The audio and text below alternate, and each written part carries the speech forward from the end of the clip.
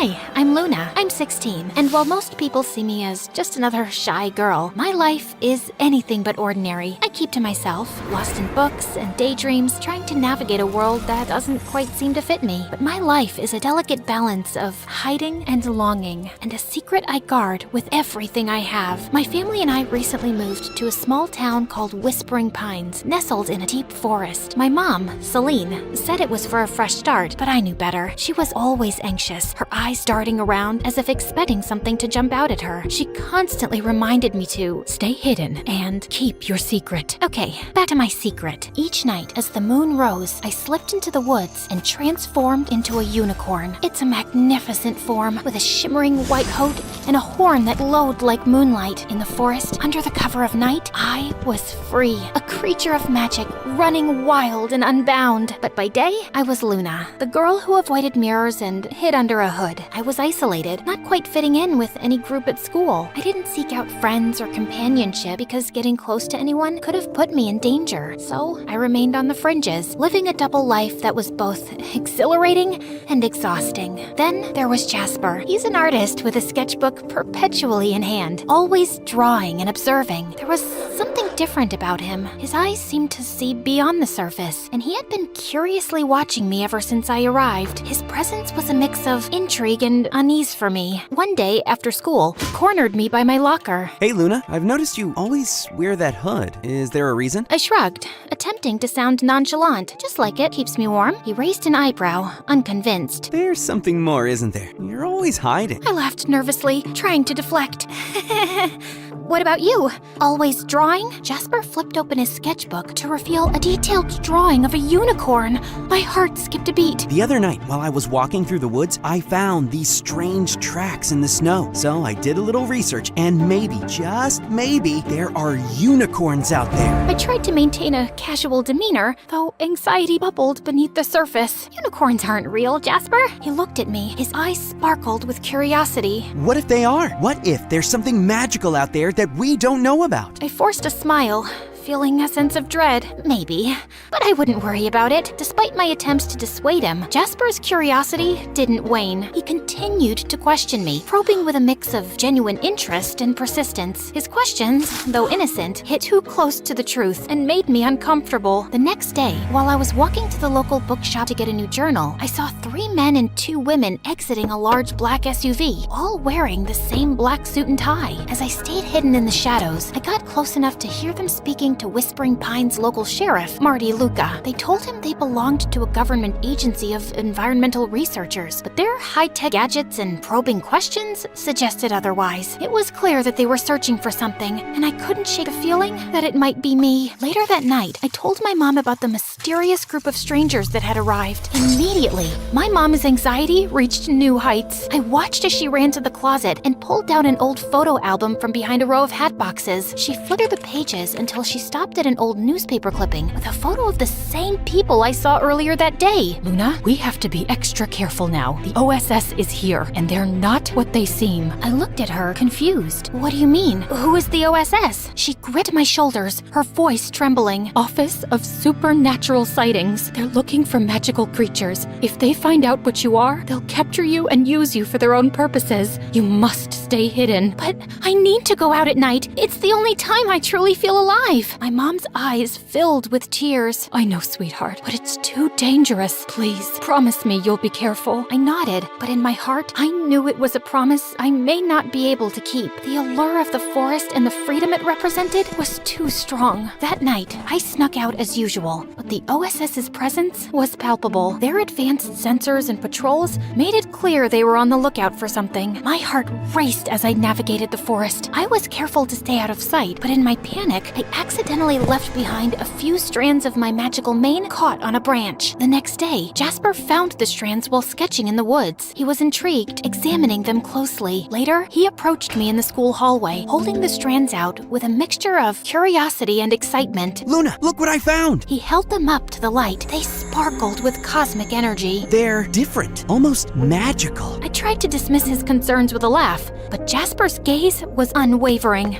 Magic? Are you sure? He nodded, his eyes serious. Then he looked deeply into my eyes, like he could see right through me. There's something about you, Luna, and you've been acting so strange lately. I felt a rush of anxiety. I don't know what you're talking about. Jasper's frustration was evident. Come on, Luna, I'm not trying to pry. I just want to understand. Is there something you're hiding? I hesitated, torn between fear and the desire to confide in someone who seemed to care. But the moment was interrupted as my mom approached and pulled me away from Jasper. What's wrong? The OSS is intensifying their search. They set up traps in the forest. They're using tracking technology, and they're questioning the townspeople. My mom's fear became even more apparent, urging us to leave town immediately. Luna, it's getting too dangerous. We need to leave before it's too late. I crossed my arms in defiance. I'm not leaving. I've been running all my life. I want to stay. Mom looked over my shoulder at Jasper. You can't risk everything over a boy. You don't understand how serious this is, Luna. I do understand. And Jasper is my friend. I trust him. My mom scoffed and walked away, clearly frustrated. I approached Jasper and took a deep breath, my heart pounding in my chest as I looked into his eyes. Jasper,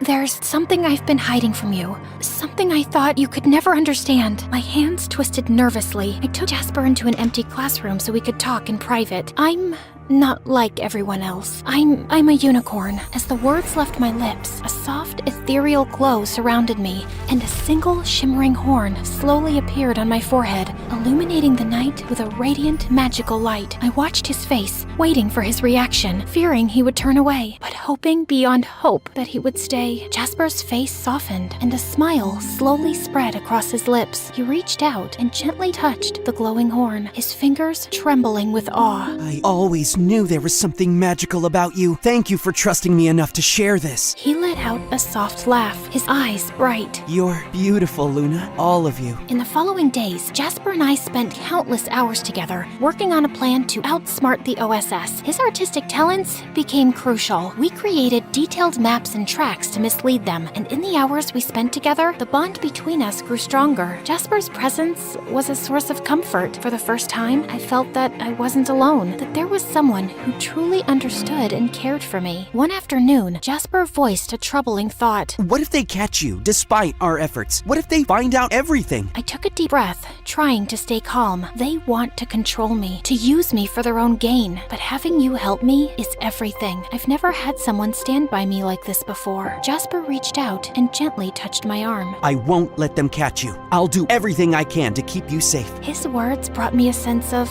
relief and hope, but also a growing fear. The OSS's search was becoming more relentless, and time was running out. The night of the final confrontation arrived. The OSS's search had become more intense, with advanced tracking technology and sophisticated traps. My mom was even more frantic, and her anxiety made it difficult for her to focus. Jasper arrived with a determined expression. We have one last chance. If we can make them believe the unicorn has left town, they'll stop searching. We worked tirelessly through the night, setting up a series of diversions and false evidence. Jasper used his artistic skills to create elaborate fake tracks, leading the OSS in circles. I used my unicorn magic to add an extra layer of deception, making it appear as though I had been everywhere at once. The process was exhausting. We were both drained, but driven by hope and the desire to protect my secret. As dawn approached, the OSS's frustration was evident. They started to back up, convinced they were following a false trail. Jasper turned to me, his eyes filled with concern. Are you okay? I nodded as tears welled up in my eyes. I'm just grateful.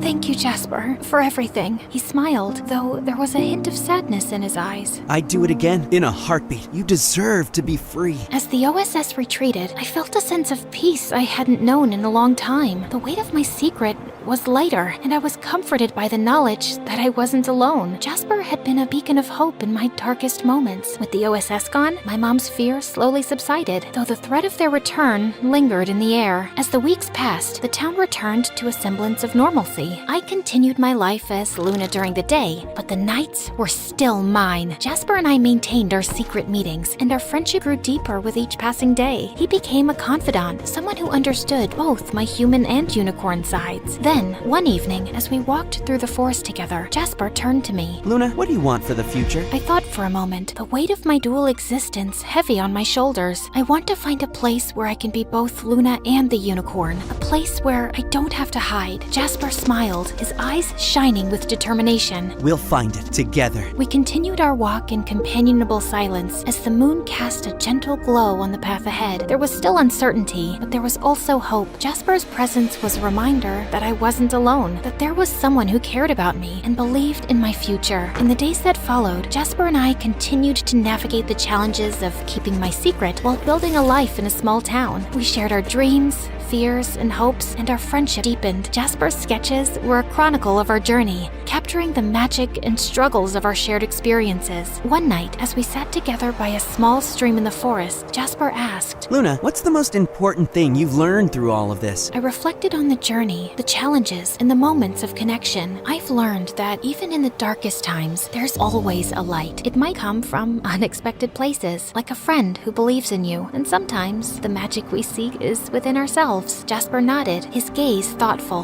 I think you're right, and I believe that with your strength and our friendship, we can face whatever comes our way. We sat together in the moonlight, the stream's gentle murmur, a soothing backdrop to our conversation. The future remained uncertain, but with Jasper by my side, I was ready to face whatever challenges lay ahead.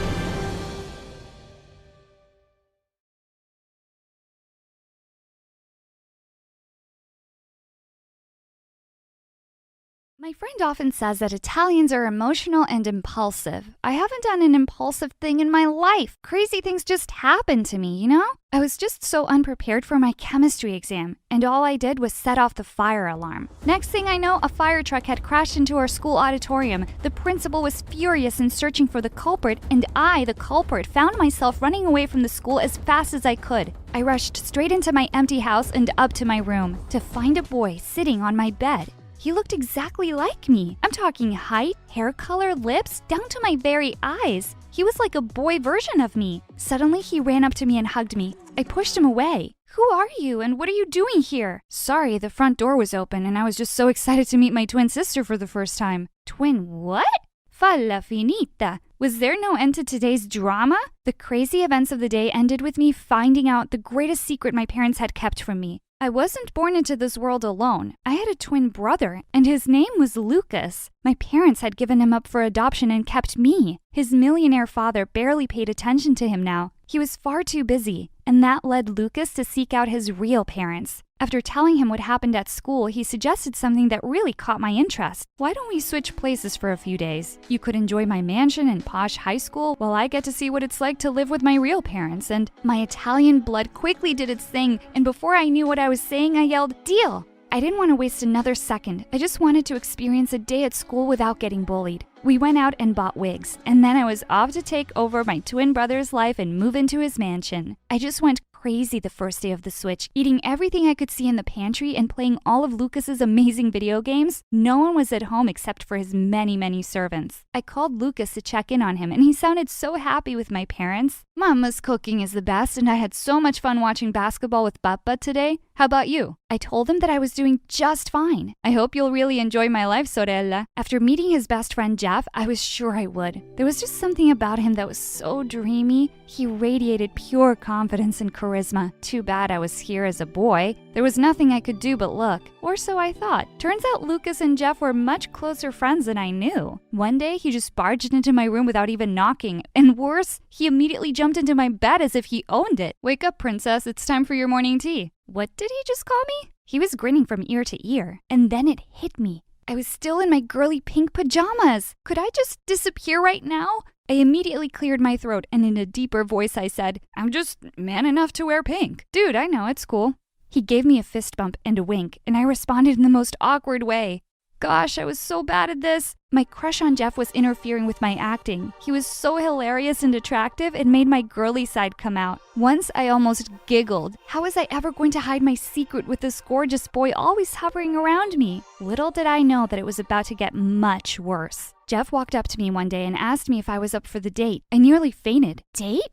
Yeah, with our girlfriends. Wait, a girl? What? Apparently there were things Lucas hadn't given me a heads up about. Like his girlfriend of 6 months? I I called him after school to ask how he'd forgotten this minor detail. He answered the call, but none of my questions. He spoke in a squeaky voice and pretended to be me, Andrea, throughout. My parents were nearby, and he had to keep his act up. The pazzo. Next thing I knew, I was going on a couples trip with Lucas's girlfriend Danielle, Jeff, and his girlfriend Courtney. We were driving to a resort owned by Jeff's dad to chill there for the night. That car ride turned out to be one of the most difficult and awkward experiences of my life. Danielle, my girlfriend, was super into me. She was literally clinging onto me like a snake and was breathing down my neck the whole ride. Oh, babe, I hadn't seen you for 23 hours, 16 minutes, and 10 seconds, and I was missing you like crazy. She tried to kiss me, but I turned my face away from her and said, wow, I bet you're good at math. Oh my God, you're so funny. She was all over me, literally laughing at every word I said, and I just wanted to disappear between the car seats. I struck up a conversation with Courtney to avoid my own girlfriend, but I guess it was a bad idea because Danielle started crying hysterically. Oh my God, ladies. I met Jeff's eyes in the rearview mirror. I gave him a help me look, but he just grinned at me. You're such a flirt, Courtney. Stop talking to my boyfriend. What's your problem? My problem is your existence. Before they could kill each other, Jeff turned around to tell them to shut up. And then he suddenly swerved sharply to avoid an oncoming truck. The whole car spun out of control and we all screamed, terrified. The car came to a halt on the hillside and one of the wheels was stuck in a pothole. We jumped out and tried to push it out of the hole, but that wasn't gonna happen. And we were miles away from the city. We were stranded in the middle of nowhere. I found an inn nearby that had decent ratings online. We began to walk there when Courtney and Jeff began to fight. It was her car that had been wrecked. I was tired of their bickering, so I moved away from them, but then Danielle caught up with me. What have I done, Lucas? Am I not pretty enough? Don't you like my new hair? Wait, what did her hair look like before? I tried my best to hide my annoyance and forced a sweet smile on my face. You're the prettiest woman alive, mia bella, and you deserve everything. I love you. I almost threw up at my words. I hadn't expected that acting like Lucas was going to be this tough. As soon as we reached the inn, I rushed to the bathroom to take a breather. While looking at myself in the mirror, I was surprised to see Courtney behind me grinning. I turned to her. What are you doing here? She stepped closer to me and answered, No, Lucas, what are you doing here? This bathroom is for females. Oh, shoot! Was there no end to this? I was about to rush out when she suddenly blocked my way. We had such an amazing conversation in the car back there, Lucas. I love Jeff, but I don't think I've ever had as much fun with him. Wait,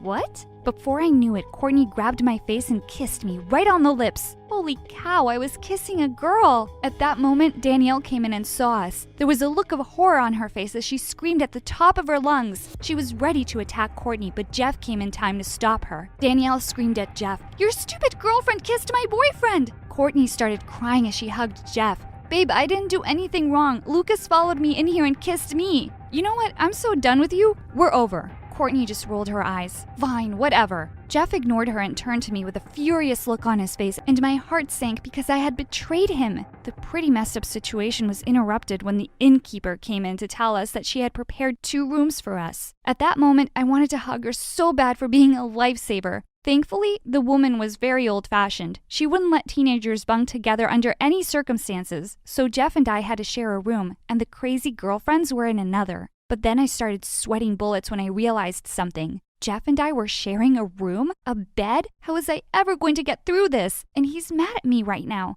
I literally just kissed his cheating girlfriend. What was he going to do to me? My heart was racing when we finally went to our room. While heading to the bed, I tripped over something and fell down on the floor. Jeff immediately came to my rescue. He looked so worried as he helped me to my feet. I swear I was about to pass out because of how close our faces were to each other. Jeff offered to take a look at my foot and took off my sock. Nail paint on your toes? Nice. I gasped and looked down at my feet. My blue nail paint was still on my toes. I couldn't think of a single excuse that would work. Before I could betray my secret, I yanked my foot away and changed the topic instead.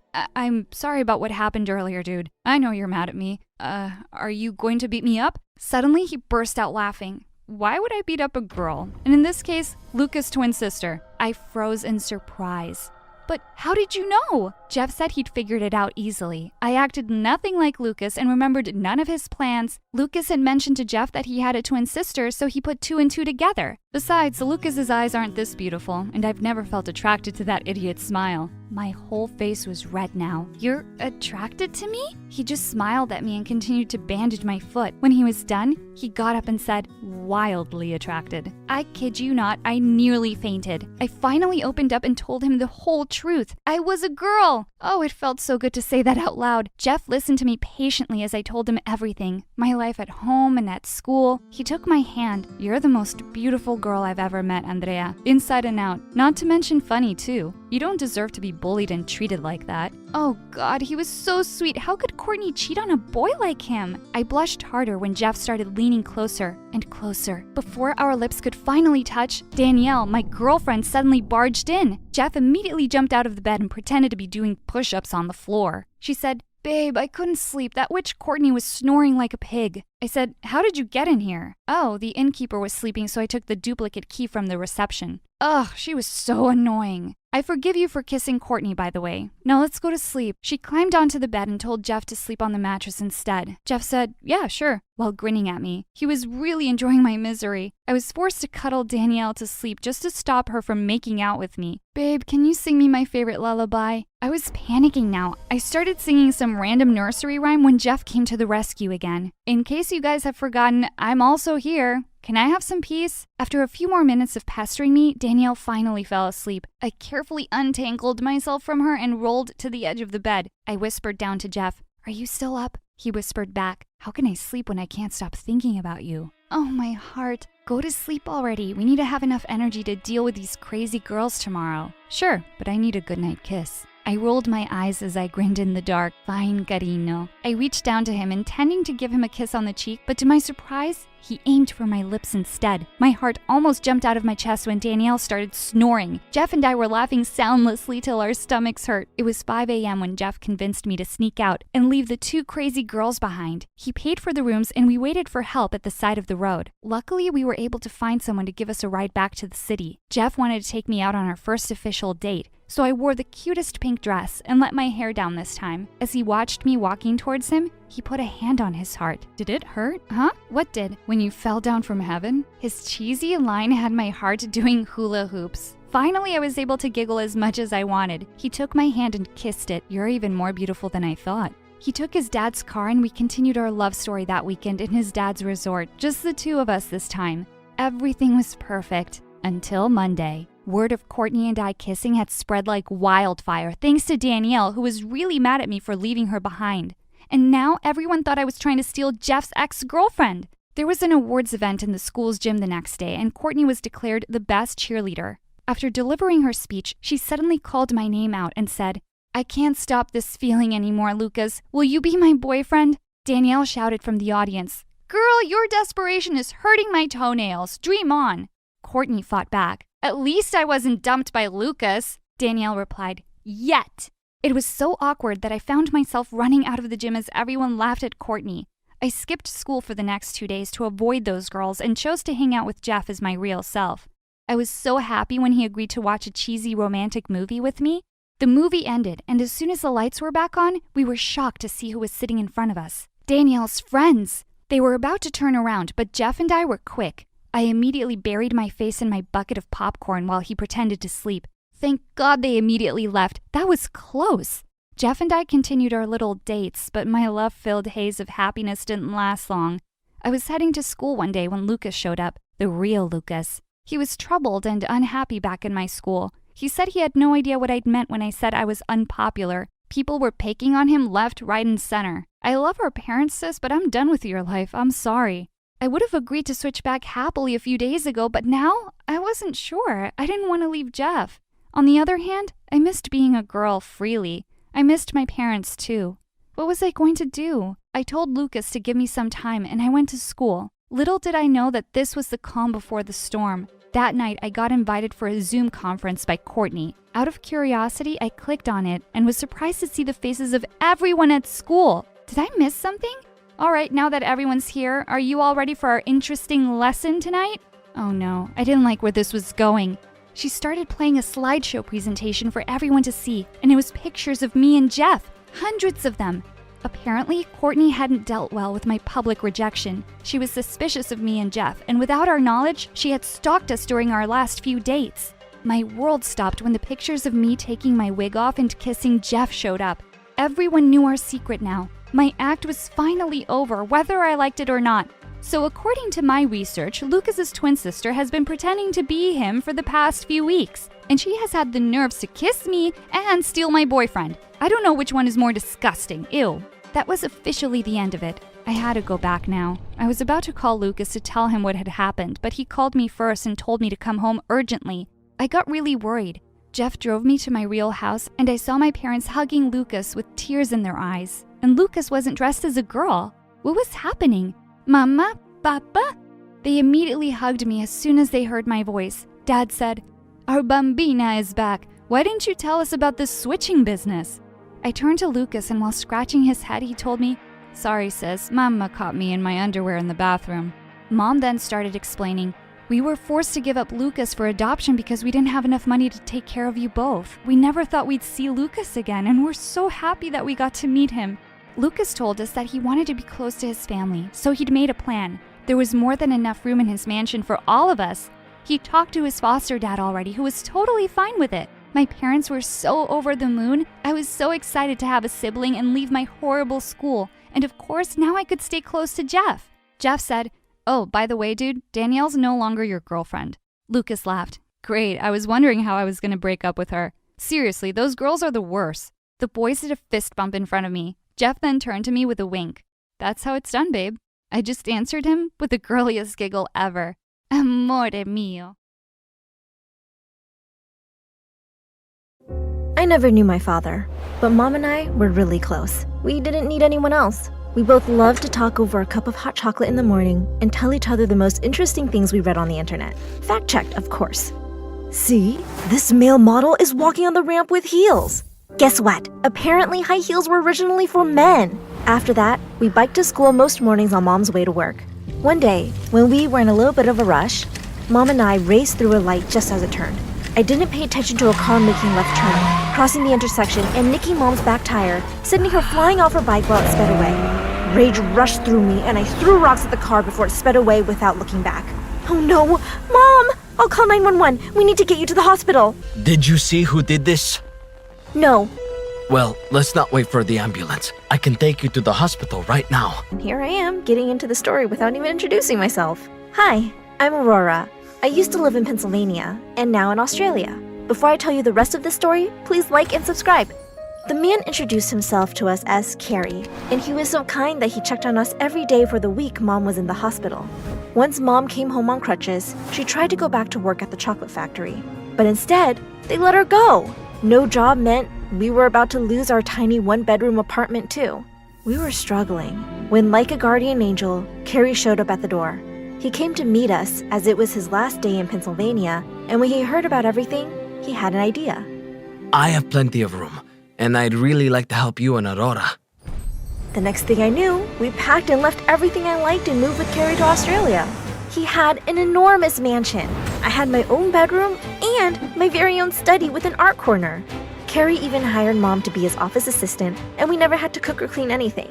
The upstairs housekeeper made our beds, and the driver took me to school along with Carrie's twin nieces, Julie and Jackie. You'll have to sit in the boot, like the dog we never had. There's plenty of room in the back seat. It's a big SUV. We're not sitting next to you. Just because our uncle took you in does not mean we have to change our lives to make room for you either. So yeah, I sat in the back. Didn't try to make friends with their friends, and I kept to my passion, which is art. When I wasn't finding art to look at, I was drawing. That one guy, Lee, who looked like a rock star, had his locker right next to mine. And one day, I accidentally hit him with my locker door, giving him a start. Watch it, loser. You almost tore my jacket. Your wardrobe looks like you can take it. I'm sorry, I didn't mean to. The door just swung open kind of fast. Don't let it happen again, or you'll see how fast I can fight back.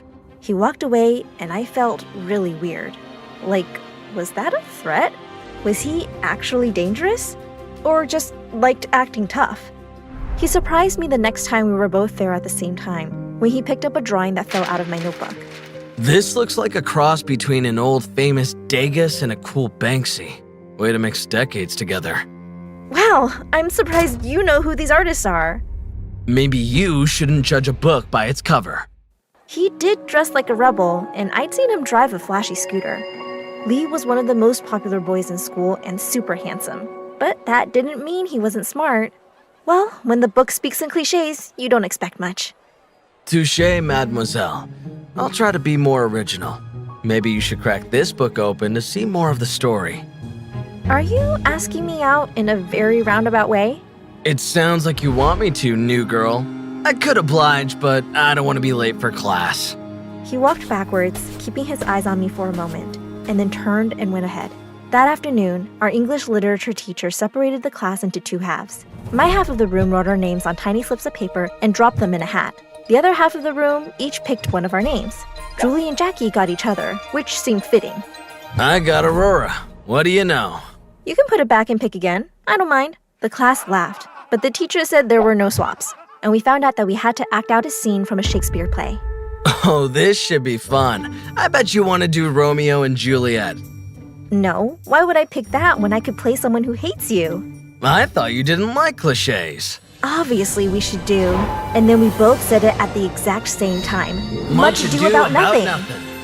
A play where the world could be blowing up. And people are more concerned with the petty, stupid stuff. Shakespeare really is timeless. Yeah, stupidity hasn't ended in hundreds of years. Isn't it always the handsome ones who are the worst? All the way home, I had to bear Julie and Jackie taunting me about Lee while I sat behind them in the car. Is that play where you get killed by the boy you're paired with? That's definitely the one you should do with Lee. You two are thinking of fairy tales. Maybe you should do Cinderella and see how that goes. I ignored the rest of their jabs. The next day, I was studying in the library when Lee came over, plopped his smelly shoes on my table, and gave me a weird look. I snapped. I picked up the heaviest book I could find and threw it right at his feet. Oh, sorry. Ouch! Ouch! I laughed as I walked away. He still followed me, then blocked my path with his arm. Come to my place after school? What? Are you nuts? Don't we need to practice the play? My house is perfect for it. And what? You've got blisters on your feet? Can't make it to my place instead? Ugh, does your place have a library and a stash of theater props? Not sure. But okay, I'll come over. But first, apologize for the locker incident, now. And then it would be a yes. Promise. Yes. I'm sorry, beautiful. Did you hear that? Or is it just me? Okay, apology accepted. Anyway, I'm good at lying, but you promised me. So, see ya. Ugh. He stormed off and I went to his house after school that day. Only his parents' house was an even bigger mansion than Carrie's, and the art on the walls was better than a museum collection. Originals of every artist I'd ever heard of. Wow. Wow. Wow! Lee sprayed his mouth with some breath freshener before we started reading some lines together. That's weird. It's not weird. It's chivalrous. I think you should also do the same for your feet. What other fun facts should I know before I have to stand close to you? Okay, Miss U.S. of A. Let's just focus on the homework, shall we? When Carrie's driver came to pick me up, he asked Lee why he hadn't been around, as he knew him well, but that must be because Julie and Jackie had invited him to some party at home. As I reached home, I was surprised to see Mom and Carrie sitting close, watching a movie together. Well, I didn't mind. But later that week, Mom seemed upset after a nice dinner out with Carrie. When I asked her what was wrong, I was shocked at her answer. Carrie and I have gotten closer, so I guess he felt comfortable telling me the truth. He was driving the car that hit me. What? He deceived us and I thought of him as an angel all the time. He should be in jail. I'm going to call the police and tell them everything. Mom tried to stop me, but I stormed off and took a bus to the police station. The kind officer told me that they had no jurisdiction for something that happened in a different country. I was so angry. So I started to think of ways to hurt Carrie like he hurt Mom. I could let the air out of his tires, but that really only hurts his driver. I could mix salt into his coffee, but it might not bubble over like a soda would. I ended up taking scissors and cutting a slit in every pair of pants he had. But in one day, they were all replaced and Mom made me apologize. Aurora, you have to forgive him. I have. He's giving us a better life than I ever could. But he hurt you, and he lied? He didn't mean to, and he cares deeply. Maybe he has you fooled, but I am not. Because of everything, I was so distracted, even while doing my homework at Lee's house. I guess he noticed how quiet I was because he did something I least expected. Salsa! He kept on dancing, making these silly faces, and then he started tumbling over the furniture like a circus clown, which made me laugh till I cried. Eventually, he sat down next to me and took me by surprise when he hugged me. Why'd... You look upset about something, and I've learned over the years that a hug is like magic. I wish I had them once, but since I didn't, I'd rather give them to people whom I like. A lot. I didn't push him away.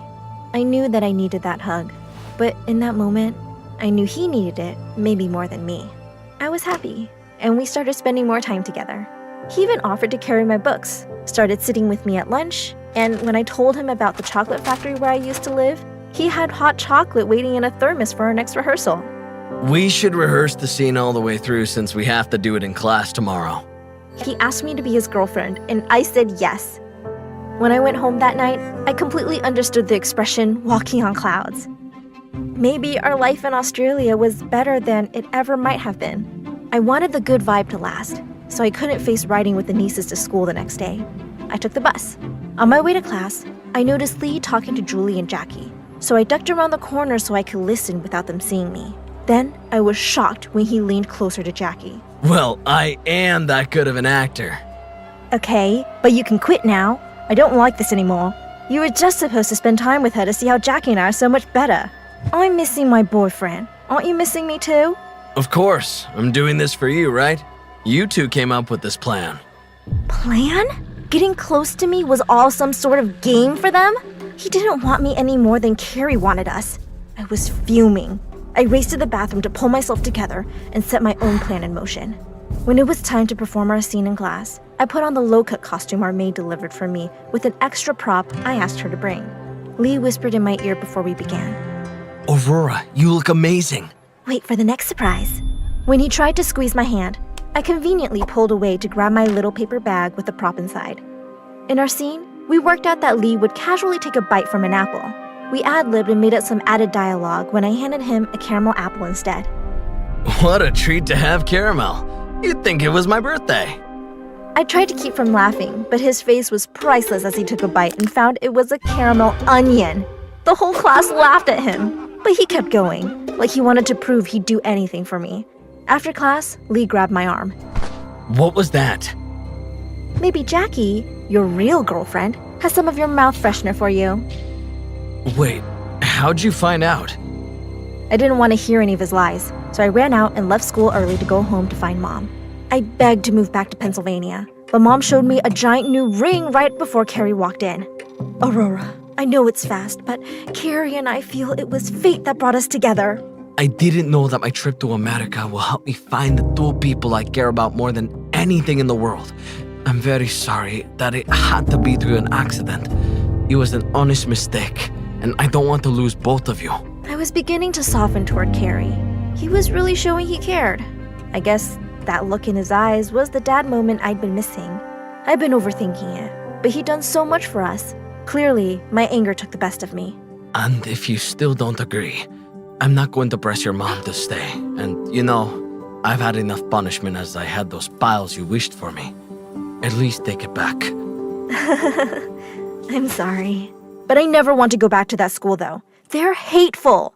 As I told them what happened, I didn't see that Lee had been let into the room. You only think that because you don't have all of the information. Didn't you say you like to fact check? In that moment, I knew it was time I took charge of my own narrative. Lee looked like he'd been crying, but even his explanation didn't change my mind.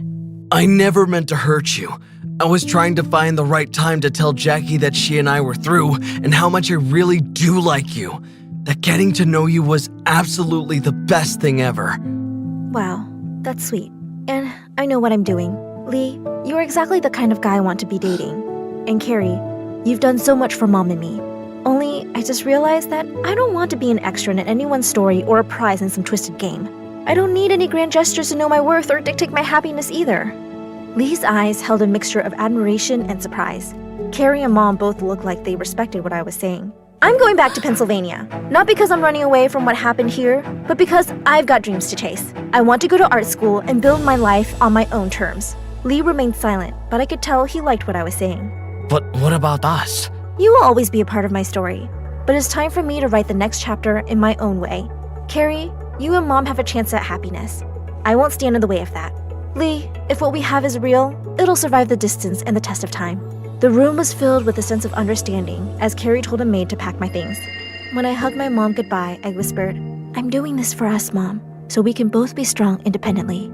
I left the mansion with my head held high, not as a girl swept up in a whirlwind of events, but as a young woman taking her first steps into a future she was crafting for herself. On the plane back to Pennsylvania, I sketched a collage of lessons learned over the past few months, friendships formed, and a path leading to a bold, unapologetic future of my own design. Of course, I included a kiss with Lee in that future. Stay tuned for the story of when he visits me.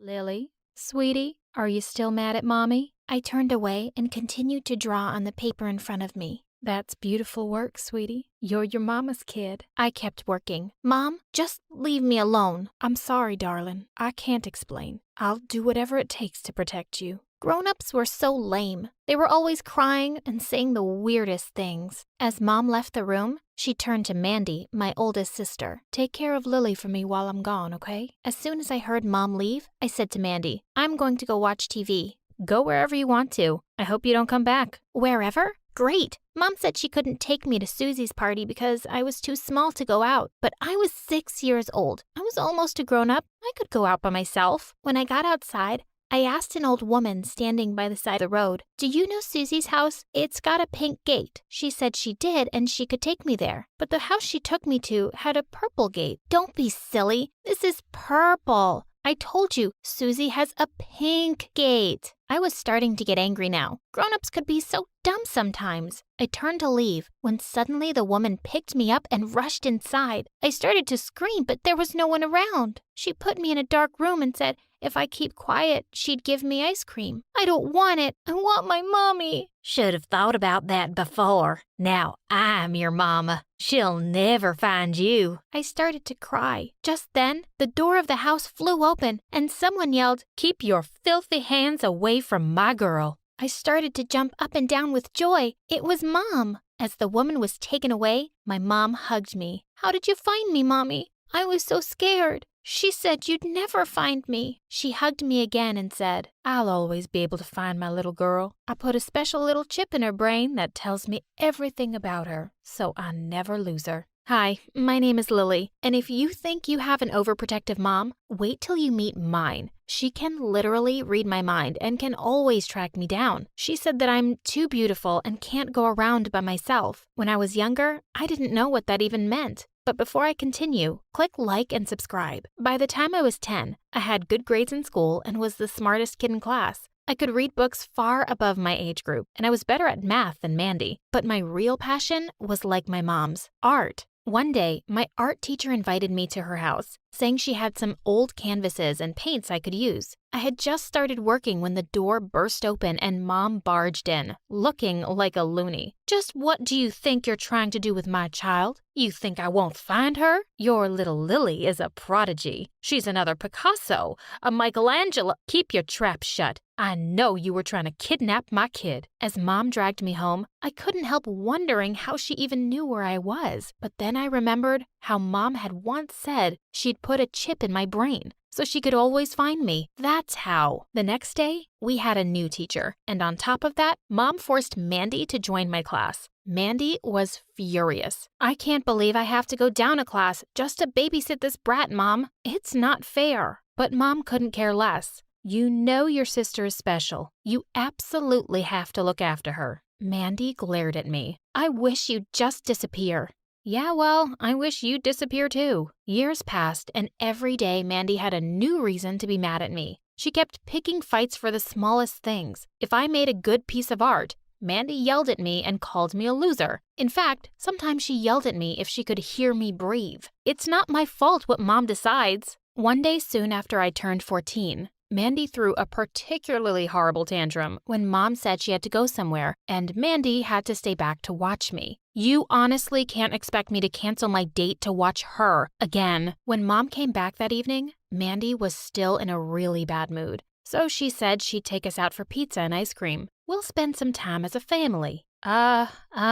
This is bad. No. Just then, the pizza was served, but Mom slid under the table and said, "We have to go, right now." "But Mom, the pizza." "Not a word, you two. Outside, now." As soon as she parked the car at home, she ordered us to go to our rooms and pack up. "We're moving." "But why, Mom?" She never replied. Before the night was over, we were on the road, driving to God knows where. I didn't even get time to pack my art supplies. When I was younger, I thought my mom was cool, but now that I was 14, she was starting to get on my nerves. In our new city, Mom moved us to a house in an almost empty neighborhood. There was just one other family and they lived across the road from us. When the truck was unloading our stuff, a boy came out of the house. He stood there, staring at me, and then he yelled, "I'm sure you're not from this town because you're the most beautiful girl I've ever met." I felt blood rushing to my face, but Mom immediately pulled me inside and said, "Maybe we should have tinted windows." "Mom, it's bad enough I have to share a room with Mandy in this weird place. I can't live in a black-windowed house. I have rights." "Where's Mandy?" Curious to know what she was up to, I snuck to our room. The door was slightly open. I peeked inside and gasped. She was looking at a picture and crying. "I miss you so much, my love. I have no one here." Watching her cry like that broke my heart. I threw the door open and rushed to her. "Don't say that, Mandy. You have me." Truth be told, I expected Mandy to throw me out of the room for spying on her, but instead she hugged me and said, "I know, and you'll always have me, Lil." And then, just like that, my sister and I were best friends. When school started, I was excited. At least now I had an excuse to get out of the house. Mandy spent hours getting dressed because she was determined to be one of the cool kids. "I'm going to stun them all, baby sis." The minute we walked in, someone whistled. I grinned at Mandy. Clearly, her effort was not wasted, but she looked angry. I was confused until I heard someone say, "The blonde girl is gorgeous." I was? Since when? But throughout the week, it became clearer that everyone thought I was beautiful. Add to the fact that everyone who saw my art wanted me to do a piece for them, and before I knew it, I was hanging out with the popular kids. By the end of the week, I'd been invited to 4 parties, even to the one the captain of the football team was throwing. You don't just make art. You are art. I need this masterpiece in my house. I was thrilled. I couldn't wait to go. All the guys were already telling me I had to dance with them. There was just one problem: asking Mom. That night over dinner, I waited for the right moment to bring it up when suddenly Mom said, "These parties are useless. You can't go." My jaw dropped. Every time I started to think my chip theory was crazy, she just convinced me it wasn't. How else could she know my thoughts? "She didn't say anything about a party, Mom," Mandy said. "Oh, she doesn't need to say anything. I know." I looked over at Mandy in shock, and she looked just as taken aback as me. That night as we lay in bed, Mandy said, "It's unfair how she's so strict with you. I don't know why she hates you." "I wish she didn't," I said sadly. "Hey, you know what? If you want, we can sneak out." "What, really?" "Yeah, it'll be a ball. All the jocks will be there. And it's so great that the captain of the football team wants to dance with you." I was thrilled. I promised her I'd never tell Mom she helped me. The next day, the 2 of us got to the party when it was in full swing. Mandy immediately disappeared into the crowd. Everybody started to hover around, waiting to dance with me. It was as if the whole school had been waiting for me to show up before the party actually started. After a while, I was so tired, I absolutely had to sit down. That's when I saw him. He was tall and he was wearing a green shirt. Even from across the room, I felt his intense gaze. And when our eyes met, he smiled. I never knew a smile could make my heart race the way his did. I smiled back and he started to make his way to me. I waited with my breath caught in my throat. I just knew I was about to fall in love. "Hi, But before he could complete his sentence, the door flew open. "Lily, Lily, I know you're here. You are grounded for as long as you live." I gasped. "Oh no, Mom!" I was so mortified that I tried to duck under a table, but she knew exactly where to look for me. When I got home, I was shocked to see Mandy already there. She looked at me apologetically and whispered, "I'm sorry." As soon as I saw Mom there, I just ran. I don't know how she knew. Mom started to yell at us. Me for sneaking out, and Mandy for not watching over me. If I've told you once, I've told you a billion times. I wanted Mom to admit that she was a psycho who'd put a chip in my brain. How did you know? What? How did you know where I was? Don't ask questions, Lily. Just go to your room. You're grounded. I had to put a stop to this. I couldn't let Mom control me forever. There was only one person I could turn to, Mandy. That night, I told her my suspicions, and all she said was, I don't know, kiddo. Mom really does seem to have it out for you. I'd be careful if I were you. You have to help me, Mandy. I have to go see a neurologist and get this thing out of my head. Mandy promised that we'd go next time Mom was out of town or we had a chance to sneak out. The next day in school, I was a girl on a mission. I had to find the guy in the green shirt. I checked every nook and cranny. I went around asking everybody, did you see the guy in green yesterday? It turned out that a lot of people were wearing green. Why did Mom have to come before I caught his name? By the end of the day, I was so disappointed that I gave up and was wandering aimlessly around the school when I saw the art room. Immediately, I made my way to it. As I set up a canvas, I once again began to drift into my universe of colors. Hey there, I thought I might find you here. I broke out of my reverie and gasped. It was him. My heart immediately began to thump like 100 drummers were banging away on it. You were looking for me? He smiled and said, well, a little birdie told me that the most beautiful girl in school was looking for someone in a green shirt. I thought I might be the lucky winner. Am I? I looked at the ground and nodded.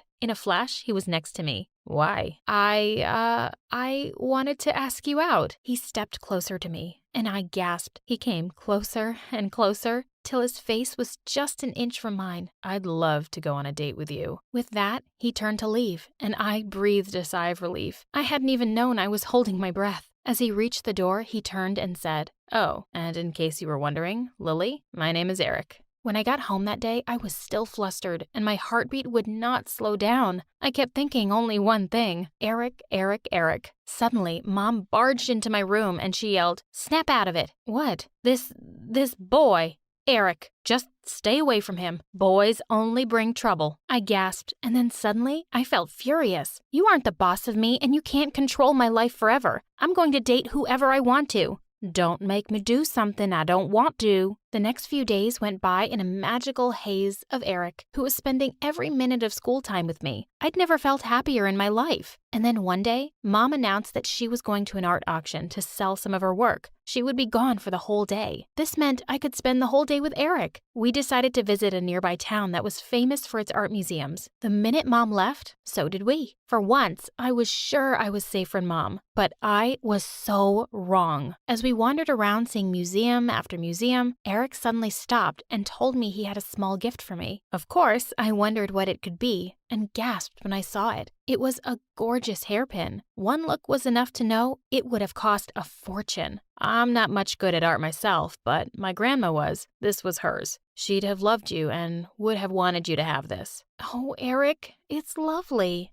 And then I couldn't stop myself. I leaned in to kiss him, and what a kiss it was. I felt like the brightest colors had sprung up all around us. Just then, I felt someone pull me away. What are you doing? Are you trying to take my daughter away? Did they send you? Who? What? No one sent me. But Mom wasn't listening. Her eyes were glazed over and full of panic as she tried to drag me away. Let go, Mom. I don't want to go anywhere with you. As soon as we got home, Mom yelled for Mandy. Pack up, Mandy. We're moving. What? No, I'm not going anywhere with you. You're crazy. I know you've put a chip in my brain, but I'm done letting you ruin my life. Don't be stupid, Lily. There's no chip. I turned to see Mandy standing at the bottom of the stairs, and Mom looked horrified. Mandy? No, you can't. Watch me, Mom. I'm just as sick and tired of you as she is. You promised me we wouldn't move as long as I told you. Told her what? What are you talking about? She's been using me to spy on you all your life. There was never any chip.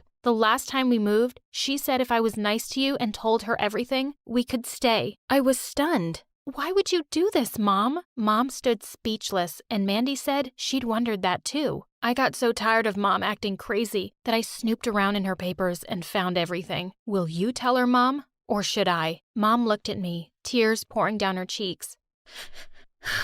After Mandy's dad left, I was completely broke. A really rich couple who couldn't have a baby offered me a great deal of money to carry their child. But as soon as I set eyes on you, my Lily, I couldn't bear to give you up.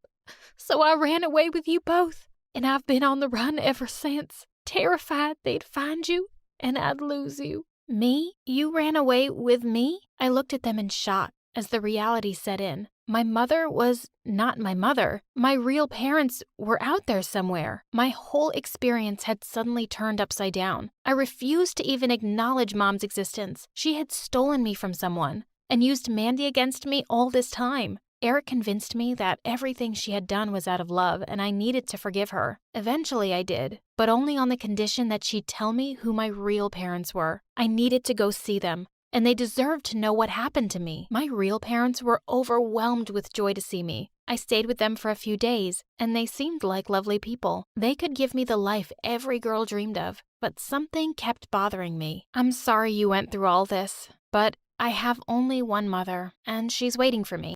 I couldn't stop yawning. We were having an orientation program at our school auditorium, but everything was so boring. I put on my earphones and listened to an upbeat song to wake myself up. Soon, I just found myself singing along with it. My milkshake brings all the boys to the yard, and they're like, it's better than yours. Yeah, right? It's better than yours. Suddenly, I stopped when I realized that everyone was looking at me like I mercilessly kicked a puppy. Whoa, what did I do now? Just then, my sister Nova pointed to my earphones, and that's when I realized that my voice was louder than intended, and unfortunately, it was the prayer time. Oopsie.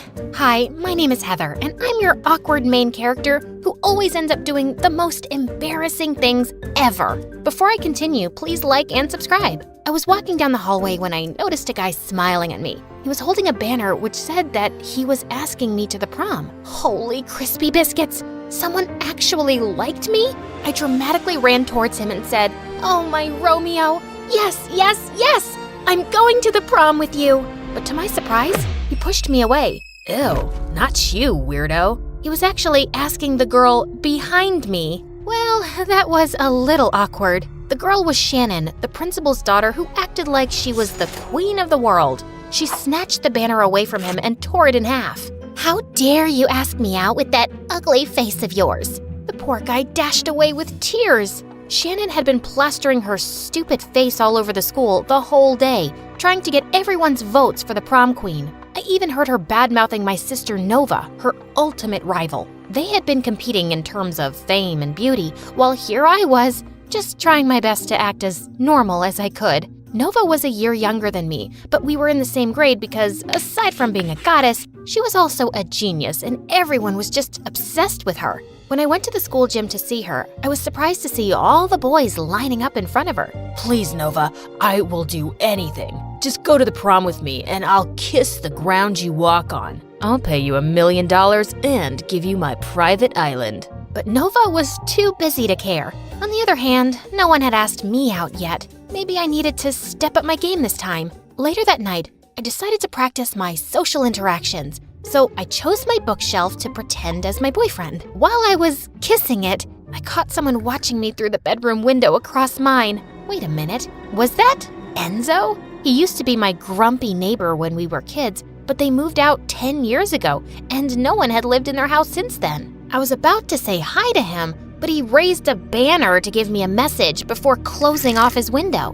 Rude. During dinner, Mom told us that Enzo's dad decided to continue their business here, so they were staying here permanently. She also added that Enzo was joining our school too, and it made me excited for some reason. Later that night, while I was putting out the garbage bag outside, I saw him doing the same. I almost passed out when he turned to face me. He looked more handsome up close. Wow, look at you, growing up so fine. Miracles do happen indeed. And you're still a waste of oxygen. Look, I'm sorry for pushing you on an anthill and stepping on your flowers in your yard. I was just a kid back then. Can we forget the beef and start all over again? As friends, you know, and nothing else. I mean, you're cute, but sorry, you're not my type. But he just gave me a look like I was a lost turd in the street and walked back inside. What a jerk!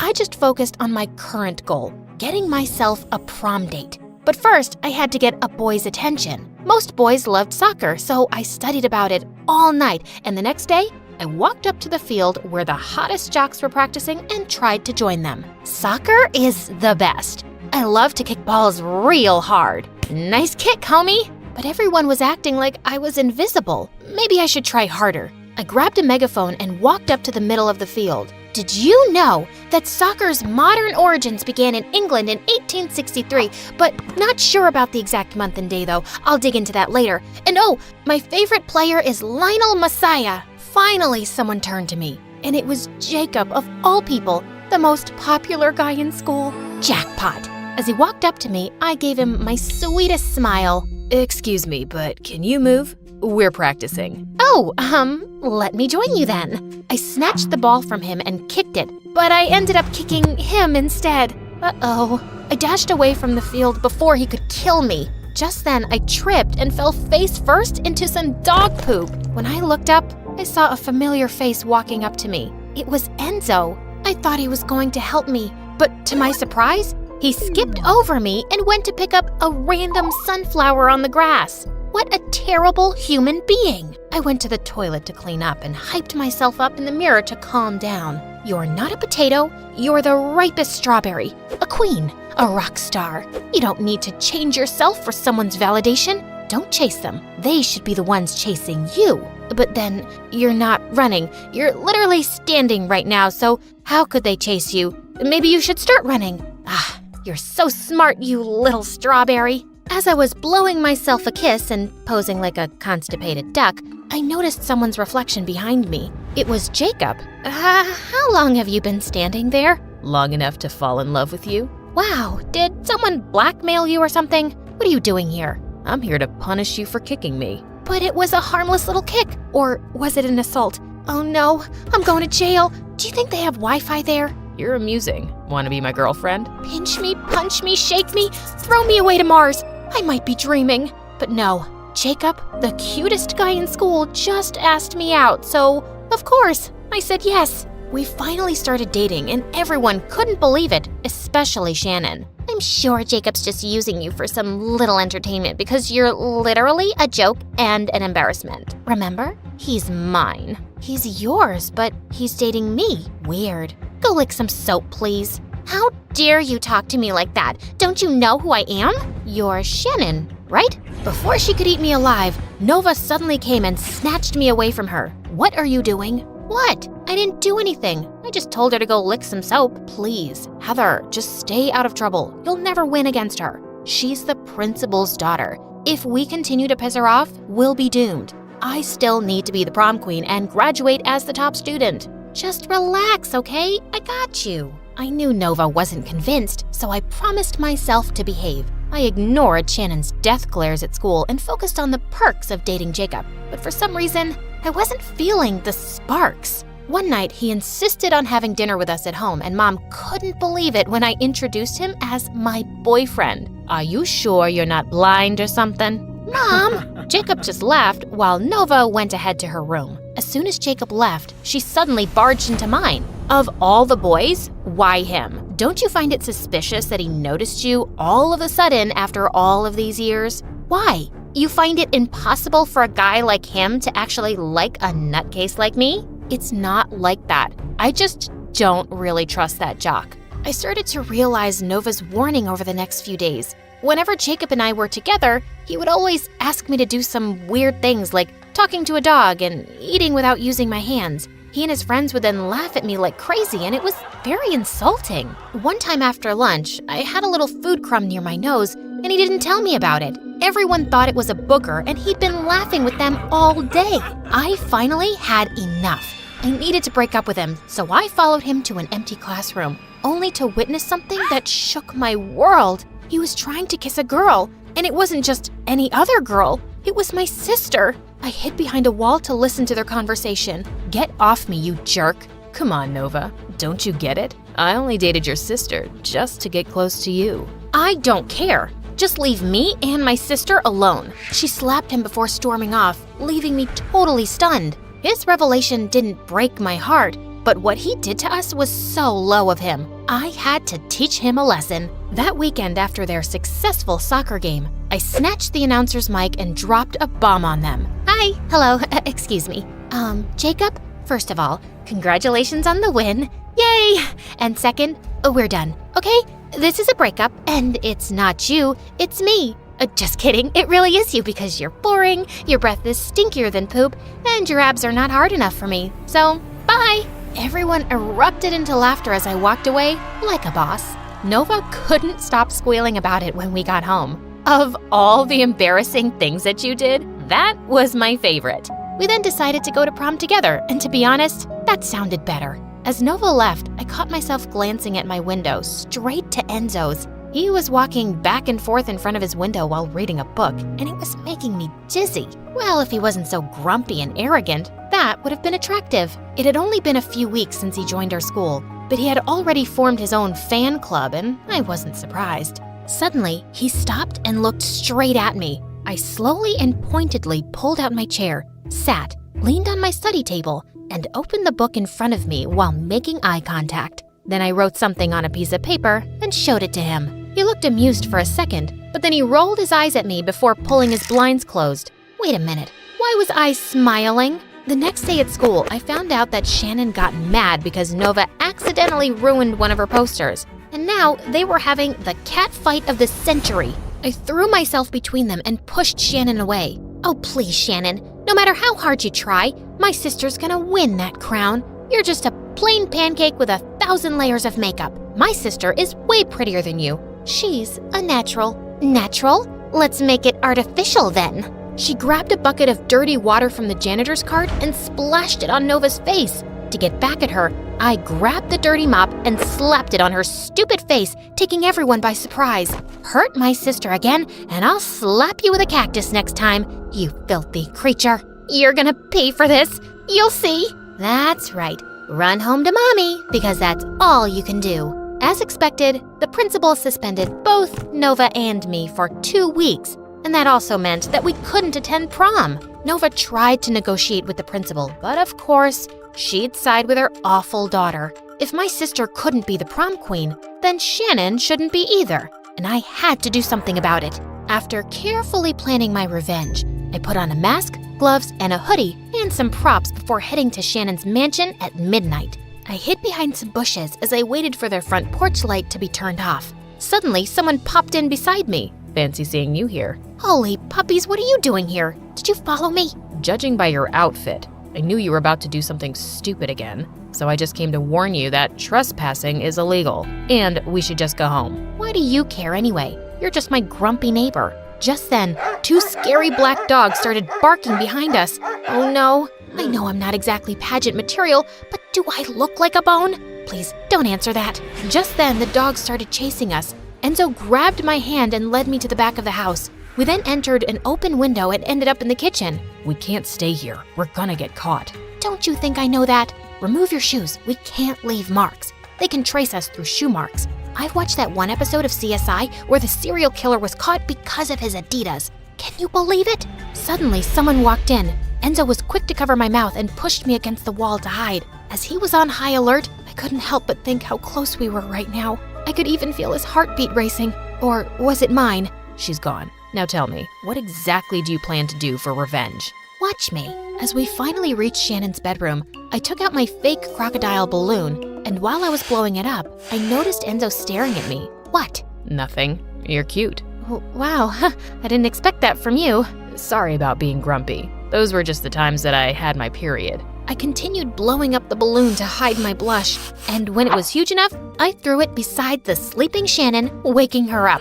I started taking Polaroid pictures of her as she screamed her heart out, making sure I got her worst angles. Enzo and I were chuckling as we fled the scene. We then headed to the school to put up all Shannon's ugly, no makeup pictures all over the school. I got home still on a high about what we just did. Enzo was an amazing accomplice. Speaking of him, I turned to look at his window and my jaw dropped. He looked like he had just had a bath, and then I realized he was shirtless and I could see his abs. His very defined abs. Holy yummy macaroni! Just then he turned to me and caught me drooling all over him. I immediately pretended to be doing exercise by the window. Exercise is important, you know, especially at midnight. Not that you need that information. Like, look at your body, you obviously work out. You look healthy. You look healthy too. He then gave me a smile and shut his window. Ugh, that was awkward. The next day at school, the whole building was filled with Shannon's screams. Enzo and I couldn't help but laugh as we watched her tear off her pictures like an idiot. We became closer since then, and soon I just found myself falling for him. One day when I came down, I saw him in our living room. What was he doing here? Hey, Heather, I want to ask you something. Oh my gosh, was he finally going to ask me out on a date? Is Nova home? I came to return her notes. Oh, so they were close too. Nova? Yeah, she's here, definitely. This is her house too. Let me get her. I went upstairs and told Nova that Enzo was waiting for her. She went down and they kept talking. I even heard them laughing, and for some reason, it sounded annoying. Enzo and Nova continued hanging out with each other. Of course, if he likes someone, that would be her.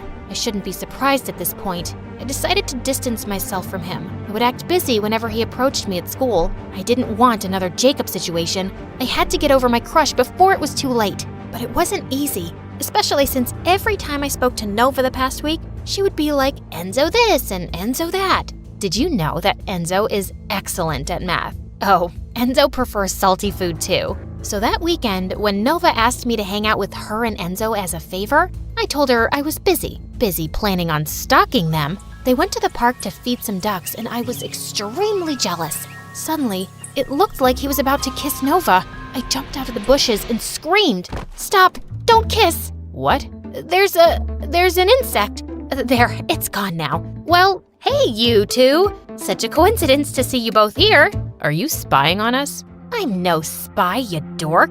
I thought you were busy. I was. Anyway, I just realized that I need to go home. I left something in the kitchen when we went out, and I needed to make sure it didn't burn or something. That's why I've been acting anxious. That's right, I need to go home. But I hope you guys enjoy the rest of the day. Bye!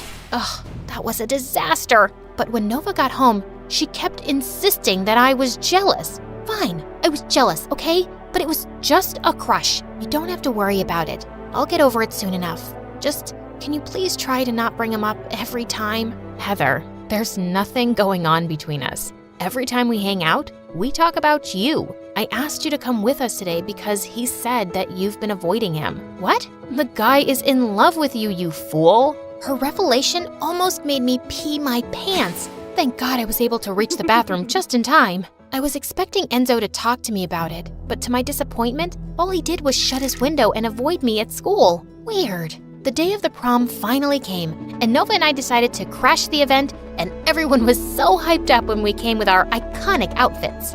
Shannon was about to throw some fit, but then the announcer came up on stage to finally announce the winners. As expected, Jacob won the prom king, and Nova as the queen. Deserved. This is unacceptable. She was disqualified because of her suspension. Shannon tried to snatch the crown from Nova, but some people picked her up and threw her out. Serves her right. I was about to look for Enzo among the crowd when I suddenly crashed into the table of drinks. Everyone turned to me as I bathed in orange juice. Just then, someone approached me and started wiping the juice off my face. Enzo! You silly girl. What are you doing? Taking care of you. Why? Because I like you. I like how weird and awkward you are, and how loud your personality can be. I'm drawn to how real you are. I'm in love with you, Heather. Everything about you. Well, I guess I like your abs. He chuckled and finally asked me the ultimate question. Will you be my prom queen? I thought you'd never ask. Everyone then cheered for us as we finally kissed.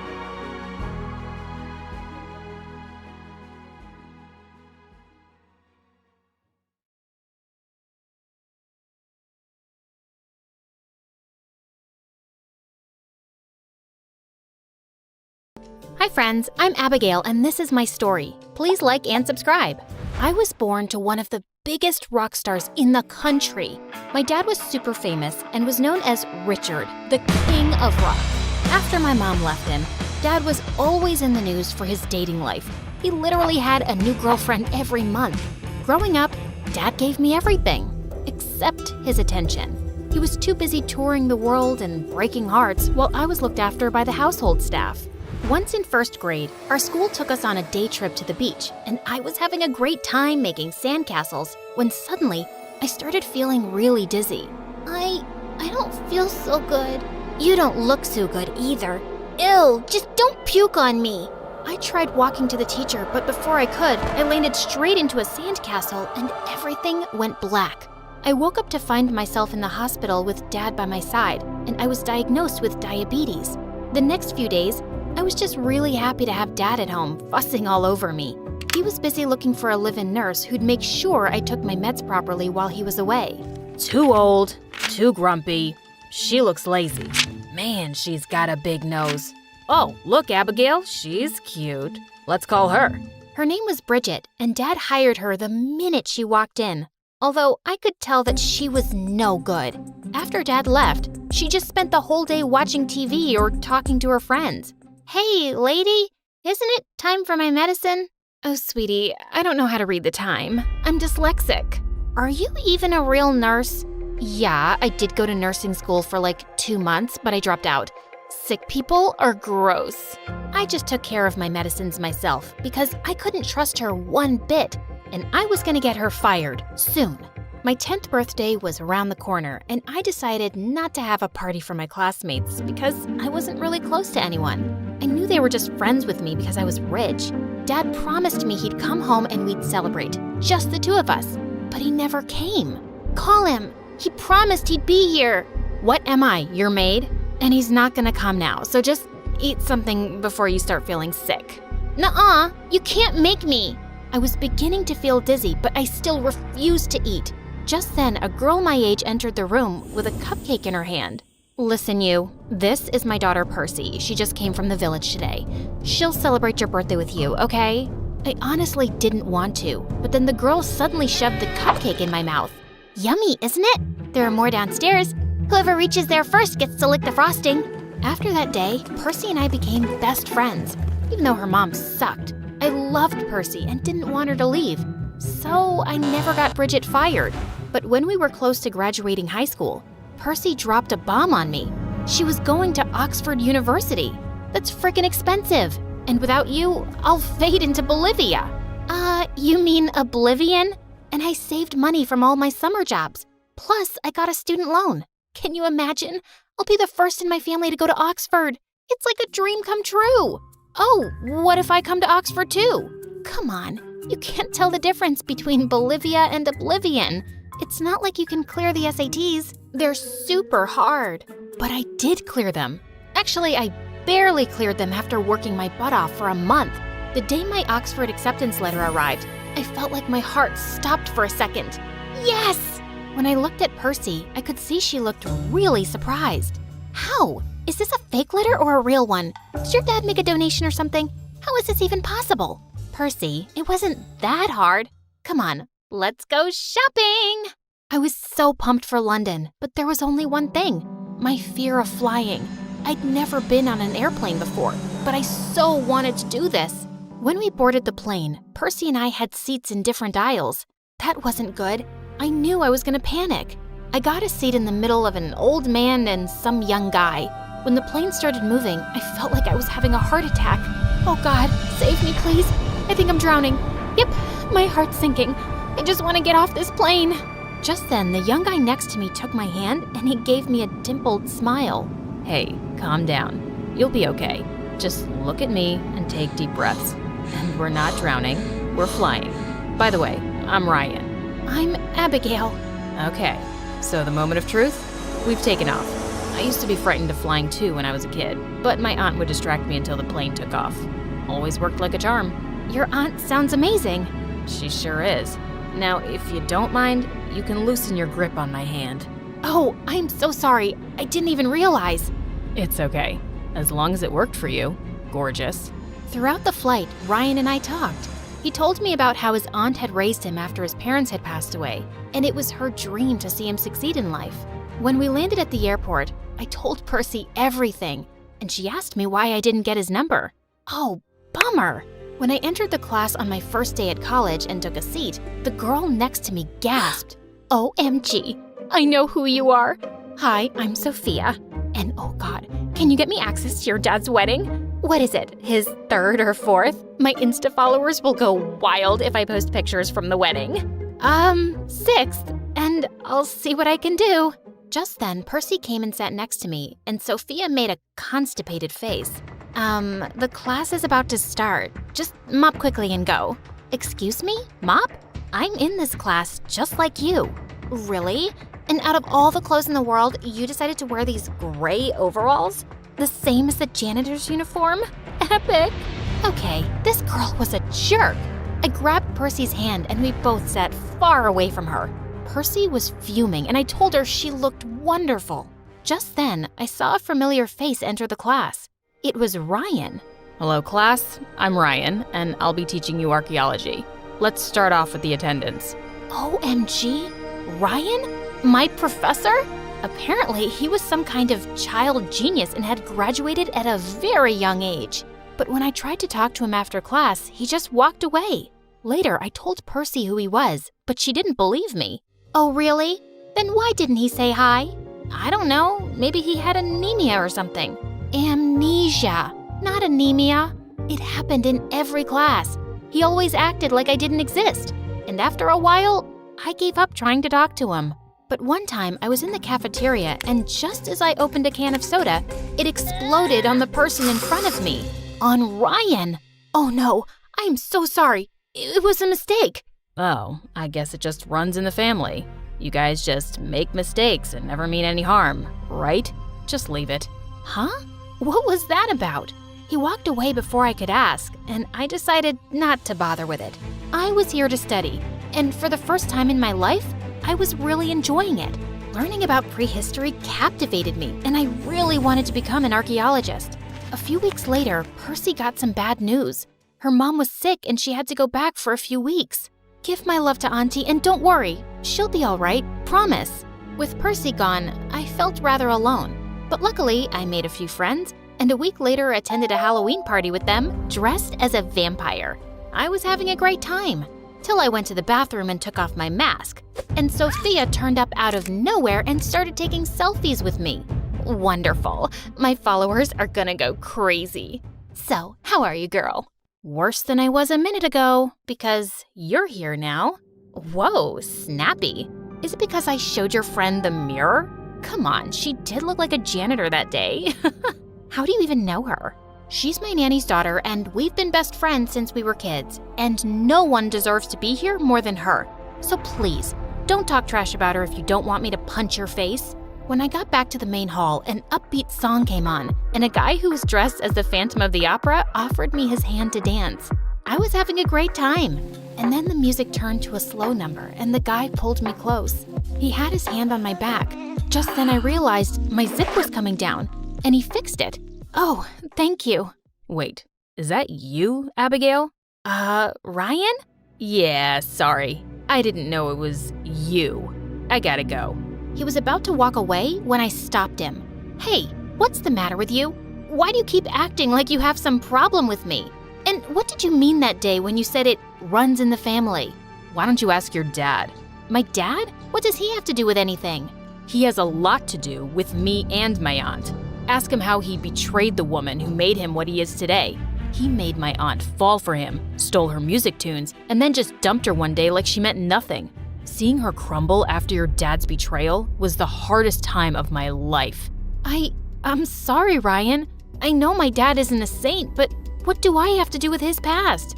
It's not fair to judge me for something he did, and I never knew about it. Trust me, he wasn't really around for me much either. And I don't deserve your hate. Saying that, I just left the dance floor as quickly as I could. The next day in class, I was ecstatic to see Percy was back, but she looked really worried because Ryan had given her an F for low attendance. Abigail, you gotta help me. You say you know him, right? Ask him to give me an A or maybe a B, please. What? Percy, this isn't some lame high school. I can't just go to a teacher and ask him to change my friend's grades. Wow, you sure have changed, Abigail. I saw your selfies with that witch Sophia, and now you're refusing to help me out? Don't act like you got into Oxford on your own. I'm 100% sure your dad had something to do with getting you in. What the heck? Before I could even reply, Percy just stormed off and stopped talking to me. A week later, we had to submit an assignment for extra credits, and when the results came in, I had aced it. I was so happy. But now, I had to be Ryan's assistant for a month. One afternoon, I was sitting in the library filing papers for Ryan when I realized someone was next to me. It was him. I was startled and ended up spilling the coffee mug next to me. Ouch! This is the second time you spilled something on me. Sorry, you kind of sneaked up on me. As Ryan wiped the coffee off his clothes, I just looked at his face, thinking about the first time we'd met. What are you smiling for? I was just thinking about how you would make the perfect boyfriend. The older your girlfriend gets, the more interested you'd be in her, 'cause you're a historian. Finally, I saw the slightest smile and that gorgeous dimple. Abigail, about the other night, I'm sorry. I know it wasn't your fault. Without finishing his sentence, Ryan took my hand and just looked into my eyes. He was leaning in like he was about to kiss me. But right then, there was a sound near the window and Ryan jolted up to check it, and the moment was gone. But the next day when I entered my class, all eyes were on me. Whoa, if it isn't the teacher's pet. No wonder you're soaring so high these days. What do you mean? You don't follow me? Oh geez, you should. I now have a blue tick on my account thanks to you. Look what I received anonymously. It was a video of Ryan and me sitting really close in the library. I was furious. Don't be so happy about that blue tick. I snatched the witch's phone and smashed it on the floor and walked off. But Percy caught up with me. Oh, so this is how you get extra credits? Some of us actually worked really hard to be here, but people like you will do just about anything to get ahead, like flirting with the teacher. And when I ask you to put in a good word for me, you refused. Are you crazy? I really am studying hard, Percy. I know you liked him, but this is disgusting. I had my suspicions, but seeing you two in the library that day, I understood everything. Wait, so you made this video? Couldn't you have at least asked me what the truth was? I'm your best friend. Yeah? Is that why you've been going around telling people like Sophia that I'm your maid's daughter? Some friend you are. That's not what I said. I didn't mean it that way. And yes, I do like Ryan, but I would never use him to get ahead. I can't believe that's what you think of me.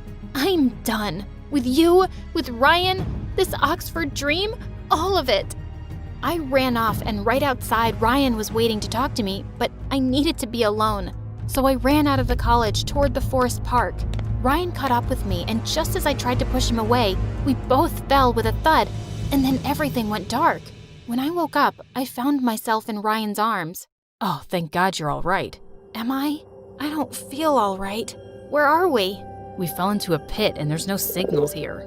It's been hours, and I've been screaming for so long, but no one's come. I felt my head spinning and knew my blood sugar was low. Ryan hugged me to keep warm. What were you saying that day at the library? Tell me. I was gonna say how much What? I like you. I like you too. A lot. Saying that, I turned to kiss him and it was so perfect. Abigail, we have to get out of here. I know you can do it. You need your meds and we can't wait. Finally, with Ryan's support, I was able to climb out of the pit. As we were trying to make our way out of the forest, I saw all these people with flashlights in their hands and crashed into one of them. It was Percy. And then I blacked out again. When I woke up again, I was in the hospital and Ryan was sitting next to me. Hey, gorgeous. You had me worried. I know we have all the time in the world to talk, but there's someone who's been waiting eagerly for you to wake up. Ryan kissed me and left the room. And just then, Percy entered with tears in her eyes and begged for forgiveness. Percy, you've been my friend for as long as I can remember. I want to forgive you, but I'll need some time. Take as much time as you need. I am so sorry. My own insecurities got the better of me.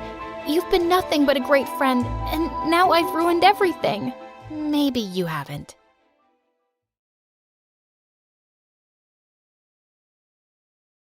Hi, I'm Noor from Pakistan. Please like and subscribe. I was 17 when I moved to the US with my family. And even though my parents were worried about me adjusting here, I was super excited about my new life. On the first day of school, as I walked down the busy hallway, a girl bumped into me and dropped all of my books. As I started picking them up, I saw another kid in roller skates charging straight at me. I just sat there frozen in horror when suddenly someone pushed me out of the way. I looked up to see the cutest boy I'd ever laid eyes on smiling down at me. Hey, are you okay? Did you hit your head? Do you feel dizzy? Well, I did, but I don't know if it was the fall or his smile. I think I'm okay. Thank you for saving my life. Suddenly, he leaned in closer. Wait, was he gonna kiss me? I was ready for it, but to my embarrassment, he just reached over and picked up his sandwich lying next to me. Must have dropped this while saving your butt. I would have been really sad if I'd lost it. He helped me to my feet, winked, and left. Wow, that was a dramatic start. Later in class, the teacher asked me to introduce myself, but when another really cute boy winked at me, I just went blank. As I was trying to think of anything to say, a girl started cackling. Geez, where is she from? Does she even know English? I wasn't gonna let some big mouth ruin my first day at school. Oh my god! You're just like those girls in American movies. You know, those mean girls in high school who always get their butts kicked in the end. I'm so excited to meet you. The girl's grin turned into a deadly glare, and just then I saw the guy who'd saved me before, and he was laughing at her. Ouch! That's gotta burn, Pat. When I went back to my seat, he poked my shoulder and introduced himself as Damien. And later he showed me the way to the cafeteria and even grabbed a food tray for me. This guy was so nice. He then told me everything about the school and that girl Patricia. She was the school's queen bee, and that boy that winked at me was Eric, her boyfriend. Ew. After that, Damien and I often hung out and studied together, and in no time we were really good friends. One day, as I was going to my class, I saw Pat on the stairs with her groupies, bullying a girl who was in tears. Hey, what are you guys doing? Oh, how come the damsel in distress is here all by herself? Is the great Damien not with you to protect you today? What does that even mean? You're dumber than you look. Don't you know why the hottest guy in school is your friend? It's 'cause he thinks you're too weak to protect yourself. Yeah, he begged me to leave you alone on your first day. And that's also why he hangs out with you all the freaking time. What? Was that what Damien thought of me? Just then, I saw Damien come up the stairs, and he'd clearly heard everything. Listen, Noor, I can explain. Oh, everything is clear, Damien. Did protecting me make you feel good about yourself? Oh, well, you can go be someone else's bodyguard. I can take care of myself. Thank you very much. And with that, I stormed off angrily and planned to ignore him for a very long time. A few days later, I was paired up with Eric for an experiment in the science class. There were rumors that he and Pat had broken up, but she kept giving me death glares all the time he sat next to me. While we were doing an experiment, a test tube slipped from my fingers and almost fell on me when Eric pulled me to his side and I fell over him. And Pat jumped off her seat like it was on fire. Girl, where have you been all my life? Hiding from you. I pushed him away and left the class. I didn't want Pat's sleazy ex or more drama, but it wasn't like I could avoid it. We were having elections for student council in the coming weeks, and I entered my name for the same position that Pat was competing for. Oh, you think you can win? That's cute. Right. I am really cute, and it's gotten me very far in life. But yeah, if the position can only be filled by a bad-tempered witch, I'm sure I'll win this year too. I'm gonna. Easy there, Pat. Kids might not vote for you if they see you going all wild on me. You gotta be cool and a little cute. She looked furious as I walked off. That day, I was waiting for my bus outside school. A car stopped in front of me and the backseat window opened. Come on, Noor, get in, I'll drop you home. No thanks, I'd rather stay on this spot the rest of my life. Oh, you're hurting me, babe. I know it may look like a jerk, but trust me, I'm not one. He literally stood there for 20 minutes, and when I realized the bus wasn't coming, I gave in. Just this once. When we reached home, he got out first and opened the door for me. And then, he pulled me close and kissed me. What the what? I pushed him away, but he just smirked. How dare you do that? Easy there, princess. It was just a kiss. Was it your first? I was so mad at him, but I didn't want to create a scene in front of my house, so I let him leave unscratched. But when I entered my home, I saw both my parents standing near the window looking shocked. I thought I was gonna be grounded for life. But when I told them how the loser just kissed me out of nowhere, they calmed down and told me to be careful. The next day at school, the campaigning for the student council election began. I'd made all my posters and left them to dry in the art room. But when I got there, I saw they were all trashed. Of course it was that witch. I could almost cry. As I frantically started all over, I felt a gentle hand on my shoulder, and I turned to see Damien. Hey, you look like you could use some help. May I?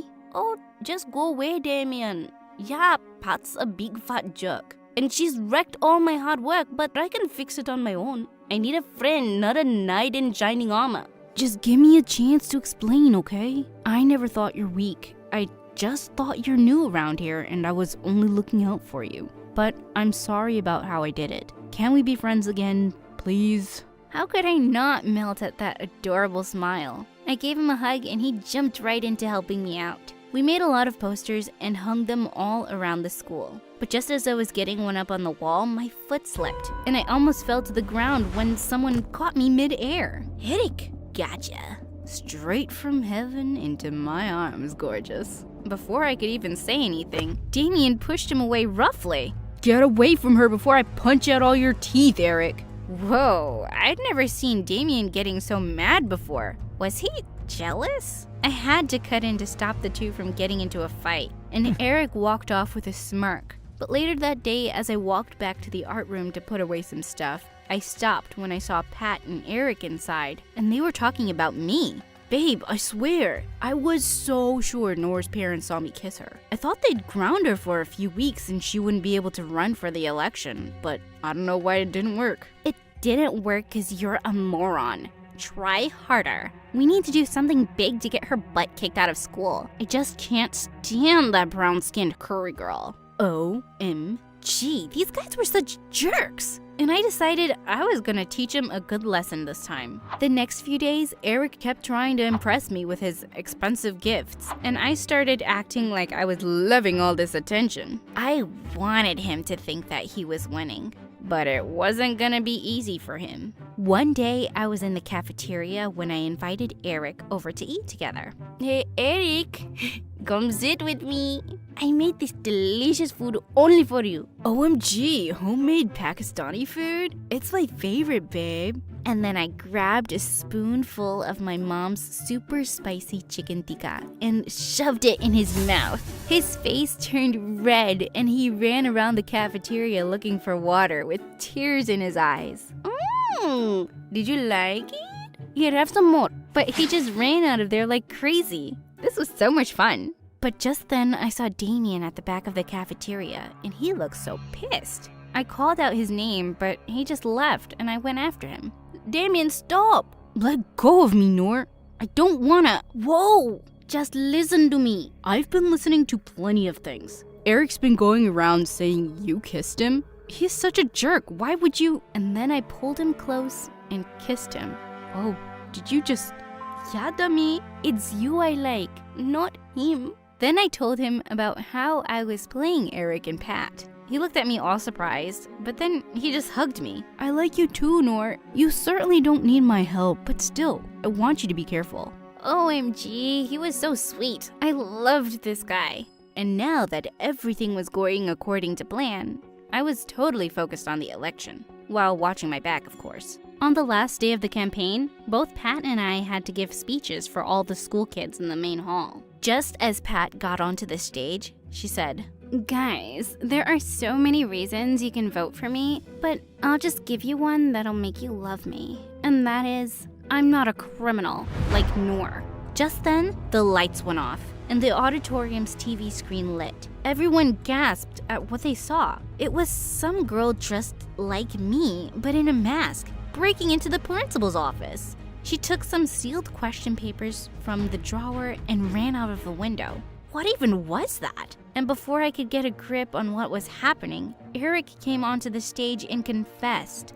Yes, it's Noor. She's my girlfriend, and she asked me to get that mask for her. She said she was gonna do something that would make sure all the kids voted for her, but I had no idea she was gonna steal and sell question papers. OMG, I feel so used. Oh God, such a drama queen he was. He's lying. He's not my boyfriend. He didn't give me anything. Oh, please.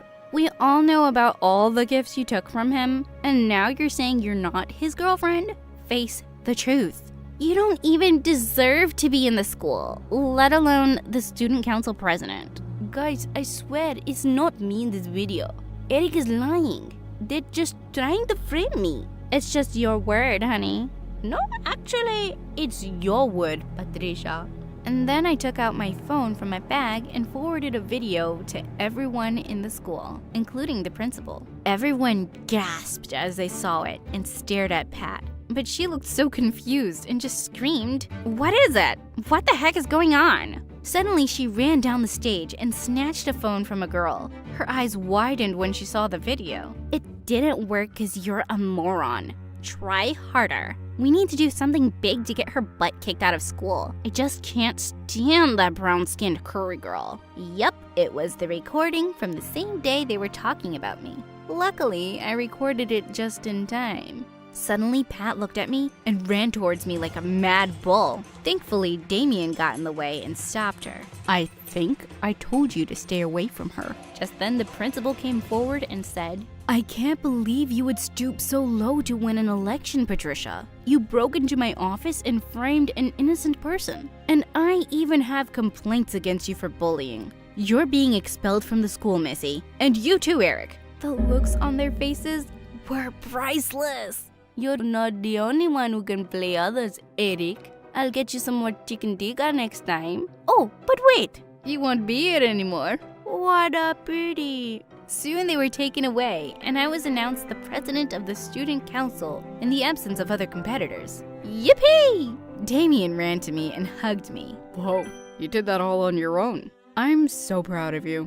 Guess you don't need me after all. Yeah, I don't need you. I want you, you dummy. Now kiss me already. No, babe, I love you. I love you too, Damien.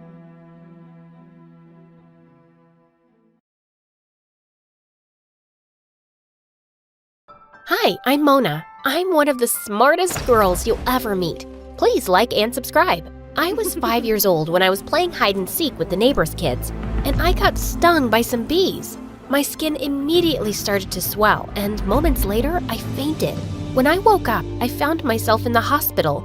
Your daughter has anaphylaxis, which is an extreme allergic reaction to bee stings, but that may not be all she's allergic to.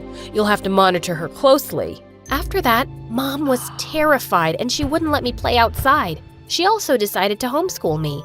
During our lessons together, she always told me I was a genius. I still felt sad about not going to a real school, till she told me the big secret. School's gonna take away your genius and make you dumb like the other kids, because that's what the government wants. I wasn't sure why the government wanted that, but I didn't want it happening to me. While Mom was away working, I started making videos on YouTube to stay busy, and soon had some subscribers. Hello guys, it's your stay-at-home genius. Today, let's talk about the amazing periodic table. Who knew there were so many elements? Sometimes the comments on my video were quite mean. Literally every 11-year-old knows about the periodic table. Do us a favor and go to school. When I told Mom about the comments, she always said those kids were just jealous. Once when I was 14, I saw a really pretty bird on my window frame and I tried to touch it, but I ended up falling out the window into a bush. Oh my God, I was outside! Just as I was about to run back in, my arms and face started to itch like crazy. I called out to Mom, who rushed me to the hospital. After the medicine, I was half asleep when I heard the doctor and Mom talking. Your daughter's reaction happened because she's been indoors so much. Her immune system didn't develop properly. You have to let her join a school. But what about her condition? I've told you before, that's not how this works. What? The doctor told you to put me in school before, Mom? Honey, I did it to protect you. All these doctors, what do they really know? I was so upset. All these years, I'd been living like Rapunzel when I didn't need to. On the drive home, she continued to rant about the government. Mom, just stop it with your lies already. And guess what? I'm going to school. For days, Mom tried to apologize, but I completely ignored her. Then she gave up and put me in school. On my first day, I struggled to hide my excitement. Just as I was about to jump out of the car, Mom stopped me. You have every right to be angry, but you still have to be careful. Please, you need to wear this. It was a box of masks. Ugh, I didn't want to be some masked weirdo on my first day, but I also didn't want to get some bad reaction again. So I put one on. When I walked into my class, the teacher hadn't arrived yet, and I had the perfect opportunity to introduce myself. I climbed onto one of the tables. Greetings, my fellow classmates. I'm Mona, but some of you may know me as the stay-at-home genius. They all stopped talking. Great, I had their attention. As I start this new journey with you, I hope that you do not feel intimidated by my intelligence, and I look forward to helping you all. Shut up, weirdo. The entire class burst into laughter. Everyone was still snickering when the teacher walked in. They were all jerks, but I was going to show them. Who can tell me how many planets we have in the solar system? Me, sir. 9. 8, actually. Pluto isn't a planet anymore. What? Since when? Since forever, Miss Genius. And I soon discovered the strangest thing. I seemed like I was behind in every subject. I was dumb. At the end of the day, one of the teachers called me aside. We've observed that sometimes homeschooled students struggle to keep up. You may need to be placed in another class more suitable for your abilities. But this is the class I should be in. Yes, but you have to take a performance test at the end of the semester so we can be confident you can cope. She handed me some study materials and I headed home. I couldn't get over the fact that my whole life had been a lie. I'm not really a genius, am I? Oh, baby, you'll always be my little genius. You've ruined my life, Mom! I stormed off to my room and cried myself to sleep. The next day at school, I was heading towards the library when I felt something hit me with force, and I fell down. I saw a boy named Ken from my class on a skateboard. Are you crazy? Who uses a skateboard in the hallway? Oh, look, it's the genius. If you hadn't stayed home your whole life, you'd know that all the cool people skate in the hallways. I just ignored him, but from that day on, Ken started joining me at lunch without an invitation. He was a mess who spent half his time in detention, but he was kind of funny, and I didn't mind not eating alone. The next few days, I spent every spare moment in the library preparing for the test, but I just felt lost. One day, I got so frustrated over some math equations that I started to cry. I was going to be sent to a class with kids half my age. Suddenly, I felt a hand on my shoulder and I jumped. Sorry, I didn't mean to scare you. Is everything okay? Seeing this handsome stranger being nice to me made me cry all over again. I can't seem to figure any of these out. I'm so stupid. Hey, don't worry. I'll help you. His name was Brad and he was a senior. He became my guardian angel as he helped me study every day. And I just couldn't help having a crush on him. But Brad had some strange rules. We could only talk or meet after school, and at other times, he'd act like I didn't even exist. One day, we ended up studying till quite late, and the school was empty as we were leaving. Suddenly, he took my hand, and my heart skipped a beat. But then, I pulled away. Why do you act like you don't know me in school, Brad? Are you ashamed of being seen with me? It's not like that, Mona. My friends, they're not the nicest people. They don't even know you right now, but if I introduced you to them, I'm afraid they'd be rather mean to you. They usually are to anyone who's a bit different. You mean odd? Weird? Different. And I like that about you. Suddenly, he pulled me close and said he wanted to see the face behind the mask. Wow, you're even prettier than I imagined. He kissed me softly on the lips, and it was wonderful. One afternoon, I was sitting alone and watching Brad with his friends when Ken joined me. If you stare hard enough, you'll probably dig a hole in his back. I don't know what you're talking about. If you insist. You want to hang out later? Nah, I'll pass. Maybe some other time. I had decided just then that I was tired of only watching Brad. I had to show him that I was cool enough to hang out at his table. The next morning, I woke up super early to do my makeup. And when Mom dropped me off at school, I took off my mask. Mom had lied about a lot of things, so who said I really needed the mask? And I could feel all eyes on me as I walked in. Even Brad kept staring at me during recess. and he was so lost that he accidentally spilled juice on himself. Could this day get any better? Well, well, who do we have here? Mona 2.0. Interesting. She's pretty. That day, Ken and I didn't eat alone. Other people joined our table and everyone seemed keen to talk to me. And the best part was, my allergies weren't acting up.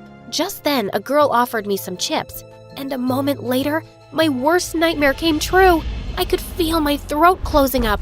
I felt the entire school watching me as I fell to the ground. I could hear panicked voices all around me, but just then someone jabbed me with my EpiPen. Ken had taken it from my bag and saved me. He helped me up and I immediately felt better, till I noticed Brad. He hadn't even moved from his spot. What the heck? I felt really disappointed, so I returned to school with my mask the next day. I couldn't make Brad care about me, and hiding behind the mask just felt more comfortable now. But later that day, Brad bailed on me for our lesson at the library, and I felt really mad. I stormed into the gym where he was playing basketball, and I didn't care that people were watching. You just sat there and watched me struggle to breathe yesterday and did nothing. Do I even know you? Stop pretending, Brad. You've been my friend for months. More than that, you even kissed me the other day. What? Me kiss you? In your dreams, loser. Why would I kiss you when I have the prettiest girlfriend ever? Girlfriend? It finally made sense. He was always hiding because he didn't want to be seen by his girlfriend. I was so upset and slapped him real hard. You are a terrible person. But the next day, everyone was calling me a crazy liar. I was really beginning to hate high school, and I just wanted to go back to my old homeschooled life. I thought Mom would be delighted to hear, but to my surprise, she refused. Listen, Mona, when I was younger, I lost my best friend to a condition like yours, which made me so scared when you got it. I thought hiding you away was going to protect you, but I was wrong. Running from your problems never solves them. You're so selfish, Mom. You just make me do whatever you want, when you want. Sometimes I think I hate you. I took the picture of us on the fireplace and flung it at the wall. Mom yelled at me after that, but I just stormed off to my room. And I refused to go to school the next day. But later, as I was watching MSA videos in bed, someone tapped on my window. It was Ken. Get off your butt, princess. I'm here to quiz you. What do you mean? You're not gonna hide out here. You're gonna take that test. And you're gonna stay in my class. Because I find it really hard to make friends. You got that? Ken really was an amazing friend. And I thought about what Mom said too. Why should I quit school? I was gonna show everyone I deserved to be there. At school, I didn't really care about the stares and whispers anymore, but I still couldn't stop feeling stupid about Brad. Why did he do that to me? One day I walked into the science lab and found him there, and I just couldn't stop myself from confronting him. And he laughed. Look, I was just bored. None of the girls pay attention to me because I've been with the same girlfriend forever. But you didn't know, and I thought I'd have some fun with that. We still can, you know. I wouldn't mind kissing you again. Just then his girlfriend entered and gave him a tight slap. Soon the entire school knew his girlfriend had dumped his butt for being a jerk. I was totally focused on my tests now, and studying with Ken became a routine. One day when he was over, I asked him, "What would you do if you had the chance to be anything?" "Join the Rikers skateboard competition. I don't care if I win, I just want to be there. It's so cool."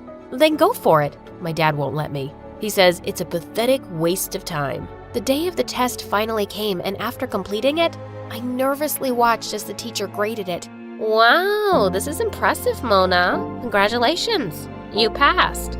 I gave the teacher a big hug and ran to find Ken.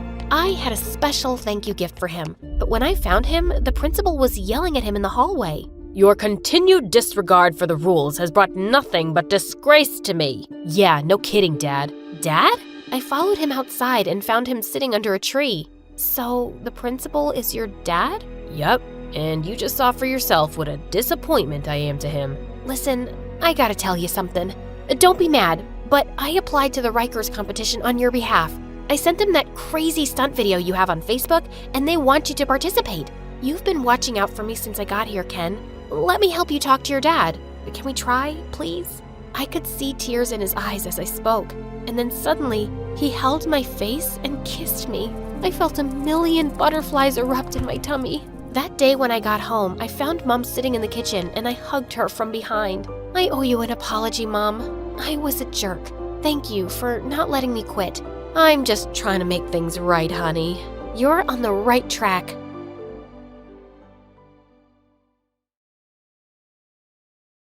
Hi, I'm Amelia from Germany. Please like and subscribe. I live in a trailer shed in Berlin because my parents didn't make any money. I mean, I had food, a mattress, and running water, but that was basically it.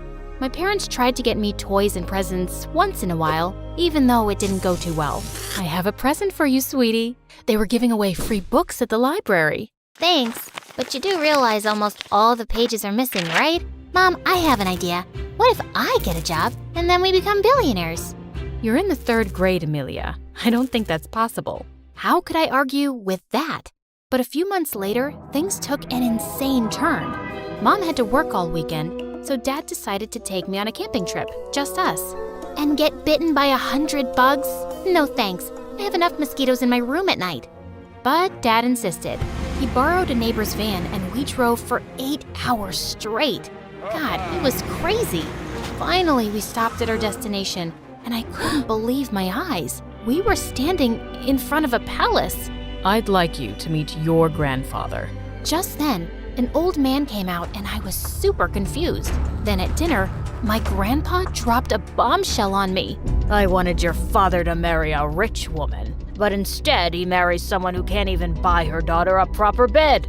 I told him I'd only share my riches if he'd divorce her for someone else.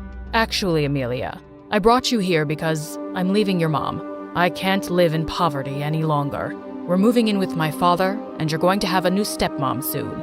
You can forget about me living with you. What, you were just gonna kidnap me and never tell Mom what happened to us? I don't ever want to see you. I don't even want to look at you. You're dead to me. How could Dad do something so sick? I had Mom pick me up after that, and when she found out what Dad was actually up to, she was horrified. I didn't see him again after that, and Mom told me everything. His parents never accepted me, so he cut them off. I never thought he would leave me. I'll never fall in love again with any man. That's okay, Mom. You don't need to marry anyone, and I don't want another mean dad. We can do this, just the two of us. It turned out we did make it on our own. After a couple of years, Mom finally found a new job that paid more, and we were able to move into a house. Everything was great. I was getting good grades in school, and I had tons of friends. But most importantly, I'd made a life-changing decision. I refused to talk to any guy around me. After what had happened with my dad and grandpa, I was convinced all guys were pigs. If a boy even sat next to me in class, I'd move 3 chairs down, and everyone thought I was crazy for it. Amelia's like an alien, as if she's never even seen a boy in her life. Maybe she thinks she's too good to talk to any guy at our school. Well, I didn't care what they said about me. I had created a boy-free life for myself, and I was loving it until one day my whole world came crashing down. In 10th grade, 2 twin brothers entered our school in a limo. They were dreamy, billionaire heartthrobs named Dennis and Leon. All the girls were fawning over them except me. Then suddenly, as I walked down the hall, Leon pointed his finger at me. You. I want this young lady to be my school guide for the day.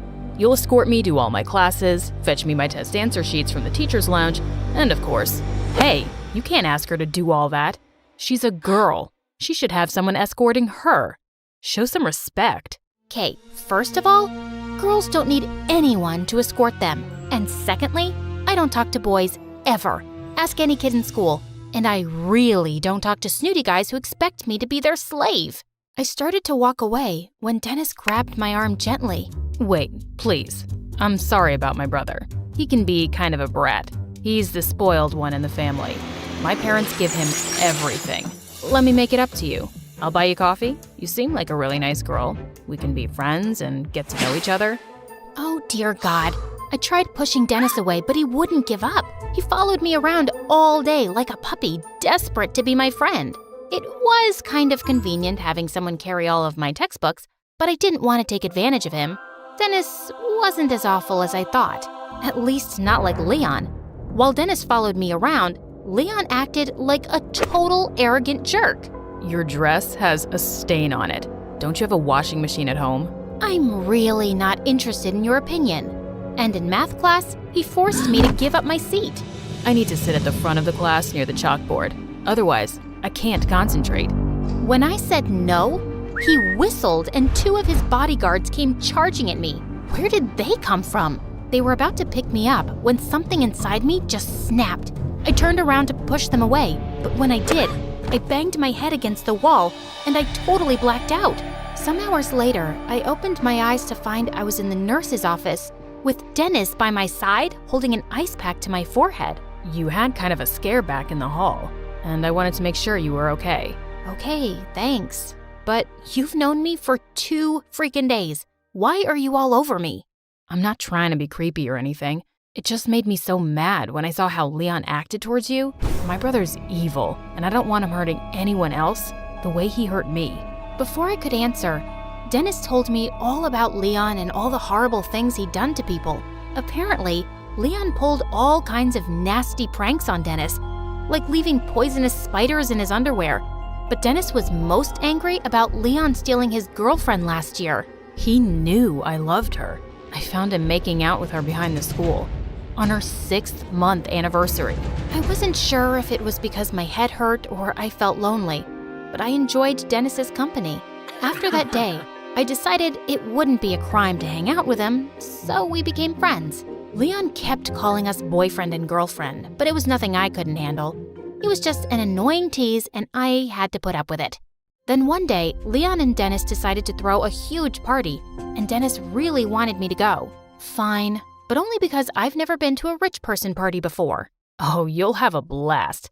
And if Leon tries to bug us, we'll glue his butt to a chair. I laughed and was surprised how much I was looking forward to the party. I had lots of fun when I arrived, dancing to music, watching a movie in their private theater. Then towards the end of the night, the boys decided to play Truth or Dare. When it was my turn, Dennis dared me to jump into the pool with my clothes on. Sorry, what? You can't jump in our pool. Actually, I can because that's the rule of the game. I marched outside to the pool with the other kids, but as I stood at the edge of the pool, Leon grabbed my hand. You are not jumping in that pool. We had a chemical leak yesterday and Dennis knows it. That psycho is trying to kill you. Don't touch me. Just shut up, dude, and let Amelia jump in. God, this guy was a piece of work. He just didn't want me to have fun. Then suddenly, Leon picked up a rock and threw it in the pool. And that's when I saw green bubbles surrounding it. There was a chemical leak. Did that mean? See, I told you. Dennis is trying to hurt you, Amelia. He's been up to no good for a while and I kept quiet. But this is just too much. How about you continue to keep quiet, jerk? What were they talking about?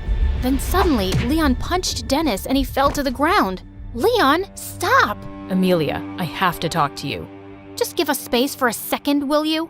Leon finally agreed and left me with Dennis.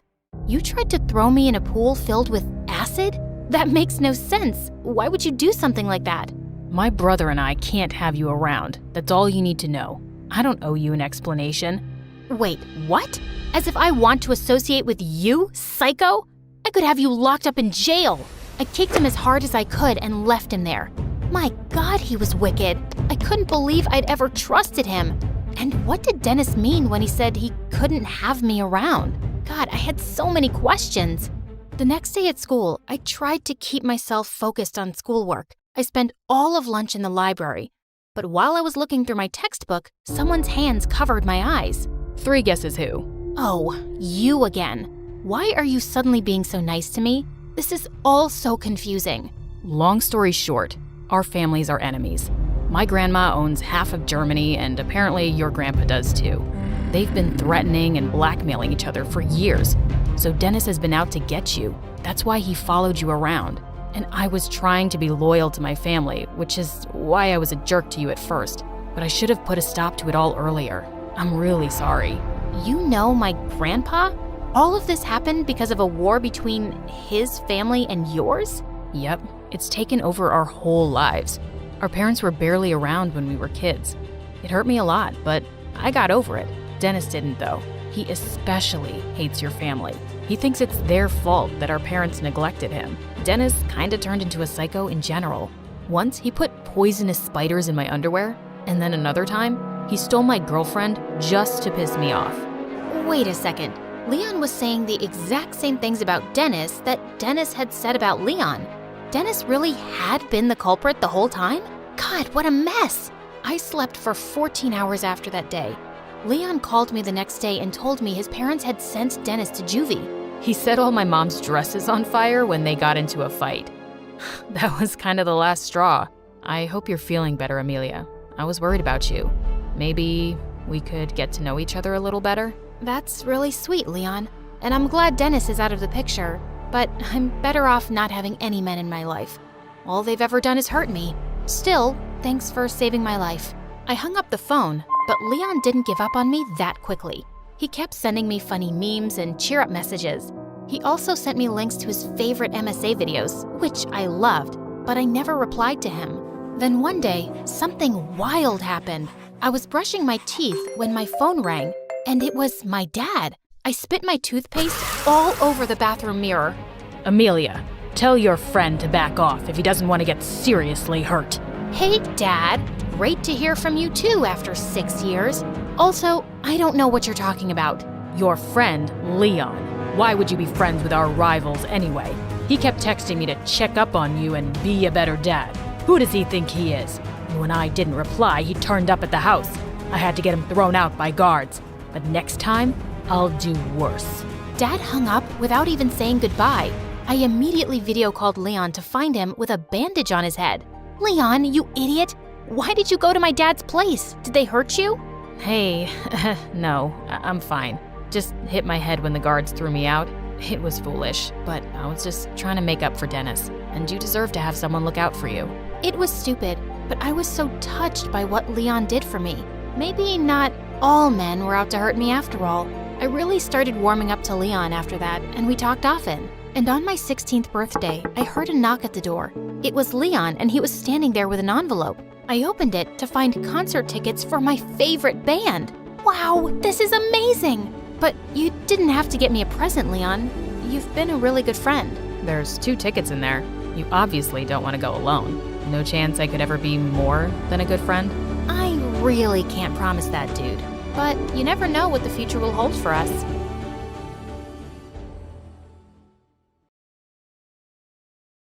I fought back my tears as I desperately tried to stop the love of my life from walking away. My love, please, don't go. I don't think I could live without you. Then prove it to me. Give me one more reason to stay. You can have everything. My heart, my mind, my body, my soul. And most importantly, my lips. The raindrops danced around us as we shared the most passionate kiss ever. And cut. Perfect. That's a wrap. The director had already yelled cut, but Reese kept kissing me. I had to push her away because her breath smelled so bad I almost threw up. It's rotten tuna, isn't it? I told you not to eat something stinky before our kissing scenes. Ignore my calls again, and it's a dead rat next time. You're crazy! Having Reese as my female lead was a total pain in the butt. Our agencies told us to act like lovers to promote our romance film, but she was too clingy to be a fake girlfriend. She was even worse than my obsessed fangirls who had no concept of privacy. After filming, I escaped to my private gym to work out, but just as I stepped out of the shower, a creepy girl suddenly descended from the ceiling. Who are you, and how did you get in here? I was just destined to be here. Finally, I got to see you up close. I couldn't believe you're real. You're just too handsome. It hurts. I immediately alerted my bodyguards, and they caught her in midair as she tried to pounce on me like the hungriest tigress alive. Leon, please. Just one chance. Jeez, can I ever catch a freaking break? Hey, what's up? My name is Leon, and I'm a famous teen actor with a super gorgeous girlfriend and the most passionate fangirls ever. It might sound like every teenage guy's dream, but to me, it was the worst nightmare. Before I continue, please like and subscribe. The gym incident quickly made the news, and instead of addressing it, my psycho mom/manager was thrilled. The more more obsessed fans you have, the better. It just means you're getting even more popular. I'm expecting more movie offers and brand deals after this. But we should file a harassment case against that girl. And we also need to do something about Reese. We don't have to do anything, sweetheart. Just be grateful for your fame and enjoy it.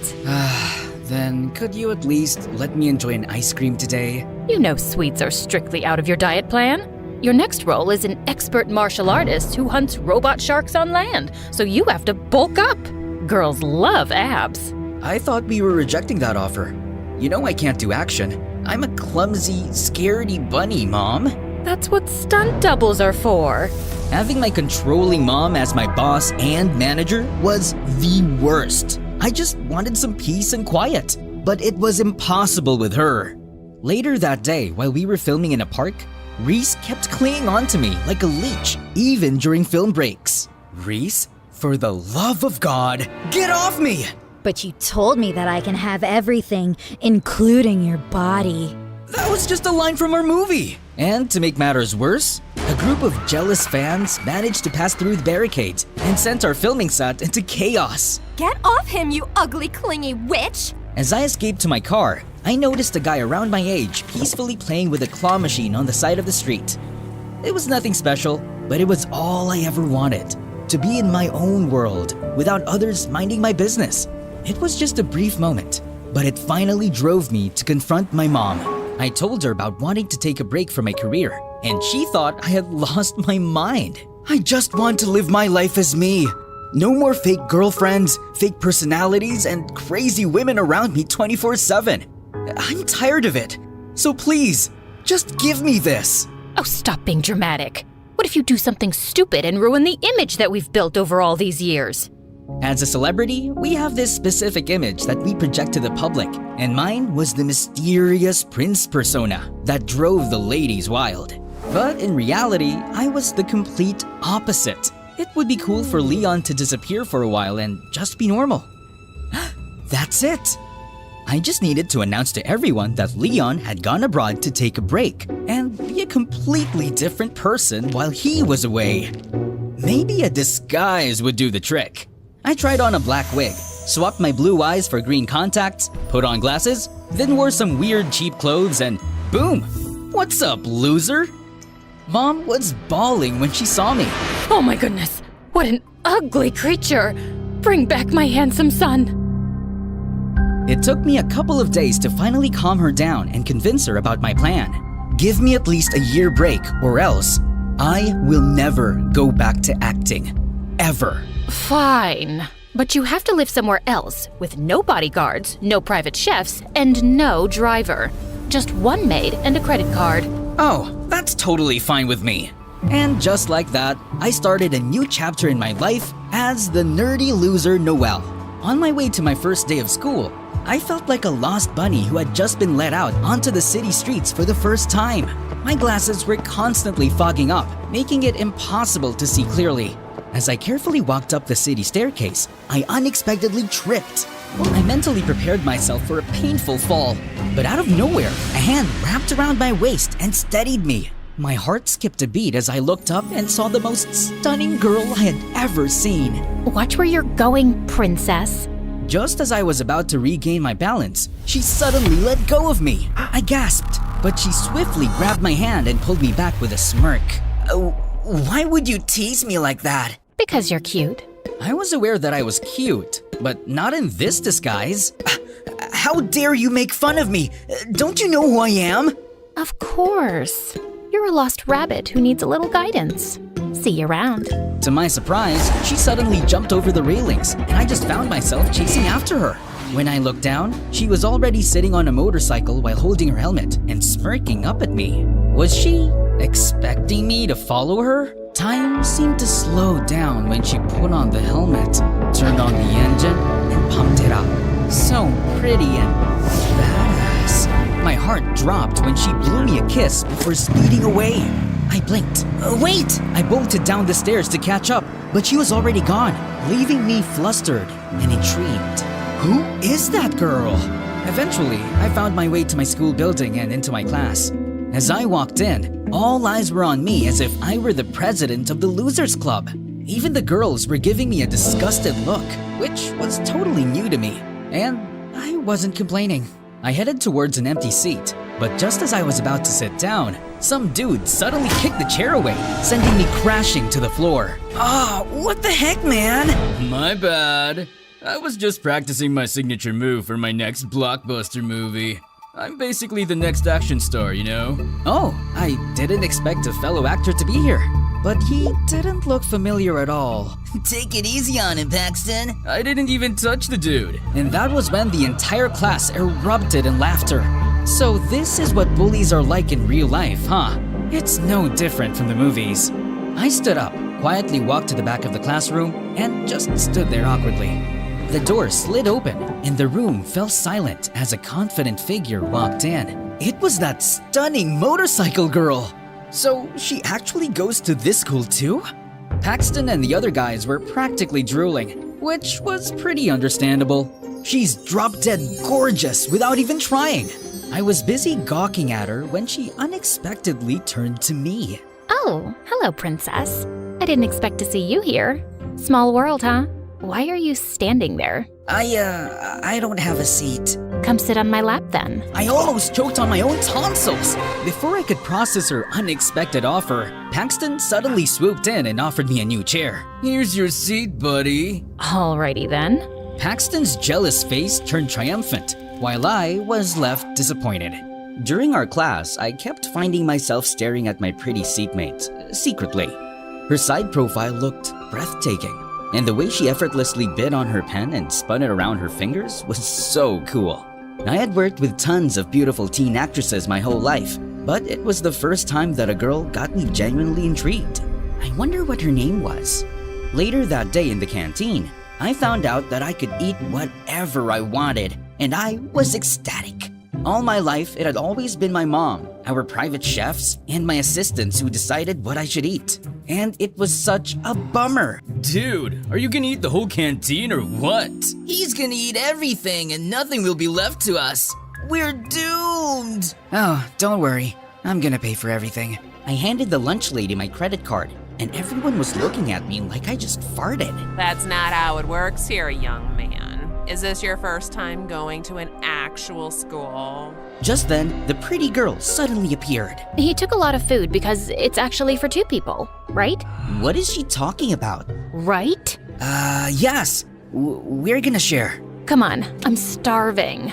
Paxton and the others were looking at us with raised eyebrows as she dragged me to an empty table. To my surprise, she sat beside me and started eating with me on the same plate. Seriously? On the same plate? You're kind of freaking me out, to be honest, but in a good kind of way.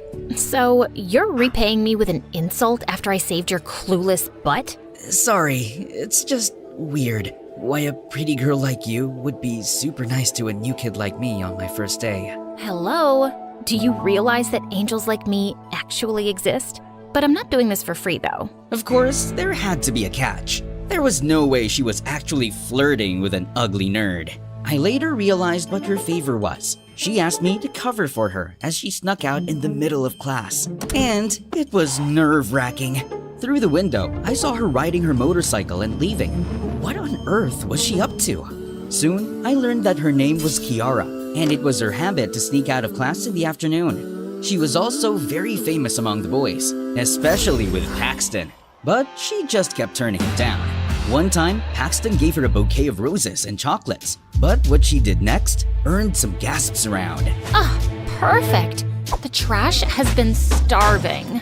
Another time, he showed off his brand new car and offered her a ride home, but she headed straight to her motorcycle and started it right in front of his car.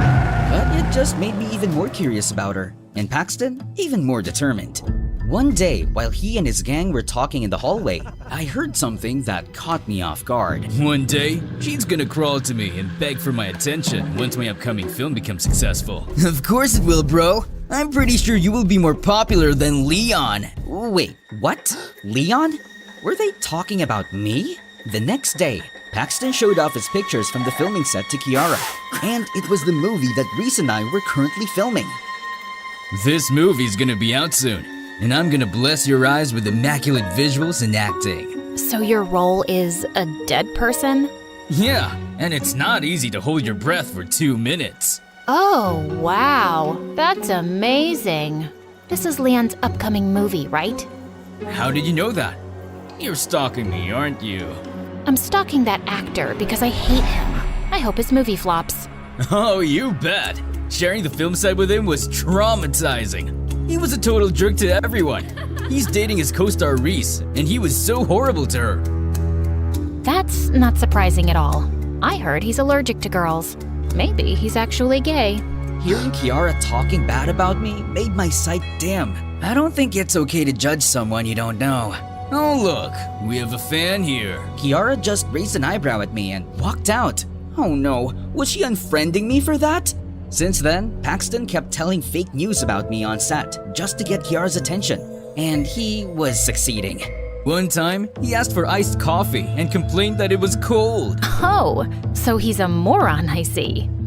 And I also remember when Reese almost threw up during their kissing scene because his breath smelled like rotten tuna. A disgusting, dumb jerk. What a lethal combination. Seeing Kiara believing all his lies made me furious, so I started ignoring and avoiding her since then. But one day, she cornered me. Hey, princess. Are you ignoring me on purpose? Stop calling me princess. I'm a freaking guy. You're cuter when you're jealous. What? I'm not jealous. Why would I? I just don't like people who talk bad about others without even knowing them. Is this about Leon? Jeez, you're really a fan, huh? Interesting. I told you I'm not. Realizing how close her face was to mine, my eyes automatically went down to her lips. I had kissed tons of women on screen before, and expertly on that. But why do I feel like farting at the thought of kissing Kiara? Just then, someone called her and she immediately left, leaving me flustered all over. As I walked out of the room, Paxton suddenly blocked my way. Kiara will never be yours, so stop dreaming, loser. Or else. Is that a threat? The jerk just answered me with a smirk and left. The next day, I found a letter in my locker, and it was from Kiara. Hey, princess. Come to the last room on the 3rd floor before our class. I have a surprise for you. XOXO. What was she planning this time? Driven by curiosity, I made my way to the room. But the moment I stepped inside, the door abruptly locked. Hey! What's happening? Open the door! In that instant, a hissing sound reached my ears, and when I turned around, I found myself face to face with a menacing snake! My face turned a shade paler than snow, and I let out a shrill scream. Just as it was about to strike, someone swiftly grabbed it by the neck, as if it were nothing, and flung it out of the window.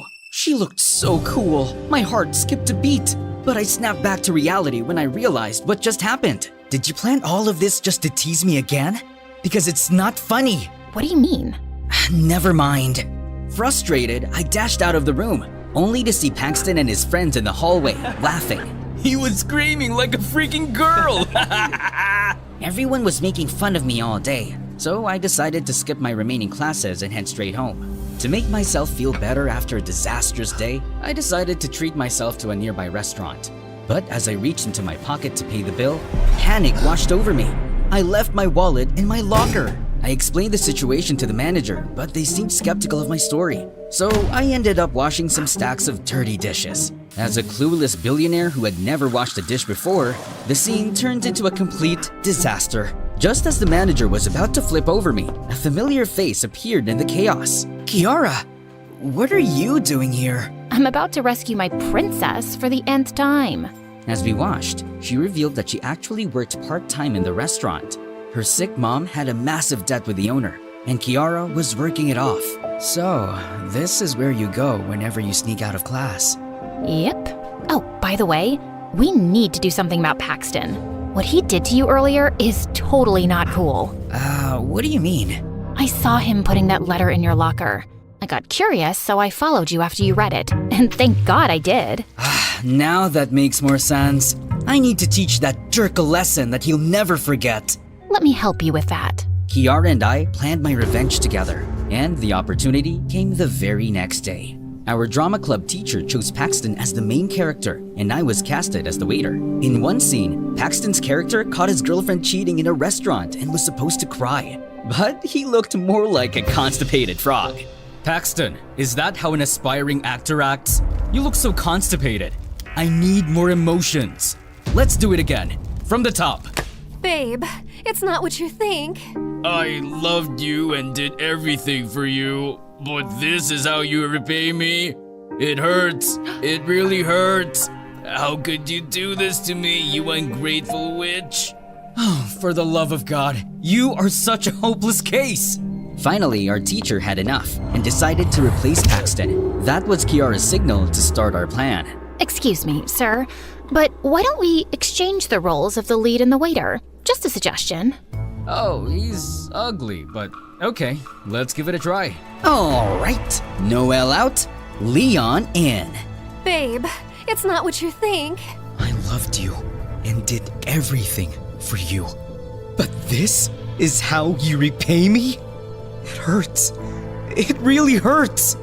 How could you do this to me, you ungrateful witch? Out of anger, I grabbed the entire table and threw it in Paxton's direction, sending him crashing into the janitor's bucket. I then offered my hand to him with a smirk. Sorry, I just got carried away. You planned this for revenge, didn't you? As he tried to get up, Kiara pushed a button on a remote, and everyone gasped as smelly black paint fell over him. But everyone was too amazed by my acting to care about Paxton, who spent the rest of the day smelling like paint. Hey, best actor. I didn't know you had it in you. Nah, it's nothing. Anyway, did you see the look on Paxton's face? That was epic. I know, right?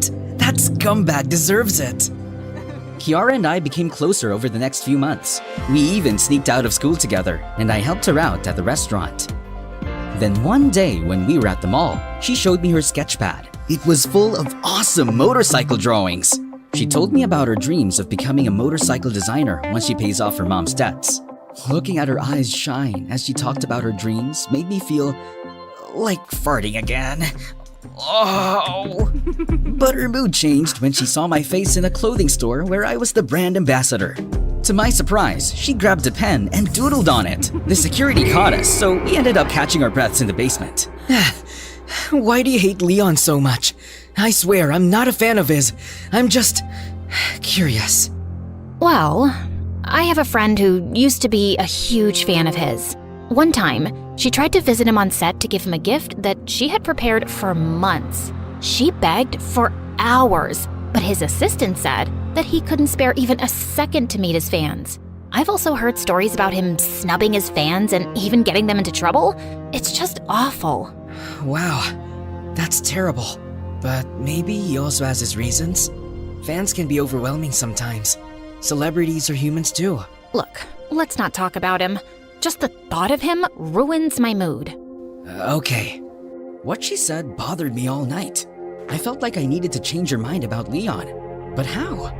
It was the weekend when Kiara invited me to play at the arcade. While we were struggling with a claw machine, she suddenly received an emergency call. My brother was rushed to the hospital. I need to go. I insisted on going with her. Thankfully, he just had a minor tummy infection, and he would be fine in a few hours. And seeing Kiara taking care of her little brother melted my heart. Is that your boyfriend? No. He's just a friend, and his name is Noel. Hey, Noelle! Don't ever hurt my sister, or else I'm gonna beat your butt! Loud and clear, sir. I bought him an ice cream and a burger, and he instantly declared me as his favorite human. That night, while he was sleeping, Kiara asked me to follow her. She led me to the parking lot and went straight to her motorcycle. Where are you going? She pushed an extra helmet on my hands and kicked the engine on. I felt my cheeks burn as she looked back at me. The light of headlights glinted over her helmet, and through her eyes is pure beauty. You're coming with me. I'll show you something special. Hop in. I snapped out of my daze and quickly put the helmet on. My heart pounded as I mounted the back of her motorcycle and awkwardly placed my hands on her shoulders. I didn't see her rolling her eyes amusingly and deliberately jerked the motorcycle forward, which made me panic and hug her waist. Kiara laughed. Could you stop teasing me? I can't help it. You're so cute. Well, hold on tight, princess. Let's go. Yeah! Then off we go. Kiara drove fast, but it felt like the world stopped moving. The wind touching my face made me feel free, and I never felt free for a very long time. The warmth of Kiara's back seemed to pass right into my heart, and I couldn't deny the fact that I was truly falling in love with this lady knight in her shining helmet. After several minutes, we stopped in front of a lake. This is my special place. I don't know if it's just me, but whenever I'm here, it feels like paradise. It truly felt like a peaceful paradise. Thanks, Kiara. I really mean it. For what? For always coming to my rescue and for being a good friend. Thanks to you, I'm just really happy these days. It's my first time living without my mom, and I was worried at first. What's your mom like? She used to be really nice, but ever since Dad left us, she transformed into this evil witch who controlled me like a puppet, and it was suffocating. That sucks. So, you ran away from home? Kinda. I'm glad that you did. You deserve to breathe, you know? And I'm always here for you. I looked away as I noticed her staring at me. Am I making you nervous? Yes. No, I mean, a little bit. Look at me, Noel. Wow, look at those frogs. They're jumping around. Just then, she reached for my face and turned it to meet hers. You're driving me crazy. Do you know that? Do you really mean that? Mm-hmm. Everyone is crazy about you. But why me? To be honest, I don't know. You're just something else. Something special. I closed my eyes as she leaned in, and when our lips finally touched, it felt so magical that I felt butterflies, and I had this unbearable urge to fart. I couldn't risk becoming a walking embarrassment in front of her. I had to save my dignity. I need to go. What? Why? I'm sorry. I was super ashamed about it, and the fact that I wasn't being truthful about who I really was made me feel bad. A few days later, I finally decided to come clean and confess. As I was looking for Kiara, I saw some guys drooling over a girl in the hallway, and blood drained from my face when I realized who it was. Reese! Holy crap! What was she doing here? Have you seen my Leon around? I swear my heart tells me he's just here, hiding. Panicking, I immediately ran to the back of the school and called Mom, and she begged me to come back because Reese had been out of control lately. Just give me more time, Mom. Please. Just do something about Reese. I'm not ready to come back as Leon. After talking to Mom, I made sure Reese was gone before I came out of hiding. But Kiara saw me. What were you doing here? I was just... Look, if you don't like me, then just be clear with it and reject me instead of making me look like a fool. How could I reject a goddess like you? Look, there's something that you need to know, and I need to... Just then, my phone rang, and I excused myself to answer it. It was Mom, and she informed me that we needed an emergency meeting about Reese ASAP because she was throwing a tantrum right now, and she might tell the press that I was in hiding. What is it you were gonna tell me? I'll tell you next time. I need to go. After an emergency meeting, we tried looking for Reese, but she was nowhere to be found. The next day in class, I got the biggest shock of my life when Paxton arrived with her, and there were a lot of reporters with them. Everyone, eyes on here! Reese and I got a little movie to show you. He suddenly played a video of me talking to Mom about Reese yesterday, and everyone was so confused. Just give me more time, Mom. Please. Just do something about Reese. I'm not ready to come back as Leon. I was about to escape when suddenly Paxton grabbed me by my hair. Let's welcome the best actor in our class. No other than the superstar Leon, who got bored with his life, so he ghosted his girlfriend and decided to deceive us all. Paxton then snatched my glasses and took off my wig. Oh, Leon, my Pookie Pie, it is indeed you. As Reese jumped on me, I met Kiara's eyes across the room, and she looked horrified. No, this couldn't be happening. Just then, the ladies went wild. Before they could devour me alive, I ran out of the school and hailed a cab to go straight home to Mom. We then found out that Reese had arranged a press conference immediately and started spilling everything. Mom and I decided to do a counterattack. It's true that I had enough of the celebrity life, and that is the reason why I decided to take a break. I wanted to be with people who aren't crazy about me. Don't get me wrong, I love my fans, and I'm always grateful. But we celebrities are human too. We also need some peace and privacy. I truly love acting, and I won't quit. But I don't want to live a fake life anymore. I just wanted to be me. Also, Reese and I aren't dating. It's just for the show. I don't like crazy, obsessive girls. Most importantly, I'm in love with someone else. My lady knight in her shining helmet. I hope she feels the same way. Reese went completely bonkers, so I was forced to file a restraining order against her, and our movie was eventually cancelled. But who cares? I only cared about one person right now, but she suddenly vanished on Earth. I asked the restaurant manager for her address, and when I went there, her brother told me that she didn't want to see me. I told you not to make her cry, but what did you do? Now go away! Please, just let me talk to her. Fine, consider this as my payment for the ice cream and burger. He then led me to where she was hiding. Inside the fridge! Are you planning to freeze yourself to death here? Do you hate me that much? No, I just feel so ashamed of myself. Ashamed of what? Because it has always been you, you idiot! I hated Leon because the fangirl that I told you about was actually me!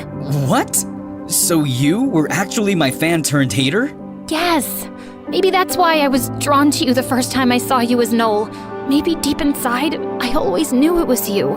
And then I got to know the real you and fell in love, but I hated myself for not realizing it sooner. I should be the one to apologize for deceiving you. I swear. I have been planning to tell you. I know.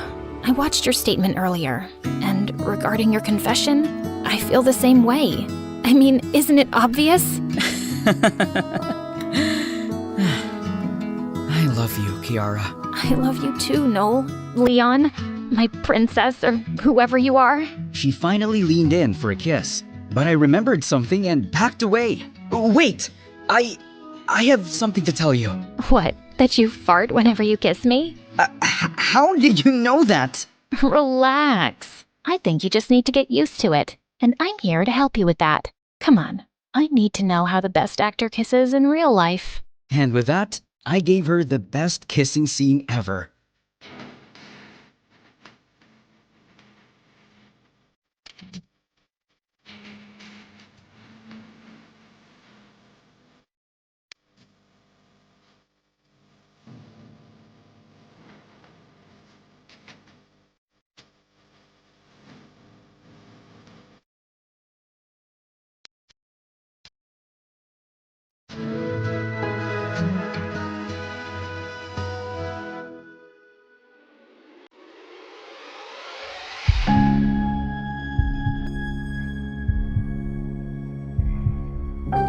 But when we finally pulled away, I screamed when she suddenly turned into a guy.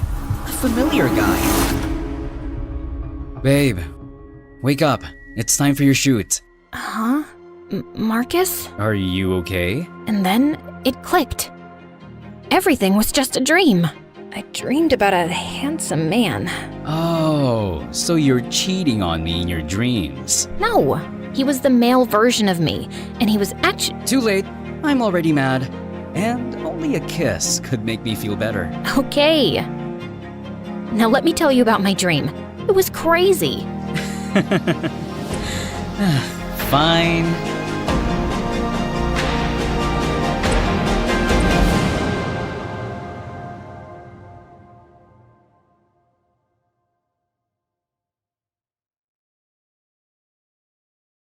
Hi, I'm Belle from France. Please like and subscribe. I'd lived in an orphanage ever since I could remember, but I was always curious about my parents, and I'd annoy the warden with my questions. Are you an evil witch who took me from my parents because my hair has magic powers?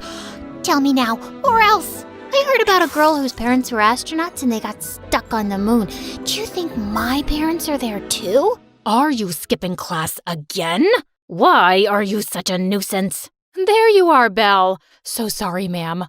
I'll just take her away. Miss Vivian was our teacher and my best friend at the orphanage. She couldn't have children of her own and she was really attached to me. And I adored her. She could always get me to study by promising me to help me with my singing later. I don't really need school because I'm gonna be a famous singer one day. Yeah, but there's no harm in having some options, right? My life at the orphanage was good, but when I turned 15, things took a wild turn. Miss V had told me about a talent show she'd applied to on my behalf, and I'd gotten an audition next week. But when my chance came, my nerves took over and I messed it up completely. Miss V tried consoling me, but I was just really disappointed with myself. As we were walking back home, I suddenly saw a masked guy running my way, with a lady yelling behind him. He took my bag. Please, stop him. Without another thought, I grabbed a trash can and threw it in the thief's way, making him trip over it. I snatched the bag from him before he managed to run away. As the woman came closer, my jaw dropped. She was a singer named Madeline, and I was a huge fan. OMG, Madeline, is it really you? I just love— No, don't touch me. You touched trash just now. Then she took her bag from me and walked off to her car without even saying thank you. Hey, you're so rude. Just because you're a celebrity, you think you can treat people like garbage? Some of the people watching us had started recording on their phones and booing Madeline. No, wait. I wasn't going to drive away. Sweetie, I'm sorry. I was just shaken because of that thief. Please, come in. I'll drop you wherever you want. I knew she was just being nice because of the angry mob, but she kept insisting. So I agreed, and she took us back to the orphanage. But the next morning when I went downstairs, I was surprised to see some kids gathered around Madeline. And she said she needed to talk to me privately. Hey, Belle, I have something to tell you. Maybe I'm wrong, but I just can't shake off my gut feeling. You see, 15 years ago, I had a daughter, but my career was just kicking off. So after birth, I left her at the hospital. What? I regretted the decision and tried looking for my baby, but I couldn't find her. And when I saw you yesterday, I noticed your green eyes, and we have the same hair color. I think you're my daughter. I know it sounds crazy, but would you agree to a DNA test? I was stunned, and I didn't believe it, but I gave Madeline a hair sample, and the next day, she returned with the DNA forms that confirmed we were a 100% match. Madeline, the famous singer, was my mom, and she wanted to readopt me. My head was just spinning, and Miss V made things worse. Belle, are you seriously thinking about going with that woman? She was so rude to you the day before, and now suddenly she's your loving mom? Something about her is off. I can feel it. Come on, she was stressed that day, and the DNA test shows she's my mom.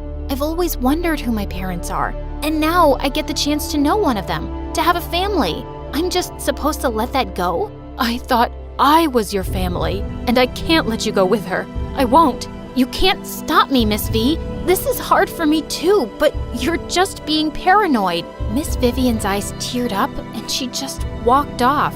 Well, if she couldn't be happy for me, then fine.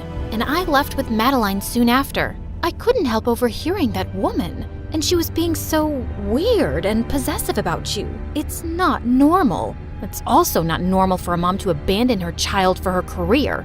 I may have agreed to come with you, but I haven't forgiven you yet. And Miss V loves me. Sweetie, I understand your anger, and I have a lot of making up to do. You want to be a singer, right? I will start by making that happen. Also, if Miss Vivian loves you, she should be happy you're getting a better life. I felt troubled, but then forgot everything when we reached Madeline's mansion. It was bigger than a mall. My assistant Juliet will show you to your room, and then I have an amazing spa day planned for us. Juliet wouldn't make eye contact with me, and after taking me to my room, she walked off without a word. Rude. But I couldn't help being excited that I was gonna live like royalty. I was hoping to get to know Madeline more, but the spa day was more of a makeover day. And the next thing I knew, I was being whisked off to a TV interview. Madeline, I'm not ready for this. I've never been on camera and I need time to process everything. What's there to process, love? You're the daughter of a star, and you need to believe it. And I just can't wait for the world to see my angel. Also, could you please call me Mom?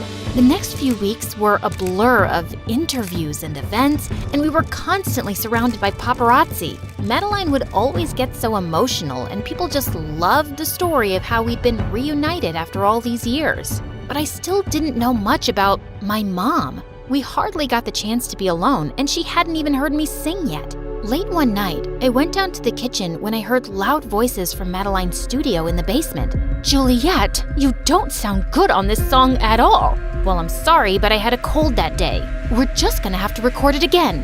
And when I heard Juliet singing, I nearly had a stroke. That was Madeline's voice. Just then, Madeline spotted me, and she asked me to come in. I guess there's no point in trying to hide anything now. Belle, you've discovered the family secret. Wait, Juliet's been the voice behind all your songs? Yes. She wanted a steady job, and I wanted to be famous, but wasn't as talented. So we struck a deal at the start of my career. It worked out splendidly. So you've been taking the credit for her talent and fooling all your fans? That's just wrong. Excuse me. I didn't ask for your opinion. Okay, so I'm not completely honest with my fans, but either way, I still entertain millions. You're too naive to understand all this, and you're certainly not allowed to tell anyone. Do you hear me? Maybe Miss V was right about her. If she could lie about such a big thing, who knew what else she was lying about? Honey, I want to apologize for the way I spoke to you, and I got you the latest iPhone. This doesn't make up for it. I've always admired you as a singer, and now I find out it's all fake, and no one will ever know it's Juliet. Belle, do you know what it's like to really want something, but everyone tells you you can't have it? I always dreamed of being a singer, but my family said I wasn't good enough, and I just wanted to show them. Juliet willingly signed the contract, and I've always paid her generously. I'm not trying to hurt anybody, I guess. As long as you're paying Juliet well and treating her nicely, I can keep your secret. That's my girl, and no interviews tomorrow. We'll have a movie night. Just you and me. The next evening, while we were watching a movie, I turned to Madeline. Do you have some skin cream? My birthmark is really itchy. Madeline pulled out a jar from her drawer, but when I asked her to put it on, she looked confused. Why can't you put it on yourself? Because I can't reach it? You do know my birthmark is on my back, right? Of course I know. It's just been a long time, honey. But yes, it's on your back. Lift your shirt, please. Actually, it's on my thigh, and it's the size of Africa. The only way you'd forget that is if you never knew it in the first place. What's gotten into you? Madeline, I know you're not my mom. You've lied about everything. So I really don't have to believe that DNA test either. Okay, I'm not your mom. You caught me. But listen, you did all this for publicity, didn't you? Just so you could tell the world about your long-lost daughter and capture everyone's interest and sell albums? You're a monster. Please, let me explain. I did do it for publicity because it's so hard to stay on top in this industry. But I do love you and I want to have you around. If I did something that helps me and also gives an orphan an amazing life, why is that a bad thing? I'm not your charity case to show off and use to make money. It's late now, but tomorrow morning, I'm going back to the orphanage. I won't lie to anyone about being your daughter. I stormed off to my room before Madeline could say more. She was unbelievable. But the next morning, when I went down with my bags, I saw a doctor leaving Madeline's room, and I found out that she had a high fever. I was sure she was faking that too. But the doctor confirmed that she was down with a bad infection. Belle, please, come here. Listen, I'm sorry. Please, don't go. Not like this. Madeline, just get some rest, okay? I'm here. I didn't want to stay, but I just couldn't leave her when she was so sick. The paparazzi were going to find out when I went back to the orphanage, so I'd let her deal with all that media frenzy once she was better. But I couldn't help calling Miss Vivian, and hearing her voice, I broke down and told her everything. I'm so sorry. You were right about Madeline. Her whole life is a lie, and she pulled me into it. And maybe I never really believed she was my mom, but I wanted to. I don't blame you, Belle. And I was being selfish too, because it was hard to let you go. I can't wait to see you soon.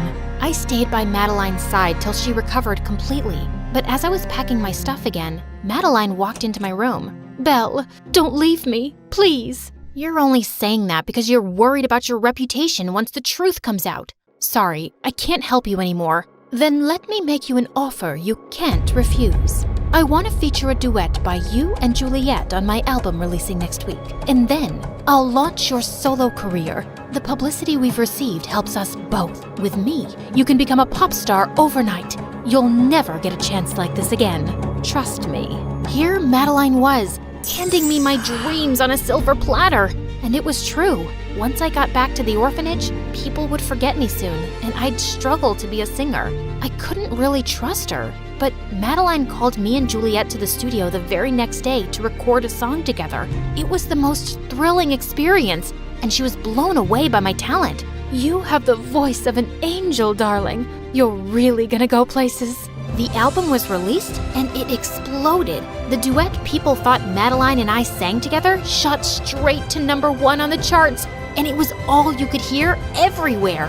One day, when Madeline and I were at an album signing event, I spotted Miss V in the line and ran to her. "Miss V, how've you been? I've been meaning to call." "But you got busy becoming a star, right? I'm happy that your dreams are coming true, but are you sure this is how you want it?" "What do you mean?" "You said Madeline's whole life was a lie, and now yours is too. You're part of her secret, and you're faking being her daughter. This lie will just grow deeper, and then you'll have to give it up forever. Are you okay doing that?" I stood there, speechless. "I just came to tell you that I got a job in another city, and I'm leaving next month. I wanted to wish you luck and say goodbye. I hope you'll do the right thing, Belle. I know you have that in you." I was bummed out for days after that meeting, and I just couldn't shake off her words. Soon after, Juliet came down with a bad throat infection. It turned out to be laryngitis, and she recovered in a couple of weeks. But the doctor said she could no longer sing, and Madeline went ballistic. "What? No, you're fine now. You can speak, right? Why can't you sing?" The doctor said straining her vocal cords could damage them forever. "But she has to try. I'll take you anywhere to get you treated." "Madeline, I've served you for 15 years. I think I'm done, okay?" "Done? You're done? Have you forgotten our deal and what I can do?" "What are you talking about?" "My mother worked as a maid in Madeline's family home, and my brother stole all their precious heirlooms. He'd already sold them by the time he got caught, and he was gonna end up in prison for years. But Madeline kept him out, as long as I agreed to be her singing voice. I've been repaying her debt all this time, but I'm just tired now." "Juliet, if the robbery happened 15 years ago, she can't charge your brother for that crime anymore. You don't know what you're talking about. And why are you complaining, Juliet? You were just a maid and I've done so much for you. Just stop. You're a terrible person who'll always find a way to justify every selfish act. Juliet is done with you, and so am I. And so is your career because you have no talent. And the family you wanted to impress so badly, well, I don't see them around either. Enjoy the rest of your sad, lonely life with your money, because that's what you did everything for." Juliet and I left Madeline for good, and I couldn't get fast enough to the orphanage. Miss V was leaving that day, and I hoped I wasn't too late. I caught her just as she was putting her bags in a cab. "Belle, what are you—" "I did the right thing, Miss V. And wherever you're going, I'm coming with you. I won't take no for an answer." "I would like nothing more, love, but what about your career?" "I'll tell everyone the truth, and then we'll figure it out. I actually have talent, remember? I want to do things the right way, even if it's harder." Hi everyone, my name is Ria and I'm from India. Please like and subscribe. I was born on the night of a red moon. In my village, that's considered really bad luck. So growing up, everyone was terrified of me, including my family. Mom was always making me necklaces to ward off evil spirits, and Dad never looked me directly in the eye. But the worst was my older sister, Uma. Once she tried to give me away to Sailor. "Take Ria far off into the river. Mommy says she was born on a cursed night and she scares me." Mom pulled us away and gave Uma a scolding, but Uma just couldn't stop acting like I was some monster. She even refused to sleep in the same room as me and shifted to my parents' room. I tried to be friends with Uma and made her a mud pies to show her I wasn't evil. "Two dessert pies for royal princesses like us. I don't eat mud. That's food for a devil girl." With that, Uma rubbed a mud pie in my face. "Well, this devil girl likes to share her meals." We broke out into a full-on mud fight, and after that, I stopped trying to win Uma over. Instead, we totally avoided each other. One day, I was in the woods picking berries for Mom when I heard a scream. I looked behind me and saw a lady lying on the ground. There was a big snake wrapped around her leg. I grabbed it by the tail, flinging it as far as I could. The woman and I ran away, and when we were out of the forest, she hugged me. My angel, you saved me. Let me give you something in return. The lady pulled out a book from her pocket. This is a wonderful book about how to grow your own crops. I found out the lady's name was Pavitra, who spent her time researching the best ways to grow food. I read the book she gave me and tried not to feel lonely whenever I heard Uma playing with her friends at her house. Then one day, things took a turn. Our village was having a celebration to pray for rain. Everyone prayed for days, but nothing happened. Then one evening, Uma came running to me crying.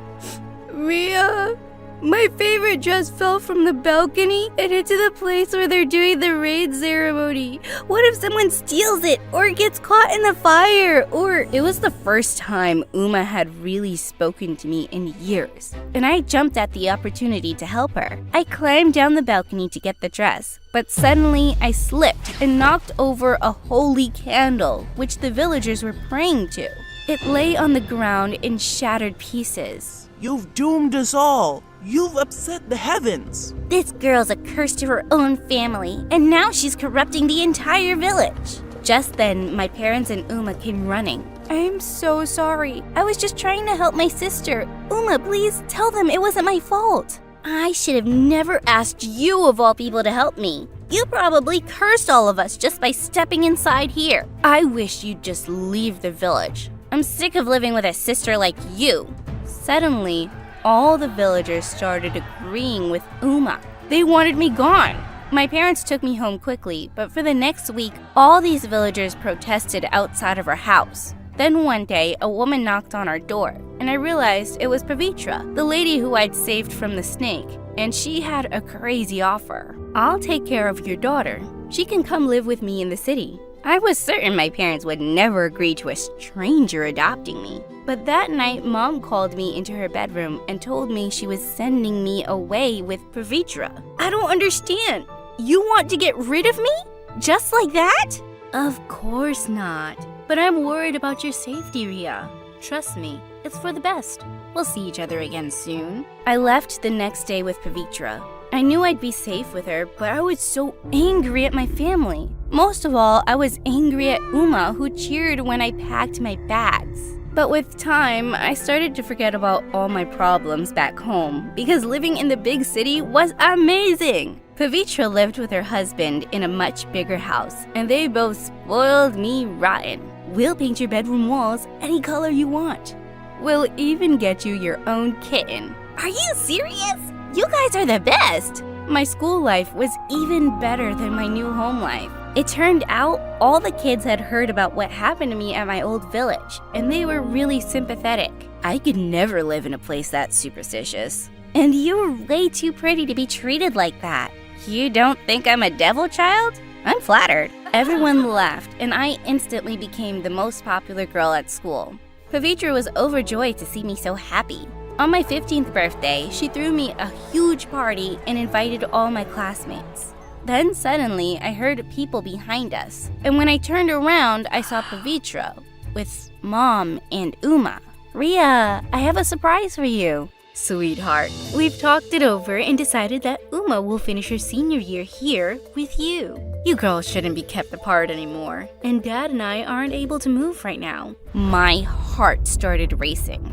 I hadn't seen Mom and Uma in months, and after everything that had happened, I didn't want Uma living with me. But apparently, I didn't have a choice. Pavitra agreed to adopt Uma too, and just like that, Mom dropped her off. I locked myself in my room after the party ended. I didn't feel like talking to anyone.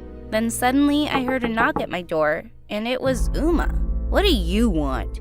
I thought you didn't like being in the same room as the devil girl. Ria, I want to apologize, okay? I realized when you left that I really missed you, and I'd always been awful to you. I swear, as long as I'm here, I won't be mean.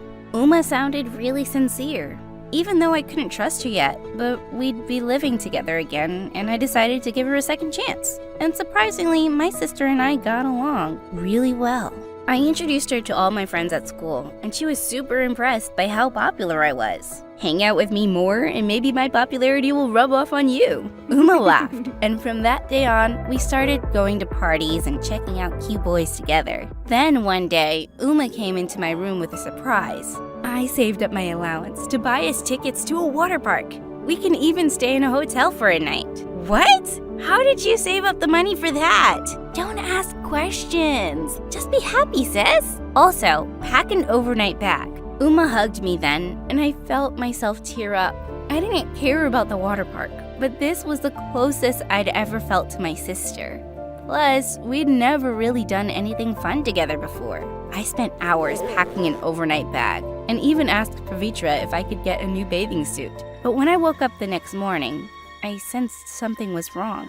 The house was dead silent, and I couldn't find my overnight bag anywhere. Then, when I went to the living room, I saw Pavitra crying as Uma comforted her. Oh my god, what's wrong? How could you, Ria?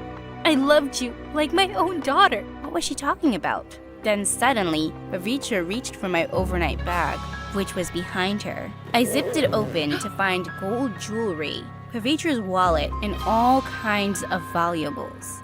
Unbelievable! I had a feeling Ria was using you for your money, Pavitra. That poor girl's been through so much, she can't think straight. Don't worry, you can save your motherly love for me. I felt myself boil with rage. Uma! It was you who did this! Could you be any more obvious? I thought we were finally friends now. Pavitra, you know I'd never do something like this. I don't know what to believe right now. I need a moment to myself. Pavitra walked out of the living room, leaving me and Uma alone. I don't understand why you would do this. What, do you want this house all to yourself? You keep forgetting the fact that you're a cursed, wicked girl. You're not supposed to have this fancy life and perfect adopted mom. Girls like you are supposed to be miserable. You're not normal, and I have a duty to protect people from you. You've known me my whole life, and I've never tried to hurt you. I am normal, and I finally thought we could have a normal relationship. Listen to me, Ria. You and I will never have a relationship. Not as long as I live. Uma stormed out of the room, and I started to cry. Later on, Pavitra did find out that Uma tried to frame me, since the maid had overheard my conversation with Uma. My sister got sent home, but I was still so hurt. I couldn't believe I'd fallen for Uma's lies again. Months passed, and we didn't speak. I was done trying to make our relationship work. I would never be friends with Uma, and I just had to accept it. Then one day, I was listening to the news when I heard there was a famine in my village. I called my mom, and to my horror, I discovered she hadn't eaten in 2 days. I packed a suitcase full of food and traveled to my family as fast as I could. But as soon as I arrived, the villagers took one look at me and started screaming and running. It's the cursed girl! She's returned! I bet it was her who's cast this famine upon us. What? No! I just came here with food for my family. Before I could answer, someone grabbed my suitcase and opened it. Everyone started taking the food and fighting over it since I hadn't brought enough to feed everyone. Then suddenly, I had an idea. I snuck off to a corner and called Pavitra. Come to the village, quick! I just realized something. You can save the famine by helping these people grow their crops right. You can teach them about the soil and, darling, it's no use. Those villagers are convinced it's only the gods who can save them and make crops grow overnight. This isn't the first time they've had a famine, and when I tried to help, they just got angry. You can't give up that easily. These people's lives are in danger. But that second, I realized something. I still had the book Pavitra had given me years ago about growing crops. I got off the phone and fished the book out of my bag. Everyone was still going crazy and fighting. There was only one way to get their attention. I climbed on top of a shrine and let out a scream. This cursed girl needs to tell you guys something. I have a book here that's all about growing crops, especially during a famine. There's a science behind all this. We'll never listen to you. You don't have to listen to me. All you need to know is in this book. Come on, you have families to feed. If this doesn't work, then fine. I'll leave this village and never bother you again. But you have to try. The villagers really didn't believe me, but they were desperate. So I opened Pavitra's book and we all gathered by the soil, following planting instructions step by step. Days and nights passed, and slowly we were able to grow food. I stayed with my family for the next 10 months, and by the time the famine was over, the villagers started leaving presents outside our house. The girl is actually an angel. We never should have banished her from the village. She's a gift sent from the gods. The villagers started apologizing and started bowing their heads at my feet. These people were insane. Okay, guys, I accept your apology, but it wasn't me who saved you. It was my adopted mom, Pavitra. She studies agriculture and wrote this book, but she's not some gift from God, and neither am I. We're not witches either. The best thanks you can give us is to start believing in science over superstition. The villagers started cheering, and I hoped I'd gotten through to them. Then suddenly I turned around to see Uma behind me. I hadn't spoken to her since she'd left Pavitra's house. I'd been so busy helping the villagers, and I'd never really forgiven her. I can't believe you came all the way here to save us, even though everyone here has been horrible to you. I guess what I'm trying to say is, I'm sorry about everything. Thanks, Uma, but how do I know you mean it this time? I guess because I'm 20 years old now, and I'm not just some silly kid anymore who thought you were cursed. The worst part about this superstition stuff is it made me shut out my own sister. We're not gonna let any of that nonsense ruin our relationship.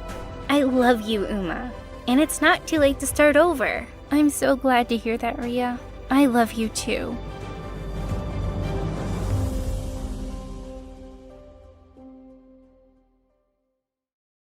Hi guys, my name is Maya and I'm from Jordan. I have two sisters who are a couple of years older than me. They both have blonde hair, blue eyes, and fair skin, while my eyes are black like my curly hair. My sisters thought they were prettier than me, and they made sure I never forgot that. Once when I was in kindergarten, I came home to show everyone the family tree I'd made. My oldest sister, Layla, the meanest girl on earth, snatched the card from me and said, Aw, you drew this? I can't deny it's beautiful, but I think you missed something. And with that, she colored my face with a black crayon. See? Now it looks better. She threw the card at me and left laughing with my other sister, Selma. I cried, but Mom hugged me tight. Oh, Maya, ignore your sisters. They're jealous of your beauty. Mom always cheered me up, but I realized she was lying when I was 8 and some guests came to visit. One of the women said to my mom, "Your daughters are pretty, but this youngest one is quite unlucky. I doubt she'll ever get married. Oh well, she can take care of you and your husband in your old age."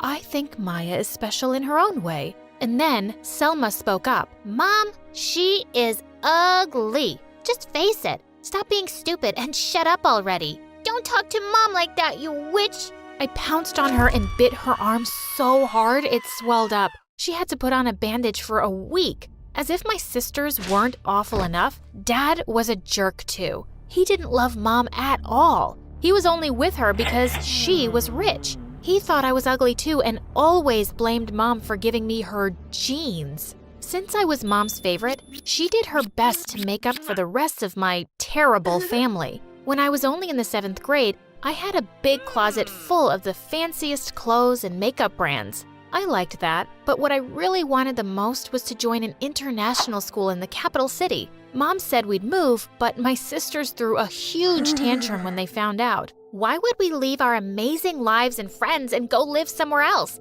It's not our fault that Mia is ugly and no one likes her here. Mom, Mia is worthless. She would be more useful if we used her as our broom. Her ugly curly hair is perfect for that. The two witches started laughing like maniacs. Just then, Dad walked in and shouted, "Listen, woman, if you decide to move out, you can consider yourself divorced." Mom, that's amazing. Mom smiled at me and decided to leave. And Dad did divorce Mom. My sisters had no choice but to come with us. And now they hated me even more. My birthday usually fell on the first day of school, and Mom would always throw a huge party. But this time, I told her that I didn't want to celebrate my birthday anymore. Why would someone celebrate losing a year of their life? To celebrate getting older? That's just weird. Baby, why are you saying this? I see celebrating a birthday as being grateful for living another year. Listen, why don't we just celebrate it at school? I'll give all the kids fancy presents, and they'll like you from the first day. No, Mom, I don't want to buy anyone's love.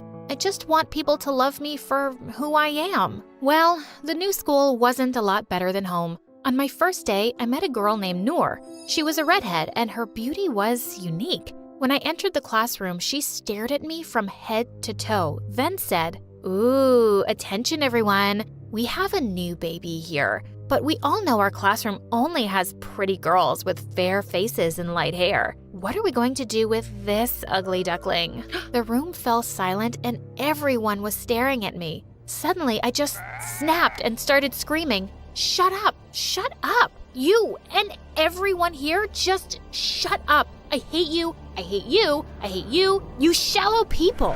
Everyone looked shocked and they started whispering. Just then, my sister showed up from behind me. "Oh, excuse her. She's our sister, but she has some issues. We are so sorry for her bad manners." With that, they pushed me aside and introduced themselves to Noor and started taking selfies with her. Ugh, these horrible creatures. It was obvious that this Noor ruled the school, and I knew after my outburst, she wouldn't leave me alone. But to my surprise, she did leave me alone. I was the invisible girl. No one dared to talk to me or sit next to me because they knew Noor would be mad. Things went on like that for weeks, until one day a couple of boys sat next to me at lunch. "Hey, listen, I'm speaking on behalf of all the boys in the school. We all think you're very pretty." "What? Are you making fun of me?" "Why would we?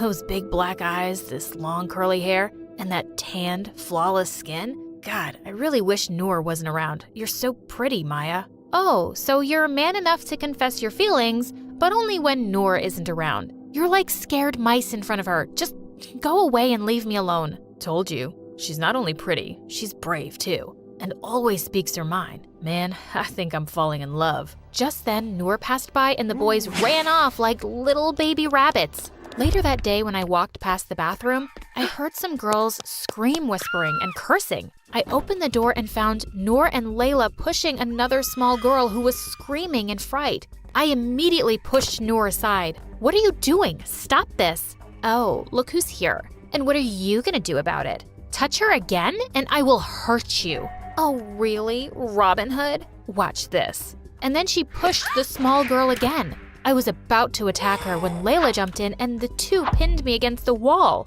"Just leave before you regret coming to this school." They let me go and I ran away, straight to the principal's office. If they thought I'd let them get away with being bullies, they were so wrong. And I was so happy when Noor and Layla got suspended for 2 weeks. Layla and I didn't talk at home, and I didn't tell Mom about anything. One day during lunch, the cute boy from the other day came to me and announced in front of everyone, "I think you're right. I can't be scared forever. I like you, Maya. Can we be friends?" Just then, Noor came running to us screaming, "Heck no!" Suddenly, she attacked me, and then she ripped my t-shirt so that everyone could see the burn scars on my stomach. I got these scars when I was 3, and I'd never told a soul about them. Everyone, just look at her. She's a freak. Why would you want to be with someone like her when you could have a perfect girl like me? The boys were staring at my stomach, speechless, and so was everyone else. I was shocked. Of course, only my sisters could have told Noor about my scars. Angry tears started rolling down my cheeks. Oh, look at this crybaby. Not only do you have an ugly face, it's just that everything is so ugly about you. Just stay home and say goodbye to high school. And you, say goodbye to your shiny, smooth, red hair. And with that, I jumped on her and started tearing her hair out. She started screaming and crying until some of the students and teachers pulled me away. The principal demanded that I come to her office, but I pushed her away and ran out of the school. Mom was furious when she heard the whole thing. She said she wanted to come to the school, I said no and tried to convince her to stay home. But the next day, Mom turned up at school. The moment she saw Noor, she started walking towards her angrily to shout at her. But just then, Layla pushed Mom away and she fell on the ground. Don't you dare touch my friend. Instead of coming to school to embarrass yourself, stay home and discipline your little Maya. She's a monster, not a sister. I couldn't take it anymore. I jumped on Layla to attack her. Suddenly, Selma came running too, and I knew I was about to get my butt kicked. But to my shock, she slapped Layla and pushed her away from me. Then she helped Mom get up, and I couldn't believe my eyes. Did Selma just defend me and Mom?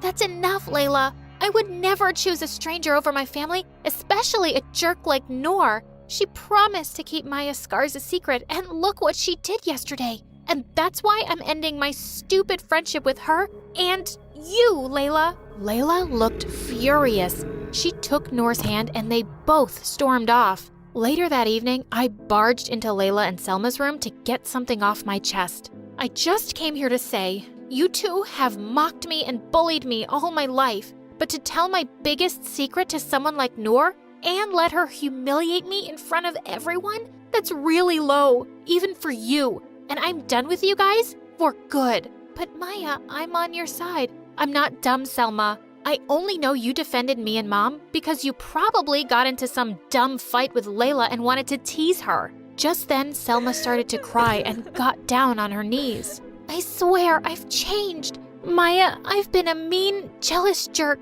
I've always envied you for your beauty and even more for your amazing personality. You're confident, brave, smart, funny, and kind. You're amazing, my little sister. You're amazing. I couldn't believe what I was hearing. Selma was jealous of my beauty? I helped her get up and hugged her tight. And for the first time, she said, I love you, Maya. I truly do. I'm sorry about all the pain I caused you. Please forgive me. It's all right now. I forgive you. And I love you too. Ew, I think I'm gonna barf. I still think you're ugly, Maya, and I don't regret telling Noor anything. I'd choose my gorgeous BFF over you two losers any day. I can't even share a room with you anymore, Selma. You disgust me. And with that, she picked up her things and moved to the attic. Some weeks later, Layla had to make a presentation on Earth Day in front of the whole school, including some important guests like the Minister of Education. When it was her turn, she went onto the stage confidently and turned on the slideshow. But to my horror, I saw pictures of me on the screen with terrible things written about how dark and ugly I was. Layla, what is this nonsense? She looked as shocked as I felt. I swear, sir, I have no idea. This is not the slideshow I made. Suddenly, I spotted Noor in a corner laughing her head off. Of course it was her. Sir, I'm her sister, and I know she didn't do that. She wouldn't. It's that girl, Noor. Shut up, Maya. Who asked you to defend me? No, babe. She's right. I just hate her. And you're just so dumb. And made it so easy for me to ruin your sister. I'm the queen of this school. And no one can replace me. And imagine if it was a dark, ugly girl like her. That's enough. I will not tolerate this awful behavior anymore. Noor, Layla, you're both expelled. Just then, the minister rose from his seat. Not only expelled, I'll make sure that you only get enrolled in a strict Catholic school so you can learn some manners and discipline. You're such a disgrace to this school. Bullying people for how they look? Everyone is beautiful in their own way. The whole auditorium started to applaud as the two stormed off. By the time we got home, Mom told us that Layla had packed her bags and moved back with Dad. I think Layla and Noor got what they deserved. I won't let anyone manipulate me like they did anymore. I'm beautiful and strong, just as I am.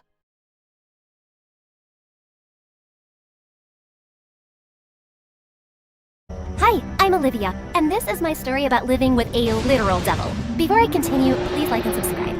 Ever since I was a kid, I've been obsessed with space, the planets, and the stars. When I was 10, I painted the Milky Way all over my bedroom walls. Look, Mom, doesn't it look amazing? Ew, it looks like a bird pooped all over a blue wall. You're such a geek. At least it's better than having a pea-sized brain. You take that back. Evelyn pounced on me and the two of us fought like wild pigs till Mom separated us. In case you're wondering who Evelyn is, she's my sister. A monster, a witch, and a literal devil. Did I say that already? Even though she's 2 years older, we're in the same class because Evelyn failed the 2nd grade twice, and I never let her forget that. Nor did Dad. He was a world-renowned mathematician and tried his best to make Evelyn smarter, but it was mission impossible. Give me 3 examples of solid, liquid, and gas states. Poop, pee, fart. Nailed it! See what I mean? I, on the other hand, was a brilliant student, always making Dad proud. Evelyn and I never got along, but things got worse when Mom started dragging her off to beauty pageants and acting classes. And at 13, she got the lead on a hit TV show. Evelyn became famous overnight and turned into a self-absorbed diva. Even at school, she constantly threw tantrums and treated everyone like her personal assistant. This milkshake is trash. I said no sugar. Get me a new one. Are you going to a hideous skirt convention after school? Have fun, but do my homework before you leave. She was horrible, but people still loved her because she was famous. She had no time to study and failed more classes, which made Dad madder at Mom. Evelyn's on a mission to destroy her own future, and it's your fault for pushing her into this stupid career. But she's good at what she does. Not many girls her age are this famous. And once her looks are gone, what will she have to fall back on? Nothing. Pull her out of this glam business before she becomes a total lost cause. The more Dad tried getting Evelyn to study, the more rebellious she got, until eventually he gave up. On my 15th birthday, Dad got me a top-of-the-line telescope, and I wanted to test it out immediately, so I rushed to the rooftop. As I was setting it up, I saw someone lurking in the shadows. I immediately picked up a broom lying nearby. Whoever you are, know that I'm armed and I can do some serious damage! Just then a boy my age appeared and I smacked his face with the broom and he fell down. Who are you? What do you want? I'm Nolan, your new neighbor. I come in peace. I just wanted to watch this meteor shower. Don't you have a roof at your house? The view here is much better. Oh wow, how cool is that telescope? Can I see it? Nolan and I quickly became friends. He was a space nerd like me, not to mention a total hottie. We hung out every day for hours, and maybe I even developed a teeny tiny crush on Nolan. Then one time, Nolan and I were chilling in our front lawn when Evelyn showed up, threw a drink in Nolan's face, and shoved me into the mud. Evelyn, have you lost your mind? Shut up, Quasimodo. My mind is just fine. It's that jerk that's gone crazy. He is blind and dumb as a rock, and I don't like his stupid face. Evelyn ran away, and I was totally confused until Nolan explained. I saw your sister yesterday at the mall. She spoke to me for a bit and then asked me out. She did what? Yeah, but I told her I wasn't interested. I think that's why she's acting out. Evelyn was never pleasant to me, but this time she'd gone too far. I went in to confront her, but Mom stopped me. Sweetie, please. Evelyn told me about how she behaved. She just had a really tough day. Give her a break. She'll be better tomorrow, I promise. Mom shoved a $100 bill in my hand and walked away. And after that day, Evelyn just got worse. Every time Nolan came to visit, Evelyn would interrupt our conversations, spill drinks on our clothes, throw things in our face, and if nothing worked, she'd start screaming the lines from her show. What? I'm giving you guys a private show. Enjoy it. I wanted to slap Evelyn hard, but Mom always threw herself between us and gave me some stupid excuse for Evelyn's behavior. But things really hit the roof when the school year ended, and my parents threw me a huge party for acing my exams. I was getting ready when Evelyn walked in. You should be in jail for wearing that dress. What do you want? To save you from ruining my reputation. Please let me pick something nice for you and fix your hair. And why would I take your help? Because you like Nolan, and you want him to notice you. And I know exactly how you can do that. Okay, you have my attention. Perfect, let's give you a makeover. I was confused by her change in attitude, but she did have good taste, so I went along. She pulled out a curling iron and was working on my hair when suddenly I smelled smoke. I ran a hand through my hair and half of it fell off. Oops, maybe I used too much heat. I screamed, cried, and ran around the room. Mom came running, and when she realized what had happened, she quickly started doing damage control. She cut off the rest of my hair to make it even, but I looked like a walking cone head. I was so embarrassed when I walked down the stairs. Even my dog didn't recognize me. Just then I caught Evelyn in the corner with this weird grin on her face, and I grabbed her by the hair. You did it on purpose, didn't you? Olivia, leave me alone. What are you doing? I lunged at her, and we got into a huge fight. The party was an epic fail, and Evelyn tried apologizing to me after. But of course, she didn't mean it. I refused to listen to a word. And after that, I stopped talking to her altogether and avoided her like the plague. Thank God I had Nolan as a great distraction. In 12th grade, I started a summer internship at an observatory. On the first day, all the new interns were paired up with lab partners to tackle research projects, and the best one would be published in a super fancy science paper. I was partnered with a boy named Aaron. I think we're gonna ace this research because your mind is out of this world. Get it? Out of this world? Like aliens? That was pretty lame, right? I've heard worse. Aaron was smart, and together we were the best team. But writing a research paper was a lot of work, and I wasn't able to spend much time with Nolan. The night before we had to submit the research, Aaron and I were going over last-minute changes, and it was late by the time I got home. Even my phone had died, and when I recharged it, I saw Nolan had called and texted me a lot. That's when it hit me. It was Nolan's birthday, and we were supposed to meet at a restaurant hours earlier. I called him immediately, but he ignored my calls, so I went to his place. I'm the worst friend ever. I'm so sorry. I waited all night like a loser. Aaron had some important stuff to discuss about the research. Oh, Aaron had important stuff to discuss, so you forgot my birthday? Hope you two had a good time. Then Nolan just slammed the door in my face. Feeling bummed, I walked back to my house and bumped right into Evelyn. Wow, you look like you've eaten 1,000 chilies. Have you been crying? Want to talk about it? Stuff your face with ice cream. It'll make you feel better. Just leave me alone, Evelyn. I spent the next week trying to make it right with Nolan, but he was still distant. Soon I got some really good news. Our research paper had won. Aaron and I decided to have a party at the observatory to celebrate, and thankfully Nolan accepted my invitation. Even my parents and Evelyn showed up. Everything was going great till Nolan left to get some drinks, and then Aaron walked up to me, pulled me in, and kissed me on the lips. What are you doing? What? Your sister told me you liked me, but were too shy to ask me out. Before I could react, I saw Nolan staring at us from across the room. He turned to leave, but I caught up with him. Where are you going? Back home. You have Aaron to keep you company. You don't need me. Nolan, you've got it all wrong. I'm not an idiot, Olivia. I saw you two kissing, and I get it. You like him, and that's fine. It's not like you and I are together. I just need to go. Nolan left, and after that he refused to take my calls or see me. I was so mad at Evelyn, I wanted to throw her in a shredder. When I got home, she and Mom had already left for Paris for a photo shoot. The last couple of weeks at the internship with Aaron were awkward, and we didn't keep in touch after. But to my dismay, Nolan now had a girlfriend that Evelyn never failed to rub in my face. I caught the two of them making out last night on the roof. Oh, such cuties. Look, I even clicked a picture. You're sick, Evelyn. First you lied to Aaron that I liked him and drove Nolan away, and now you're rubbing his new girlfriend in my face? I didn't drive anyone away. Nolan was just way out of your league anyway. Says the girl he rejected on her face. That's just because he has bad taste. Not bad enough to date you, but still bad. Anyway, I have a shoot tomorrow and I need my beauty sleep. But the next morning, I woke up to Evelyn screaming like a maniac. One of her co-stars claimed that during their time together on set, Evelyn swapped her shampoo bottle with hair remover. Another colleague said Evelyn spiked her food with chili powder, making her sick and miss a huge audition. The whole media was exploding with hatred for Evelyn, and of course, she denied it. How dare they? I never did any of that. Why are they lying? But no matter what she said, Evelyn's reputation was done for. She got kicked out of her show, and no one wanted to work with her. She was devastated and hardly left her room. Even though I knew Evelyn deserved it, I kinda felt bad for her. Then one night, I was walking back home by myself after watching a vampire movie with some friends, when suddenly I heard some rustling behind me. I turned around to look, and I saw a white figure hovering in the air. I panicked and ran for my life and crashed right into Nolan. Ollie, are you okay? A ghost! There's a ghost following me. It's here to skin me alive and drink my blood. You mean that trash bag? I turned around and saw that it was indeed a large white trash bag flying around in the breeze. And the two of us started laughing like crazy. We decided to get some coffee, and it felt great reconnecting with him.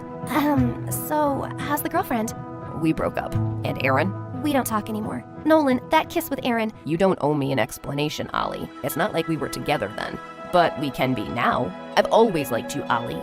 You think we can give us a shot? I think I'd really like that. For our first official date, Nolan made reservations at a really fancy restaurant. My parents were out of town for a wedding, and I'd left Evelyn sulking alone at home. But halfway through dinner, I suddenly got a call from the police. Apparently, someone had broken into our house, smashed things, and attacked Evelyn. Nolan and I rushed and saw her covered in bruises, unconscious. The police then showed us the neighbor's security camera that caught a weird creature running out of our house. Is that an alien? Whoa. We didn't have time to go through every detail and rushed Evelyn to the hospital. Doctors told us that her injuries weren't serious, but she needed rest. But the news that Evelyn was attacked by an alien was spreading like wildfire. After that, a dozen reporters showed up at our house to interview her. How did the alien look? Did he walk or fly? It was an alien? I'm not sure. I can't remember what happened. She's in shock, poor baby. Maybe you guys can come back later. With all these stupid theories floating around, Evelyn's popularity was rising by the minute. She was on all the talk shows and getting interviewed by famous magazines, and Mom accompanied her everywhere. At first, she had said she didn't remember anything, but now she was making up bizarre stories. So this was a big creature, and at first I was really scared. But then I remembered my jujitsu training, and I conquered my fear and fought with that thing. Let me show you. Kaya! Hiya! Soon she was being lauded as a hero, and even landed a major role in an alien movie. But I could tell something didn't sound right. Maybe she's telling the truth? You know, there's been news of possible alien sightings around this area for months. And well, I believe in aliens. Kinda. Yeah, me too. But she's literally changed her story 100 times. Her fans might be stupid, but I'm not. I just know she's lying. I decided to do my own investigation and snuck into Evelyn's room. I searched everywhere, but then I found something hidden under a loose floorboard. A box with a baseball bat and an alien costume. Armed with the evidence, I confronted Evelyn. What's this? A bad Halloween costume, why? I found this in your room, Evelyn. You lied to the whole world about getting attacked by an alien, but it was you, wasn't it? Why? Am I supposed to tell you that when I don't know what happened either? Drop the act, or I swear I will go to the paparazzi outside and tell them that you faked the alien attack to get publicity. I turned to leave, but Evelyn grabbed my hand and started crying. I swear I don't know what actually happened that night. I've been having blackouts for years, Ollie, ever since I started acting. I know that it was wrong to lie about this alien attack, but my career was tanking. I saw an opportunity and took it. And if you spill the truth now, my career will be over. And how am I supposed to believe you now, since you've lied about everything else? Because it's the truth. Mom went inside her room and came out with a medical report that mentioned Evelyn had dissociative personality disorder. The report said that Evelyn had created a second persona who was perfect at her job, ruthless to everyone she thought of as competition, and triggered when she felt rejected or sad. What? Since when have you known this? Since Evelyn's co-stars accused her of tampering with her shampoo. I knew something was wrong ever since we started working, but I assumed it was stress. But then this news about her colleagues broke out and she lost all her work. When she pulled off that alien stunt, I realized that this could be an opportunity to regain popularity, so I asked her to lie to the public. I know it was wrong, and I'm sorry. I can't believe you kept this from us, Mom. Why would you do something so horrible? I have always just wanted Evelyn to be successful, and to prove it to your dad that she is as good as you. He always put her down, and that broke her self-confidence. I couldn't let that happen again. But what you did was wrong, Mom. You made my condition worse. Mom kept apologizing, but all of us were furious at her. Evelyn left for rehab soon after, and it took some time, but after therapy and medication, she started to get better. Mom begged and cried for forgiveness, and it took some time, but eventually Dad and I forgave her. Then one evening, Nolan and I were sitting in the park when someone jumped on me from the bushes. Evelyn! Gosh, you scared the crabs out of me. When did you get back from rehab? Just now. And I have to say, I missed your stupid face. I know I should have said it sooner, but I'm sorry, Ollie, for all the times I've been a miserable sister to you. It's okay, all in the past. Really? You're the sweetest. Here, I got you a present. I opened the box she gave me, and a toy clown flew into my face. I chased Evelyn around as Nolan laughed hysterically. Guess some things never change. Hi, my name is Emma, and some people used to call me a spoiled brat. At the time, I didn't have the faintest idea why. I just thought they were jealous and rude. Sure, my dad was the biggest business tycoon in the city, my mother was a socialite, and I just happened to go on shopping sprees every weekend, exclusive parties on private jets, and have maids, servants, a stylist, and a chef. Daddy, I want a pink Porsche with silver sparkles. I can't drive a blue Porsche. It'll clash with my nails. Take it back, now. We're so sorry, honey. We'll fix it right away. Jeez, was I that bad? I was worse than a spoiled brat. I was a nightmare. What are you talking about? I'm not spoiled at all. Who are you anyway? Ugh, it doesn't matter. Security, take this trash away. Hi, don't listen to that crazy person. Do you see her clothes and those shoes? Such a disaster. If you want to know the truth, I'm actually very sweet and kind and all that sappy stuff. Plus, I've got 1 million followers on Insta and TikTok that love me. Every year, I take myself on vacation with my own money. Well, technically it's my parents' money, but who cares? What's theirs is mine, and what's mine, well, that's obviously mine. Anyway, my life was fabulous, like me, but then it fell to pieces. But before I continue, please like and subscribe. It happened during spring break. Every year, I'd go to a new and exciting place to vacation with my friends, and this time, we were heading for Norway, and I couldn't be more excited. Of course, I took my private jet. Sitting next to other people for hours on end would never work. I needed space and privacy to do yoga, try on all my new clothes, lie in my tanning bed, and take a nap. Okay, fine. I admit it, I snore sometimes. Please don't tell anyone. It's so embarrassing. By the time I reached Norway, it was past noon. I'd rented out a private villa for me and my friends who were going to meet me there. I planned to arrive fashionably late, as usual. I put on my sunglasses and headed out of the airport, but as I was walking, I noticed these scary guys following me. I got a little nervous, so I ran outside and saw this amazing Maserati with dark tinted windows parked at the curb. It was the most expensive car around, and it must have been for me. So I hopped inside. A cute boy, a few years older than me, sat in the driver's seat. He stared at me like he was totally confused. Where's your father? Who knows? The boy started to panic. Calm down. Forget about my father. You work for me. Let's get going. The boy glanced out the window, then sped off at top speed. He said his name was Grayson. I told him I'd call him Gray because I didn't have time to waste on him and his extra syllables. I posted a bunch of cool selfies, and I must have dozed off because the next thing I knew, the car was swerving and I was jerked out of a lovely dream where I was being crowned Miss Universe. What's going on? It's a snowstorm. There's ice all over the road. I can hardly see a thing. Then stop the car. We can't stop the car. They're after us. Who's after us? Your uncle's men. Gray pointed behind us. 3 SUVs were hot on her tail. But I don't have an uncle. Gray gave me the strangest look, then pulled a photo out of his pocket of a girl that looked just like me. Hold on. You're Stephanie Spaghetti, right? No, what kind of name is that? I'm Emma Stringbean. Hi, I'm MSA lawyer. Sorry about this stupid tie. It's ugly, and I didn't have a choice. And the names have been changed to protect the innocent. Oops, I forgot to mention my name. Sorry. Now can you please leave? You're standing in my spotlight. What a stupid tie. Yeah, right? I was like, guys, give me a blue one. It suits my eyes better. But the owner was like, no, our icon is purple, so your tie should also be... Why would anyone hire someone like him?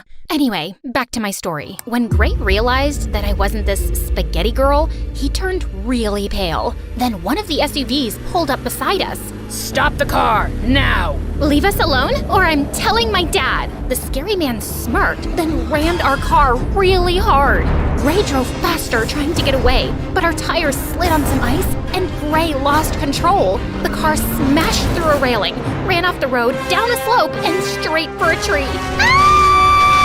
Gray jerked the wheel, and we missed the tree by an inch, and the car rolled into a ditch. Gray pulled me out of the car and held me in his arms. He was so handsome and strong that my heart skipped a beat. Are you hurt? I didn't have any broken bones or bruises. I think I'm fine. Gray put me down, and my shoes got all wet. I started screaming like a maniac. What's wrong? My shoes! They're ruined! Gray glared at me. Forget about your stupid shoes. It's dangerous out here. Those guys are still after us, and when it gets dark, we'll have to worry about wolves or worse. I know these woods, and there's a cabin that's not too far from here. We can lay low there for the night, and then I can contact my associate to pick us up. I'm not going anywhere with you. You're not even my driver. You kidnapped me. I didn't kidnap you. You jumped into my car. Tomato tamale. That's not how that saying goes. Whatever. This is all your fault. Who are you anyway? Are you some kind of criminal? Are you a crazy psycho? I'm a driver for the Spaghettis, but we don't have time to argue. We need to get to that cabin. It's a hike, but if we hurry, we can get there before the sun sets. Follow me. Gray headed into the forest, but I just couldn't move.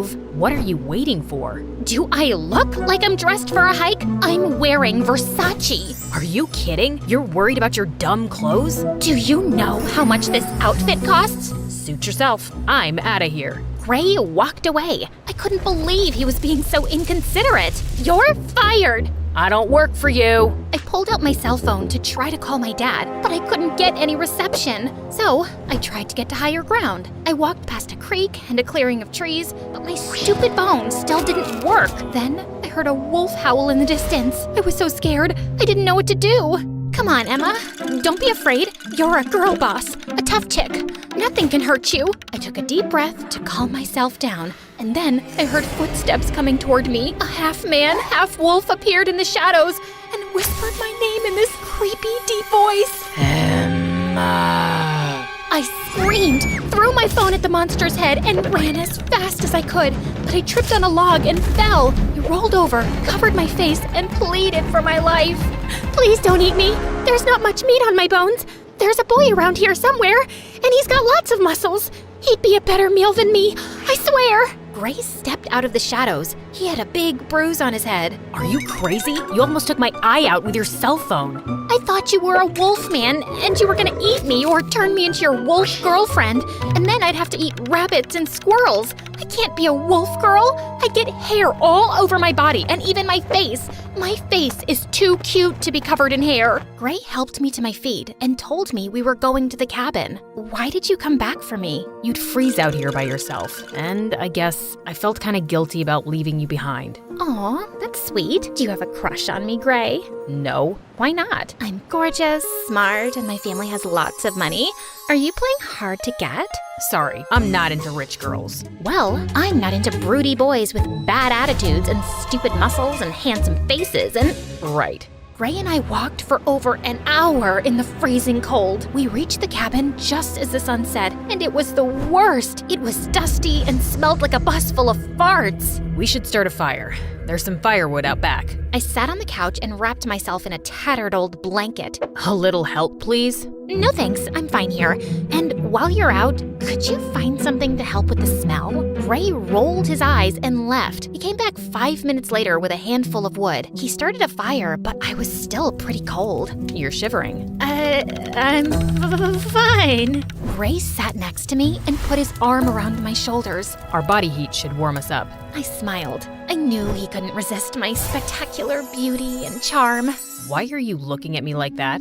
You're confusing. First, you're mean to me, and now you're nice. I'm sorry about earlier. I've got a lot on my mind. And? And what? Admit it, you have a crush on me. Gray tossed me a blanket and walked over to the window. I'll keep watch. Those guys might still be after us. Try to get some sleep. I tried to sleep, but my stomach wouldn't stop making weird noises.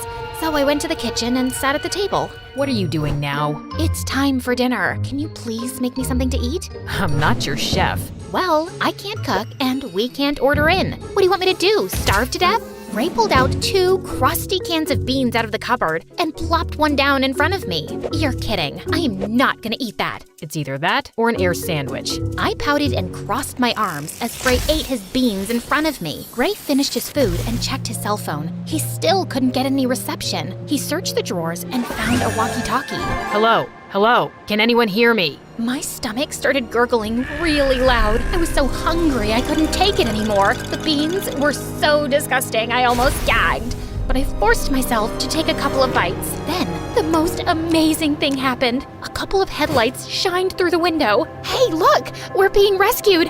Oh, thank goodness your friend came early. I ran to the door. Emma, wait! I was so excited. I ran outside and started waving my hands in the air like a mad woman. We're here!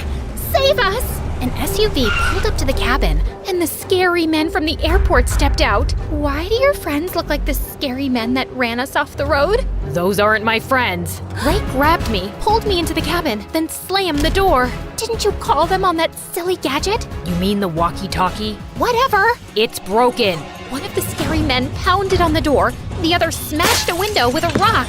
Ray shoved me into a closet. Stay here and don't make a sound. Ray tossed a couple of blankets on my head and closed the closet door. I peeked through a crack in the wood and watched as 3 huge, scary men charged at Ray. Ray grabbed a chair and smashed it over a big guy's head. He punched another guy in the nose and shoved him into the coffee table. Another guy crept up behind Ray, grabbed him from behind, and pinned him to the ground. Where's the girl?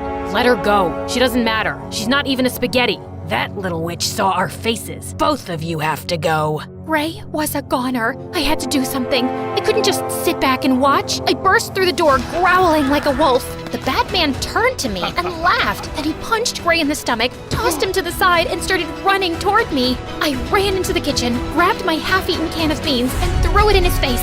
The beans got into his eyes, and while he was distracted, I grabbed a huge pot and whacked him over the head. The big man dropped to the ground. I pulled the keys out of his pocket and rushed back to Gray. Come on, we've got to go! I helped Gray to his feet and we ran to the SUV. I started the engine, entered the address for my private villa into the navigation system, and then we sped off. A few minutes later, we were on a highway. Did you see me back there? I was amazing! You were all right. I saved your butt. Okay, fine. I owe you one. Really? You could rub my feet, or maybe give me a massage? Just then, an SUV jumped onto the road and rammed us from behind. They're still after us. How? They must have put a tracker on the SUV. What do I do? Keep driving. I clutched the wheel and pressed my foot hard on the gas. Then suddenly, my phone started beeping. I reached into my pocket to check it. It was my best friend Tracy. Hey girl, where are you? We've been waiting for you for hours. Who's that cute guy? Oh, that's Gray. He's my driver. I think he's got a crush on me. Emma, keep your eyes on the road. Sorry, girl. Gotta go. Bye. Gray snatched the phone out of my hands and called 911. The SUV was gaining on us. Then 2 more hopped on the road beside us. Gray grabbed the wheel and started swerving the car like a lunatic. I saw a road sign up ahead. The villa's that way. Gray turned the wheel hard.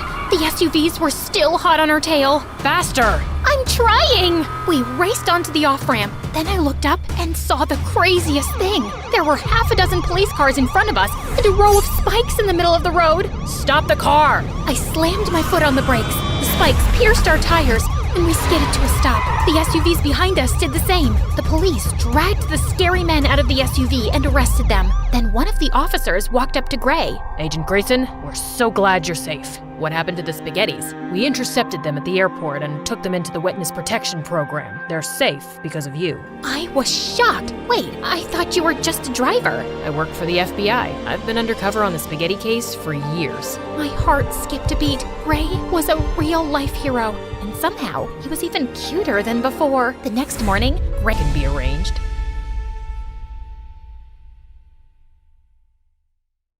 Hi, I'm Sunny, and I have a curse to live with. I'm too nice, and I can't say no. Whenever I try, I'm hit by a tsunami of guilt. I feel nauseous, my butt starts sweating, and I have to fix the situation. I just can't stand someone being displeased with me. I know what you're thinking. She's a people pleaser, a pushover. And of course, you're right, but it took me some time to realize that. But before I continue, like and subscribe. Sorry, it's not an order, it's just a request. Please, I never disobeyed my mother. I always shared my lunch at school. I always gave up the swing at the park, and I could never turn down a poor person's request. Like this one time in 10th grade, I was running back home after school when the homeless guy around the corner asked me for a favor. Hey, Sonny, could you hold this shovel for a few minutes? It's really heavy, and I need to run to the soup kitchen before it closes. Sure, no problem. I kept standing there for 2 hours, and he didn't return. Finally, I left the shovel in the homeless guy's corner with an apology note, but later that night, the police turned up at my door to arrest me. Apparently, they'd found my fingerprints all over a murder weapon, a frickin' shovel. It took a while to get my name cleared. Or this one time, I had to go to the bathroom in the mall when I accidentally went into the disabled people's stall. When I came out, I was met by a furious woman in a wheelchair. I've been holding my pee for 10 minutes. People like you are what's wrong with society. What? Oh no, this was a mistake. I'm so sorry. I followed her all over the mall begging for forgiveness till she called security and told them I was harassing her. Well, naturally, I followed her home and started showing up at her door every day. Her servants wouldn't let me in, so one day I broke into her house through a window. Please, please, just say you'll forgive me.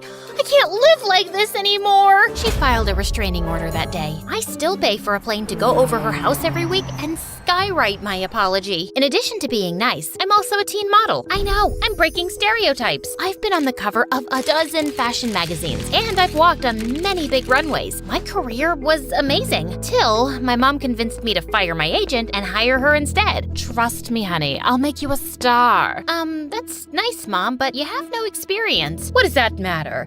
I'm your mother, and no one will ever have your interests at heart like I do. I was in labor with you for the worst 23 minutes of my life, remember? Right, of course. Yes, you can be my agent. I already knew it was a horrible idea. Mom hated people and rubbed everyone the wrong way. She screamed at the photographers and made a makeup artist cry. She even yelled at a famous designer and started mopping the floor with his dress to show him what she really thought of it. Soon, Mom started complaining about our small house and our dingy neighborhood and started making trouble with the loud, ugly neighbors. Her words, not mine. So, I bought a chic new apartment in a posh area. But then, Mom started complaining about her privacy. Sonny, you really are getting in the way. My new boyfriend and I need our space. But you're standing in my room. Maybe you should move. Yeah, I know. It didn't make any sense. I bought the place. I was bringing in the money. I shouldn't be the one to move out. But as always, I gave in. After buying the apartment, money was a bit tight. Luckily, I found a room in a beautiful beach house that I had to share with 3 other models, Sasha, Tracy, and Mika. And I soon discovered that living with models, the drama was always out of control. I mean, what would you expect from girls who eat a cube of cheese, 1 grape, and 2 almonds a day? They're always hangry. That's my seat, you stupid cow. Is your name written on this seat? OMG. Are you wearing my shirt? Is your name written on the shirt? Show me where it is. Can you idiots shut up?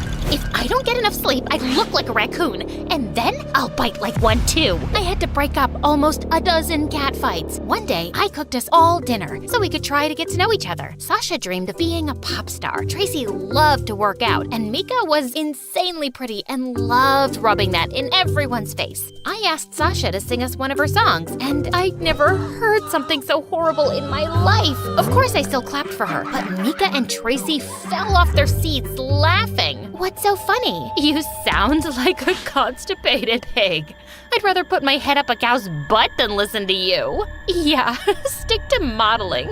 As long as you can. I mean, you're already showing signs of aging. Sasha got so mad that she threw her plate of pasta at Tracy. Tracy ducked and the food landed on Mika's dress, and they started shouting and pulling at each other's hair. I tried to break up the fight, but I slipped on some sauce and fell. Then someone tossed a hair extension onto the stove, and the kitchen caught fire. When the landlord found out, he was furious and banned us from the kitchen. I put up an ad online for a chef, and a ridiculously good-looking candidate named Lance showed up the next day. So Lance, you can cook, huh? Yeah, that's why I applied for the job. Lance, your cologne is to die for. I'm not wearing any cologne. Lance, did you just fix our sink? You're such a genius. It wasn't broken, you just left the faucet on. Your biceps look like boulders. Can I touch them? I'd prefer it if you didn't. Lance was an amazing chef, a handyman, and even a gardener. One day, all of us were drooling at his abs as he pulled out weeds, when suddenly, some crazy paparazzi climbed over our garden wall. Lance ran towards them like Tom Cruise, broke their cameras, kicked their butts, and sent them running. Oh my God. I can't take it anymore. I have to ask him out. No, he's mine. What? I saw him first. I don't think he's interested in dating any of us. Shut up. Who asked you? The girls cornered Lance in the hallway to get his attention. Sasha sang Lance an awful love song. Tracy did a cheerleading routine. Then Mika walked up in a bathing suit. Hey Lance, you want to go for a swim? No thanks. I gotta get back to work. But the girls' constant flirting and fawning over Lance got so out of hand that he couldn't do his job properly since he was always trying to hide from them.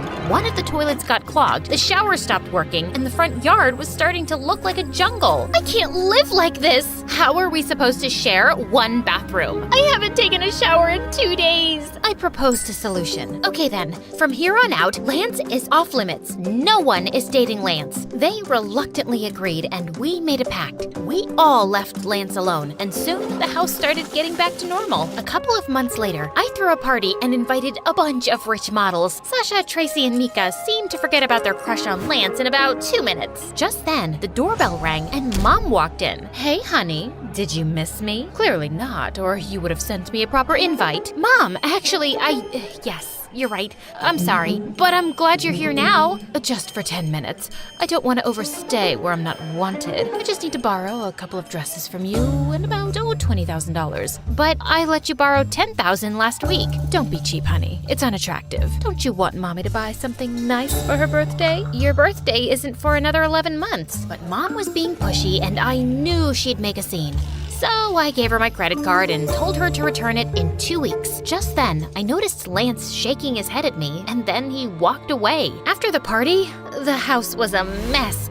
So I asked the girls to help me clean up. Sorry, I have plans with my new boyfriend. I'm allergic to dirt. I twisted my ankle. I'm gonna rest. Okay, no problem. Sleep tight. I was up well into the night still cleaning when Lance joined me and started to help. Why are you still here? You don't need to do this. I stayed back in case you girls needed me. I don't mind. As we were cleaning, I kept catching him looking at me strangely. Okay, I can't take it any longer. Why are you staring at me like I have two heads? You're not like the others. You're a misfit. Well, that's rude. No, it's a good thing. You're beautiful, but not self-absorbed. You're smart, and you seem like a really kind person. You think I'm beautiful? That's all you got from what I said? Lance gave me that strange look and went back to work. You're doing that thing with your face again. Did I do something to make you mad? Are you disappointed? Why do you care what I think? I don't know why, I just do. It's how I'm built. Want some advice? Just stop caring what others think and stop letting people push you around and use you. You deserve better. Excuse me? I am not so naive that— Really? Then how come you're the only one who's cleaning up after the party? And has your mom ever returned the money she keeps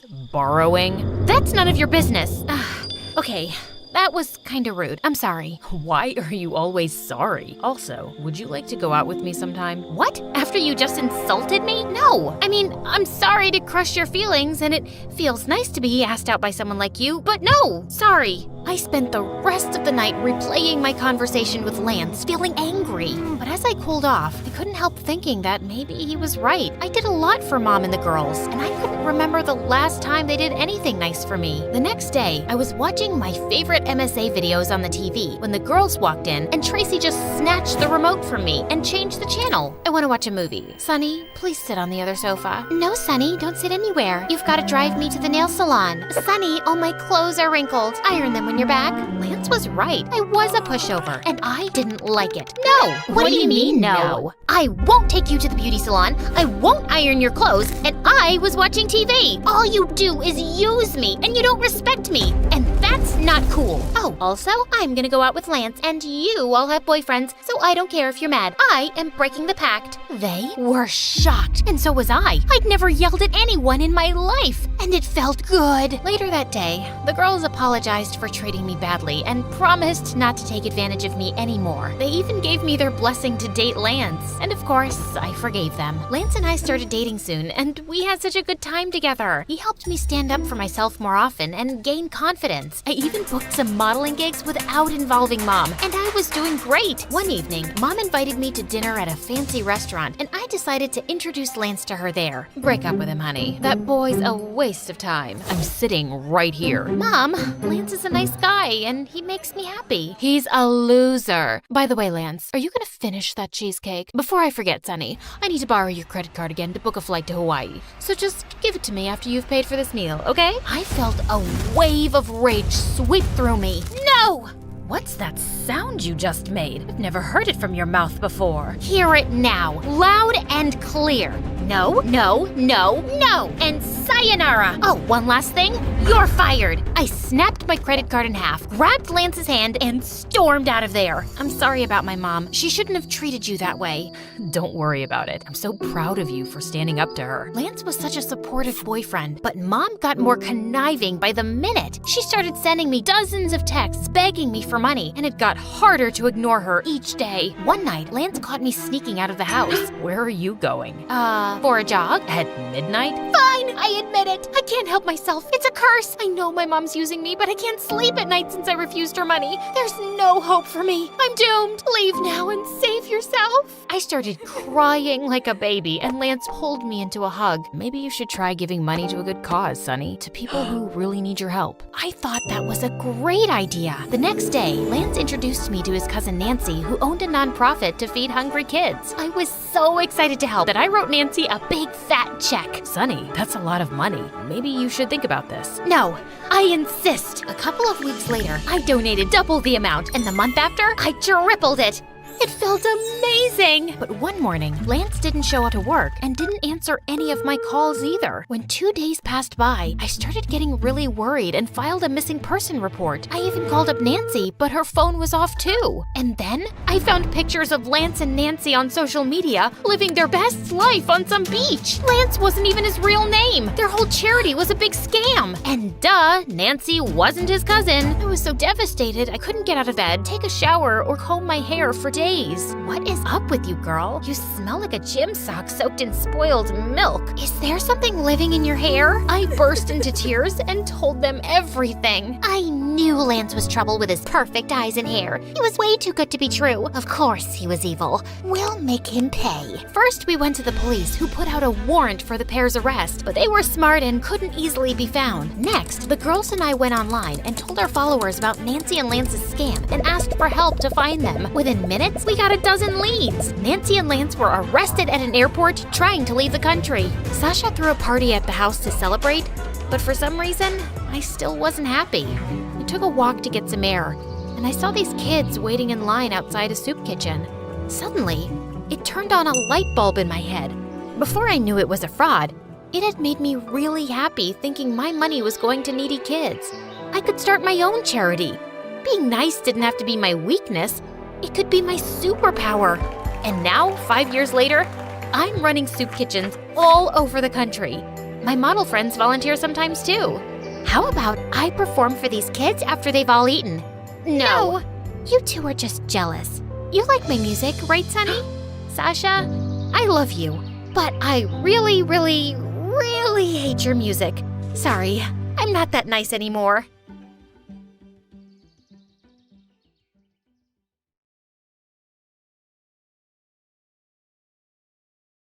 You know those stories about the sons and daughters of famous people?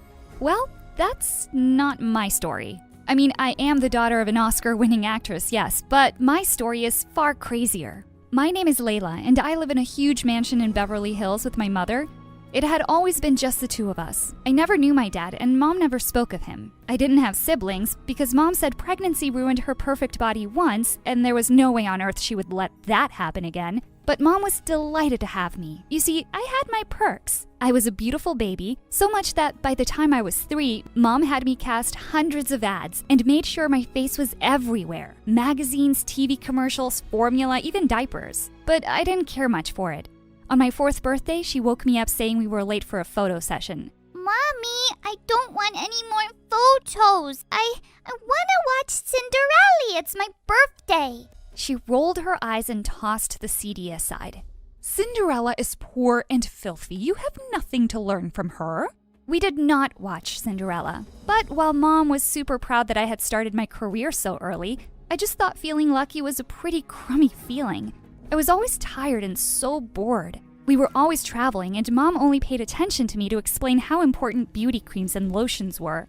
Once I asked her to read me a bedtime story, and she laughed and tossed the book aside and said, "Oh, sweetie, stories are for dumb, ugly kids. You need to know how much more important it is to start using this lotion early." I wasn't even 5 yet. Mom decided that I should be homeschooled since my schedule was tight and there was no room for school. But by the time I was just 6 years old, I started to try to learn about creams and beauty processes because when I didn't, Mom stopped talking to me and ignored me. The first time I tried a DIY face mask, my mother was thrilled. She picked me up and swirled me, saying, "I knew you weren't dumb." I was so happy with her attention that by 7, I was practically a professional. I knew everything there was to know about beauty, and trust me, I knew a lot. Day creams, night creams, shower creams, astringent lotions, and flowers. So many flowers. We lived in a pretty big house, and Mom and I had started cultivating all these flowers when I was 8. By the time I was 12, it was hard to distinguish which part was the greenhouse and which part was the rest of the house. We practically lived in a jungle. Mom loved flowers and was always talking about how pretty I would look because of them. "You'll look like a flower too." I was so curious that I tried to add some flowers to my plate, and to be honest, it didn't taste bad. But Mom wasn't the only one obsessed with beauty, and once she finally allowed me to go to school, I began to realize everyone was obsessed with beauty. Not only was I famous, but I was also a living encyclopedia of DIY beauty hacks. So obviously every girl wanted to be my friend.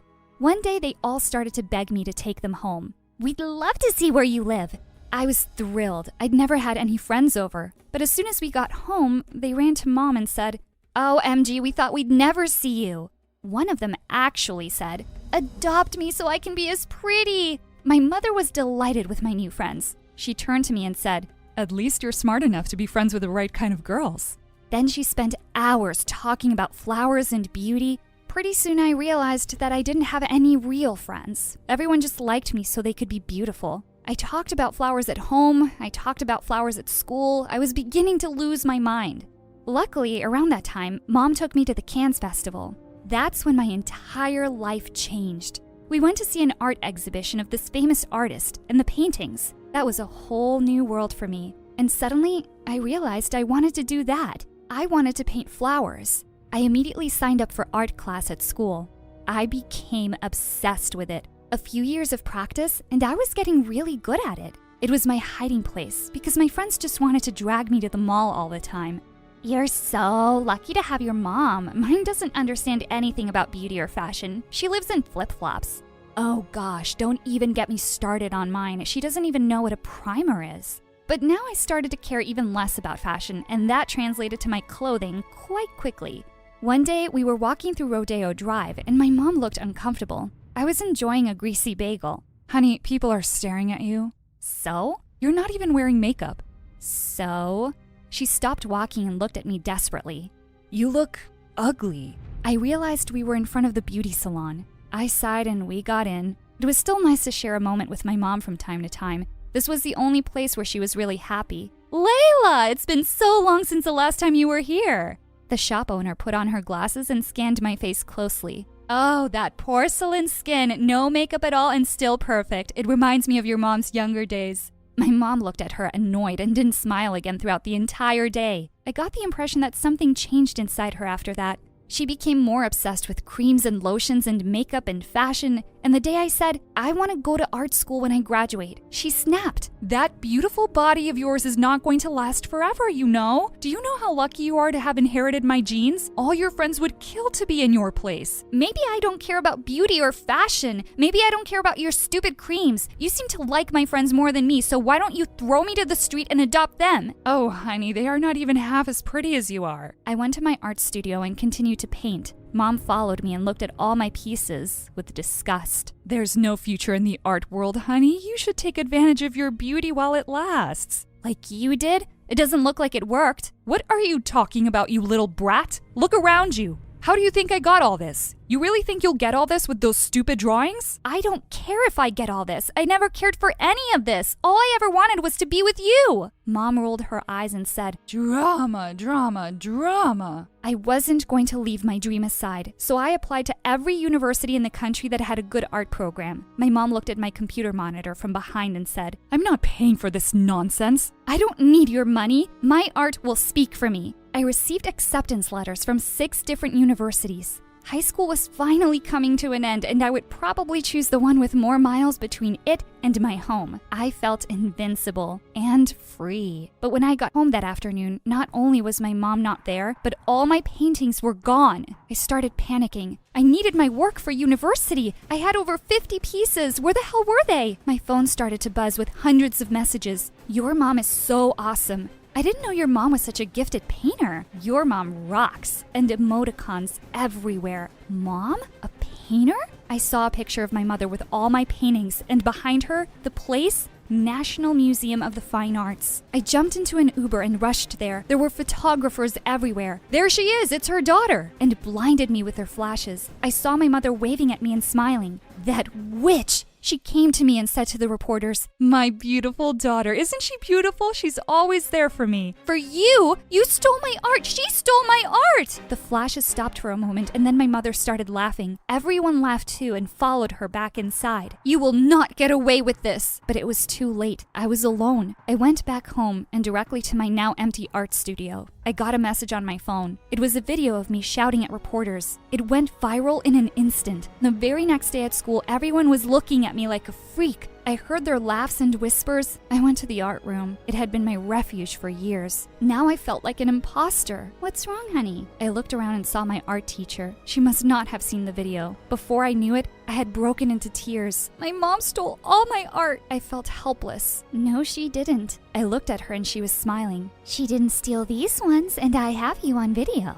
What? I always film my students. It's for academic purposes. She handed me a tape with a smile. I looked at it for a moment. I was so angry I thought of taking it directly to the news. But then I thought of my mother. This would ruin her. This is your art, your life. Don't let anyone take that away from you. Fight for it. And so I did.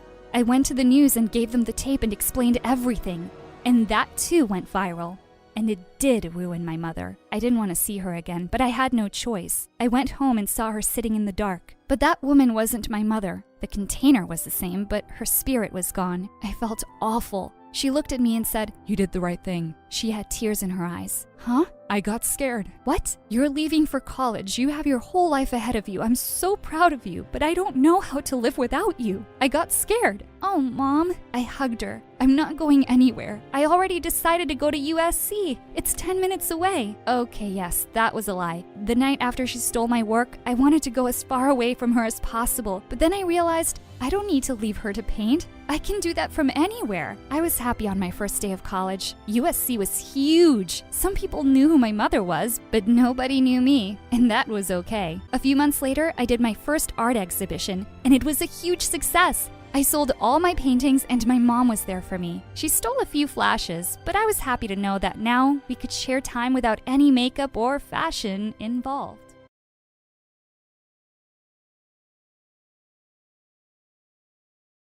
I slammed my bedroom door shut and spit at my best friend's picture. I hated her and everyone in my family.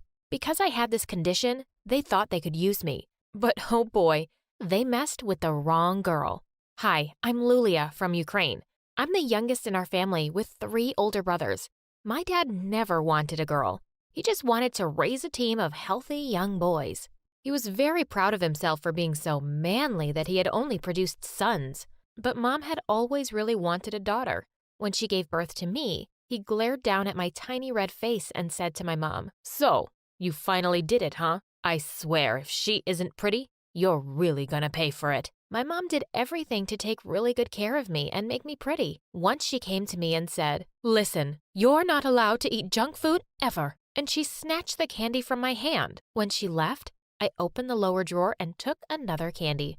I ate whatever I wanted behind her back. Mom started taking me to salons when I was 5, and she would leave me there. I would regularly get manicures and pedicures. Every day I'd have a routine of face masks and visits to the hair salon. But no session would go on for more than 10 minutes before I interrupted it. One time, I pushed the ladies away and yelled at them. I took out my stories. "Read this for me, and I will tell Mom you did a great job." They loved it. One day, I also asked them to start teaching me how to read.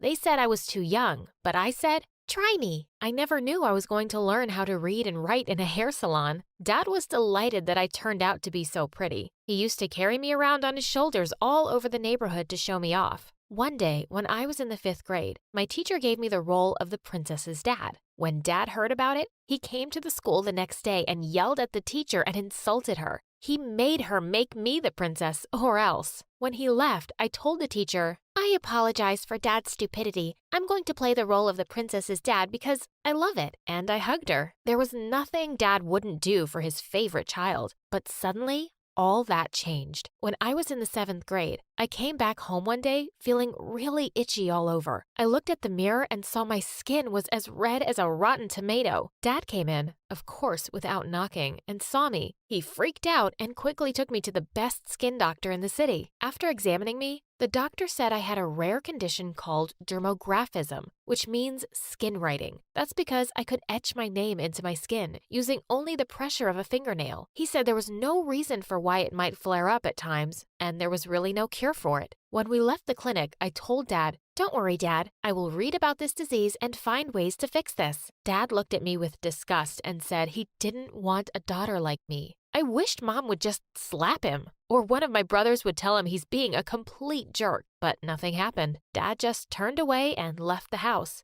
Why was Dad a terrible piece of ugh?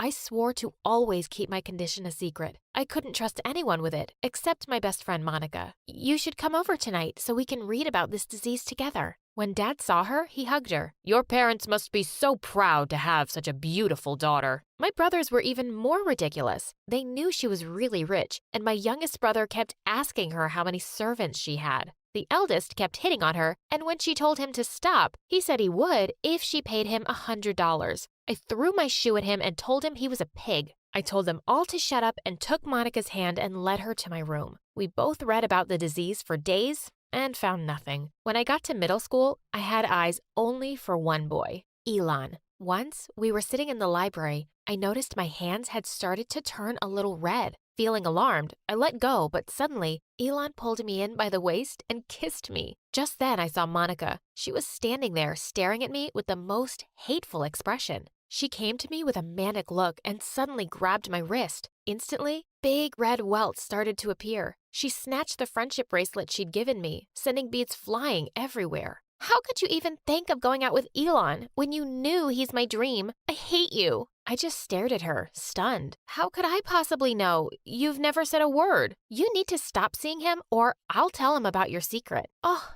how could she? I said, fine, I will stop seeing him. She instantly smiled and hugged me tight, like a psycho. Of course, I wasn't going to stop seeing Elon. Monica wasn't the boss of me. I started dating him in secret. In the school hallways, I would simply walk past him like he didn't exist. But we would meet up outside later every day, and I was fast falling in love. One day, Elon and I decided to skip gym class and meet at the big tree in the schoolyard. Elon had just pulled me in for a kiss when I felt someone drag me away by my shirt. I turned around to see Monica, and this time, she just went insane. She kept shouting, liar, liar, as she pinched and poked my arms. Thick red rashes were popping up like crazy all over my skin. Elon stepped back, looking horrified. Look, Elon, she's a complete freak. I felt helpless at first, but then I felt a wave of fury rise inside me. I slapped her hard across the cheek and ran off. Elon kept texting me and said he couldn't care less about my allergies. All he wanted was to see me.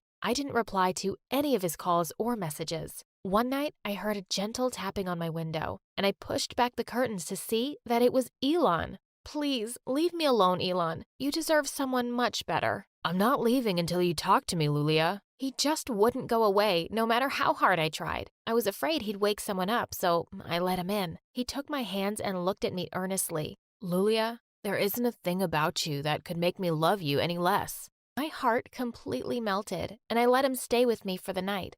Suddenly, we heard some noises downstairs, and Elon quickly snuck out. A few moments later, I heard a knocking on the window. I smiled and ran to open it, but when I parted the curtain, I almost screamed and fell back in horror. It was Monica. What do you think you're doing here, you witch? I'm here to warn you, that boy is mine. I'm not sharing him with anyone. You better break up with him or else. I locked the window and shut the curtains in her face. Thankfully, it seemed like she'd left. But man, the girl was turning into a complete nut job. The next day in school, I could see Monica by the lockers giving me a deathly glare. I also spotted Elon smiling and waving at me. If she thought I was scared of her, she was mistaken. I ran up to him, grabbed his face, and gave him a long kiss. When I looked up, she had disappeared. What was this psycho up to? Later that day in art class, I was painting away my self-portrait when suddenly I felt a dash of cold water on my back. I gasped, and to my horror, I saw that my painting was completely ruined. That's so much better, actually. Now it looks more like you, a freak. I just snapped. I turned around and was about to throw a tin of paint in Monica's face, but I stopped when I saw the teacher coming. My eyes, my eyes! This monster is out of control! What? I didn't even touch her. The art teacher swooped down in no time and started yelling at me. Lulia, I will not stand for this behavior. How could you hurt the most gentle girl in class? She wouldn't listen to a word I said. I kept pointing to my ruined work, but she kept on insulting me and said I'd been raised by savages. I'd just had it. Shut up, you idiot. I know her daddy's donation set up this art studio. That's the only reason you're taking her side. Of course, I ended up in the principal's office and waited while she called my parents. As soon as I saw Dad walk into the office instead of Mom, I just knew I was ruined. He'd probably ground me for life. The principal pursed her lips. We are shocked that any student of ours would behave like this. She has no respect for anyone and is a disgrace to this school and to you." I was sure my dad would agree with her. He rose up from his chair and punched the table. "No one talks about my daughter this way. I'll make sure you regret it. She's the smartest girl you will ever meet." And he took me by the arm and we left. On our way home, he finally looked at me directly after such a long time and said, "Don't ever give up on what you want. Be strong and keep fighting." And that was the last time I ever saw Dad. By the time I woke up the next morning, he had already packed all his bags and left for good. Mom, where did Dad go? My stupid brother scowled at me. "You finally drove him away. It's your stupid condition that made him so depressed. He couldn't handle having a broken daughter anymore." Mom banged her glass on the table. "Shut up and stop treating your sister that way. All you men are jerks. He left because he's in love with a rich woman who's 15 years older than him." I was stunned. Dad was so confusing.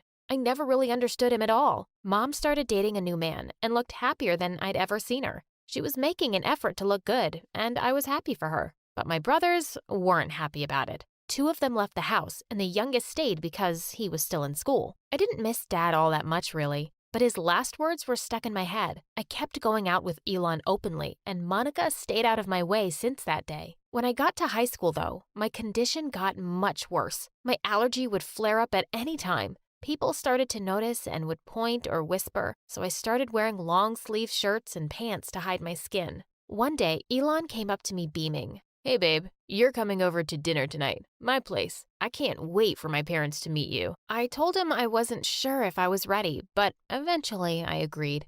The minute I stepped into his house, his mom's face froze mid-smile, and she looked at me like I was a demon. "Elon, what's that on her neck and arms? She's disgusting." What a rude woman she was. "Mom, what is wrong with you?" "You want to keep seeing her? Fine, but you can have another girlfriend, can't you? How about that beautiful rich one who comes here often? What's her name? Yeah, that Monica." I couldn't believe my ears. What a cheater! Elon turned to me and said he could explain, but I just slapped him and left. I was so heartbroken and angry at this betrayal. I never spoke to Elon again. He tried approaching me at school a couple of times, but I always rejected him. One day, I was sitting alone on the bleachers when a handsome jock came and sat next to me. "Hey, I need some help with math. Will you be my tutor?"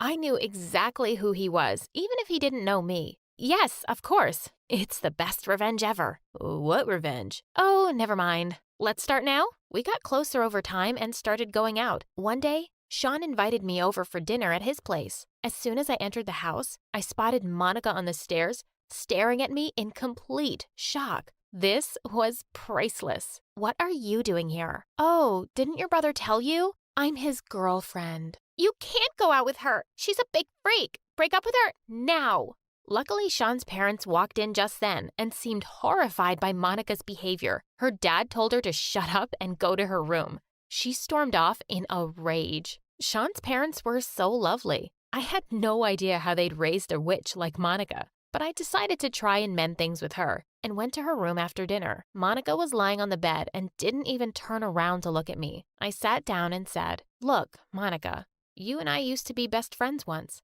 Can we just start over? I forgive you for everything you did to me." "Who asked for your forgiveness?" And in a flash, she'd turned to pounce on me like a wildcat. Before she could hurt me, Sean barged in and pulled her away from me. "Thank you for saving me from your crazy sister." And I started kissing him, just to make Monica angry. She screamed in anger and left her own room. Weeks passed and I graduated from high school with honors. I'd never meant to fall in love with Sean, but I had over this time we'd been dating. One day, my youngest brother came to me and asked me to ask Sean for money. What? I won't do that. I'm not a gold digger, you moron. We got into an argument for an hour until he tried to attack me. I threw a plate at him, but it missed his face by inches. "Fine, I know what I'm going to do." The next day, Sean called me to tell me that my brother was caught last night trying to steal Sean's car. Oh my God, that was so embarrassing. He told me he wasn't going to send him to jail for me. When my brother came home, I yelled at him. He said that he'd had enough of me and Mom, and he left to live with Dad. Whatever. At least I had Sean. We were headed to different colleges, and we promised that we would make a long-distance relationship work. But almost as soon as I left, It got really difficult to get a hold of him. He'd mostly reject my calls and say he was busy, but I could see from his Instagram account that he was partying hard. Then he wouldn't even reply to my messages for weeks. When he finally did, it was to say that he wanted to break up with me because long distance was too hard. Plus, he thought that me and my family were weird and crazy. What a jerk. I was pretty sure he'd found some bimbo. I stopped dating for a whole year and would turn down any offers by guys to go out. I wanted to do well at university so I could make something of myself. One day, I walked into a lecture hall and I couldn't believe my eyes. I never thought I'd ever see him again. It was Elon. He came and sat beside me and said he deserved one chance to explain himself. He said that he never loved Monica, and she kept stalking him and showing up at his place, but he'd always rejected her. He'd wanted to try talking to me again, but by then I was seeing Sean. We started dating once more, and Elon decided to tell his parents. He called his mom, and she went berserk over the phone. I could hear her shouting, "There is no way you can ever bring that girl to my home." "Fine, Mom, then I guess I won't ever be coming home too." And with that, he hung up. After a year of dating, we got married. There was no one at the ceremony except the two of us, and we didn't care. We didn't need anyone ruining our happiness. 4 months after the wedding, I called up Mom to tell her I was married and was pregnant. She seemed delighted for me, but said she was too busy with her new husband to come see me. Elon and I were blessed with a lovely baby girl, Anastasia, and we are making sure that we teach her to always love herself. Charlie turned around to see Maddie, and his heart skipped a beat. What happened while I was gone? Since when did you girls start mingling with nobodies like him? Suddenly, Charlie walked over to Maddie, and he pulled her close. There you are. I've been looking for you everywhere. I've missed you. And then he kissed her on the lips, and Brianna was even more surprised than Maddie at Charlie's move. Elijah gritted his teeth and walked away. Wow, what was that about? I've been wanting to say it the whole week, but not on the phone. I do feel the same way. I care about you too, Maddie, a lot. Madison hugged him and smirked at Brianna. Once everyone knew that Maddie and Charlie were dating, his life in school took a 360-degree turn. People stopped to smile at him, say hello, crack jokes. Why does it feel like even the teachers are nicer to me? The other two Barbie angels welcomed him into their gang, and being with Madison was a dream. They went on long walks, watched sunsets, ate ice cream, and kissed on top of a Ferris wheel. But later that night, Brianna and Amber cringed hearing Maddie throw up. Is Charlie trying to kill me? That gross ice cream at the amusement park made me sick, and my feet hurt from the long walks. And what is so fascinating about freaking sunsets? I think it's sweet. Yeah, 'cause you're not the one suffering. But there is one thing about Charlie. He sure can kiss. Makes you feel like you're the only girl in the world. Ugh, please, spare us the makeout details. Okay. Listen, Brianna, try giving him a hint about planning fancier dates for me. I know he's poor, but come on, he's dating me. The next day, while Charlie was watching football practice, the ball suddenly came in his direction, and he gave it a strong kick back. Hey, kid, you play football? I used to, but I don't have time now. Come on, grab some shoes and join for a game. Just then, Charlie caught Elijah looking at him like he was a bug, and that motivated him. Elijah was coming at him aggressively, but Charlie dodged him and kicked the ball straight into the goalpost. Charlie, you're a natural. You have to join the team. Sir, I really don't think I can commit to practice. Kid, just try it out for a month and see if it works, okay? Elijah, you better watch out. He's gonna give you a run for your money. Charlie ran off to the locker room to put back the cleats. But when he walked out, someone had pushed him to the ground. What the heck, dude? I just don't understand why a low-class idiot like you is in this school. I'm here on scholarship, which means I earned my spot here. But that doesn't mean you belong here. Well, Maddie doesn't think so, and the coach. Don't let the coach's stupid words get to your head. And as for Maddie, gosh, you're a moron. Do you really think... Just then, someone pushed Elijah away hard. Dude, seriously, what is wrong with you? Why are you jumping to his defense? Because he's my friend. And what, are you threatened by a little competition on the field? Oh, please, this loser just had beginner's luck today. I'll crush him next time. and you won't have mommy out there to defend him. Elijah and his friends went out laughing as Charlie picked up his bag and fished out a broken snow globe. Great, this was for Maddie. She's so excited about her Vogue photo shoot coming out, and I wanted to give her something thoughtful. Maybe you could do something a little extra? Rent a car, get some flowers, go out for a nice dinner? Girls like being pampered. Wow, yeah, that sounds nice. Thanks, Brianna. Also for saving my butt. Also for calling me your friend.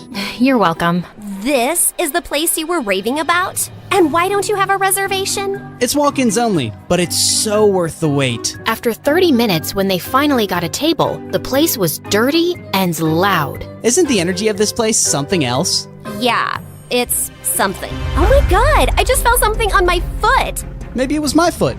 But just then, a mouse jumped onto Maddie's lap. She screamed and started jumping around like a maniac. Then she tripped on her dress and went crashing straight into another table. Ah! Oh my god. Madison, I am so sorry. Why would you bring me to this horrible place? And did you see all those people who were making videos of me? This is gonna be all over the internet. I get why you're upset. But you know, today's video is tomorrow's old news. No one remembers these things. Excuse me? Are you gonna explain to me how fame works? People don't forget anything. Once something's on the internet, it stays there forever. People can pull it out anytime they want. Ugh, this is officially the worst day of my life. With that, Madison stormed out of the car. Brianna couldn't stop laughing as she watched Madison's video posted online, but now she had to do some damage control, so she called him as Maddie. I've had some time to cool down, and I'm sorry for going off on you like that. And I'm sorry about the mouse and the video. You're right, I don't know what it's like to be famous. It's the best and the worst. It's great to have people look up to you, but sometimes they talk about you like you're not even a real person. And imagine having your failures or embarrassing moments splashed across the news as entertainment. It sounds brutal. I'm almost glad I'm a poor nobody. As they were talking, Charlie ended up telling Brianna all about his amazing grandma and how she'd made him apply to the school. I just want to get myself into a good university so I can make something of myself and spoil my grandma rotten. She deserves the whole world. Well, you're definitely the guy who'd get it for her, Charlie. Over the next few weeks, Charlie found himself bewitched and confused by Madison. He felt closer than ever over their late-night talks, but in person, she was totally unpredictable. One moment, she'd be all over him, and the next, she was snapping his head off. Charlie, do you think I'm fat? No. Why did you pause before answering? What? No, I didn't. Yes, you did. You said, no. You even looked at me before replying. I shouldn't have looked? Why would you look? Don't you just know? Maddie, you're being irrational. Now I'm crazy, am I? Well, I'm not fat. I'm PMSing, so I'm bloated. I hadn't noticed. Really? Ugh, you're so insensitive. You have no idea what it's like to go through this every month. Right now, I feel like killing someone. And I also really want that Thai red curry ice cream. I'll get it for you, babe. Whatever helps you feel better. You getting out of my face would make me feel better. And yes, the ice cream. Now. You got it. Amber and Maddie started laughing hard as soon as Charlie was gone.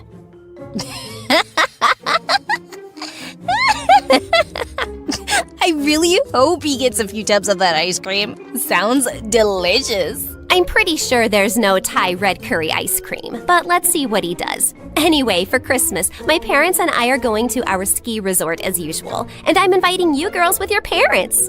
Should I invite Charlie? You have to, right? He's your boyfriend. Yeah. And at least 3 of my exes will be there. And I'd rather not show up single, but I'm gonna have to give Charlie a makeover before I take him. On his first day at the resort, Charlie slipped out of his room at 5 in the morning and found Brianna waiting in the kitchen. Oh, you're here. I almost thought you wouldn't come. I almost thought that too. I don't know why I agreed to this early morning skiing lesson. Because you're a good person and you like me? I'm just saving Maddie some embarrassment, because you'll definitely make a fool of yourself without my help. Couldn't agree more. They headed out to one of the smaller slopes, and she explained skiing techniques to him. I think you're ready. Well, as ready as you'll ever be. If I die, please break the news gently to Grandma. You play football against Elijah. You'll survive this too. Now don't be a wuss. Time to go! Brianna whizzed down the slope, and the cold wind in her face made her feel alive. She turned around to look at Charlie, who looked like a baby goat learning to walk. Charlie, just loosen up! Come on, I'm racing you down to the end. Charlie took a deep breath and relaxed. He was gaining momentum and actually starting to enjoy it. Brianna was flying ahead effortlessly, but he was catching up. But then suddenly, he was going too fast. He tried to slow down, but he just couldn't. And moments later, he felt himself crashing straight into Brianna and they went tumbling into the snow.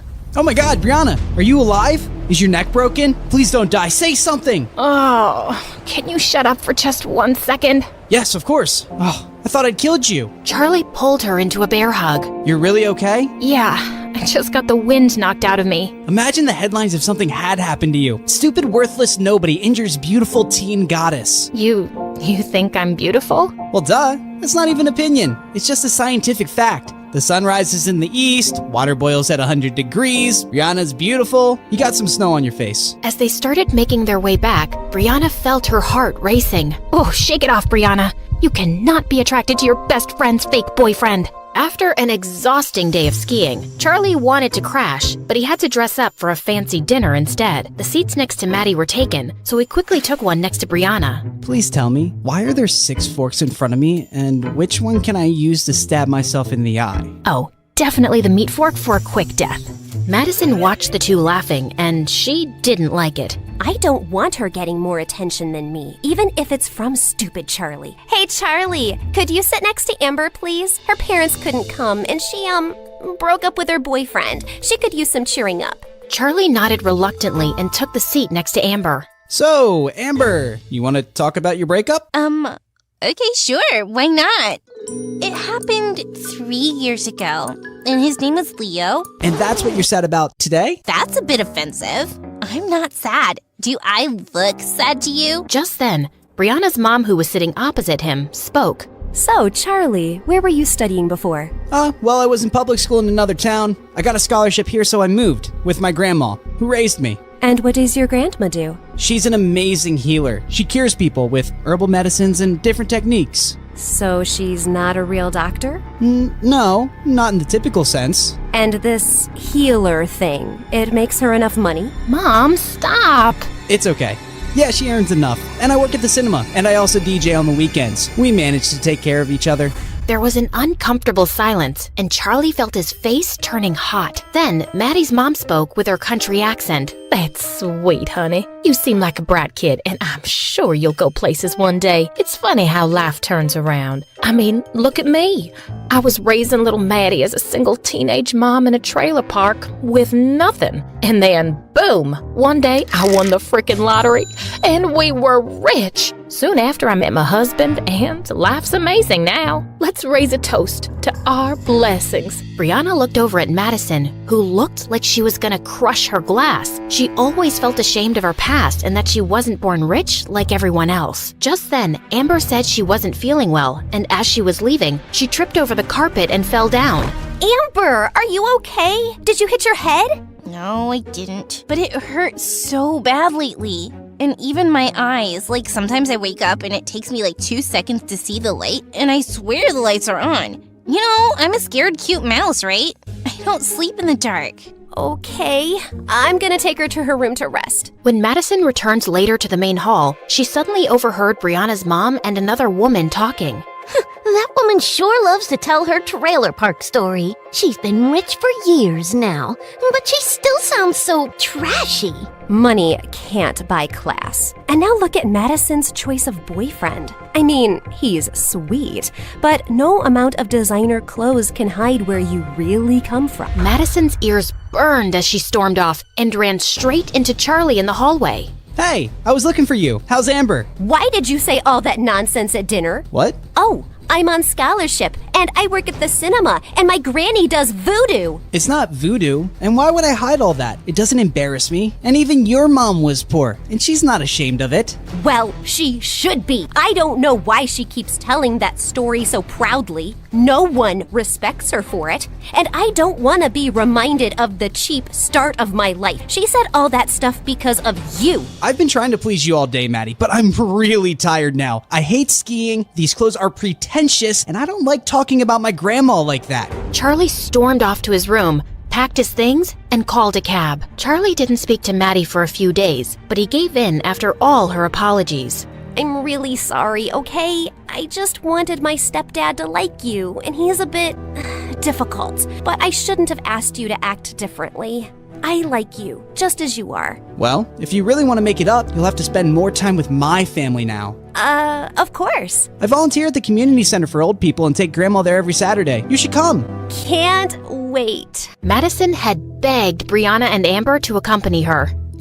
Oh, this place smells like disease and something rotten. Shut up, Maddie, and just act normal. After they'd all met, Charlie asked Maddie to help him set up a game of musical chairs, while Brianna joined his grandma. I'm so glad to meet you girls. Charlie was certain he wouldn't make any friends at his new school. You've raised a pretty nice guy. Oh, trust me, I didn't do much. That kid was born with a heart of gold.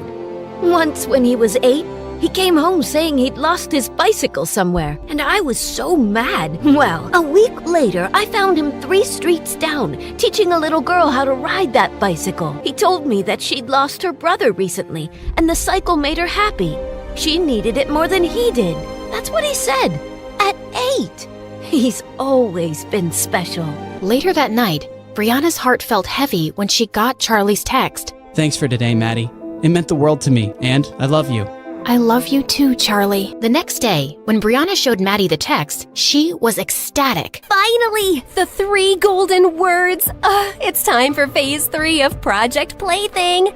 Dump his sorry butt. Yay! Then sushi in Tokyo. But Maddie, he really cares about you, and dumping him out of the blue feels cruel. Can't we think of an easier way to let him down? But this was always the plan. Are we supposed to care about his feelings now? Well, yeah. We've gotten to know him, and I just think he would take this really hard. You know what? You're right. He is a bit oversensitive. Maybe I can be really difficult the next few weeks, and then he'll just get sick of me and be happy to break up. That sounds better. Thanks. After Brianna walked away, Madison turned to Amber. Who does she suddenly think she is? Mother Teresa? I'm tired of Charlie, and I want to pay him back for the times he was rude to me. I have the perfect plan to dump that loser. But don't say anything to Brianna, okay? Oh, I love it when we have secrets. Just the 2 of us. 3 days later, it was Madison's birthday, and she was having a big party in a dance club with Charlie as DJ. Then suddenly, she climbed onto a table with a mic. May I have everyone's attention, please? I have something to say to our resident DJ. Everyone fell silent, and Brianna suddenly had a horrible feeling. As you all know, I've turned 17 today, and I just want to start this year fresh. So Charlie, I'll start with you, 'cause I just can't fake things anymore. You are just a game to me, okay? To us. I got bored, so my girls and I decided to make you fall in love with me as a challenge.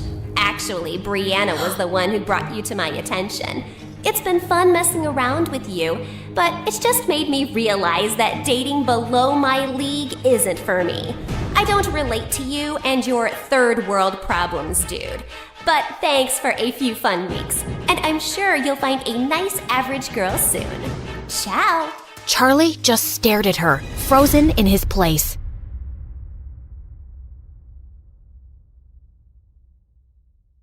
Hi friends, I'm Jasmine from Egypt. I was just 3 when Dad left Mom, and it was just the 2 of us. Since Mom didn't have an education, she had to work as a maid. Growing up, we didn't have much, and whenever I'd see women wearing fancy clothes, I'd wish my mom could have them too. Every night, I vowed to study hard and make it big for Mom's sake. Mommy, I promise, when I get a job, I'll buy you a beautiful house and lots of clothes. Really? That's so sweet of you, my doll. I was so focused on my goal that I poured all my heart into studying. When I was 7, I got into one of the best schools in the city on scholarship. Since I was a little more enthusiastic about studies as compared to other kids, that really made me a target of bullies, especially Maha. She was the principal's daughter, and the girl couldn't stand me at all. One time, our school took us to a history museum, and seeing a dinosaur, I was so excited. This is a 65 million years old fossil of a T-Rex, and they were about the size of a school bus.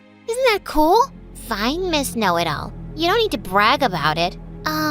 Brag? It's a fact. You would know it too if you'd ever opened a book. Okay, this really got to Maha, and the witch all of a sudden pushed me, and I went crashing into the dinosaur skeleton. It was a mess. Maha accused me of crashing into the skeleton on purpose, and I kept telling the teacher that she was lying. In the end, Mom was called, and when asked to pay the damages, she went mad. Pay damages? For some bones? Who do you think I am? I am a maid. Where do you expect me to get all this money from? Hearing her, all of the kids started laughing, and I felt my ears burn.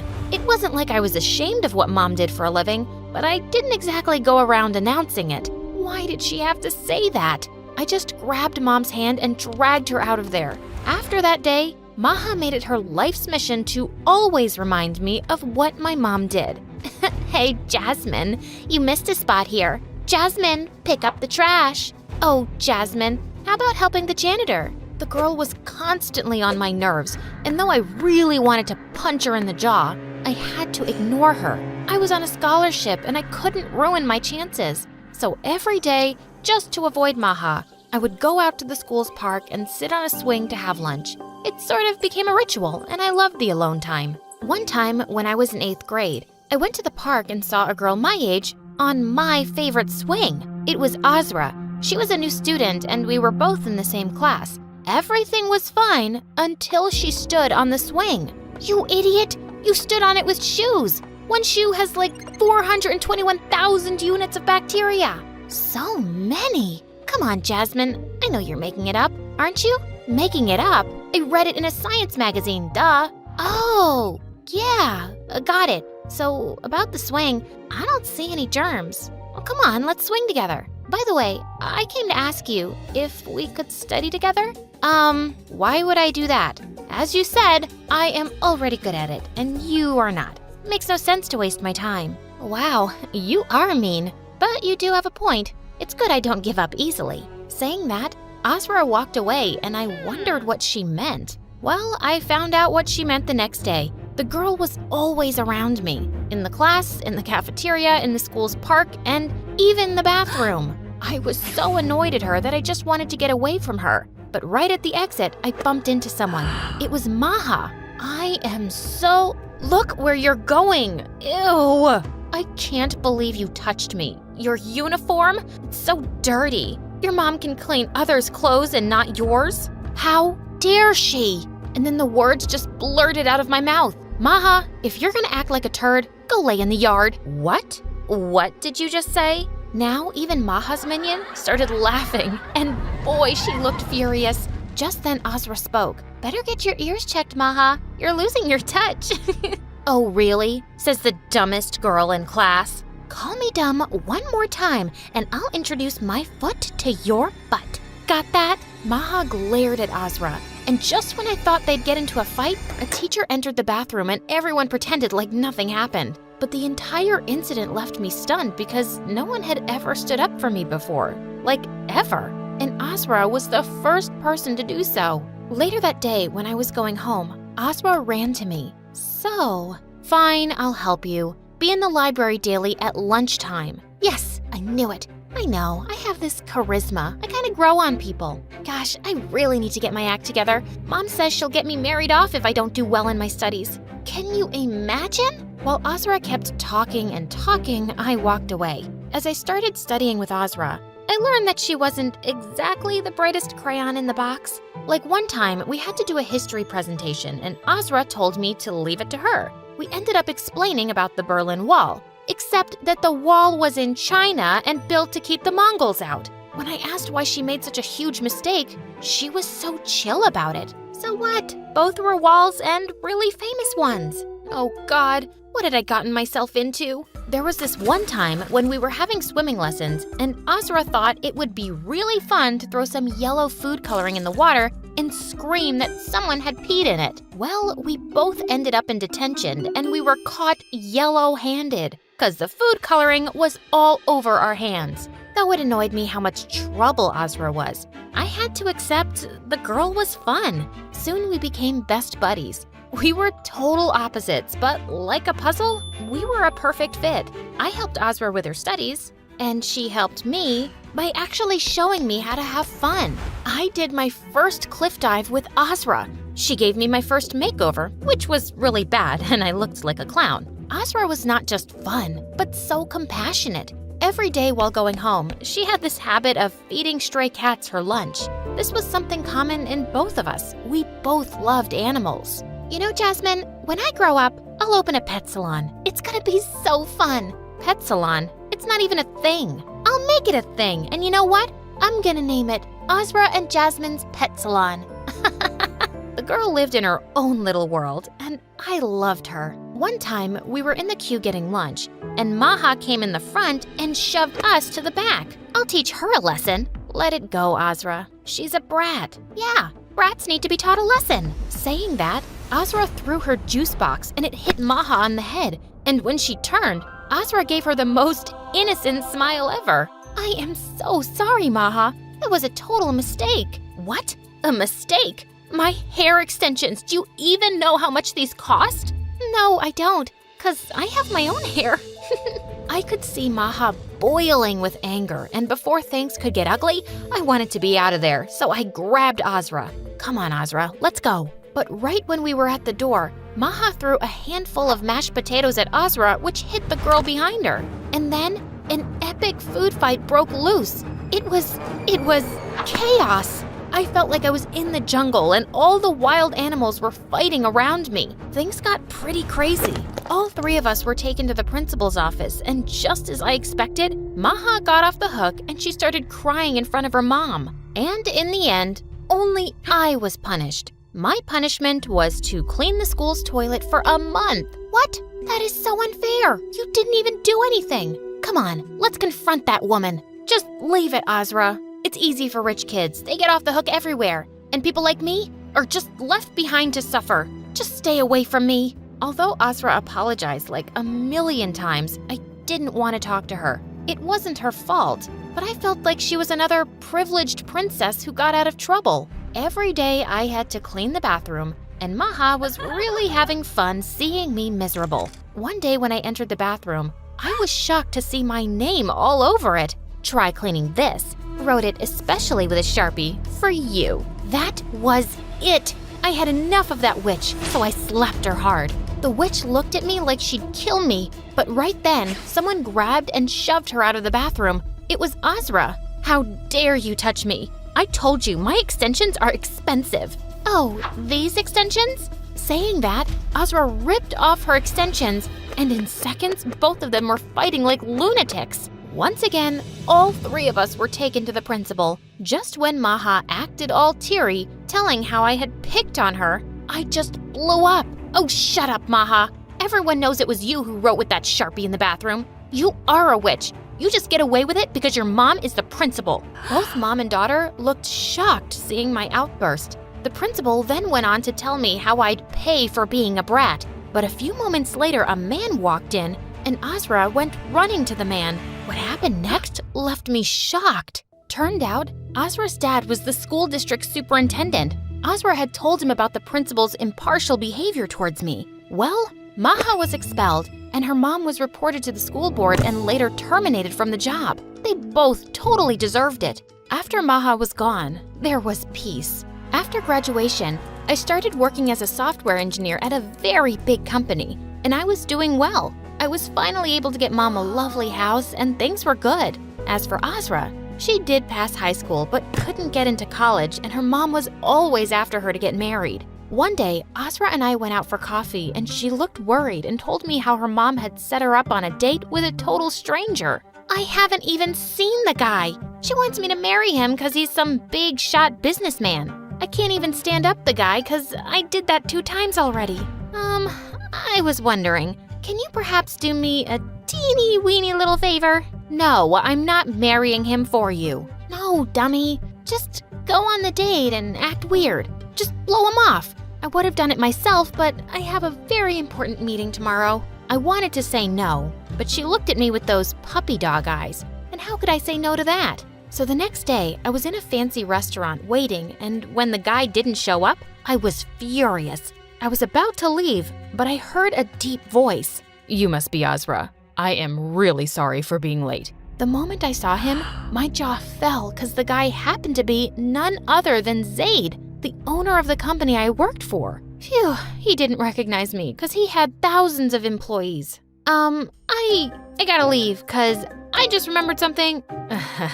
Azra, our moms will set up another date if we don't sit through this one. Just pretend you're here with a friend. Easier said than done. Unexpectedly, I had a good time. I felt like I could talk freely to Zaid. Of course, as Azra. We both exchanged numbers, and Zaid and I texted each other every day. It was magical. I felt like I was falling in love with him. When Azra asked me what was happening, I told her the truth, and she told me to come clean. And the day I was going to, something awful happened. I had a presentation at work, and when I went in, I was totally shocked to see Zaid there. He looked equally stunned. After I finished the presentation, I just wanted to run out of the building, but he caught me in the elevator. Jasmine? Your name is Jasmine? Why did you lie to me? I can't believe it. I fell in... I can explain. It's complicated. I was gonna tell you tonight, but your lie was caught. Saying that, he left, and I felt awful. I left my job the day after, and when Azra came to visit me,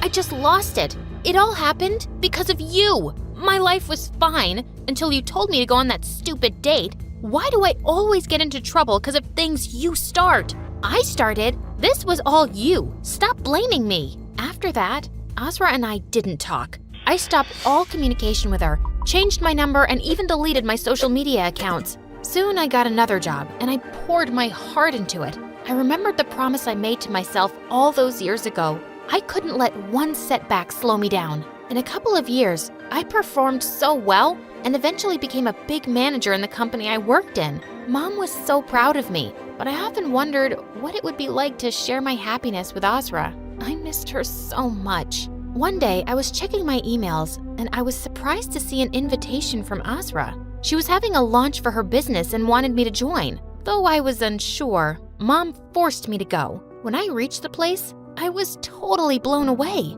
Azra had finally opened her very own pet salon. It was Azra and Jasmine's pet salon. So, what do you think, bestie? How did I do? Azra? How? When did this happen? It's amazing. Then she told me how she had a business meeting for the salon the day I went out with Zaid in her place. I just had tears in my eyes. She did it. Jasmine, I missed you. Making all this happen wasn't that fun without you. I missed you too. You're my best friend in the whole wide world. I don't ever want to fight with you. You're my soulmate. We fight. That's who we are. And speaking of soulmate, there's someone here to see you. When I looked, I was shocked to see Zaid. He looked a bit nervous, and then I was the one to speak first. And then he ran to me and hugged me so tight and whispered in my ear that he loved me, and I couldn't hold my tears. And I whispered back, I love you too. And that's the day I learned that if you work hard and never stop pursuing your goals, the universe will give you what you want.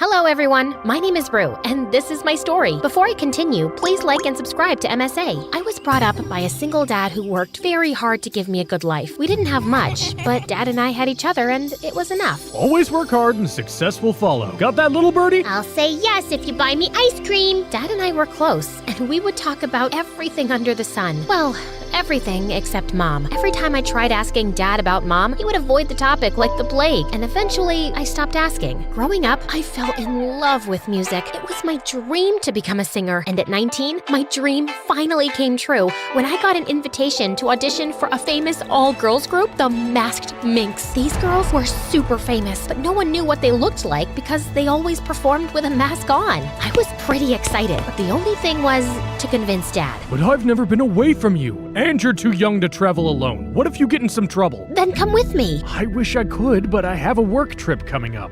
I just know if I had a mom, it would be easier for both of us. She could take me on this trip and you could go to work, Dad. Well, I guess I am that unlucky. No mom, no trips. Sucks, but I know you're doing your best, Dad. Hey, we're very lucky to have each other. I guess I can make some time and take you, but you have to promise that you'll quit bringing up these stories of your mom. I promise. And just like that, Dad and I were on a plane to London. The band had arranged for us to fly first class, and when we finally arrived, I was excited to be welcomed at the airport by a personal chauffeur. Soon after, we reached the hotel where we were staying, and it was also the venue for the auditions. I hugged my dad and entered the audition room, but it was empty. Just then, someone tapped on my shoulder. I turned around and almost passed out. It was a girl, and she had the exact same face as mine, only more polished and prettier. Okay, I know that we have at least 7 people who look exactly like you, but dude, this is beyond freaky. Who are you? Firstly, please don't touch me. I hate being touched. Too many germs. And secondly, I am Ava, and I'm your twin sister. My what? Ava went on to tell me about how we were twins and that our parents separated shortly after we were born. She was raised by our mom, while dad stayed back in America with me. She was a singer too, but recently she discovered that she had laryngitis and her singing career was basically over. I was the one who sent you the mail and called you here. I have a very important tour coming up, and since I can't sing, I need you to take my place. You'll get a lot of money, and I won't lose my contracts. If you do a good job, maybe I can get my friend in the USA to sign you for his record label. Okay, slow down. Can we take a step back? You're one of the masked minks, and you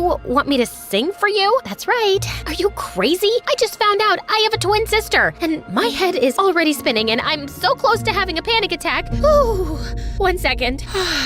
Even if, in some parallel reality, this whole thing was true, I would still have to tell my dad about you. Your dad, our dad, can't know that we've met. I do not want him to get suspicious. Mom has always told me how dad has hated her all her life, and now I don't want him to take you away. Please, Rue, help me. How do I even know you're my sister? Ava showed me a copy of my birth certificate and a few pictures of us together as babies, but I couldn't trust her. So before I agreed, I placed a condition. I'll agree if you make me meet Mom. Deal. Dad was waiting for me in the hotel lobby, and I felt so angry by looking at his face. How could he hide such a big truth from me? I wanted to confront Dad, but I also wanted to meet Mom, so I decided to stay quiet and go with the flow. I went back to my room and dozed off, and hours later, I was woken up by a frantic call from Ava. I need to see you. Now, come to the lobby and I'm sending a car. I got dressed urgently and did as Ava asked. We met at a restaurant where Ava walked in with the most gorgeous guy on her arm. She introduced him as Jason, her boyfriend, and I just couldn't stop staring at how perfect he was. I need you to convince Dad to pay $100,000 to my manager. Yeah,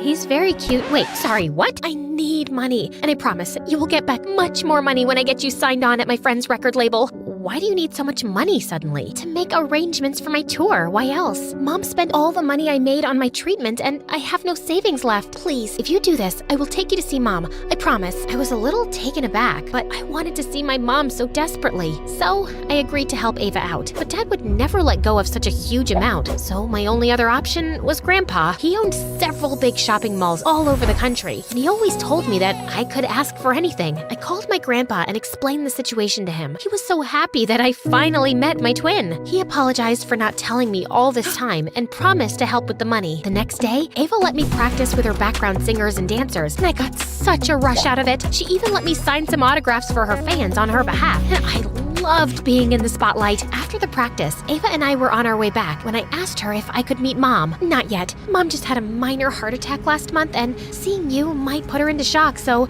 we need to wait. Meanwhile, could you be a doll and get me some more money? Why? I've already spent enough, Ava. I need to see Mom now, or I will call off the deal. I asked the driver to stop the car and walked out feeling confused and angry. I wanted to cry because I had just lost my grandpa his $100,000, and I still hadn't seen my mom. I was outside the hotel when suddenly someone yanked at my arm. Jason, what do you think you're doing? Listen to me carefully, Rue. You have to get out of here. Ava and her mom are bad news. I heard Ava's mom talking about how they're going to drain your dad's finances. I think you're a really nice person, so please just tell your dad the truth and go back home. And why should I trust you over my own family? Because I know them. I've been with Ava long enough to know when she's lying, and her mother is no saint. She's my mom too, and I think I'm old enough to know what's right and wrong, so thank you, but I'll take it from here. Saying that, I turned around and left, but Jason's words kept ringing in my head. I couldn't sleep a wink that night, and the next morning, I decided to finally tell Dad everything, but he was nowhere to be found. So I went downstairs and saw him talking to a strange woman in the hotel lobby. I walked up to him, and when he saw me, he turned white. What are you doing here? I could ask you the same thing.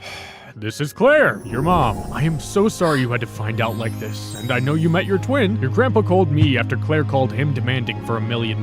We will be heading home tomorrow. I was just saying goodbye. So you're saying goodbye and I don't even deserve a hello? How is that fair? Don't blame your dad, sweetie. Don't call me sweetie. You know why I asked Ava to meet you? So I could stand in front of you and ask you how you could abandon your own child. I could only afford to bring up one child, and I randomly picked Ava. Not that it was a good decision. She's pretty much useless now. Your absolute disregard for humanity amazes me. And thank God I never got a chance to know you, or I would be the only kid in the world who hates their own mother. I turned around and ran to my room. An hour later, Dad showed up and told me the whole truth about how Claire had been using the excuse of raising Ava alone to get money from both my dad and Grandpa, and they kept it as a secret to protect me. You could have told me the truth. You would have gone behind her anyway, little birdie. I know you that much. Dad and I left for home that night, but I couldn't go back without meeting Ava, so I asked her to meet me at the airport, and surprisingly, she showed up. I introduced her to Dad. He was so happy, and he hugged her and shed tears. Ava and I sat down, and I told her about what Mom had said. Mom didn't raise me. She gave me up at birth, and I lived in an orphanage. I only got back with her a few years back when someone from the orphanage told her about my singing talent, and since then, she's been trying to use me as a money-making machine.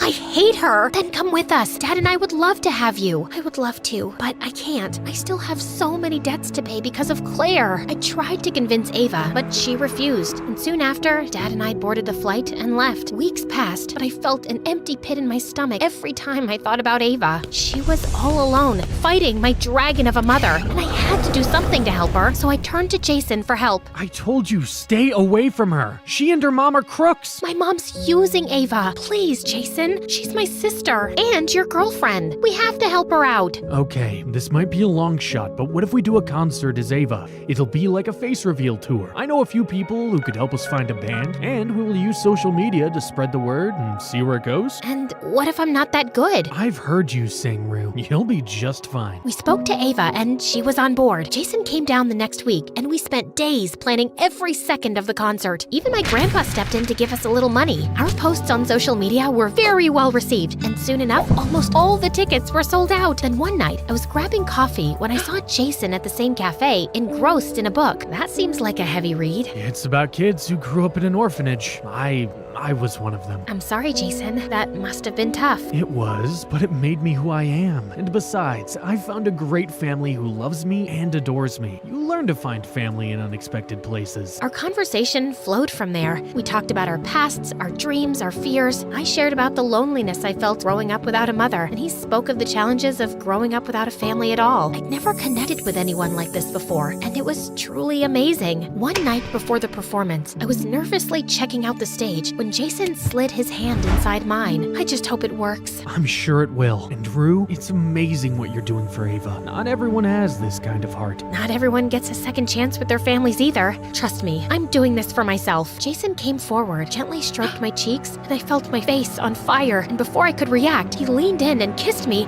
but I pushed him away. This is not right. You're with Ava. No, I'm not. Ava and I were just dating for the public. Trust me, we mean nothing to each other. She's still my sister, and you and I have to respect that. I walked away from Jason knowing I really wanted the kiss, but family is more important, so I decided to put my feelings aside and concentrate on the bigger picture. The next night was the concert, and it was a huge hit. We collected a lot of money, and when Ava found out, she was beyond happy. That night, I slept with the best feeling ever, but the next morning, my dad shook me awake, and then he told me the most shocking news of my life. Apparently, Ava had turned down my offer to move in with me and Dad, and instead, she slapped me with a legal notice for impersonating her without her permission. The only way she would take her complaint back was if my dad agreed to pay her $10 million. I feel so stupid for wanting to help her. It's not your fault. I guess she's just more like your mom than you thought. I could not stop crying because I knew this was going to make me and Dad so poor. I had to come up with a solution before we ended up homeless. So I decided to approach Ava, but my calls and messages went unanswered. I was running out of options when a couple of days later, Ava showed up at my front door along with Jason. What are you doing here? I ran away. I'm finally free. Free to do what? Brand me as a liar? I tried to help you, and you threatened to sue me. It wasn't me. It was all Claire's idea. Apparently, Claire had taken all of Ava's phones, and she was the one who had sent the notice in Ava's name. I'd gone back home to talk to Ava in person, but she was missing. I tried to tell her how wrong this was, but she just locked me up. But somehow I ran away and hid at my friend's place till Jason found me.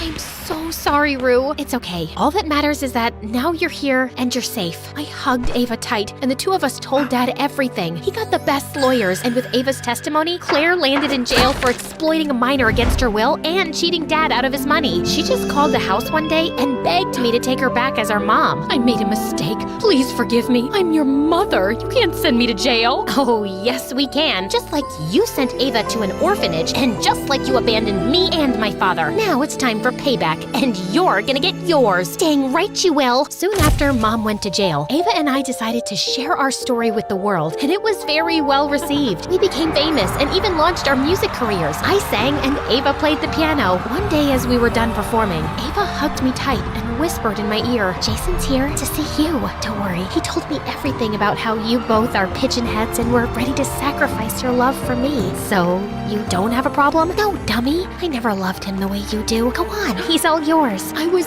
so happy. I rushed backstage and saw Jason waiting for me. Without thinking, I threw my arms around him and pulled him in. I know too much has happened, but I'm ready to move on if you are. I'm 10 steps ahead of you, babe. I learned that sometimes the people related to you can hurt you the most, and you always have to be ready for anything.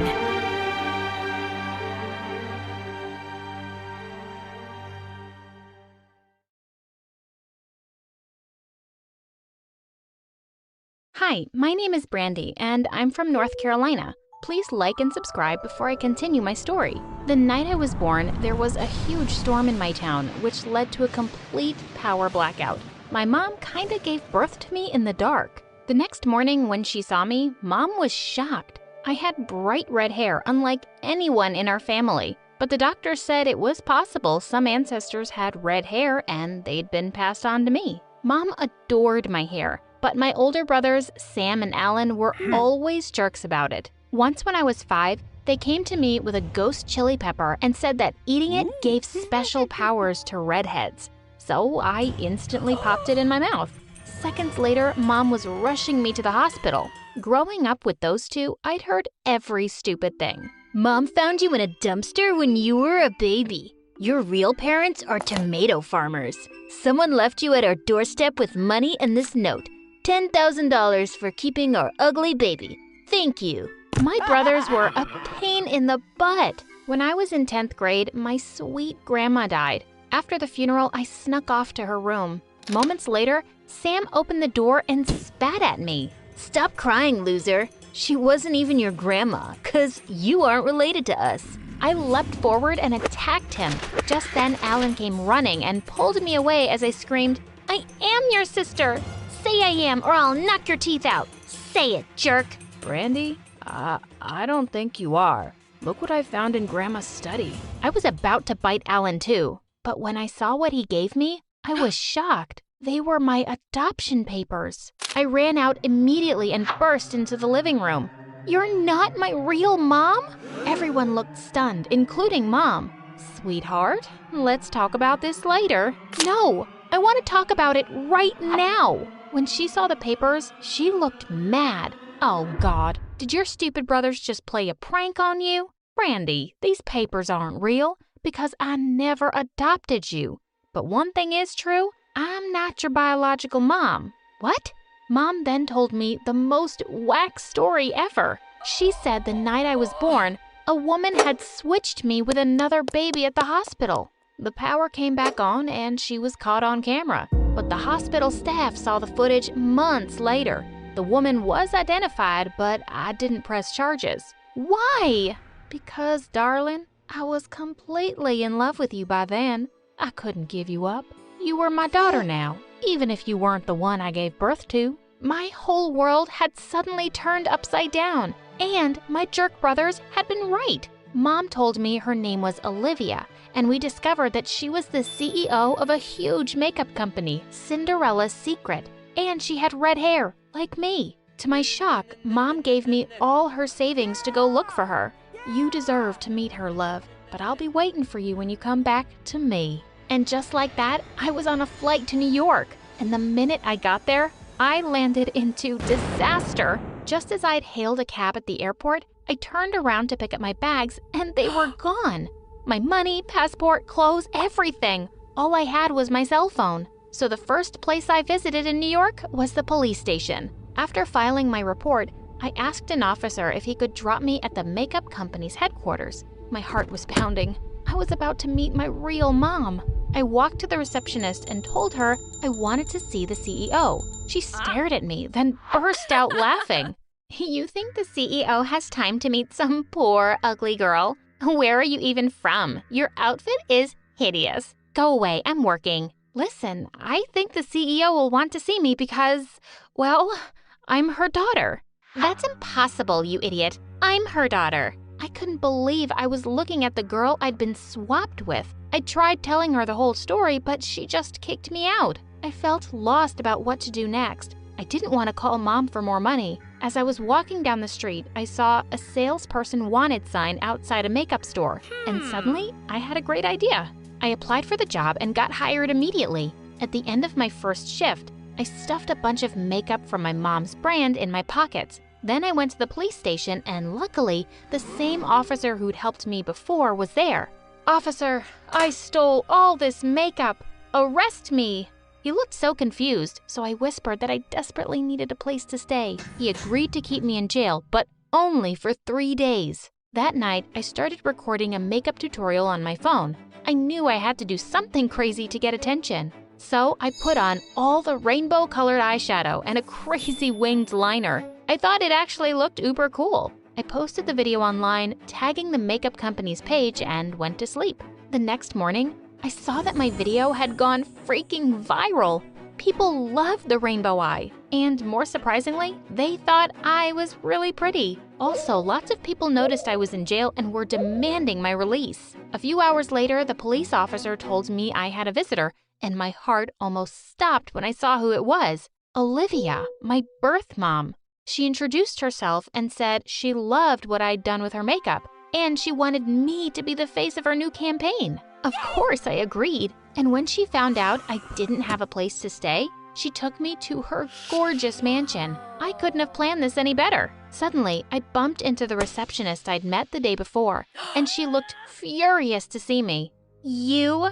Do I have to call security again to throw you out? Sylvia, what do you mean again? This creep came by the office yesterday. And you threw her out? You can be such a fool sometimes. Do you know she's the genius behind the rainbow eye? No, I just copied it from a friend. Ew, now I want to poke my eyes out. Why is this beggar even here, Mom? She's my guest, so behave yourself. I could feel Sylvia's death glare as I walked off to my room. Wow, Mom's real daughter was a witch. Later that night, I woke up to some strange sound, and when I turned around, I screamed. Freaking Sylvia was standing by my bed. Tell me who you are and why you're really here. Well, I told her the whole story, and I was certain she wouldn't believe a word. But what she said next shocked me. I sometimes wondered who my birth mom was, and now I know. She's a poor weirdo like you, and the woman I live with is a millionaire. So I guess I really hit the jackpot when she stole me. Wait, you know Olivia isn't your mom? Oh yeah, I know. A stupid maid once said I looked adopted, so I got a DNA test done. Now you listen to me. I don't want you telling Olivia you're her daughter. If you try to take over my life or my money, I will destroy you.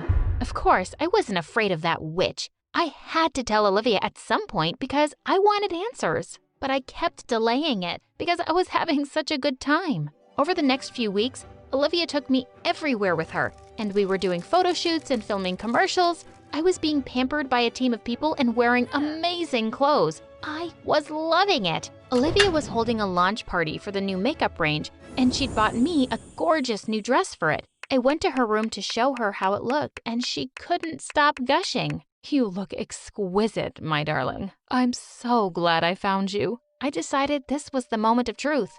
Yeah, me too. Olivia, there's something I need to... And just then, my eyes fell on the dressing table and all her makeup.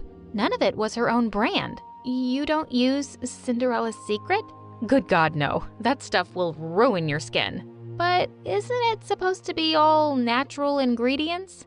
Well, since you're such a sweetie, I'll let you in on a little secret. No, it's all chemicals. It's way too expensive to use the natural stuff. But Olivia, that's dishonest. You're lying to all your customers. Suddenly, she looked livid. I don't remember asking your opinion. I know how to make money and be successful, and that's all that matters. And let me remind you, your contract doesn't allow you to talk about my products, so I'd keep my mouth shut if I were you. I left the room in shock. My birth mom was a monster. The next evening, everyone at the party was coming over and giving me compliments, but I just felt unhappy now. Just then, someone tapped me on the shoulder and I turned around to see a sleazy-looking guy. I've been watching you from across the room, and I can't seem to stop. You're a hottie, and I'm a hottie, so we should get to know each other, babe. Sorry, I think Olivia's calling me. But as I started to walk away, he grabbed me by the waist and kissed me. I pushed him away, but just then Sylvia attacked me. How dare you kiss my boyfriend? You think you can take everything? I'm gonna kill you, witch! As I fought her off, Olivia came to my rescue and pulled her away. She screamed at Sylvia in front of everybody, who burst into angry tears and stormed off. That night, I decided I was leaving this madhouse. I was gonna tell Olivia everything, get my answers, and take the first flight home. I marched to her room, but as I got closer, I heard Sylvia shouting inside. You don't love me anymore, do you? It's because she told you? She's your real daughter, isn't it? OMG, Sylvia had told her before I could. Yes, I know she's my daughter, but she didn't tell me. I just knew the moment I first saw her. Wait, what? But why did you steal me at birth and leave her? I just picked the prettiest baby from the nursery, and that was you. She was a really ugly newborn. Listen, my darling, you're my daughter. This girl is just good for business because she's a different face. Once people are bored of her, I'll send her packing. I turned around and fled to my room. I'd heard all I needed to know. I packed my bags and climbed out the window. Before heading for the airport the next day, I stopped at the office of a journalist I'd met once.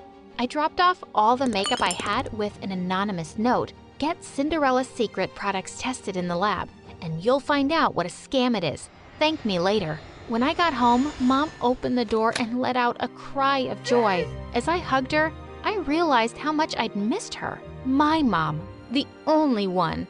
Well, long story short, the journalist did follow up on my lead and published an article that brought down Olivia's company. She was sued for billions and went bankrupt, and even had to serve some jail time.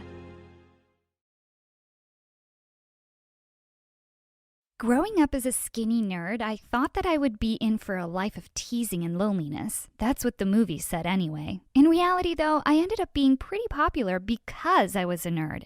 Instead of being an outcast, I was actually welcomed into places because I had straight A's. People would ask me for help on tests and borrow my class notes at the end of every lecture. I guess people are getting smarter. I was 12 when I made my first payday. Hey Tracy, how's $10 sound for tomorrow's algebra homework? Said Todd, somebody I had never met before. I would have done it for free back then, but hey, he offered, and I wasn't going to say no to some cold hard $10.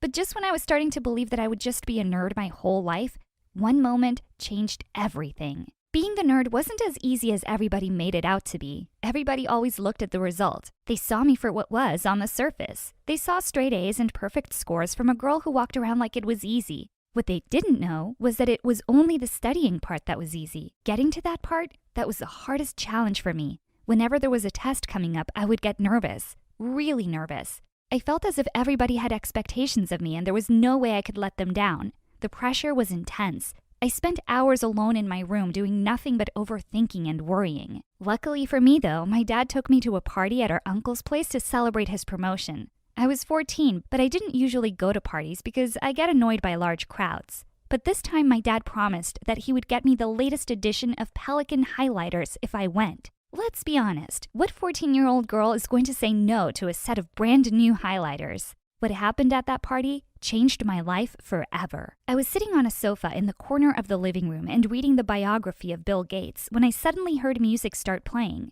My family jumped up and started dancing to some Christmas Carol remix. It was one of the most ridiculous dances I had ever seen because nobody really knew how to dance. My dad's eyes met mine for a moment, and he was smiling widely as he motioned me over to come and join in. I shook my head and returned to reading. It was then that I heard my dad yell, "I'll make the eggnog!" over the sound of the music. I quickly raised my head. He really does make the best eggnog, I thought to myself. I put down my book and went over to see how they were moving. To my surprise, there was no pattern. My cousins, my parents, my uncle, they were all just throwing about their arms and legs randomly. My dad noticed I was just standing there and walked over to me. "You don't prepare to dance, you just dance," he said encouragingly. I waited for him to stop staring at me, and he eventually took the hint and went back to dancing. I closed my eyes, took a deep breath, imagined his eggnog, and started moving my arms and legs. I'm not sure how I looked or how good I was. All I remember is the feeling of peace. I started moving my legs to the beat, and my hands were acting as if they had a mind of their own. I don't know how long I was moving like that, but all of a sudden, the music stopped, and I opened my eyes to see everybody staring at me. I realized I was panting, and there was sweat on my forehead. Everybody burst into laughter, and my dad walked over to pat me on the head. "Well, I definitely won't be asking you to do that again," he said laughingly. Little did he know I would be doing that a lot.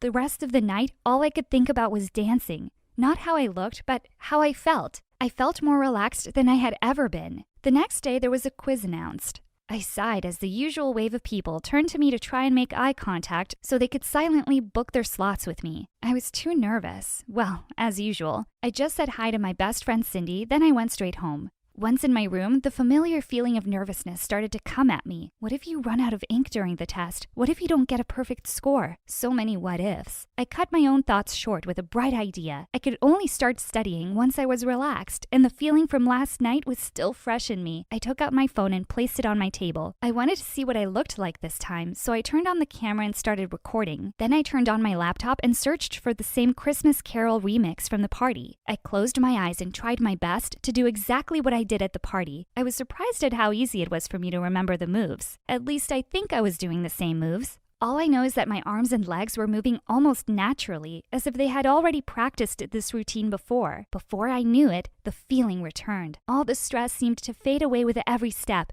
I felt myself smiling. As soon as the song ended, I opened my eyes and ran to check my phone. I pressed play on the video it recorded, and my jaw dropped. I look utterly ridiculous. I wasn't even following the beat like I thought I was. It was a complete mess, but I couldn't help but laugh. There's no way I could show this to anybody. At least you're not fighting pressure, I told myself. I suddenly felt a burst of positive energy. I finished studying for the test in the next hour and started replying to people who had asked for help. I was actually surprised with the number of people who were asking me for help. By the time I was 17, I could compete with the hottest jock in school for a popularity contest. People would ask me to help them study for a big test, do their homework, and this one guy even texted me to write his grad school application for him. But unlike the hot jock, I was also cashing in. The money wasn't reliable, though. My parents somehow gave me the brains to divide 270 by 13 in 5 seconds and memorize pi to the 12th decimal when I was 9, but couldn't teach me how to say no to people.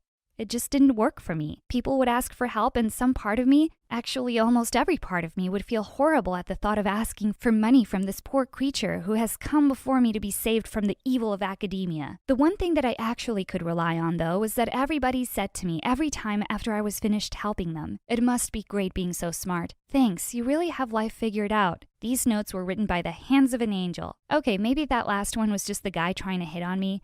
The point is that everybody seems to think that I'm the happiest kid in the world because I'm always at the top of the class. Things weren't any better at home. My mom was always going on about what a great child I am because of my grades, and even brags about me to her neighbors. Sometimes she brags a little too much, and I wonder if she's really complimenting her own genes in me. She even keeps trying to get me to eat mushrooms. She says they're good for my brain, but ew. What I'm trying to say is that even at home, it's like my grades are defining how happy I should be. The truth is, they don't. By the time I was 20, I had already been practicing dancing with a passion. I had learned professional moves and discovered new music too. I could only seem to get into the mood for it before a test, when I had negative thoughts to get rid of and focus on something. Otherwise, I would just close my eyes, and that natural feeling just never seemed to come. I started to get sad sometimes when there wasn't a test to prepare for. Cindy thought I was being a show-off when I told her this, so I let her in on my dancing secret. She thought I was joking at first. Shaking that booty helps you relax? There's plenty of dancers out there already. You can be a brilliant scientist or something, she said. I know she meant well, but I realized she wouldn't get what I'm after, so I quietly agreed on the outside. On the inside, though, I realized I would need to get a professional opinion. It was time to take this to the next level. Right after school, I went and looked up dance competitions until I found one that was accepting submissions for talent. There was one competition that was judging people based on 5 videos from their TikTok accounts.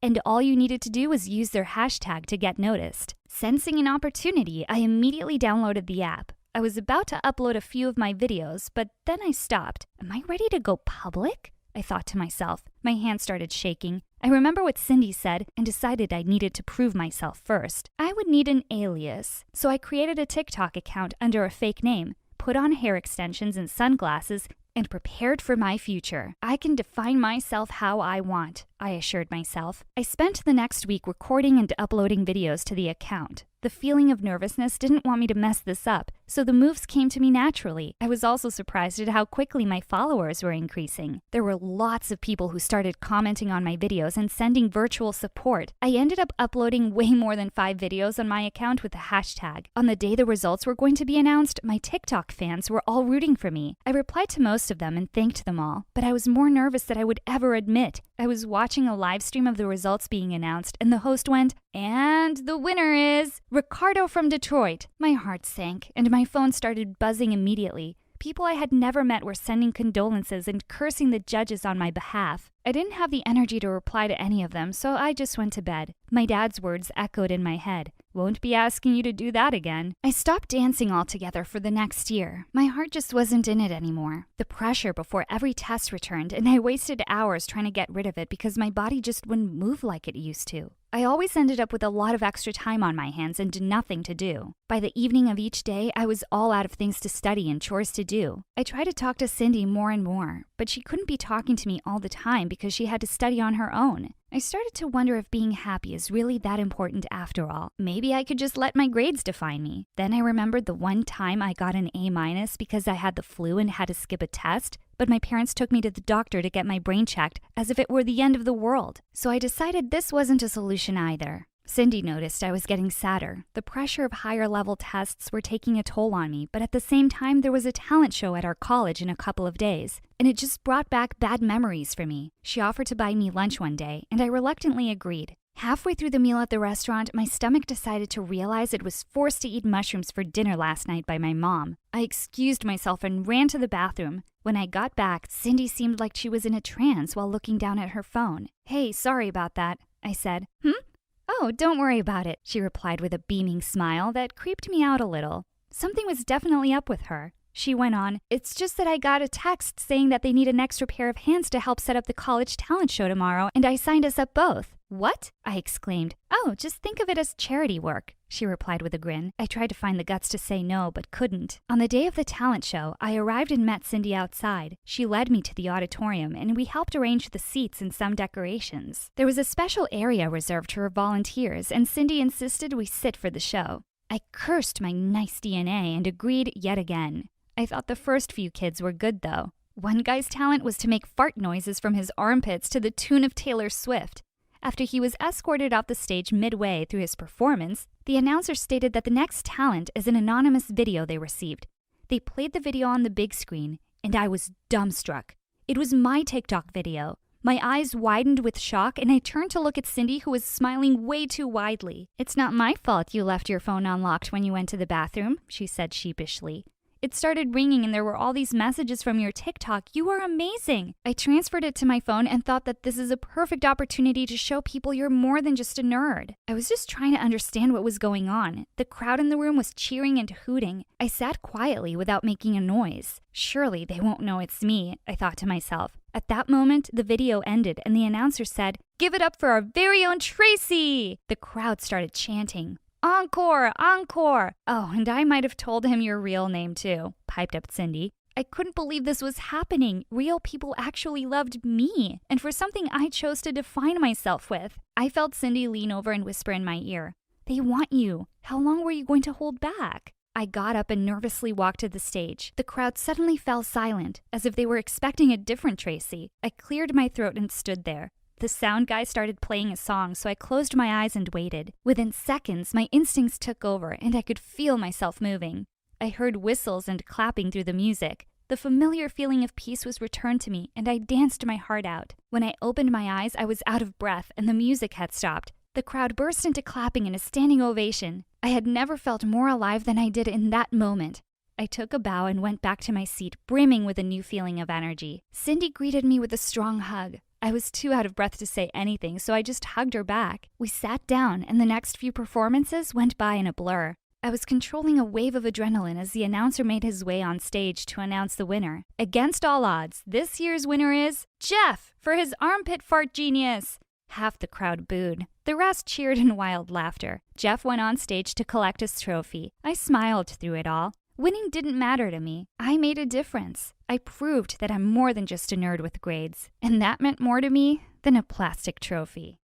Hi, my name is Kylie, and I'm from Massachusetts. Please like and subscribe. I lived with my younger sister Daisy, and my mom, who worked as a cook in rich households to raise us. Once when I was 7, there was a birthday celebration at one of the houses Mom worked at, so she took both of us along. And while we were playing with the other kids near the pool, Mom brought a huge cake outside. Kylie, can I see it from the top? I pulled a chair and made Daisy stand on it, but to my shock, she took a handful of cake and stuffed it in her mouth. No, Daisy! It's so yummy. You moron! You ruined my cake! She charged towards Daisy, but before she could do anything, Daisy fell smack onto the cake, and she started snoring. Of course, Mom was fired, and we were thrown out of the party. But this wasn't the first time Daisy had suddenly fallen asleep like that. So we took her to the doctor, and there we found out that she had a condition called narcolepsy, which could be triggered anytime by strong emotions. Mom got really worried about her, and I tried to comfort her. Don't worry, Mom. Everything's gonna be fine. I'll look after Daisy. Oh, honey. It was then I decided that I was going to work really hard to earn lots of money for her treatment. As years went by, I put all my attention to Daisy and my studies, and I bagged a scholarship to one of the most expensive high schools in the city. But the kids here were weird, and the craziest of them all was Fiona. One time, I saw her trashing her ex-boyfriend's car along with her minions. Fiona, I brought this cat poop. It smells yuck. Why are you smelling it, moron? Throw it in the back seat. I didn't want to get involved with these crazy people, so I walked away. But only a few days later, Fiona came looking for me in the washroom. So, she's the smartest nerd around here, huh? Yeah, I checked all of their glasses, and she has the biggest ones. That makes her the smartest, right? Fiona smacked her on the head and walked up to me. So, whatever your name is, I don't care, but I want you to write my assignments for me. What? Why would I do that? Because I'm telling you to. Duh. And I'll pay you. And given your looks, you sure need some help. I just pushed her aside to walk away, but then she pounced on me. You witch! We both broke into a wild fight, and then we were reported to the principal. Fiona was let go because her mom was one of the school board's members, but the principal gave me a stern warning. You're an excellent student, Kylie. I don't expect this kind of behavior from you. This time, I'm just putting you in detention, but I won't go so easy on you next time. This was so unfair, but I kept quiet because I didn't want to cause trouble for Mom. Then a few days later, it was Daisy's birthday, and we were shopping for a dress at a boutique with a huge sale when suddenly Fiona walked out of the dressing room. What are you doing here, loser? Don't you know this place is for rich people only? Security! Security! Throw this ugly duckling out. How dare you talk to my sister like that?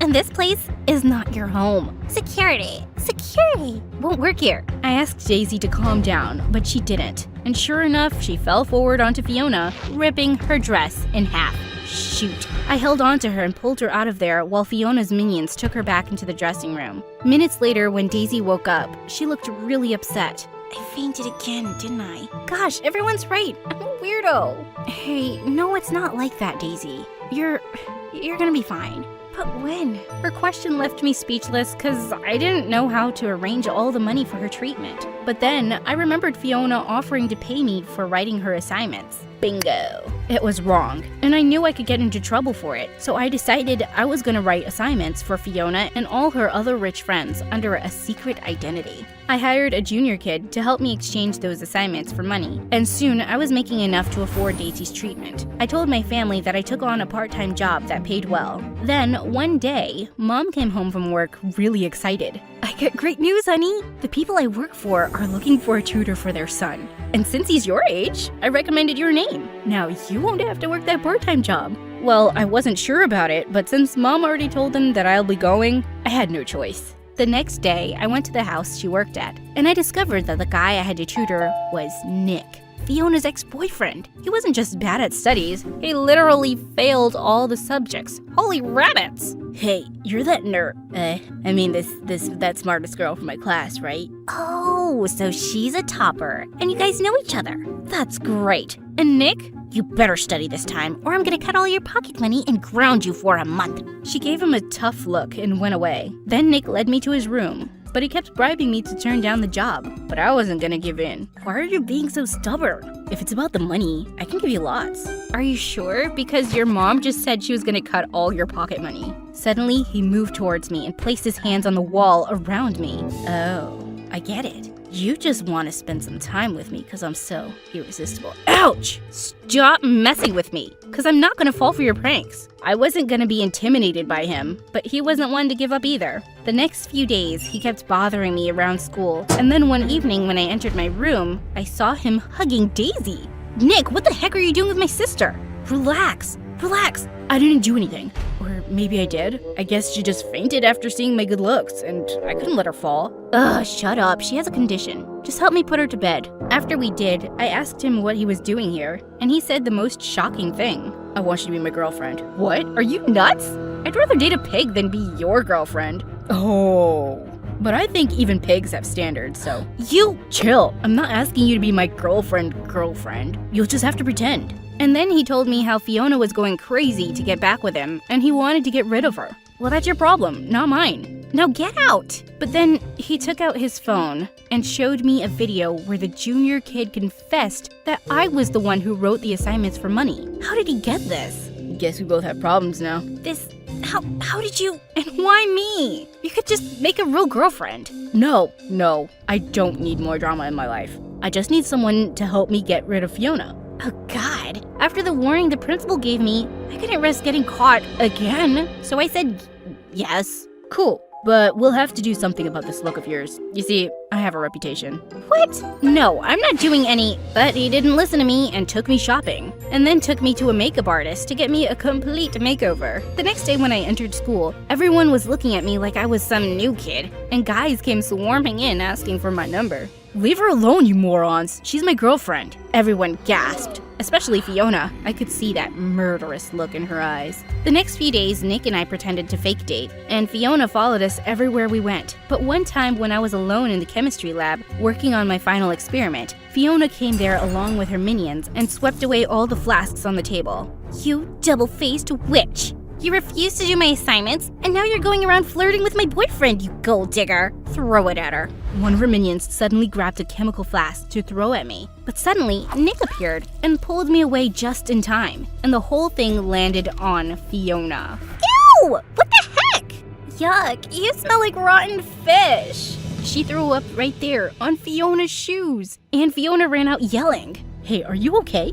Don't touch me. You got me into this mess, and now because of you, I'm gonna fail my practicals. I pushed him away and stormed out of there. The next day, I was all set for the teacher to announce that I had failed. But to my shock, he said my experiment was submitted early that morning, and it was perfect. What the what? I spotted Nick winking at me with a smile, and I knew it was him who must have submitted it. Later that evening, I reached Nick's home to tutor him, but when I went to his room, he was getting ready to go out somewhere. Whoa, I'm sorry, I didn't see anything. Oh, that's sad. For you. Anyways, I'm going to a party and you'll have to pretend to teach me while I'm away. What? No, I'm not gonna do that. Okay then. If you want, you can tag along with me too. No thanks, I never go to parties and... What? You never go out? Like, ever? He looked at me in complete shock. Yeah, I just focus on my studies. Oh God, Kylie. The world won't come crashing down if you have some fun, you know. He pulled my hand and both of us climbed out of the window secretly. And for some reason, I was kinda liking it. When we reached the party, it seemed so much fun. The kids were playing games and Nick pulled me in too. We had to dance with our partners on a piece of paper, which was folded every time a team was eliminated. And by the time only one team was left to compete against us, Nick lifted me up in his arms and we won. Everyone cheered for us and suddenly some of the girls came and took me to the dance floor. For the first time in my life, I danced my heart out and I was freaking loving it. And there was one person I had to thank for all of this. Nick. I stepped out to look for him, but what I saw next shocked me. He was kissing Fiona. And for some reason, I felt so jealous that I just ran out of there. But when I went home, Daisy looked at me and she knew something was up. So I told her everything about me and Nick and the party. Well, I already knew some of it. What do you mean? I mean, the way you always talked about Nick. I had a feeling you liked him. But if he likes stupid Fiona, he must be really worthless too. She immediately texted Nick from my phone that I wasn't going to pretend to be his girlfriend anymore and hugged me tight. I was pretty bummed out, but what happened next crushed my heart. The next day when I reached school, the principal called me and my mom was already there. She told us that she was going to expel me for writing assignments for the other kids and helping them cheat. What? No, I didn't. We have proof, Kylie. And I told you it was going to be worse for you if you caused more trouble. And then she showed me the video Nick had on his phone. I couldn't believe it. How could he be so evil? I told Mom the entire truth and decided I was going to confront Nick. But on our way back, Mom broke down into tears. I don't want you to get into any more trouble, honey. It's not worth it. Those people are rich and they can do anything. So please, let's just leave from here. But Mom told me she didn't want to work there anymore and convinced me to leave the place along with her and Daisy. So we moved away and I got admission into a local school, but I worked really hard to get into the best university in the country. There, I met Harry and fell in love with him. After 4 years of hard work, I established my own startup company, and within another 3 years, I was a really successful entrepreneur. Soon after Harry and I got married, I had to move away to another city with him. I was really happy, except about the part where I had to leave Mom and Daisy behind. Sometime later, I was attending a large business party one evening and chatting with other people when I heard a familiar voice. I thought you didn't go to parties. I turned around and was shocked to see Nick? What are you doing here? I was invited to the party too. I live here now and I don't want to know, Nick. Just stay away from me. I walked away, but he just followed me. Kylie, listen to me, please. Let go of me, Nick. I don't even want to see your face after what you did. What? What did I do? You got me expelled from school. What? You think I showed that video to the principal? It was Fiona. She was the one who took that video from my phone and asked her mom to get you thrown out of the school. What? I thought... When I found the truth, I tried to call you and reach you, but you never picked up. Yeah, because I was mad at you. You lied to me. I saw you kissing Fiona at the party. What? No, I didn't kiss her. She was the one who jumped onto me. What? Was he telling the truth? I don't know if I can trust you, Nick. But in any case, it doesn't matter anymore. High school was a really long time ago. I've moved on. But we can't even be friends? And with that, he held out a business card and reluctantly I took it and left. I had no plans to be friends with him again though, and I was more than happy with Harry. Or so I thought. Over the next few months, I was really busy with work and was getting less and less time to spend with Harry. And one day, I discovered that Harry was cheating on me.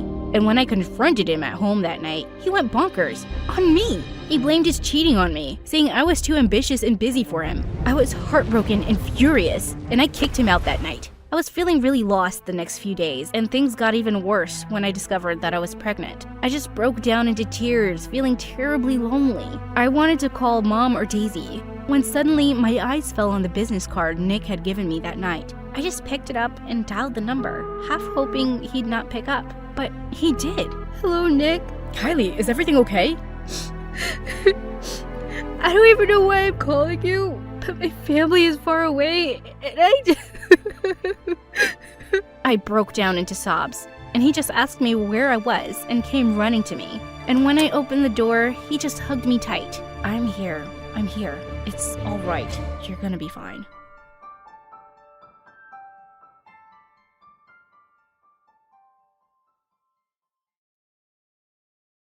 Hi, I'm Danielle from New Hampshire. Please like and subscribe. My sister Ivy and I are twins. Dad left before we were even born, so I never knew him. And Mom raised us alone. And she was just something else. When we were babies, Mom forced us to wear helmets every day, except for when we slept. We even wore helmets in the bath when she wasn't washing our hair. Mommy needs you to wear these so you don't bump your heads and die. She also covered the entire house with mats when Ivy and I were learning to crawl. Our house was like one big giant pillow. Worst of all, Mom never allowed us to go outside, except the nearby grocery store sometimes.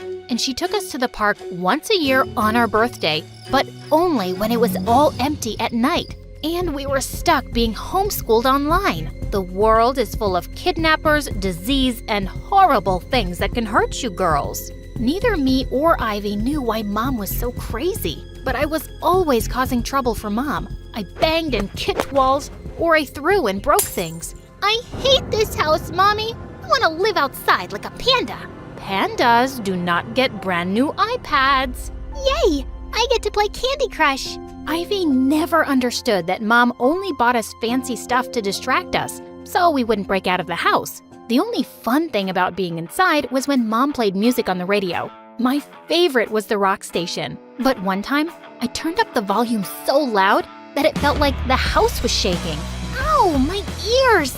I'm taking away this radio. You're lucky you didn't make us all deaf. I hated Mom, and I was pretty sure she hated me. One day when I was 8 years old, I woke up to Mom standing on my bed, drilling something into the wall. Mom, what are you doing? I'm putting in alarms that detect people going out your window. That way, no kidnappers can get in, and you and Ivy can never get out. Anyway, look, darling, I bought you a giant Barbie funhouse for you. At that moment, something inside me snapped. I grabbed the Barbie funhouse and threw it hard at the window, smashing the glass. And then I jumped outside. Mom screamed. She leapt outside to catch me, but I was running like a lunatic. When I was sure I was far enough away, I stopped to catch my breath. And then I started doing a happy dance. I was free. Suddenly, I heard noise and stomping in the background. A bunch of guys with drums and guitars came marching down the street, and I was so thrilled. I never thought I'd hear music again. As they came closer, one of the guys called out to me. "Why are you hiding behind that tree, little girl?" I don't know, because you might kidnap or kill me. Mom told me about people like you. What are you talking about? This is a music parade. Come, sing with us. Before I knew it, I was marching with the parade and singing songs. It turned out I was a good singer too. But all of a sudden, I saw Mom and Ivy running to me with about 10 cops. Mom took me straight to the doctor to make sure I didn't catch any diseases from being outdoors. For the next 4 years, that was the last time I ever got to be alone. From now on, I'm never letting you or Ivy out of my sight. I'll work at home from now on. You girls will move into my bedroom. Ivy and I couldn't even go to the bathroom without Mom standing outside the door. But one night, when I was 14, I saw Mom asleep and snuck upstairs to the attic. I needed a moment to myself. But when I got there, Danielle, what are you doing up here? What are you doing up here? Are you having a date? No duh, we're having a date. I had to climb with a ladder to escape all your mom's crazy alarm systems. Wow, Ivy, I thought you were Mom's good little girl. But don't worry, I'll keep your little secret. But just then, Mom came running upstairs. What on earth is going on here? Who on earth are you? Get out of my house this instant. Mom, stop. You're embarrassing me. Do you know what embarrasses me? That one of my daughters was on a cozy date with a kidnapper or a robber. I jumped in and said, "He's neither of those things. He's my boyfriend." Mom grabbed a baseball bat in the corner as she swung it towards Ivy's date. He ran down the attic as fast as he could. That's when Mom burst into tears and started to pull her hair and yell like a toddler. "That boy in the house could have kidnapped you both. I've done everything to keep danger out of this house, but I failed. I have to send you girls to a strict boarding school with security cameras in every room." Good. Send us to boarding school. I'm tired of living with all your crazy rules. But I don't want to go to boarding school. This is so unfair. But 2 weeks later, Mom sent us away to boarding school. Ivy refused to talk to me there, and I couldn't take the tension between us. Please don't be mad at me. I even tried to keep your secret. I can't help it that Mom's a psycho. Just leave me alone. I grabbed Ivy's arm, but she pulled away. At that moment, Ivy tripped and fell straight to the floor. She started to cry, and tons of teachers came running. I'm sorry, it was a total accident. I think I broke a bone. You sound just like Mom. Just because you fell down doesn't mean you broke a bone. But it turned out Ivy broke her leg, and an ambulance took Ivy to the hospital immediately. I probably should have gone with Ivy to the hospital, but something in the hallway made me forget all about Ivy's accident. There were all these photos of famous musicians. In the center was a musician that looked just like my mom when she was a teenager, and the name under it was also Mom's. Hey, fancy bumping into you again. I turned around to see the guy from our attic. Aren't you my sister's boyfriend? Nah, your sister and I just had that one disastrous date. Why were you staring at that picture? I think this is my mom. She looks exactly like her and has the same name, Jen Zelda. No, that's Jen Zelda, a teen rock star, but she stopped making music a long time ago. That psycho lady who tried to hit me with a bat is definitely not her. It's not funny. You don't know what it's like to live with a crazy mom who hates you and spoils you at the same time. Why do you think I'm in boarding school? My parents sent me here because they don't want me around. Wow, I'm glad someone else's parents hate them too. I mean, not glad, you know what I mean. Listen, I need your help. I know it's impossible, but I need to find out if that girl in the photo is my mom. Logan and I spent days researching Jen Zelda, but we couldn't find a picture of her that wasn't old. And no matter what, we couldn't find a reason why she quit her career. And Mom was nowhere on the internet. She was always worried about creeps and kidnappers finding out where she lived. I don't get it. Just ask your mom about it. She wouldn't tell me anything. She's crazy. She doesn't even let me listen to music, even though I love singing. You like singing? Me too. Before I could answer, I heard a noise behind me. I turned around to see Ivy with crutches. Danielle, where have you been? You never visited me in the hospital. Ivy, I'm so sorry. I meant to visit you, but I found something crazy about Mom. Wait, what's Logan doing here? I meant to tell you I transferred here, and that your sister and I like each other. Wait, what? What do you mean, like each other? You never visited me because you were hitting on a guy I dated, Danielle? What? No, that's not it at all. Get off me, Logan. Ivy could barely walk, but she limped away as fast as she could. I went after her to apologize, but her door was locked. And Logan followed me around all week. Come on, I really like you. Ivy will get over it. I wanted Logan to leave me alone, even though he was cute and interesting. But when we both auditioned for the school band and got in, it was impossible to avoid him. I really wished Ivy would talk to me so I could tell her what I discovered about Mom, but she just wouldn't. And it was all I could think about. Could it really be that Mom had just been a completely different person before? And what happened to her? 2 weeks later, the day of our show arrived, and just as I stepped onto stage to perform, I froze in my spot. Mom was in the audience. Suddenly, I couldn't remember any of the lyrics to my song. I stood there completely blank as the band played on. Get on with the song, you freak! Boo! Loser! All of a sudden, all the kids started throwing food at me. I wanted to disappear. But then, I had an idea. Hey! Who wants to hear a former rock star sing? I want to welcome Jen Zelda to the stage. I wanted to see how Mom would react. Jen Zelda isn't here, idiot. Her career ended 30 years ago. Everyone continued booing and throwing things at me. That's when Mom walked on stage and grabbed my microphone. I knew this school wasn't strict enough. Hey, it is Jen Zelda. Mom, is it true? You were a rock star? Never mind that. They let students be in a band. Bands go out at night with gang members and crazy people. Mom, just sing with me. Me and Jen Zelda, everybody. Oh no, I know everything you girls have been up to. I downloaded apps on your phones that let me read your messages. This school is stupid and unsafe, and I came here tonight to take you both home. Mom grabbed my arm and tried to drag me off stage. Kids were laughing like crazy. It'll be fun. I bought a horse for you and Ivy. I'll go bring them. What are we going to do with a horse? Why can't you just act normal for once and just sing with me? Who knew Jen Zelda was a psycho? I had never felt more humiliated. Before I knew it, I screamed. Security! My yell made my mic screech across the auditorium, and to my shock, security guards came running on stage to take my mom away. She cried and kicked her legs in the air. I need to take them home. I even brought them their own horse. I felt awful seeing the security guards take Mom away, but she was acting crazier than ever. I thought I'd call her the next morning to see how she was, but just then, Ivy came to my room and said the principal wanted to see us. Ivy and I walked into his office to find him sitting with 2 other men. Girls, you won't be seeing your mother for a while. She's in the hospital. In the hospital? Is she hurt?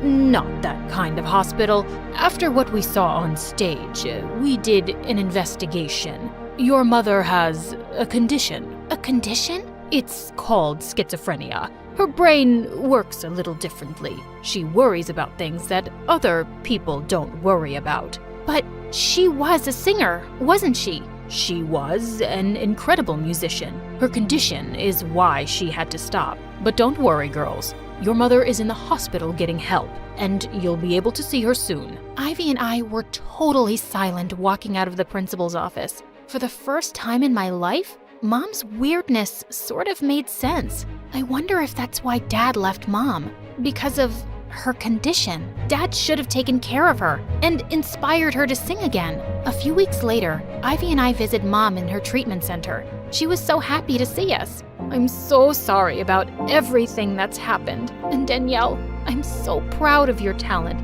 Music runs in our blood, honey. In a couple of months, Mom was out of treatment and back home. It took a while for Mom to let go of her crazy rules. She never became completely normal, but she was so much happier. She told Ivy and me all about her life as a rock star. It turned out she and I were more alike than I ever thought. I showed Logan tons of old photos of Mom that I'd never seen before. Jen Zelda really is your mom, and even though she's a little different, she gave you a killer singing voice. You're really going places, Danielle. Logan and I ended up dating all throughout high school. At the end of my senior year, we got a job at a production company.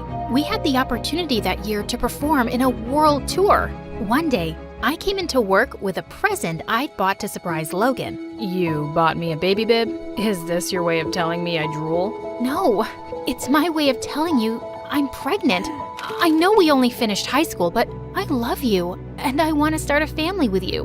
What do you mean, you're pregnant? We're going on a world tour. It's even in the contract. Don't get pregnant. I thought you'd be happy. Happy that you'd want to throw all our dreams away? Happy that we have to pay thousands of dollars to this company? Maybe this is a sign we shouldn't go on this tour. Then we can raise our baby without anything holding us back. I love you, and I don't want anything to hold us back.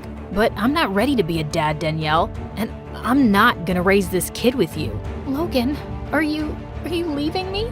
I'm sorry. My life only consisted of 2 things the next 9 months: pregnancy and debt from all the money I owed the company. I even had to move back in with Mom temporarily. Don't worry about anything, sweetie. You can raise the baby right here. Thanks, Mom. Just as long as you don't make him wear a helmet. Ivy and Mom were right next to me in the hospital when I gave birth to my perfect baby boy, Miles. Suddenly, I heard a voice behind me. Is it cool if I hold him? Logan, what are you doing here? I came to meet the mother of my son and to tell her that I made the biggest mistake of my life leaving her. I know you're not going to forgive me, but I want you to know that I've paid off all the debt to the music studio. I love you, Danielle, and I love our son too. I always will. So come back here and hold him then. Miles wants to meet his dad.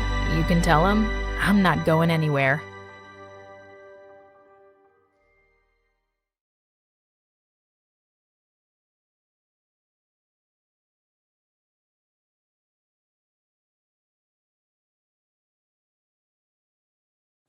Hi, I'm Katie from New York. Before I tell you my story, please like and subscribe. My aunt said my parents had an accident when I was a baby, and since then, I've lived with her and my cousin Lucy.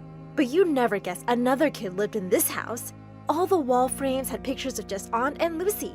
Lucy had the biggest room bursting with toys and books. Lucy had so many clothes, she had another room as a closet. And me? Well, I lived in the attic with her hand-me-downs. But I didn't care. All I ever really wanted was for Aunt to love me like she loved Lucy. So I did whatever Aunt asked me. I served her breakfast in bed, polished her shoes, painted her nails, but somehow she was just never happy. Once when I was 10, a new neighbor came to visit Aunt, and she looked awestruck when she saw me. What a beautiful child!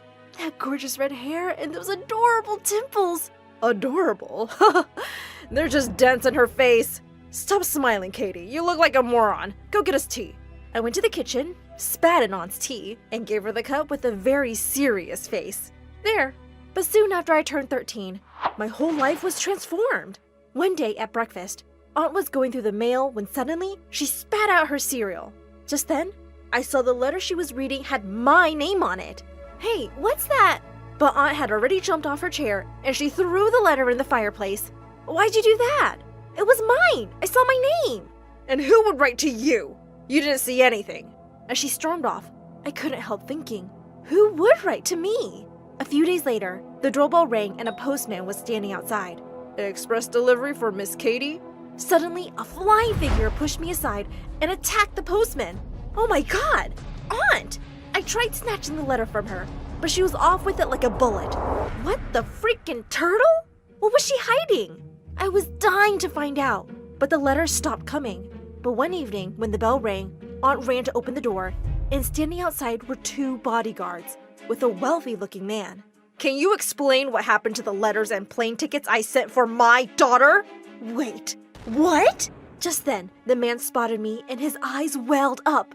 Oh my God, you must be Katie. You look exactly like your mother. I'm your dad, sweetie. Dad? You're my dad? Why didn't you come for me before? He tearfully explained that he and Mom had gotten divorced before I was born, and she told him never to get in touch. He found out just recently that Mom had an accident so long ago, and he tracked me down. As we hugged tight, I turned around to Aunt. You made me think he wasn't even alive. And why were you keeping the letters from me? Because you don't deserve to go live like a princess. You should be my maid after everything I've done for you. You've used me all these years. Used you? I did everything you ever asked, just so you'd love me. Did you ever love me at all? Even a little? No, how could I? You're like a toothache that just never goes away. That's what I was? Dad told me to pack my things immediately. But before going, I made sure to rub Aunt's toothbrush inside the toilet. Then I took Dad's hand and left without even saying goodbye. We flew over to New York, and I was shocked at the size of Dad's mansion. And my room was 5 times bigger than Lucy's. This was freaking awesome! As Dad was showing me around the house, I suddenly saw a tall woman staring at me coldly from a distance. Dad was married, so that must be my stepmom? Mary, there you are. Come meet Katie. But Mary just turned away and slammed the door behind her. Later that night, I walked past their bedroom to hear Dad and Mary talking in loud voices. It's her first day here, Mary. Think how unwelcome she must have felt.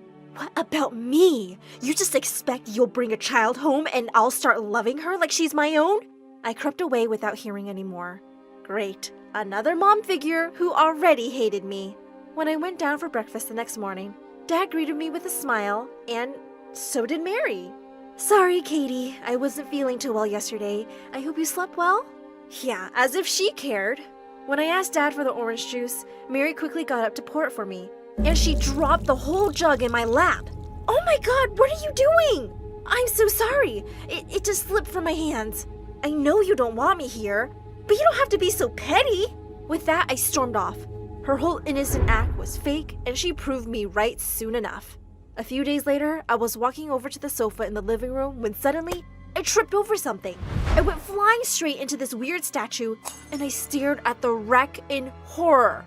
Mary leapt up angrily from her armchair. Oh my God! How could you be so clumsy? Do you know what that's worth? Just then, Dad burst into the room, and behind him were some guests. What happened? We heard a loud crash. Oh, honey, Katie broke the statue by accident, but thankfully she's not hurt. Dad looked really upset but stayed silent. I couldn't stop myself though. You were just shouting at me, but the minute Dad came in, you became an angel? What? No, I was just shocked. I didn't mean to shout. Stop acting, Mary. You just want me to look bad in front of Dad. I think you tripped me up with your leg. What? You little brat, how dare you? You must have tripped on the carpet. That's enough! In case you both forget, we have guests. Kitty, please go to your room. I walked off angrily and slammed my door shut. I didn't trust her one bit. Dad got me enrolled in school soon, and I felt nervous walking into the huge building. A few kids were looking at me, and I smiled, and suddenly a bunch of boys were surrounding me. Oh my god, can you do that again? Do what? Smile, please smile again. I did, and all the boys just stared at me. What was wrong with my smile? Those dimples are so freaking cute. I could just look at them all day.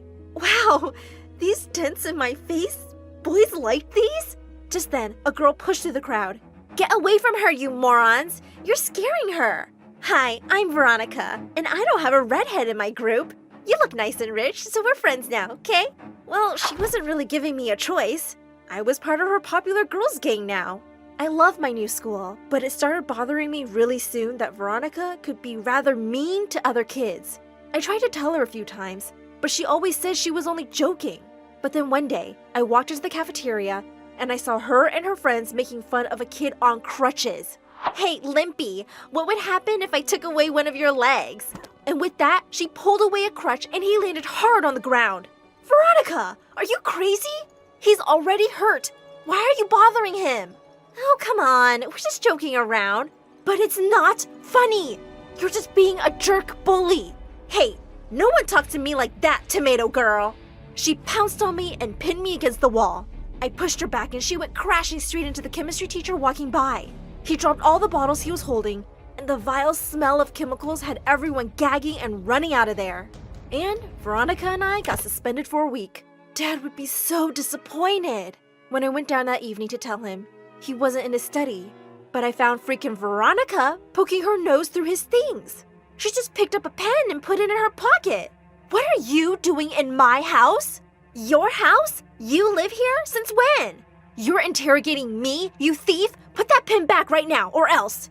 Or else? What does that even mean? I leapt at her, trying to reach her pocket as she fought back and screamed. Suddenly, we were pulled apart by Mary and another woman. This witch attacked me! She's the one who got me suspended too, Mom! Katie, Veronica is my guest. Her mom and I are friends. What's going on here? I guess I just have better taste in friends than you. I brushed past her and stormed off.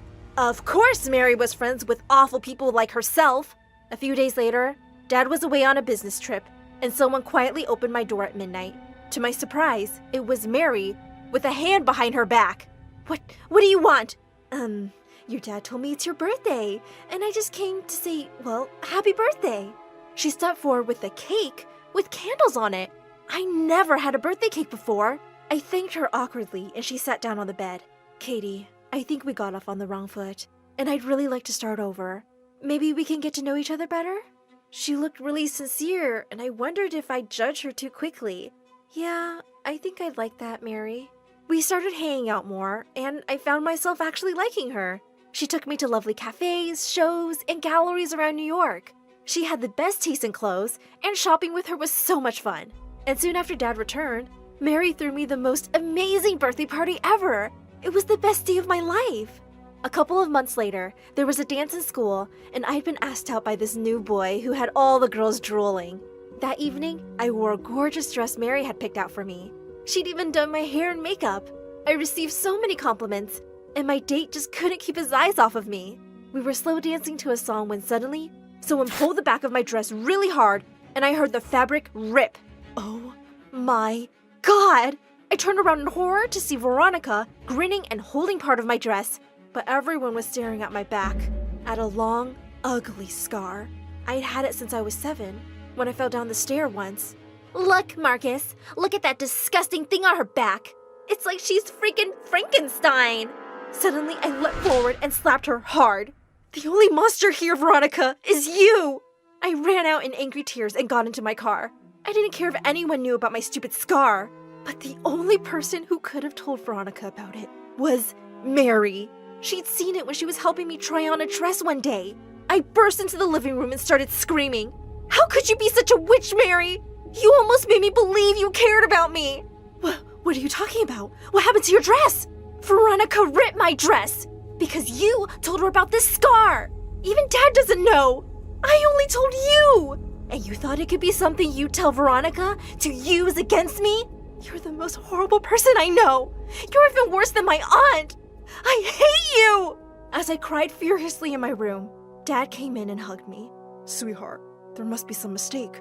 Mary wouldn't do this. She would. She did. No one else could. Don't defend her, Dad.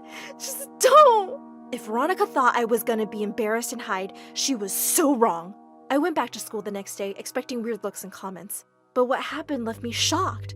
The principal walked in during the first lesson and said, "The entire class came to me this morning to complain of an incident at the dance yesterday. And there is no way that I will tolerate this kind of behavior in my school. Veronica, you're expelled." As Veronica stared at her in horror, the whole class erupted into cheers and applause. This totally made up for everything. And when I got home that afternoon, I heard screams from the living room. It was Veronica's mom.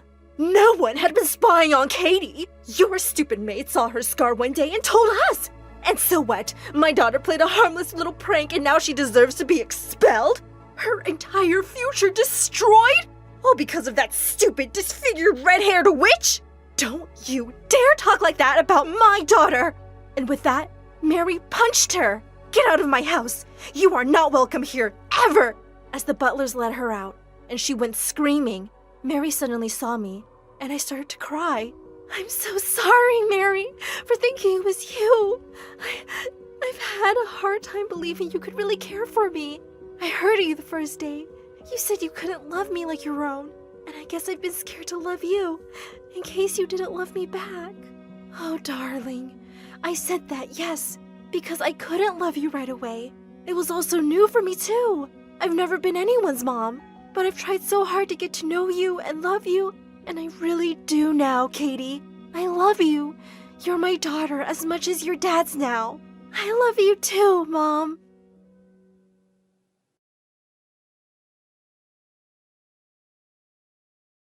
I packed my bag and I ran out of the house. I'm running away, Mom, and I'm never coming back. Literally, no one cared. No one in my family even came out. And my family wasn't small. I had my mom, my dad, and 11 sisters. That's right. Hi, I'm June, and I live in a madhouse. It's impossible to get your parents' attention when you have so much competition. When I wanted a hug, my baby sister December needed it more. When I wanted a snack, I literally had to wrestle a wall of girls for it. Every charging port in our house was a war zone. I want to charge my phone. No, my phone. Ah! There were 14 people in my family, and we had one car. Every night, my sisters would battle it out in the front yard over who drives where.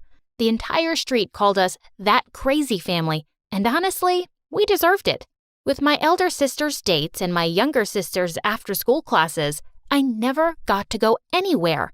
I was so sick of always missing out on stuff. One day, I decided enough. There was a concert tonight, and I was gonna be there. I stole my mom's keys and silently got into the car. I turned it on and just started driving. I was enjoying the thrill of it when I heard a scream. June, what are you doing? Oh my God, my sister April was in the back seat making out with her boyfriend. Stop this car right now. No, I'm going to this concert and no one can stop me. Mom can. She called Mom. My parents dragged my butt back home and then grounded it. I was so mad at April, I lashed out. I told them April's most treasured secret. April is still dating Matthew. My parents lost it. They absolutely hated Matthew. They'd forced April to break up with him after they found his, poems about April's hot body. April was so in love with this guy and swore us all to secrecy, which I totally broke. She was furious with me. She refused to speak to me for weeks. One day I jumped into her room and locked the door behind me. April, I told you I was sorry. Now we're making up today or you're never leaving. Much to my shock, she didn't fight me. She just started crying. What? June, I'm pregnant. Oh my God. A high holy meeting of all the sisters was called immediately. April told us how she and Matthew had some fun in the car and she was going to have a baby now. She actually wanted to be a mother. I have a job, I can do it, but Mom will end me. I felt so guilty about ratting her out that I jumped to help. We just won't tell Mom. We can't hide a pregnancy. Yes, we can. I have a plan. And so began the great lie. Every morning, one of the sisters would lie in April's bed pretending to be her while she puked in the bathroom. I made sure April ate lots of junk food in front of my parents so we could just call her fat as her stomach grew. My eldest sister, January, was a gynecologist, so she checked up on April all the time and made sure she was doing well. We sneaked her away from Mom during the last few months, and with our help, April actually did it. She gave birth to a beautiful baby girl, and our parents had no clue. Now for the tough part. What do we tell Mom about the baby? I had that all planned out. I ran home in tears one day with the baby in my arms. Mom! Someone abandoned this baby at our door! I gave her a fake note written by the mother who couldn't take care of the baby anymore. April stepped in just like we rehearsed and convinced Mom to keep the baby.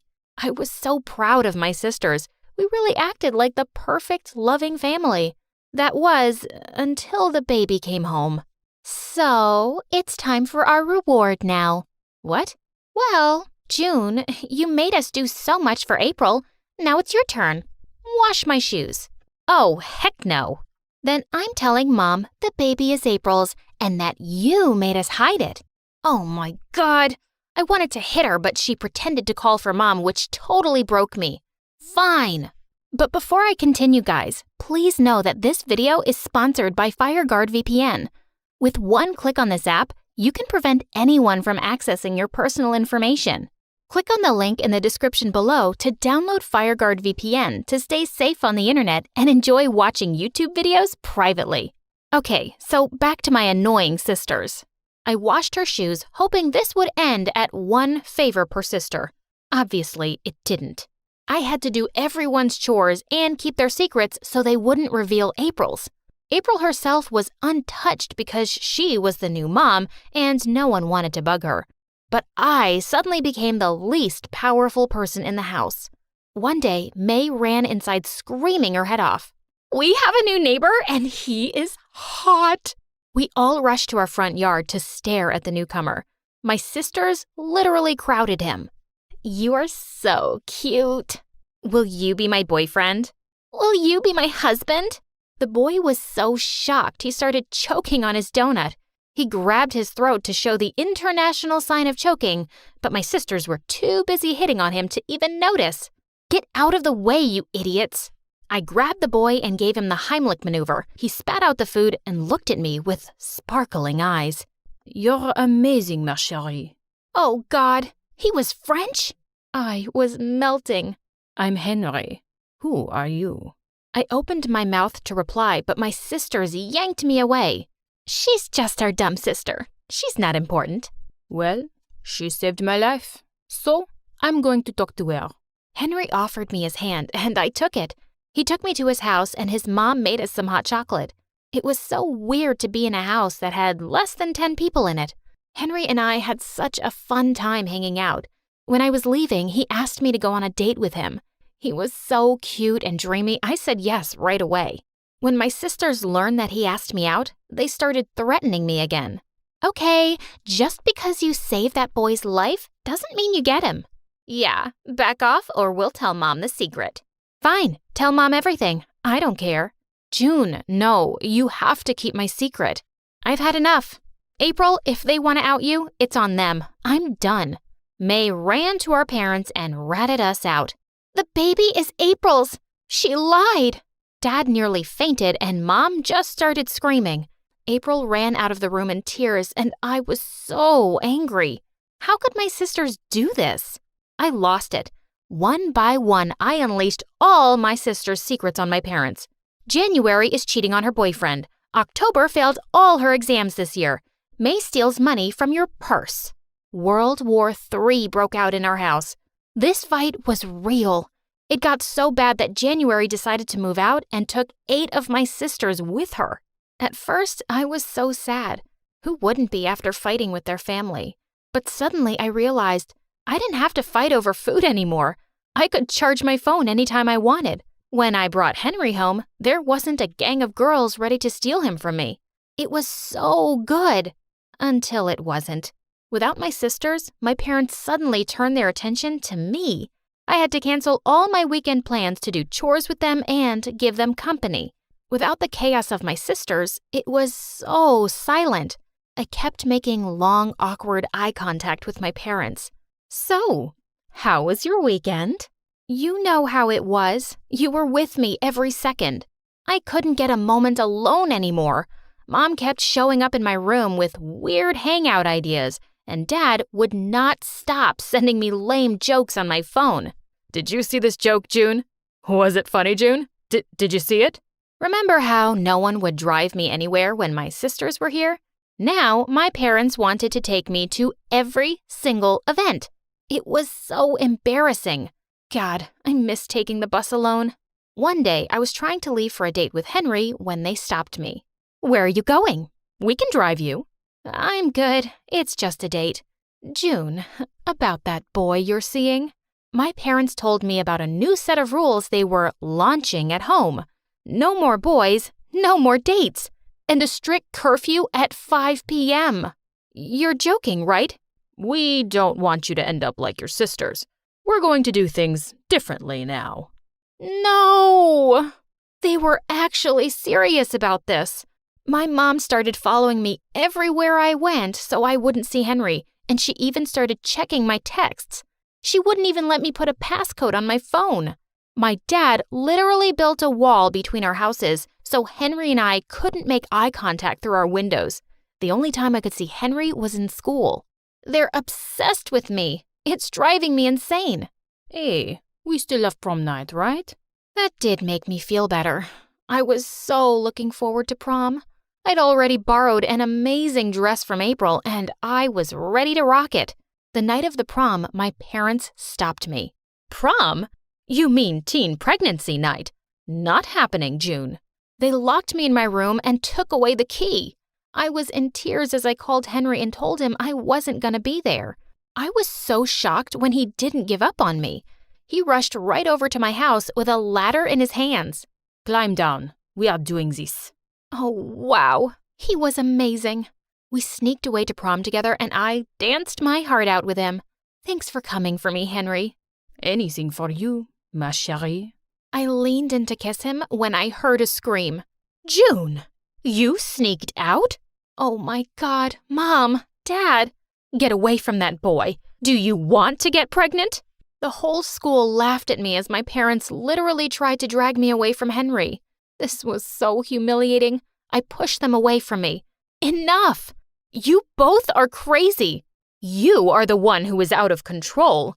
We were right to transfer you out of this school. You did what? You will be homeschooled from now on. We spoke to your teachers and already gave them the paperwork. No way! They were going to stop me from going to school now? I know it sounds bad, but I will leave my job and stay home with you, June. I'll give you the attention you need every single day. I knew what I was looking at. My parents had gone mental. They needed all 12 of us to feel sane, and honestly, I did too. I needed my sisters back. I grabbed Mom's keys and ran to her car. I didn't give a hoot about their screams and just drove out of the school and straight to my sisters. I told them to come back home. Our family needed them. The minute my sister's boyfriend heard me, he started crying hysterically. Thank you. There's 8 of them. 8. I'm only one human. I'm going crazy. I know how you feel, buddy. I want to be a crazy family again. Will you come back home, girls? Please? May started weeping and hugged me, and all my sisters followed. I'm so sorry I bullied you. I'll never do it again. I'm sorry I told Mom and Dad your secrets. I missed you so much. When we stopped crying, we made a pact to never betray each other again, and we finally went back home. My parents were so happy to see them that they all started sobbing. There were so many hugs to give and apologies to share that they even forgot I was there. Perfect. I was finally home. Hi, my name is Rose, and I'm from Florida. Please like and subscribe. Ever since I can remember, I've always led a pretty normal life, filled with the 3 F's: food, friends, and football. And when I turned 14, I knew I wanted to try out for my high school team. Girls playing football? Ha! Please. I threw the ball at them to show them my skills, but right then, this girl walked in its path. Ow! You missed. You do better as a cheerleader. I ignored them and rushed over to her. I am so sorry. Are you okay? No worries, I'm okay. But you know, I have the combinations for their lockers. Huh? I saw how those jerks were acting, and I was actually coming over to give them a piece of my mind. Yeah, those boys make me so mad. But I say, don't get mad, get ants. April and I filled their helmets and couldn't help but laugh as we watched them squirm and swat while trying to explain to the coach. I'm April, by the way. Nice to meet you. I'm Rose. We've been partners in crime ever since, making prank calls to our classmates, baking cupcakes with gummy worms for the bake sale to annoy the snooty girls, the usual high school stuff. But then things took a turn when I hit sophomore year. One day, I was running late for class, but I had to pee. When I came out of the stall, I saw this beautiful dark-haired boy with the most intense green eyes. This is the ladies' room? Excusey. Sushi? In the bathroom? Then he pointed to the wall, and I realized I was in the wrong place. Oops. I was in such a rush. Hey, you must be one of the exchange students. Where are you from? Italia. Oh, do you speak any English? Well, I know some Italian too. Una mattina mi sono alzato. Oh, bella ciao, bella ciao, bella ciao, ciao, ciao. Who told you that if you slow down and speak louder, that someone will understand your language better? Oh, so you're a comedian. Well, do you understand sign language? 'Cause I've got a gesture for you. Relax, everyone. I'm keeping it PG. Talk to the hand. Oh, don't be like that. I just thought you were cute and I was messing with you. Don't go. I stormed out, but he grabbed my hand to stop me, knocking my phone on the floor, and when we both went to pick it up, I accidentally headbutted him on the way back up. Ow, I think you broke my nose. Just then the bell rang, and I couldn't be late again to Miss Sanders' class. Sorry, I don't have a tissue, but this tampon may help. You'll be fine. I made it to class 15 seconds after the bell rang, and I couldn't wait to tell April. But just as I was about to give her the deets, he walked in. Class, I'd like to welcome one of our new exchange students. Holy moly! She asked if anyone would volunteer to take him to the nurse, and April's hand shot up in the air like a rocket, but Miss Stander pointed at me. Since you were late to your seat, perhaps you need a lesson in thinking of others, not just yourself. Come on, holy moly, let's get you all better. As I walked him to the nurse's office, he kept trying to talk to me. I'm Billy,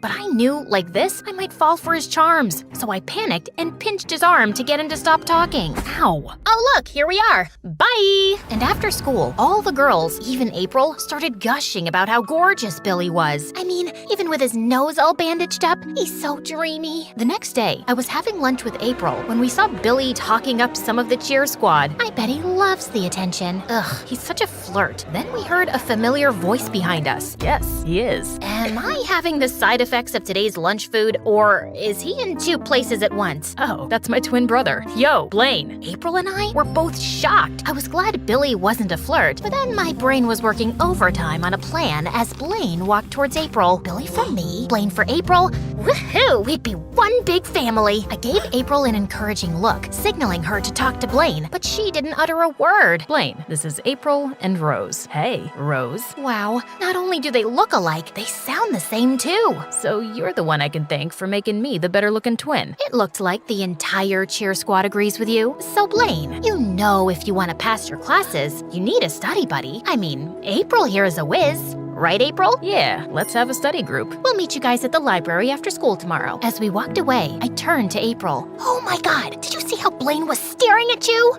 I don't know, Rose. I just met him. So the next day, I gave April an awesome makeover, and I added 12 more layers of lip gloss when trying for the 13th layer. This gloss will last for a whole week now. Let's go. Our study date was amazing. I found out that Billy was really sweet. I talked to him all the time, and April kinda looked happy with Blaine too. Then one day, I hopped to the store to grab snacks for our library session, and as I was reaching for the top shelf, I felt someone slap me on the butt. No way was I gonna let some random weirdo do that, so I whipped around and went full demon karate girl on the guy. But as I kicked him, I realized it was Blaine. Ow! What the heck, dude? He pointed to a cockroach on the floor that apparently had been crawling on my butt. You could have just told me. Okay, but you should be thankful. Thankful? You should apologize to me. Ha! Why don't you just leave? You can't tell me to leave. This isn't your family store, you know. My dad could buy this store for me with a snap of his fingers. Oh, really? My family is richer than yours. We use $100 bills as napkins, and I have even more money in my piggy bank than you have in your entire bank. He waved his card at me before he put it in his back pocket. I sneakily swapped it with my library card when I purposely knocked into him. Then I walked out of the store.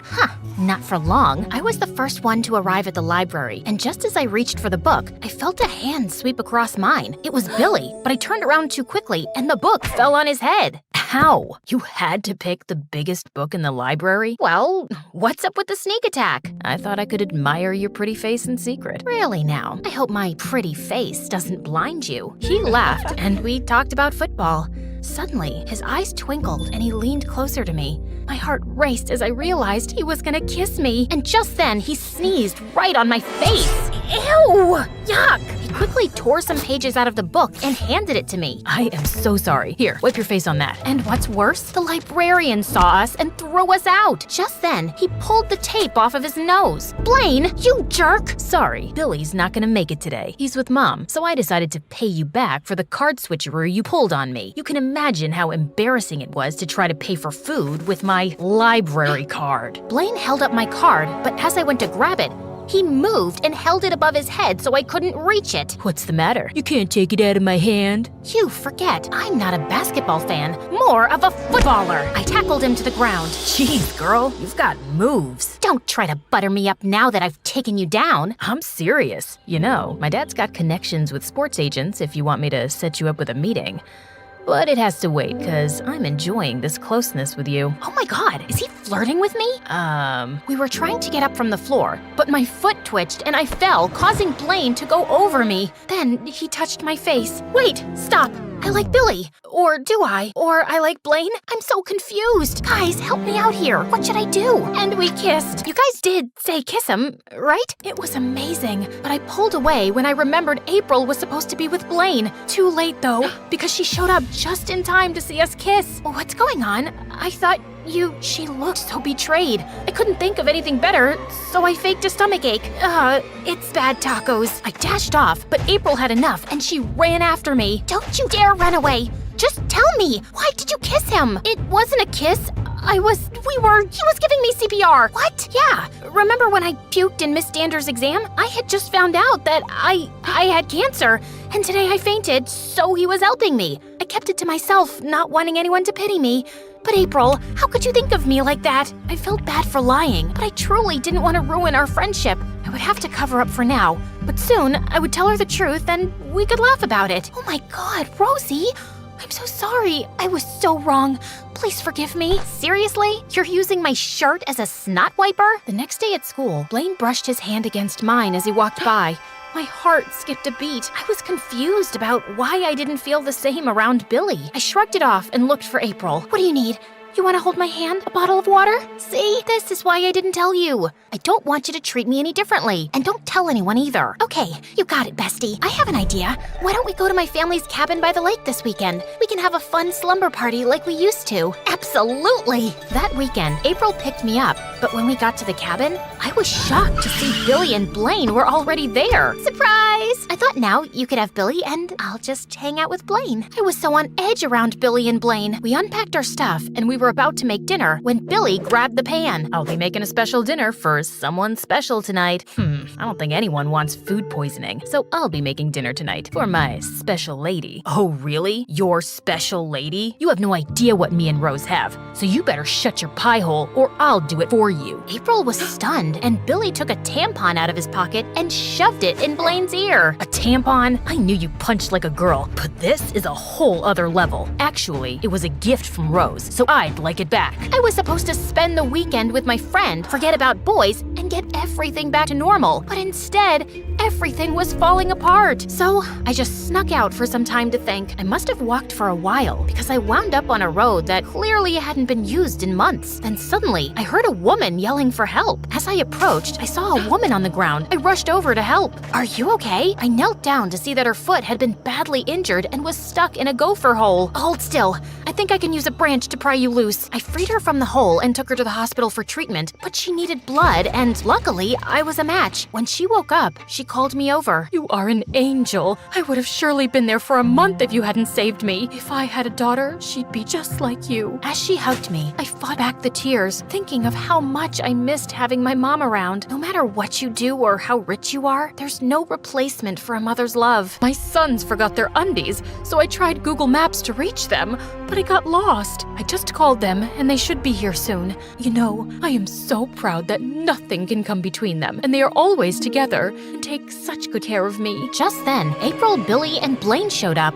Mom! Wait, these are your sons? Blaine rushed for medicines, and Billy came to hug me. I was so worried about you. I'm glad you're okay. But as I hugged him, I realized I was looking over his shoulder with my eyes glued to Blaine. It was then I knew that Blaine was the one, and also that I would have to give him up. I whispered in Billy's ear, I care so much about you, both of you, but I need to let you both go. Why? I don't understand. I can't be the reason that anything comes between you two. Someone just reminded me how important family is. Please, tell Blaine for me. My lie got busted when the doctor told them that I gave the blood, and April heard it and looked so disappointed. I couldn't face April, so I ran away and decided to escape to Europe and complete my high school years there, something my dad had always wanted me to do. But before leaving, I sent a long email to April, apologizing for not being the friend she deserved and telling her my true feelings for Blaine. Then, with tears in my eyes, I deleted all the accounts, knowing that I'd never be able to tell Blaine how I felt. It hurts bad, but I thought it was just better for all of us. Years later, I had graduated from medical college and came back home to set up my pediatric practice. I had only been open for a few weeks when Billy and April walked in with their twin baby girls. We heard you were back in town and we needed a good pediatrician. And you thought of me? She gave me a shove so hard that we both started bawling and ended up hugging. Through her tears, she told me how much she'd been missing me. Have you both forgiven me? Of course, Rose. I mean, after all, you're the reason we wound up together. We realized how much we had in common, and love blossomed from there. We sent you a wedding invitation, but never heard back. I had all my mail forwarded to my dad's house. I still haven't gone through any of it, but I'm sorry I missed it. I'm sure it was beautiful. Well, you have an open invitation to come by anytime to look at the wedding album. She'll take any excuse to break that out and show people. We've gone through 3 mailmen. Oh, sweetie. That night, I swung by my dad's old house to go through all the mail and find the invitation. But what I found instead shocked me to my core. Hundreds of letters from Blaine. Once I started reading them, I was so happy. He had been waiting for me and writing to me all these years, telling me how much he loved me. I Googled the return address on the letters and rushed over to his house and banged on the door excitedly. Blaine, I know it's late, but you're not gonna believe I just got all your letters. The door opened and my heart pounded. I went to hug him, but stopped suddenly when I saw a beautiful girl had answered the door. Can I help you? Oh, I'm sorry. I'm Rose. Just an old friend of Blaine's, and I just stopped by to say, hi. He's not home right now, but do you want me to tell him that you stopped by? I was crushed. My heart sank to the bottom of my chest, and I could barely get the words out. No, thank you. I stopped my car at the football field at my high school. I was so heartbroken that I just sat and cried until I heard a knock on the window. It was Blaine. What's the matter? Did you try to buy food with a library card? Because I can tell you from personal experience that doesn't work. I got your letters, but I'm too late. Well, I'm no expert, but I think ghosting someone for a few years does qualify as very late. Blaine took my hand and helped me out of the car. How did you find me here? When my mom's assistant said you were at the door, I figured I'd find you here. I felt a wave of relief wash over me, knowing about her. I'm so sorry, Blaine, and I can't find the words to say how much I love you too, Rose. We were leaning in for a kiss when a football suddenly came flying our way. Blaine grabbed it, tossing it to me. Care for a little match, Rose?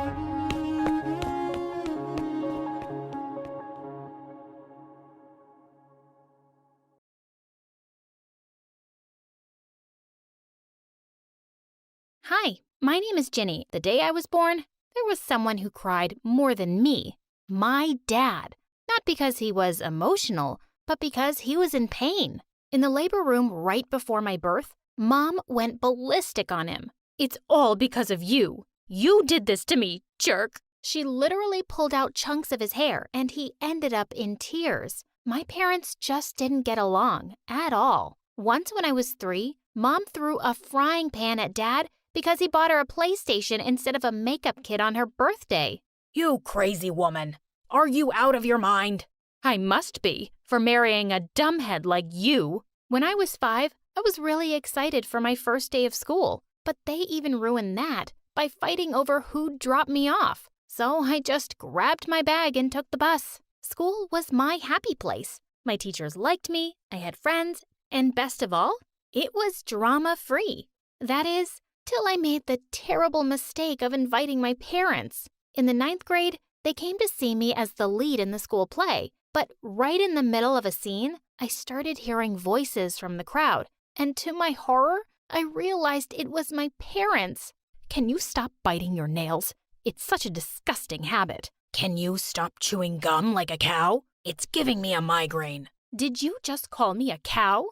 No, I said you chew like one. And before I knew it, Mom and Dad attacked. Everyone was laughing. I ran off the stage to break them up, and then the guards threw them out of the auditorium. I can't believe you guys just did that at my school. What's wrong with you? Ginny, I'm so sorry your mom's a cow. Oh my God. Did you really just... Stop it! I can't deal with this! I stormed out of the house and kept walking, but soon I realized I was far away from home, without a phone. Suddenly, a weird-looking man stepped out of an alley and grabbed my wrist. "Oh, my daughter, I've missed you. Let's go home. Mommy's waiting." "What? You're crazy. Let me go." Just then, a guy came out of nowhere and pushed him aside. He took my hand and we ran like crazy. Once we were a few blocks away, he turned to me. "Hey, you okay? Why are you alone in this neighborhood at night?" I told him I'd just gotten lost and he walked me back home.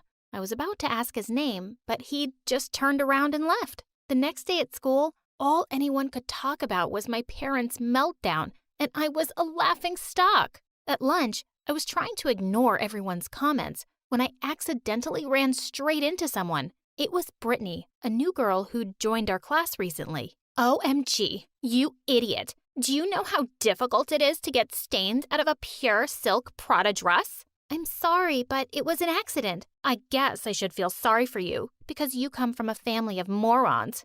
But I don't. She grabbed a glass of juice to throw it at me, but instead, she threw it at herself. Then she burst into tears and ran off. What just happened?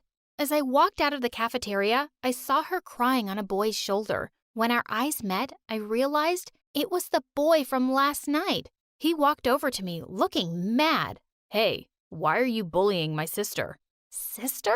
Me? I don't know what she told you, but she... Just stay away from her, okay? With that, he walked away with his arm around Brittany, who looked back to grin at me. What a psycho! A few days later in the library, I was reaching out for a book on the top shelf when I lost my balance, and someone caught me just in time. Oh gosh, thank you. What's your name? Paul. How long are you planning to stay in my arms? Oh, yeah, sorry. Thanks. You're not welcome, and I came here for some peace. So can you stop talking to me now? Gosh, how rude. A few minutes later, I couldn't hold it in any longer. So I just asked him, "You don't even remember me?" Of course I remember you. I thought you looked really pretty that night. And what about right now? He came closer, and my heart was racing. Well, now I think you're kind of ugly, because now I know you're not a nice person. Seriously? You'd have to be really dumb to not notice that your sister's a spoiled, mean brat. I pushed past him and stormed off. I just had to stay away from this jerk brother-sister pair. A few days later, our teacher announced a campfire trip. But when I got home, all my excitement went down the drain. You don't need to go on trips. Just focus on your studies. You don't want to end up like your dad. Why not? I'm handsome, smart, and well off. And you can't even pay your pedicure bills. Here, honey, I'll sign your permission slip. This was one of the few times their fighting worked for me. On the day of the trip, Paul came and sat next to me on the bus. Hey, I just wanted to. Sorry, this seat's taken. As Paul moved away, I put my backpack on the seat and put on my earphones. I wasn't letting anyone ruin the trip for me. Later that evening, everyone gathered around to play Truth or Dare. After a few turns, the spinning bottle landed on Paul, and his friends dared him to kiss me.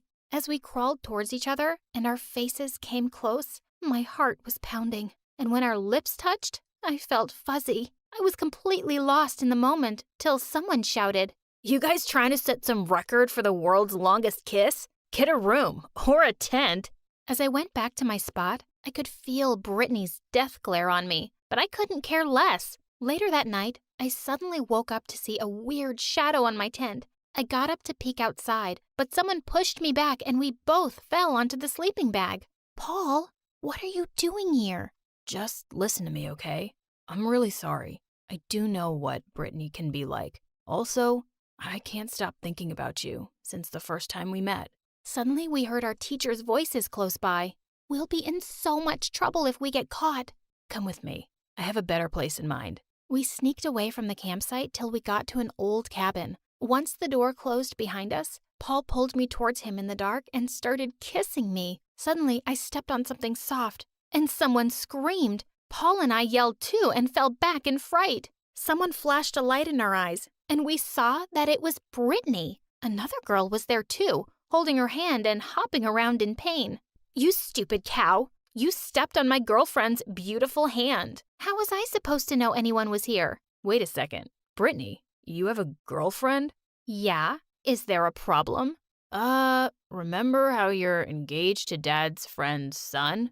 So, he's seeing other people too. It's cool. We'll still get married one day. Wow, this girl was weirder than I'd thought. I made my way to the door, but to my horror, it just wouldn't open. We tried to pull it all together, but it seemed really stuck. And Brittany went off on me. Why did you ever close the door, moron? Don't you know the first rule of making out in weird places? Never close the door. Hey, don't talk to my girlfriend that way. Girlfriend? Girlfriend? I thought you were just having fun with her. No, brother. This can't happen. Break up with her now. What are you, crazy? You can't tell him what to do. And with that, I grabbed Paul and started kissing him, but to my shock, he gently pushed me aside. Good boy. Are you freaking kidding me, Paul? You're gonna listen to this psycho? He just stood there silently. I was so mad. I pushed him aside and sat down in the farthest corner. Once I was out of here, I was gonna change schools. There was nothing we could do till someone came looking for us. Brittany laid out a sack and she and her girlfriend cuddled on it together. I sat in my corner feeling cold and grossed out by their kissing noises. But at some point, I drifted off to sleep. Suddenly, I woke up to find a warm pair of arms around me. Paul, I swear I'm gonna punch you. Shh, keep it down. You'll wake them up. Why are you so afraid of your sister? I promise. I'll explain everything once we're out of here. Just be quiet right now and let me kiss you. I felt myself sinking in his arms, but moments later, I yelled out in pain when a flying shoe hit me on the head. Brittany was staring down at the two of us, looking completely manic. I told you to break it up, Paul. Have you forgotten that I know your biggest secret and I own your butt? That's it. I want to know what she's talking about, Paul. What is she holding over you? Paul suddenly looked like he was near tears. Ginny, our mom left us years ago, but I found out recently that she cheated on our dad around the time I was born, which basically means he isn't my dad. And I'm afraid if Dad finds out, he won't want me anymore. Oh, I know he won't. He'll send you packing to your good-for-nothing real dad. I was stunned, and then really mad. So, your brother told you the secret, and you're using it against him? You're a psychopath, Brittany, and you should be in a mental hospital. Brittany snarled and attacked me. As we wrestled on the floor, we suddenly heard the door fling open. It was our teachers and everyone else from camp. We were all given detention for a month. On the bus ride home, I sat next to Paul and slipped my hand through his. I think you should just tell your dad. The truth will be a shock for him, but I'm sure he won't stop loving you. You don't have to live in fear. Paul smiled at me and nodded. And later that day, we went to his house together. I was waiting anxiously in the lounge while he was talking to his dad. Just then, Brittany walked in. Ugh, do I have to see your face at my house too? Well, I guess once Paul is out of here, I won't. Suddenly the door opened and Paul and his dad walked in with their arms around each other. Paul hugged me and said everything was good. And I was so relieved. But then their dad turned angrily to Brittany. Paul told me how badly you've been behaving, and I'm taking away all your privileges. You're grounded for a long time. Brittany screamed and stormed off furiously. When I finally got home, I could hear my parents shouting all the way outside, and I decided that it was time to fix my own family's mess too. Mom? Dad? Shut up! I can't take this anymore. You two are getting a divorce, or I swear to God, I'm putting myself up for adoption. For once, I actually got through to my crazy parents, and they did file for a divorce. I also found out that Brittany's rich boyfriend dumped her because he didn't know she was cheating on him, and her dad sent her to a very strict boarding school. Paul and I have been dating for a couple of months, and now we're headed off to my parents' divorce party, and no one is happier than me.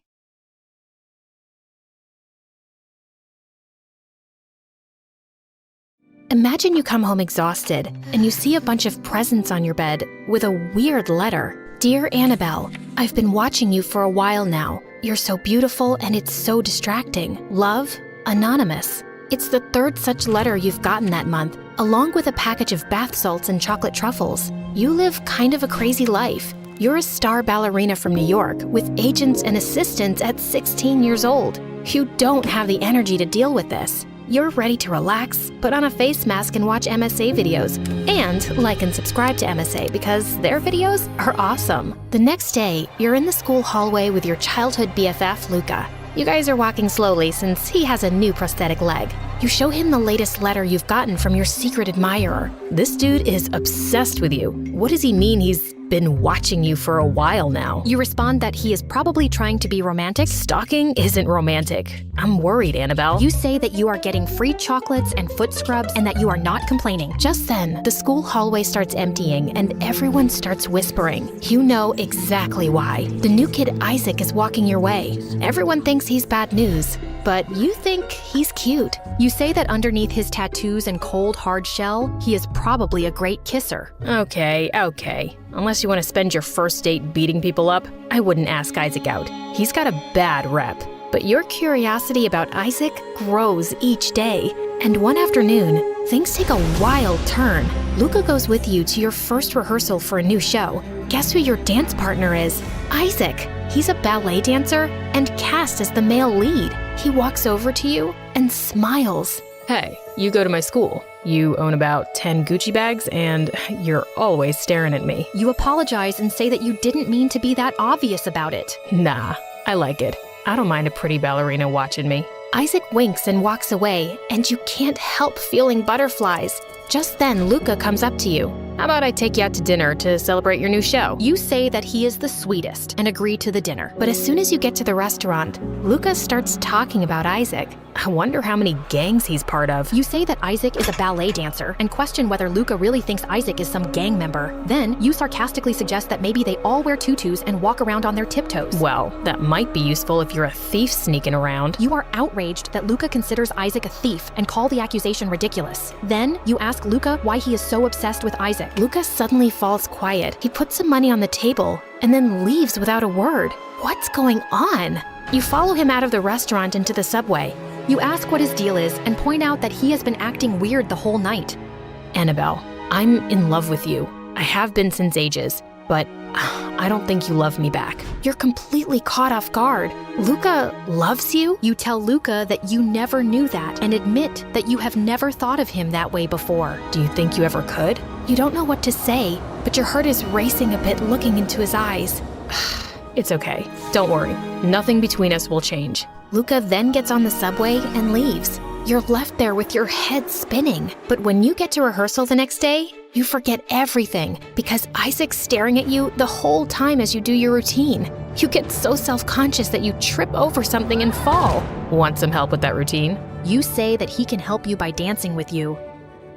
I guess I can't argue with that. Dancing with Isaac gives you goosebumps. And as rehearsal goes on, you get to know him a little bit. Surprisingly, he's a total nerd. He shows you 5 comic books he's carrying in his bag. He doesn't exactly fit the bad boy image he has, and he's fun to be around. But at the end of rehearsal, Luca shows up looking completely normal. He walks right up to you with 2 tickets. Ready for a night at the carnival? Just the 2 of us? You excitedly say that you love the carnival and call them a freaking angel. Oh, wow. I've been meaning to go too. You suggest that he should totally come with you and Luca and say that it will be fun. Luca agrees, but doesn't look too happy. And when you get there, things get heated.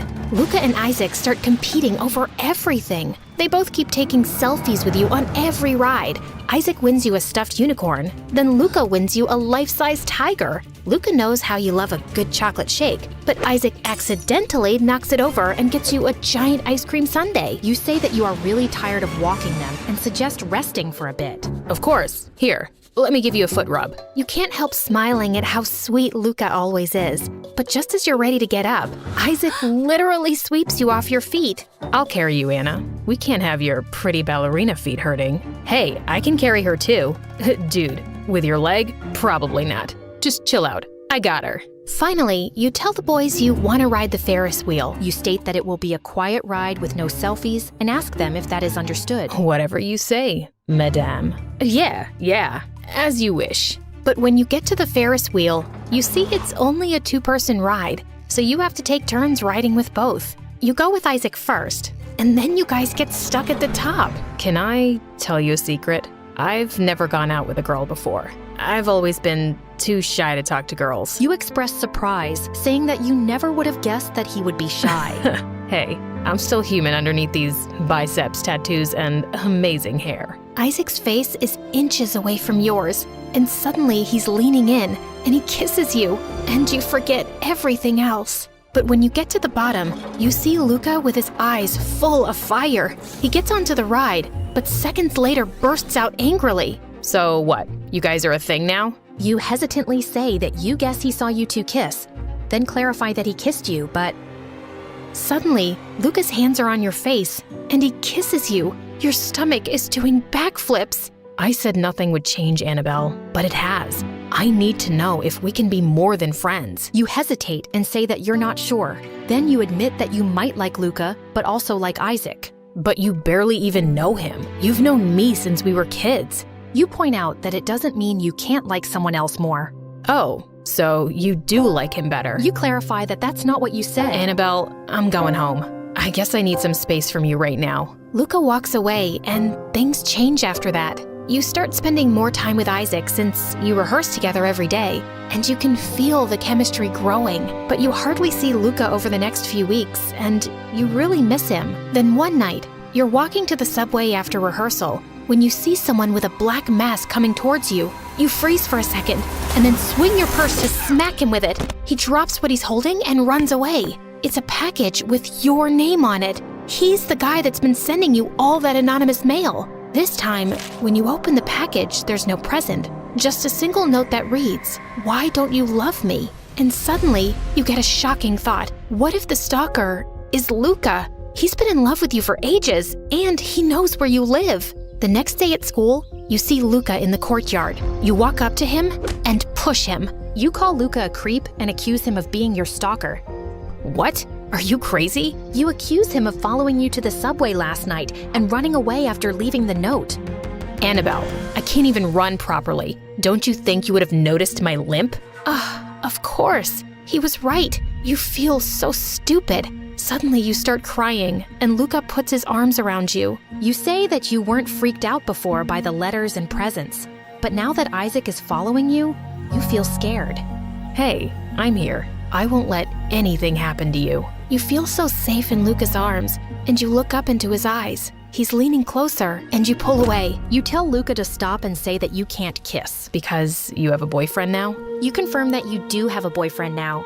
And I'm just your friend. It's because of my leg, isn't it? You exclaim in shock and ask how he could even think that. Luca doesn't answer and storms off. You go looking for Isaac, but he's not at school because he's sick. You spend the next few days alone, and riding home, you're terrified of running into your stalker again. Finally, the night of the show comes, and Isaac comes into your dressing room to wish you good luck. He's leaning in to kiss you, But just then, Luca comes in. Sorry, didn't mean to interrupt your makeout. Just wanted to wish you good luck, but I'm guessing Isaac already did that. Then all of a sudden, Isaac turns to him angrily. Dude, just let it go already. Annabelle doesn't want to be your girlfriend. It's time you stop acting like a jerk and be happy for her. And yeah, she and I were in the middle of a kiss. At that second, Isaac pulls you close to kiss you, but you can see the hurt in Luca's eyes, and you just can't do it. You tell Isaac to stop and say that Luca already gets the point. He has to get over himself. It's not fair to us. You look over at Luca, but he's already left.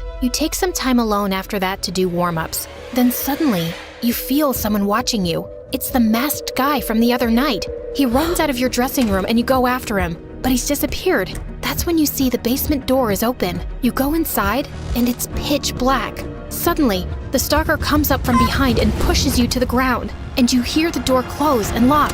You bang on the door like crazy, calling for help, but no one hears you. You stay locked inside all that night. Finally, the next morning, the door opens and a bunch of cops come in. Your parents are crying and asking if you're okay. Just then, you see a policeman with a boy who looks around 14 years old. This is the young man who's been stalking you, sending you letters and presents for the past month. I've just had a crush on you ever since I saw you perform, so I saved up my allowance to buy you presents. I know I kinda got carried away, but I didn't mean to freak you out. You ask him if he is kidding, then you accuse him of locking you in a dark basement all night. No, it wasn't him who locked you in the basement. To your horror, you notice Isaac is in handcuffs with another cop. We did a background check and your friend here has a restraining order from his ex-girlfriend. He's a criminal. You ask in confusion what he is talking about. Annabelle, I locked you in that basement because I was angry. You didn't kiss me in front of Luca, and that made me think you had feelings for him.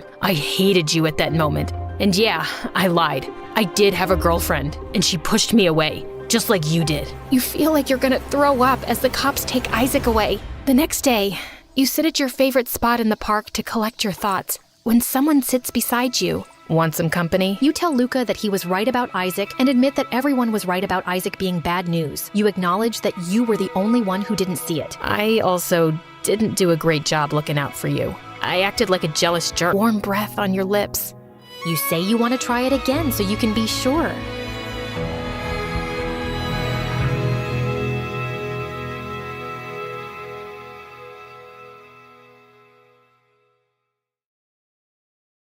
Hi, I'm Zara, and this is my story. Please like and subscribe.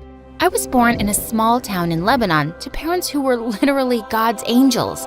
Both of them were doctors who worked with a charity organization and treated most patients for free. So obviously, we weren't rich, but we were happy. My parents' kindness rubbed off on me too, and even as a small kid, I couldn't see anyone miserable. But soon after I turned 14, my whole life changed. My parents had gone to Syria as part of a medical team, and a few days later, they were reported missing. As search teams still looked for them, I was sent to live with my aunt and cousin in Turkey. Aunt Rabia was extremely wealthy, and she lived in a huge mansion with her daughter Amel. Aunt welcomed me warmly and showed me around the house. There were beautiful decorative items in every corner. Oh wow, this vase is so pretty. That's Amel's choice. We bought it in Paris last year. You've seen the Eiffel Tower? I've heard it's gorgeous. I suddenly stumbled backwards and knocked the vase off the table, and it shattered into pieces. Oh, I'm so sorry. It's all right. I'll just call someone to clean up the mess, and we'll see the rest of the house later, okay? Gosh, why was I so clumsy? At dinner, I tried to be extra careful not to drop anything, and Aunt noticed my nervousness. Are you still thinking about those vases? Don't worry about it. But just in case Amel says something, don't take it too seriously, okay? What do you mean? Well, her heart's in the right place, but she just has, a different way of expressing her feelings. Just know that we're both very happy to have you here. I wasn't quite sure what Aunt meant, and I was quite curious to meet this mysterious Amel now. Aunt had to leave when she had an important call during dinner, and as I cleared up the plates, a group of laughing girls barged in. One of them spotted me and said, "Hey, you, go get something to drink for me and my friends." This girl must be Amel. Hi, I'm Zara, and I didn't ask for your name, did I? Just go get me a Coke and an iced tea and a coffee. You know where the kitchen is, right? I nodded and returned soon with the girls' drinks, and no one even said thank you, which felt odd to me. Just then, one of Amel's friends accidentally knocked over her glass, spilling her drink on the table. Amel snapped her fingers at me, and I wiped up the mess and left. Later, as I was watching TV in the lounge, Amel walked in alone, and she suddenly looked livid. I know you're new, but are you crazy? You're a maid here, not a guest. Actually, I'm not the maid. I'm your cousin, Zara.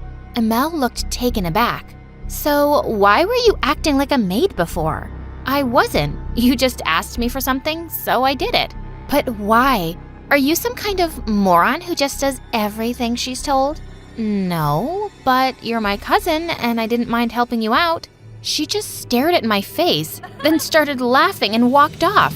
One day, Aunt was telling me about how she'd started her skincare company alone, and now it was $1 million business. I was really impressed. I want to take my brand global, and I'm looking for someone to model the new range. But you're so gorgeous yourself, Aunt. You should be the face of your products. Jeez. Yeah, she's letting you stay in her home, but there's no need to be such a suck-up. No, I'm serious. Aunt is stunning, and you take after her, you know. As if. I guess Mom hasn't told you her little secret yet. And suddenly, she leapt forward and grabbed Aunt's hair. I thought she was gonna hurt her, but then Aunt Rabia's hair came off. It was a wig, and she was completely bald. Aunt looked really embarrassed, and I was shocked beyond words. But Amel just laughed and walked off singing, Mom is a baldy, Mom is a baldy. Aunt quickly tried to put her wig back on, but I stopped her. Amel shouldn't have done that. But Aunt, you're stunning even without your wig. Oh, Zara, you don't have to say that. I lost all my hair due to alopecia a year ago, and I know I look like a freak. No, you don't. You look strong and beautiful, like a superhero straight out of a Marvel movie. It really suits you. You really think so? Absolutely. I started school soon, and I felt a little out of place, but I decided I'd just focus on my studies. One day, I was having lunch outside in the schoolyard when a football came flying out of nowhere and hit a young boy playing close to me, knocking him down. I immediately helped him to his feet, then took him to the bathroom and got him cleaned up. Are you feeling okay? Yeah, I'm fine. But wait, my iPod! I can't find it. It must have fallen down somewhere. Don't worry, I'll help you look. We both went back to look for it, but when I found it, it was completely smashed, like someone had stepped on it. The boy was about to burst into tears, and I quickly said, Hey, don't cry. Okay, how about I give you mine? Really? Is your mom gonna be okay with that? Yeah, I'm pretty sure my mom won't mind. There, it's all yours. Thank you so much. You're awesome. Suddenly, someone behind me spoke. Wow, awesome indeed. I turned around to see a tall, handsome boy holding a football. I'm sorry, that was my football that hit him. Kicked it a little too hard. I think you should be saying sorry to him, not me. But the little boy was already skipping away with my iPod.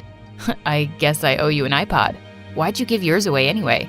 Because it's just an iPod, and look how happy he is. He was about to say something when suddenly Amel appeared and threw her arms around his neck. There you are, babe. I see you've already met my cousin. And Zara, this is my fiancé, Murat. Oh, you two are cousins? Yes. Remember I told you about the orphan cousin from Libya that we took in? You know how big-hearted Mom is. It's Lebanon, and I'm not an orphan. My parents will be back soon. But yes, my aunt is generous and amazing. And with that, I walked away. A few days later, Aunt was hosting a dinner for Murat and his parents. Everything seemed to be going smoothly. But when the soufflés were served, they had sunk in, and Amel called for the cook. Did you expect me and my guests to have this soup for dessert? I know you're not the brightest, but how stupid do you have to be to mess it up? Amel, that's enough, honey. You can go now. I felt furious. I wanted to tell Amel off so badly, but I didn't want to create a scene. Later that evening, as we all sat in the living room, Murat suddenly turned to me and said, I've noticed that you're always wearing this big watch. It seems too heavy for your wrist. "Oh, yeah, it's my dad's. Mom gave it to him for his birthday and, well, I've just borrowed it till they get back home." "Zara, could you please not talk about your parents? It's just uncomfortable." "It's not uncomfortable for me to talk about them." Yes, but it makes other people feel weird. No one wants to talk about depressing stuff. I felt angry tears stinging my eyes, and I quickly excused myself and went out to the garden. I found the poor cook crying outside, and I consoled her as best as I could. As she walked away, I turned to find Murat behind me. Your cook seemed really upset. Maybe Amel was a bit harsh, but I guess you have to deal with servants a certain way. A certain way? The only way to deal with anyone is with respect. Yes, but she made a mistake, and Amel had to tell her. Not in front of everyone, and not like that. And the cook is only human. Her son is really unwell, and she's worried. And even then, she prepared a whole feast for us. Do you know everything about all the servants? I do talk to them. Don't you? Sure, to give instructions, but nothing about their personal lives. They live in your house and serve you every day. And you don't care to know anything about them? Wait, are you saying I'm arrogant? Well, yes. Yes, I am. I started walking away, but suddenly, he gently grabbed my wrist. Amel shouldn't have said that about your parents. I'm sorry, and I'm sure they'll be found soon. Me too. And thank you. And then I left. The next evening, when I went to the kitchen, the cook seemed to be in a really good mood, and she told me that Murat had offered to fully pay for her son's treatment. I guess he wasn't so bad after all. A few weeks later, I was walking out of a cafe in town when I walked straight into someone. Murat. A small velvet box fell at my feet, and we both quickly bent down to pick it up, and ended up bumping our heads really hard. Then we both burst out laughing and sat down on a bench. I just picked out a ring for Amel. You know, we have our engagement party in 2 weeks. What do you think? He opened the box to reveal a diamond ring. I'm sure she'll love it. But I asked what you think. It's lovely. I'm just the wrong person to ask about diamonds. Well, what kind of ring would you want if you were getting married? I've never thought about it. And I haven't thought about marriage either. But if it ever happens, I just hope I'm as happy as my parents. And they've never had anything fancy, so I don't think that stuff matters. Murat looked at me with a strange expression, and for some reason, it made my heart flutter. You're nothing like your cousin, Zara. In fact, you're unlike any girl I know. Just then, a few raindrops fell on us, and Murat said he'd drive me home. Nope, I'm walking. It'll be fun. But you'll get wet. Exactly. When was the last time you walked in the rain, Murat? Never.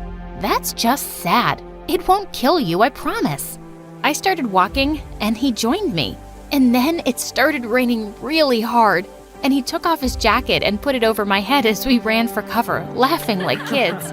When it slowed down a bit, Murat walked me home, and I asked him if he'd like to come in and see Amel. No, I should be heading home. But thank you, Zara. I haven't laughed this much in ages. You're something else. He smiled, and my heart was fluttering again. I went in, trying to push away that stupid feeling. But just as I was about to walk into my room, someone pushed me hard. It was Amel. What were you doing with Murat, you witch? Hey, can you calm down? We just bumped into each other and he walked me home. Wait a second. Is that Murat's jacket you're wearing? Suddenly, I realized that he'd draped it around my shoulders and I'd forgotten to return it. Look, it started raining and he was just being nice. Listen to me loud and clear, Zara. He's my fiancé and I don't want you hanging out with him. I didn't plan it, Amel. I'll just stay away from him. You don't need to feel so insecure. Suddenly she pounced at me and snatched the jacket away. Why would you make me feel insecure? You're just a poor orphan living on our charity. Someone like him would never even think about someone like you. And neither would I. But if you call me a poor orphan one more time, Amel, I might just punch your face. And with that, I pushed her out of my room and slammed the door shut. I was getting sick of her. After that, I completely avoided Murad in school or anytime he visited Amel at home. He was her fiancé, and it was best for me to stay away from him. The engagement party was being hosted by Aunt, and the whole house was buzzing with excitement. But just as they were about to exchange rings, Murad suddenly stopped and looked up at her. Amel, I can't do this. I can't get engaged to you.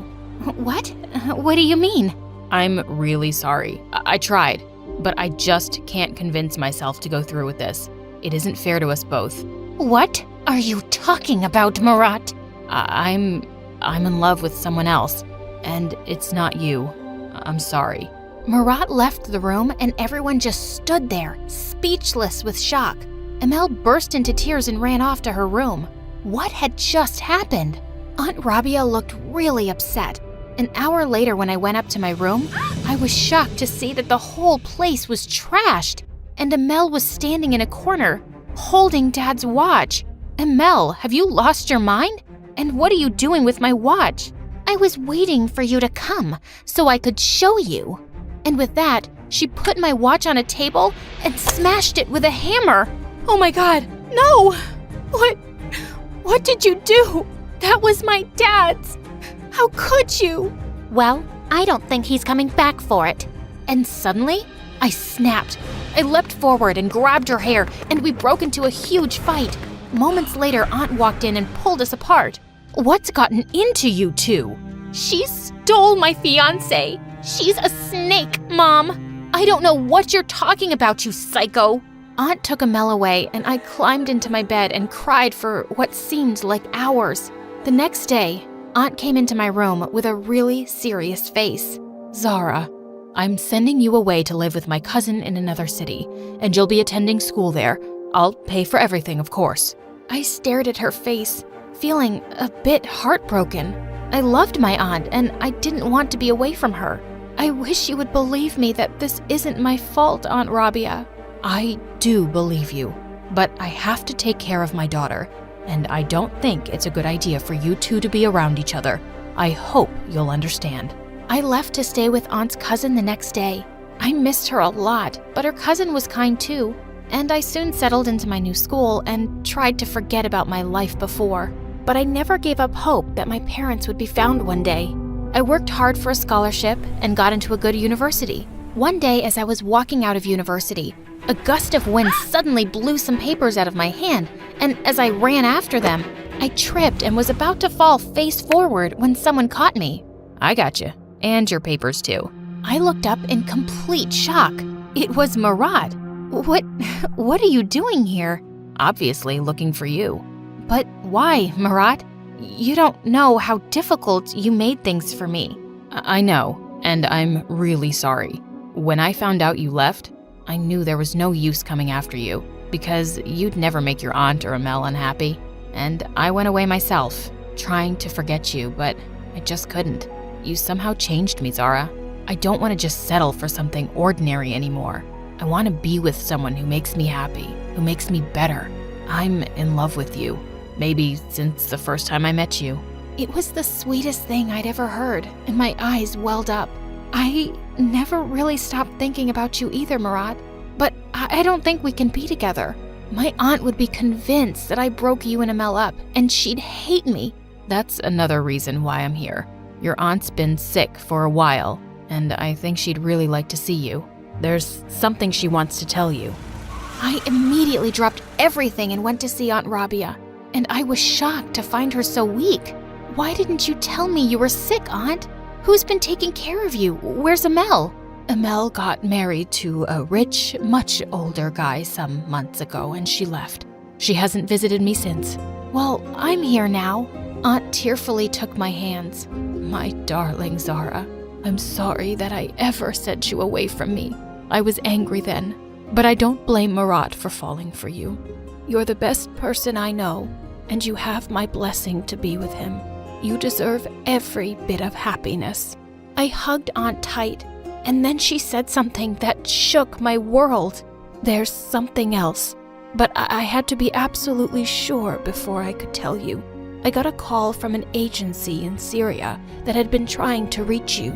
Zara, your parents have been found. I spoke to them myself, and they're flying in tomorrow. I just couldn't stop the tears from flowing. It sounded unbelievable, but I'd never, ever lost hope. I left Aunt to rest and found Murat waiting outside. You knew about my parents? I did, but I had to let your aunt be the one to tell you. I can't wait to see them again and introduce them to you. I'm so happy for you, Zara. It looks like it's gonna rain. Let's go for a walk, shall we? I'd really love that.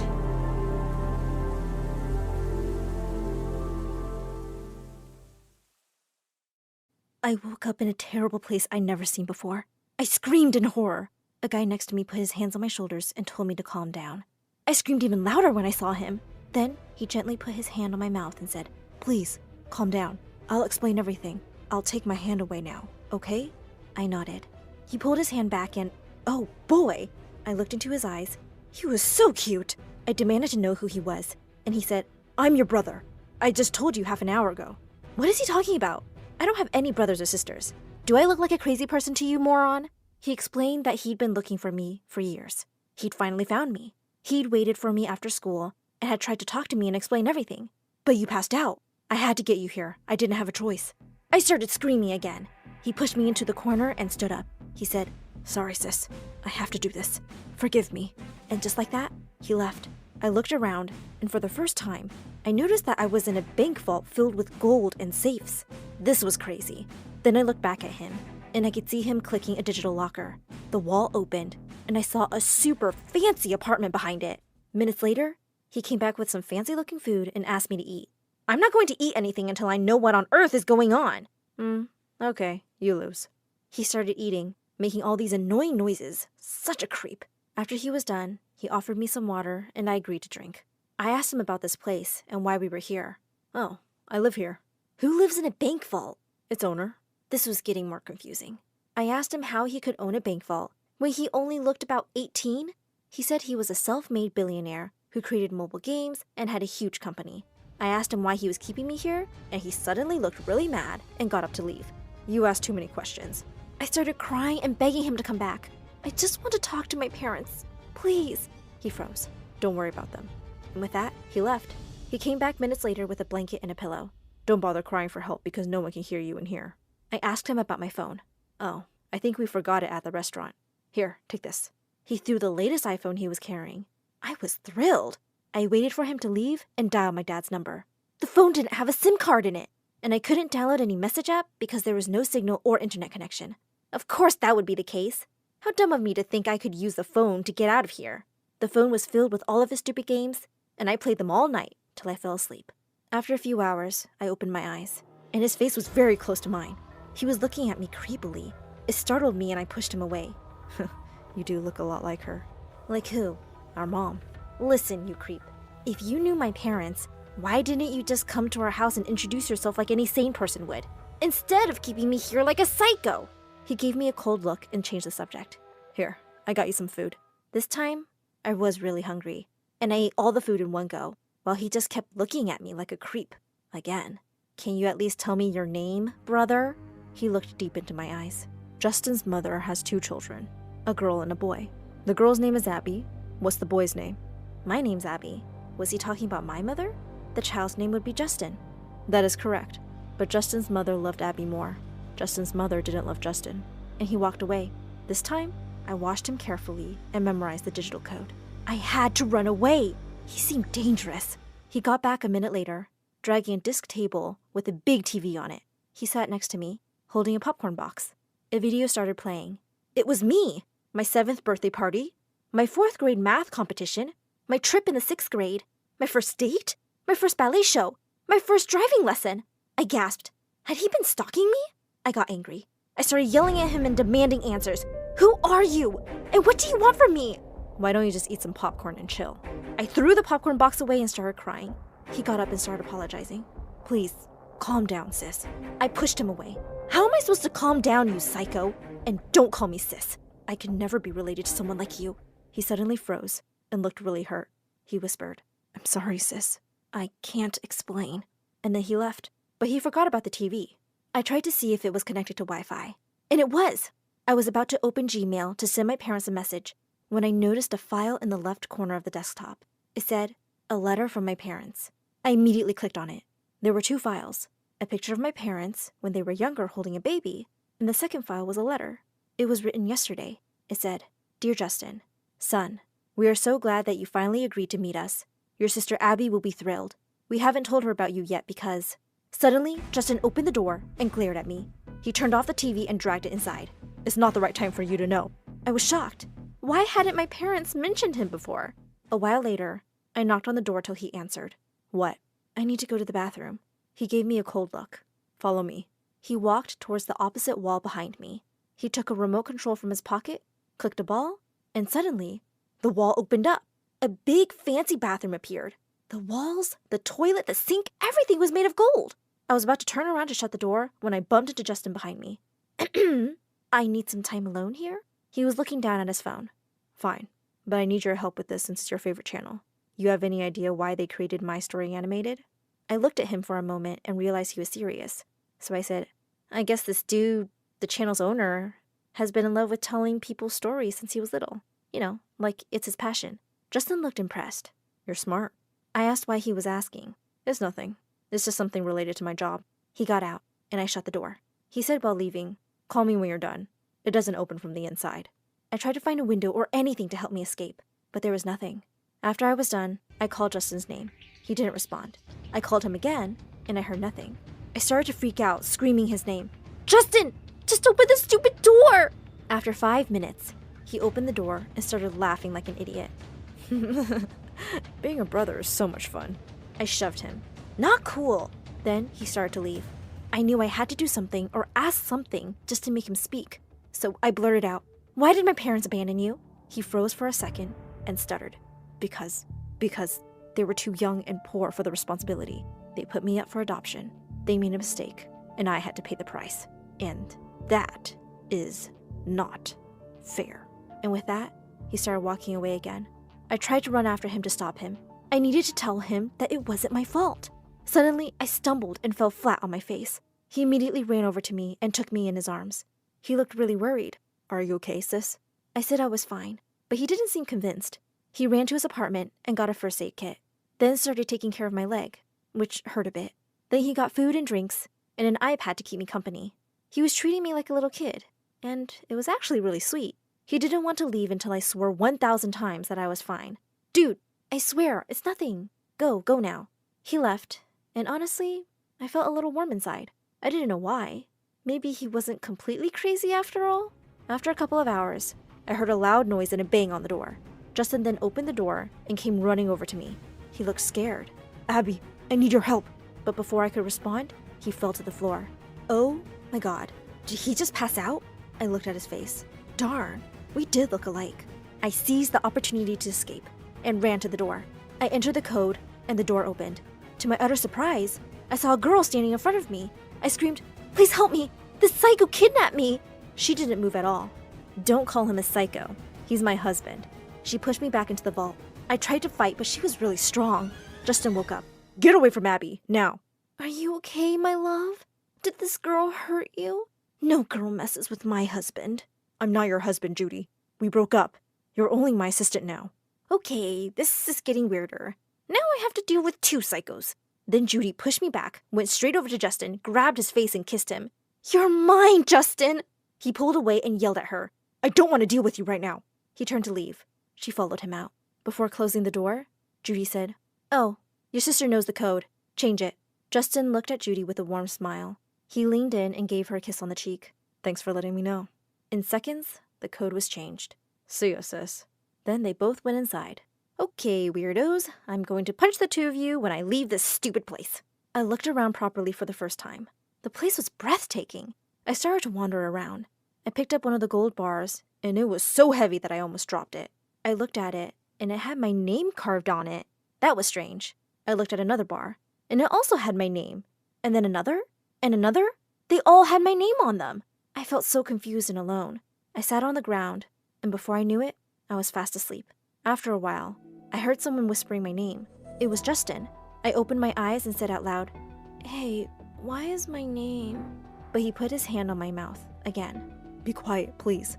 I see you saw all this." Your name is there for a reason. I can't explain. Now please leave this place and go to your corner. Don't stay here.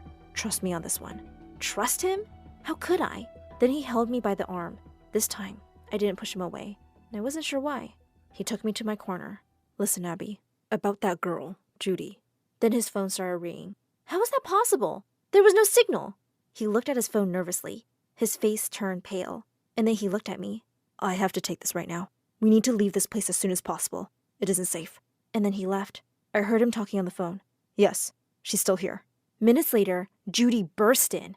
She walked over to me and snatched my necklace from around my neck. I liked it the moment I saw it, and I think it looks better on me. Hey, that's mine! Give it back! Come on! You have an entire bank vault filled with gold, and you want my cheap necklace? It's from my mom! Give it back, now! Yeah, I know it's from your mom. That's why I took it. Judy takes anything she wants. She stuck her tongue out at me and left. After a couple of hours, Justin came back and he was sweating a lot. He was wearing a formal suit now. Judy followed him, wearing an ugly wedding dress with my necklace. Her smile was creepy. She told me to get up, handed me a Bible, and said, "Marry us." I was shocked and froze. I stared at both of them. Then Justin gave me a worried look, and he nodded. He looked terrified, and I knew I didn't have any choice but to agree. I held the book in my hands, and Justin and Judy stood in front of me. When it was time for the wedding vows, Judy said, "Justin, my only lover, I know we've only known each other for 6 months, but I believe we're meant to be together. I knew it the moment you agreed to bring one of your family members to meet me. I wish it was your parents and not your stupid sister. But it's okay. I forgive you." I was stunned. Who was the psycho? And what did she do to my brother? Did she blackmail him into bringing me here? She was smiling from ear to ear. "Come on, babe. It's your turn. Don't be shy." Justin gulped. "Judy, my lovely partner, I loved you more than..." Loved me? Justin tried to calm her down and begged her to let him finish. "I love you more than this bank vault and all of its contents." And he looked at me out of the corner of his eye. Was he trying to tell me something? The bank vault and its contents? Ugh, you're so bad at this. Just shut up and put that ring on my finger. Just marry me. Marry me. I said I had to ask the question first. Do you take... He does. I do. We do. You're annoying me now. Just shut up. Then she snatched the ring and put it on, and quickly put his ring on his finger. She then pulled his face to hers and kissed him. "Oh, by the way, I have good news for you, babe. I'm pregnant!" Justin's jaw dropped, and so did mine. That's awesome, babe. If it's a girl, I'm going to name her Abby, although I don't like your sister. But I love how much you love her. I mean, you carved her name on all the gold bars. How sweet. I want my daughter to feel that she has a family and she belongs to someone. Okay, we're done here, babe. We need to leave. Let's go. And they both stormed out. This was insane. But I remembered what Justin had said, and I ran to the vault. I opened one of the drawers, and it wasn't locked. That was strange. But what was inside was even stranger. White papers. I opened another drawer, and it had the same. I opened another, then another one, and then one more. They all only had white blank papers in them. What was this place? I opened the drawers on the opposite side, and they had the same white papers. I sat on the floor feeling helpless and started crying. Then I saw it. It was a piece of paper on the floor. It had a number in a big font in the middle.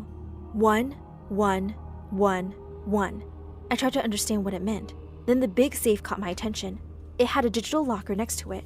I ran to it and entered the code, 1111, and the safe opened, and there I was, standing in front of the highway.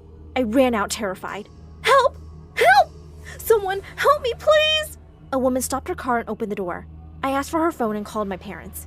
"Come here now and call the police. My brother was kidnapped. His psycho girlfriend kidnapped him. My brother is in danger." An hour later, the police arrived, and I explained everything. Within an hour, they'd found Justin and Judy. I ran to Justin and hugged him tight, and we both cried. "I'm sorry about all of this, Abby. I'm sorry for the way I treated you when we first met. I was mad at you because I thought it wasn't fair that you got to live with my parents and I didn't. I was mad at everyone." My parents joined us and started apologizing. Justin assured them that he forgave them and said that he hadn't wanted to meet them this way. I loved Judy so much. It was such a toxic relationship. So I'm not going to get any of those gold bars with my name on them? Yes, you will.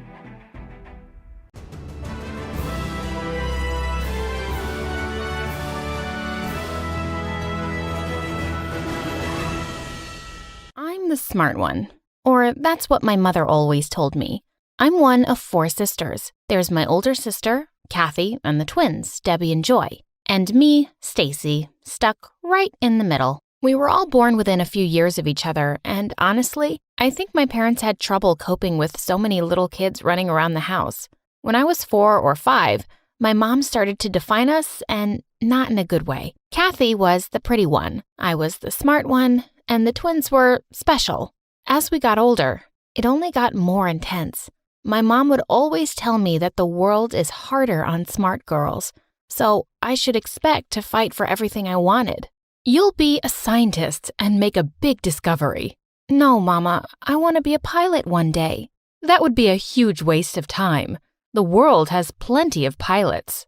My mom would then predict the absolute opposite future for my sister Kathy. She would tell Kathy over and over how much the world loves a pretty girl. High school years were the worst. Kathy easily fell in with the cool crowd, and everything was working out for her pretty much as my mom had said. But not for me. Not so much. In the beginning, the smart kids let me hang with them, but after a while, I couldn't keep up. I mean, physics is just not my thing. Dissecting little animals in biology freaked me out, and I had no idea what Shakespeare was talking about most of the time. The smart kids figured out the truth and quit hanging out with me. It turns out that I wasn't any smarter than most of the kids in my class. I had to study really hard to ace a test and work long hours into the night on my homework. It didn't help that Kathy told all of her girlfriends that I was the smart one, and they started asking me to do their homework. At first, I said no, but these were mean girls on top of being popular girls, and they spread a nasty rumor about me. Even my sister spread the rumor around just to make me do her homework. The other kids believed the rumor, and I either got teased or ignored. High school is hard enough without that kind of pressure. I caved. I started doing my sister's homework and special project homework for her friends. They went around school and started taking back the rumor. It worked, and kids no longer whispered behind my back, but I still had no friends at all. It made me think that my mom had been right. My life was hard, and Kathy's was pretty sweet. But it also confused me because I wasn't off the charts smart, just your normal above-average student. The truly crazy smart kids weren't having a hard life. They were all looking at futures with fancy colleges and great jobs. I would just sit in my room and just get so angry about how unfair everything seemed. I really tried to be happy, but I wasn't. I was just lonely and overwhelmed. I tried to talk to my mother about it. I explained that I didn't feel that smart, and yet everyone was expecting me to perform at this really high academic level. I asked her if we couldn't bring those expectations down a notch because I felt like I was drowning. My mom barely heard me, and she certainly didn't understand. Oh, Stacy, I told you that your life would be hard because of your intellect. Just be patient. Things will get better when you're a grown-up. Don't you get it? I'm not super smart. The future you keep talking about isn't mine.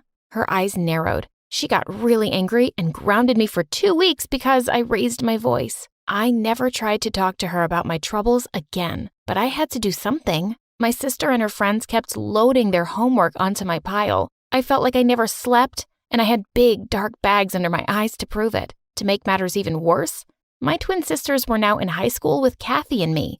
Whenever they got stuck on something in their homework, they'd go to Mom and ask for her help. Go ask Stacy to help you. She's the smart one. So they did. And I'd always help them because it was expected of me. I would always help them, even if it meant staying up really late to finish my own work, because that's what sisters do. One day, my dad was out working in the garage on one of his vintage cars. I slid onto a stool and watched him fiddle with the engine. Finally, I asked my big question. Dad, do you think I'm smart? Really, really smart? Sure, Stacy. You're the smart one. You solved that puzzle before your sisters even got started when you were 5. You've always been the smart one. I literally jumped off the stool. What? All of this smart one stuff because I solved a puzzle when I was 5? He looked at me for the first time, surprised, I guess, that I didn't know the puzzle story. Well, yeah, Stacy. That's when your mom figured out how smart you are. I stood there, stunned. All the pain and struggle of the past few years flooded through me. I ran out of the garage straight to my room and fell on my bed, crying. I wasn't super smart. My parents were super stupid. Okay, that's harsh, but still, my whole life had been shaped because of some silly kids puzzle. I changed that day. The next day, the twins came to my room with a project they wanted me to do for them at the last minute. Nope, I'm going to bed. They looked at me in shock, and then, "You can't go to bed," the other twin finished her sentence, "because we'll fail the class if you don't help us." I walked over and turned out the lights and crawled into bed. They went crazy and started jumping on me. Get up, you can't do this to us." Watch me. The twins were furious and stormed out of the room. I heard them complaining to my mother, and she came into my room a few minutes later to take their side. What's wrong with you, Stacy? Get up and help your sisters. They're your sisters and deserve your help. This is no time to be selfish and lazy. I ignored her too and dug deeper into the blankets. She finally left and slammed the door. I just lay there breathing heavily. It was scary to say no, but I'd done it.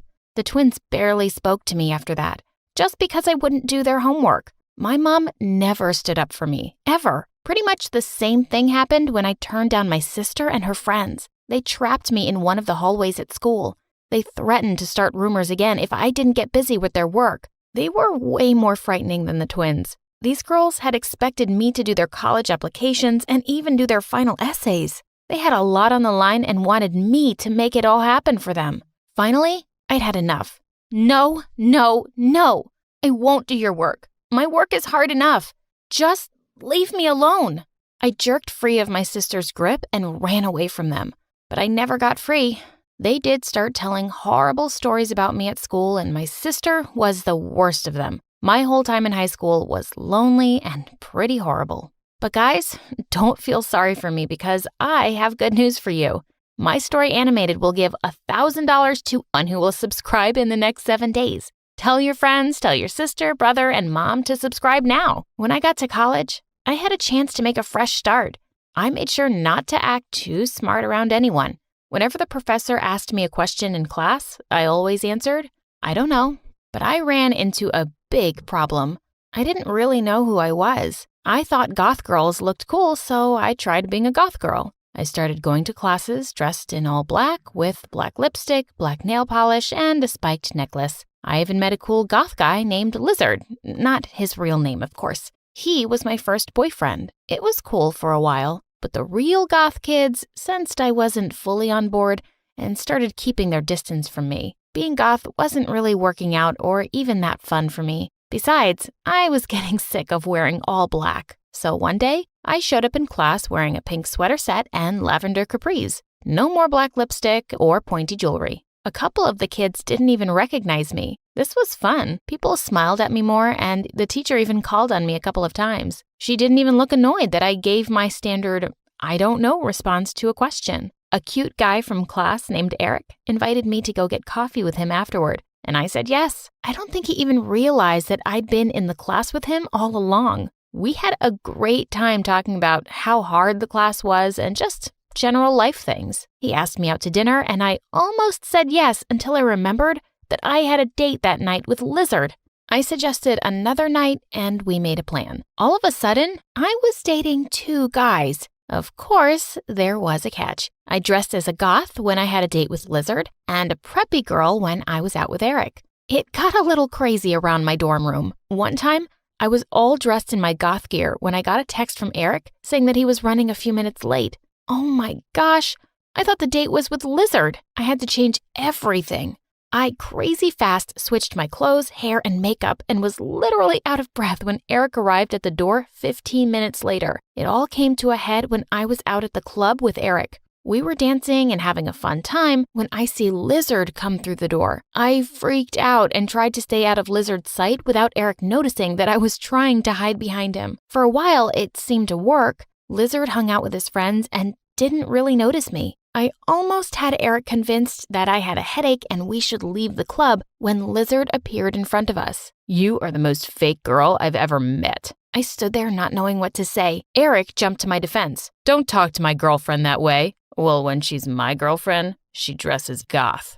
Is this true? Wait a minute. Are you the goth girl that used to be in class? I'm still in class. Look, I apologize for not being totally honest with both of you. Too late. Too embarrassed to even look at Eric, I reached out for his hand and he jerked back. Stay away from me. I don't even know you. I ran to the bathroom and sobbed. They were right. I had become a fake. When I finally came out and made my way to the door, I felt people staring at me and saw them whispering behind their hands. The next time I went to class, I wore my old jeans and a t-shirt. When the professor called on me, I knew the answer, and so I just said it. I tracked down a small flight school and finally took my first flying lesson. It was magical and I was finally free. I finished college and kept up my training until I actually got my license to fly helicopters. All my mom could say was, "What a waste." I took a deep breath and just smiled at her. She'll never change, but I can. Now I fly rescue and recovery because I know how it feels to be lost. Learning how to fly is the smartest thing I've ever done. I had been working as a driver for this rich boy called Brian, and one day, while I was sitting at the side of the pool outside their mansion, he and his friends jumped in, splashing water all over me. At first, I was mad. But then, more people joined the pool party, and among them was the Juliet to my Romeo. Her name was Victoria, and she was just so perfect. She turned to me and smiled before jumping into the pool, and I swear I felt my heart jump out of my chest. Suddenly, she screamed in pain, and the water around her started turning red. Hi, my name is Caleb. Before I continue with the story, please like and subscribe. If you don't, your crush will ignore you forever. So, back to the story. Victoria was screaming as everyone else around her laughed. Those jerks. I immediately dove into the pool. While I checked for injuries, I asked if she was okay, but Brian and the others were still laughing. Brian said, "It was just a prank for her TikTok, loser. Relax." I turned to Victoria and saw she was smiling with one eyebrow raised. She said, "That was attractive, but stay away from me, idiot." Feeling embarrassed, I walked away. Brian wanted to drive Victoria home, and during the ride, I stole a glance at her through the rearview mirror, only to see that she was also looking right at me and smiling. Suddenly, Brian moved closer and whispered, "Wake up, dummy. If I see you looking at her like that again, I swear." I tried to concentrate on the road instead. That night when I got home, I was shocked to see my little sister Candace sleeping on the top of the fridge. My mom told me she won't come down unless I give her ice cream, but we don't have the money for any. My heart broke. I checked my wallet and realized that I only had a few dollars left. I decided I'd find an evening job soon. Mom couldn't work after her accident, so it was all up to me now, and it drove me to work harder. One night, I drove Brian and Victoria to a party, and Brian told me to wait in the car. An hour had passed when I saw her coming out of the door with a guy, and I noticed she looked uncomfortable. Suddenly, the jerk started pulling her hand and trying to kiss her. I got out of the car and ran towards them. I pulled Victoria away and shouted, "Get off her, man!" The guy yelled back, "Who the hell do you think you are?" Victoria tried to calm me down. "Caleb, don't!" But I was furious. The dimwit then shoved me to the ground, making me scrape my elbow. I got up and was about to punch him, but Rachel and the others came out and stopped me. I stormed off and got back into the car. Victoria joined me a little later and started helping me with my small scratch on my elbow. She said, "You didn't have to do that, Caleb," but I wasn't listening to her. All I could hear was the loud beating of my heart as I stared at her beautiful face up close. I looked away when our eyes met. I had to stop this dream before it was too late. For the next several months, I ignored Victoria whenever she hung out with Brian. One day, I went home to our landlord screaming at my mom. He was throwing her things outside. My mom begged him, "Please, give us 2 more weeks." He replied, "I already gave you a month." I ran to hug my mom and desperately asked for another extension. When he finally agreed, I was forced to get another job as a part-time janitor at McDonald's.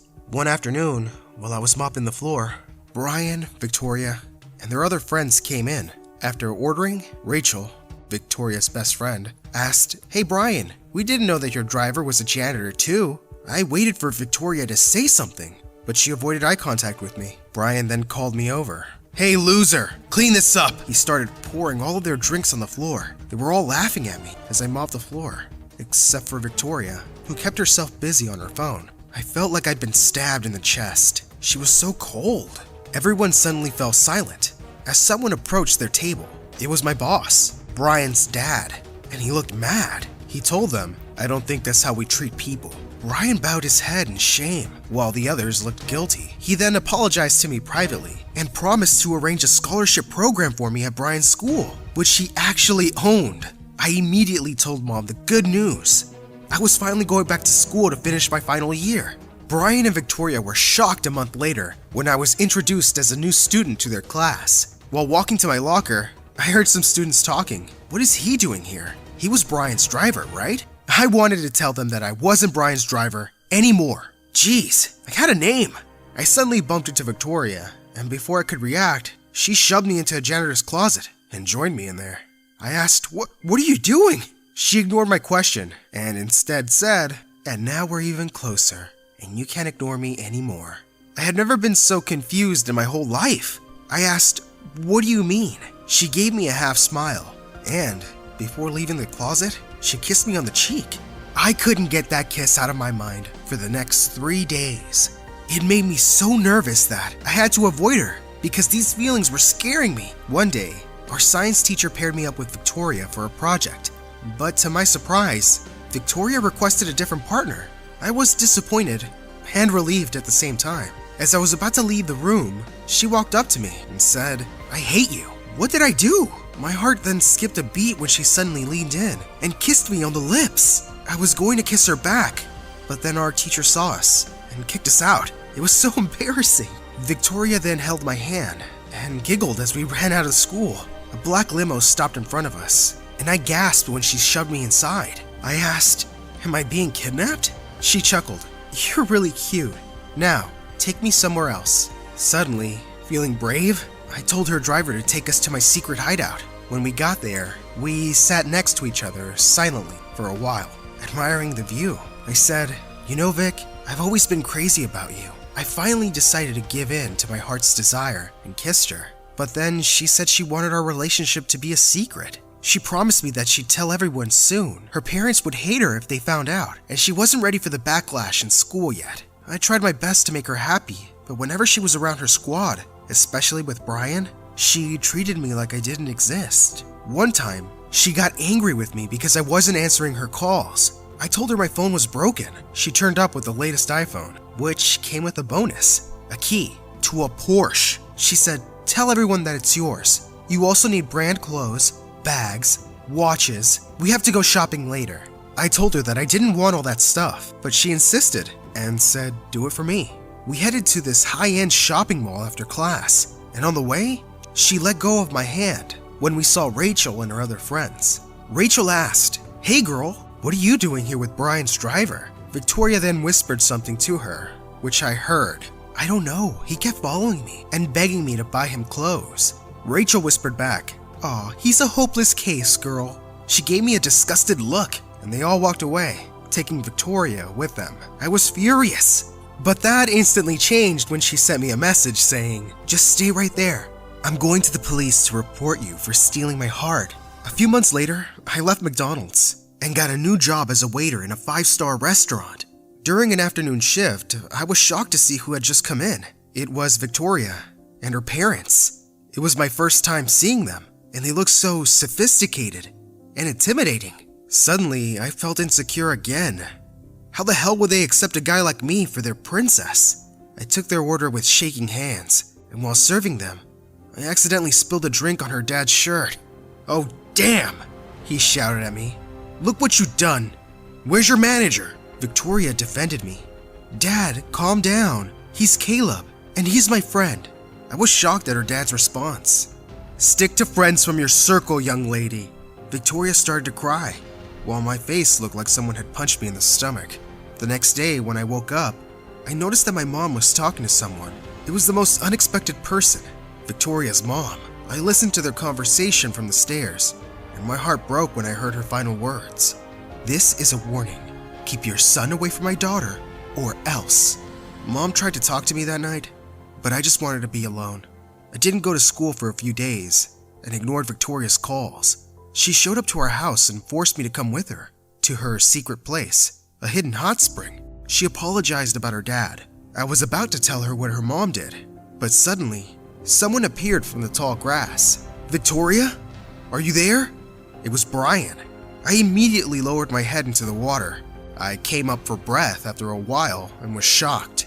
Brian was trying to kiss my girlfriend. How dare he? Victoria pushed him and said, "Stop it, Brian. How did you even know I was here?" He answered, "I've been tracking your phone." What? Instead of being mad, Victoria just said, "I'm tired. I want to go home now."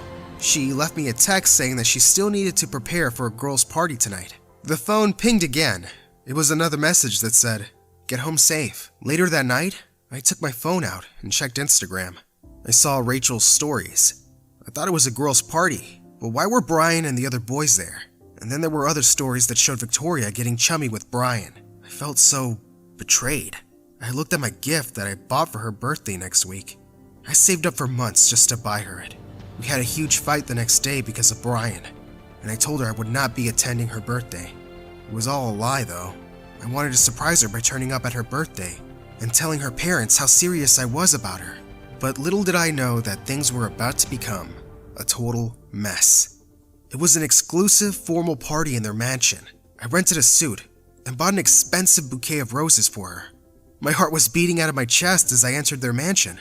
Everyone looked so sophisticated, which made me feel totally out of place. I felt breathlessness when I finally saw Victoria. She looked so drop-dead gorgeous in her beautiful red dress. I waited in one corner when I noticed she was still busy talking to Brian and her parents' visitors. I met her mom's eyes across the room. She glared at me. She then whispered something to Victoria's dad, and moments later, her father walked up to the front. He got everyone's attention, only to announce something that made my world come crashing down. Brian and Victoria were getting engaged. What? I waited for Victoria to say something, but she just stood there with tears in her eyes while looking at Brian. Heck, she didn't even know I was there. I silently left with a broken heart. The next day, everyone was talking about the newly engaged couple. I went to the library to calm myself by reading a book. Suddenly, Victoria appeared and dragged me to the back of the bookshelf and said that she missed me. She tried to kiss me, but I pulled away. She asked, "What's the matter? You're going to prom with me, right?" I smiled bitterly. "Why don't you ask Brian instead?" Looking guilty, she answered, "Babe, don't believe the rumors. It's not true." The blood drained from her face when I told her that I had actually been there at her birthday party last night. She suddenly stepped away from me when some other students appeared. How could I love a person who was ashamed of me? It felt like there was a stone in my chest. I walked away and ran out of the building. I just wanted to be away from her. She called after me and asked me to stop. I said, "I can't do this anymore, Victoria. I'm sorry." She looked shocked. "What do you mean?" I answered with a cracked voice, "You deserve someone better. Someone who can give you the whole world. I can't do that. Brian can, and your parents know that." She said, "I don't care about all that. I love you, Caleb. I just need you to trust me and give me more time." It hurt to hear her cry as I walked away. I really believed that I had done the right thing, but after graduation, I was utterly miserable. Victoria and I hadn't seen each other since that day. I got another job as a bartender downtown, and one night, when we were about to close, I noticed a familiar guy slouching at the bar counter. I asked him for his order, but I was shocked when he lifted his face. It was Brian. He told me that he'd come because he wanted to talk to me. He revealed, "I love her so much, bro," and I thought she felt the same way. And now, it doesn't feel right, because I think she loves someone else. I froze. He added, "It really hurts a lot, but I'm finally letting her go." He patted me on the back and said, "Take care of her for me, please." That night, I couldn't stop thinking about what Brian had told me. It was already 4 in the morning when I finally decided to pick up my phone and dialed a number. The soft voice answered, "Hello?" With closed eyes, I breathed in and said, "Hello, Victoria."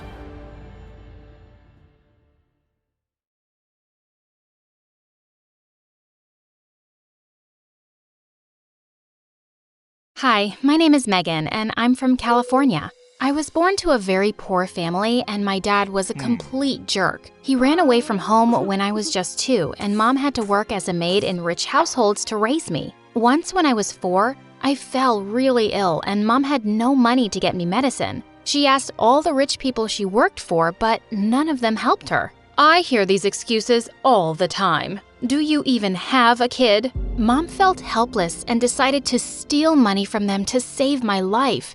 I recovered fine, but Mom was taken away by the cops, and now I had no one to take care of me. So I ended up in an orphanage. The caregiver there was a very mean, strict woman. She made us work like slaves and didn't even give us proper food to eat. Once when I was 8, I saw her shouting at one of the girls because she broke a stupid china doll while cleaning it. How dare you touch such an expensive thing with your dirty hands? Who's going to pay for this now? Your dead parents? The girl burst into tears and I felt like banging the woman's head into the wall. Even worse, she sent the girl to her room without any dinner, but I saved half of mine and sneaked it up to her. Here, you can eat this. I'm not really that hungry. Her name was Tina, and after that day, we became the bestest of friends. But then one day, when I was 12, Tina's hand got stung by a bee and it swelled up like crazy. We need to take her to the hospital. Are you crazy? It's just a bee, not a dinosaur. She'll be fine.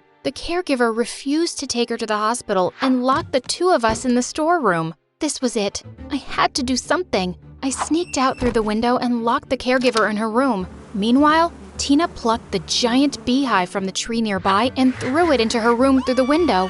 Open the door! Open the freaking door! There are bees in here! Someone, save me! After that, we freed all the girls from the orphanage and left that place for good. We spent hours running around the streets of California, but then we got really hungry. Let's go to that restaurant. But we don't have any money. They don't know that. We went in and ordered everything on the menu. After we'd eaten up to our necks, it was time to run. Tina ran at the speed of a bullet, but I was left behind. I saw the nearest parked car in the parking lot and jumped right into its open door. Easy there, kid. You're safe here. I looked up to see a handsome man dressed in really expensive clothes, and he was staring at me. I thought he'd kick me out of the car, but instead he asked me why I was running. I told him everything, and he looked kinda sad at first, but after a few minutes of silence, he said, I can't change what you've been through, kid, but I surely can give you a better future. I'll adopt you. Oh my God, adopt me? This was insane. He took me to his home, and it was huge. So many fancy cars and hundreds of people working around. By the time we reached inside, his lawyer was already waiting with the adoption papers and he just signed them off. Suddenly, my life took a 180-degree turn and I became a princess overnight. The rich man got me the best clothes and the best education in the world. This was like a dream come true. But there was something missing from my life. Tina. I looked for her all over town, but she was nowhere to be found. One day when I was in the 8th grade, I went to this fancy restaurant with my friends when I suddenly heard a customer shouting at a waitress, Are you freaking blind? You spilled coffee all over my white silk dress. I want to file a case against this moron. I rushed forward to help the poor waitress who was on her knees, begging for forgiveness. And to my shock, it was Tina. Oh my God, Tina? What are you doing here? Are you okay? I immediately picked her up and we hugged each other tight. The old lady kept yelling until I threw some cash in her face, but Tina, she looked so happy to see me. I took her home with me and she was awestruck to see my house. This place is huge. My entire neighborhood could fit in here. I showed her around and told her everything, and we had a blast. Tina told me that she now lived with her new parents who adopted her soon after we left the orphanage, but they weren't well off, so she worked at a restaurant instead of going to school. I felt sad for her, but now she had me. I asked Dad to enroll her into the same school with me, and of course, he did. Tina and I became the bestest of buddies once again, and we had so much fun together. Until one day in the 10th grade, Rihanna joined our school. Rihanna was a spoiled little witch who picked on other kids all the time. And now her new target was Tina. One day, Tina accidentally stepped on her shoe, and Rihanna went bonkers. Oh my God, that's my new Prada, and it's worth more than your entire family, you lowlife. And saying that, she held up her hand to hit Tina, but I stopped her. You better not touch her or you'll regret it. How dare you mess with me? Do you know who I am? Do I look like someone who cares? She looked at me with blazing eyes and jumped on me like a wildcat. Just then, some kids came in and pulled us apart, but the fight wasn't over. I was so gonna teach her a lesson for this. The next couple of days, Tina didn't come to school and wasn't even replying to my messages. I got really worried about her. Later that evening, I went over to her place to see what was wrong. It turned out her dad was fired from the office and now he was severely ill. I felt so bad for Tina. I had to do something. I asked Dad to help her and he gave Tina's dad an awesome job in his company. A few days later, all the kids from my class were having a pool party and I asked Tina to come with me. But only a few minutes into the party, Tina was talking to a boy when Rihanna marched up to her and pulled her hair. "Get away from my boyfriend, you witch." Your what? He was the one trying to flirt with me. Yeah, I know girls like you. You're just after rich boys for their money. What are you even doing here at this party? Don't you know it's for rich kids? I brought her with me, so buzz off. Of course you did. There's no way anyone would let a maid like her into this place without you, Megan. Rihanna, watch your mouth. Oh, but it's true, isn't it? Her dad works for your dad. Doesn't that make her your servant's daughter? That was enough. I picked up a glass of juice and threw it in her face. She ran towards me, but I just moved aside and she fell right into the pool. She came out gasping and screaming. "I'm gonna kill you, Megan! And you, Tina! You don't have anything that I might envy for you, except that face. Gosh, that face is too pretty for someone like you. I'll make sure you pay for it as well." I grabbed Tina's hand and left the party. On our way back home, she looked super sad, but I cheered her up with a bit of some ice cream. The next day when I went to school, I opened my locker and a large sealed envelope fell out. When I opened it, I was shocked. It was the question paper for the upcoming math exam. Suddenly, Rihanna turned up out of nowhere and snatched the paper from me. "What are you staring at?" "Oh my God, Megan, you're a cheater." "What? No, I don't know how this..." Before I could finish, Rihanna was off to the principal's office with the paper, and I was called in minutes later. The principal looked like she was gonna eat me alive. "Ma'am, I swear, I didn't do it." "Then what about this question paper in my hand? Did it fly to your locker on its own?" "No, I don't know. I didn't do any of this. Please, you have to believe me." But she didn't listen to me, and I was suspended for 2 weeks. When I stepped out of her office, I saw Rihanna running away with an evil grin. It was definitely her. I felt so terrible that I almost burst into tears as I told Tina everything, and she hugged me. "It's gonna be fine. I know you didn't do it, Megan. I believe you. We'll find some way to prove it." She took me home and tried everything to make me happy, but I was feeling miserable. The next evening, while I was sulking in my room, I received a text message from Tina. "Rihanna and her friends have locked me up in the janitor's closet. Please come and get me out of here." I immediately rushed to the school and freed Tina. She hugged me as soon as she saw me. "Oh, Megan, thank God you're here." "Are you okay? That witch Rihanna is really out of control. We're not letting her get away with this." Just as Tina and I were running down the hallway, we suddenly heard a loud blast. We were shocked to see a giant fire break out in the math teacher's office. I immediately called the fire department and both of us rushed out of there. The next day, I received a call from the principal's office. I didn't know what it was about, but I was really surprised to see Tina there too. And then I got the shock of my life. "You are being expelled for trying to set the school on fire, Tina. And you too, Megan." "What? We didn't set the fire." "Stop lying through your teeth, Megan. You were on campus yesterday. You've been caught on camera." "I only came to rescue Tina, who'd been locked up by Rihanna in the janitor's closet. If anyone started the fire, it's that psycho. And it looks like she set us up." "Then how do you explain this?" The principal then showed us the camera footage, and it clearly showed Tina starting a fire in the teacher's office. I couldn't believe my eyes. I was speechless. I grabbed Tina's hand and dragged her out of the office. "Tina, are you insane? Why did you do that?" And suddenly, Tina looked up at me with pure hatred. "To ruin you, of course.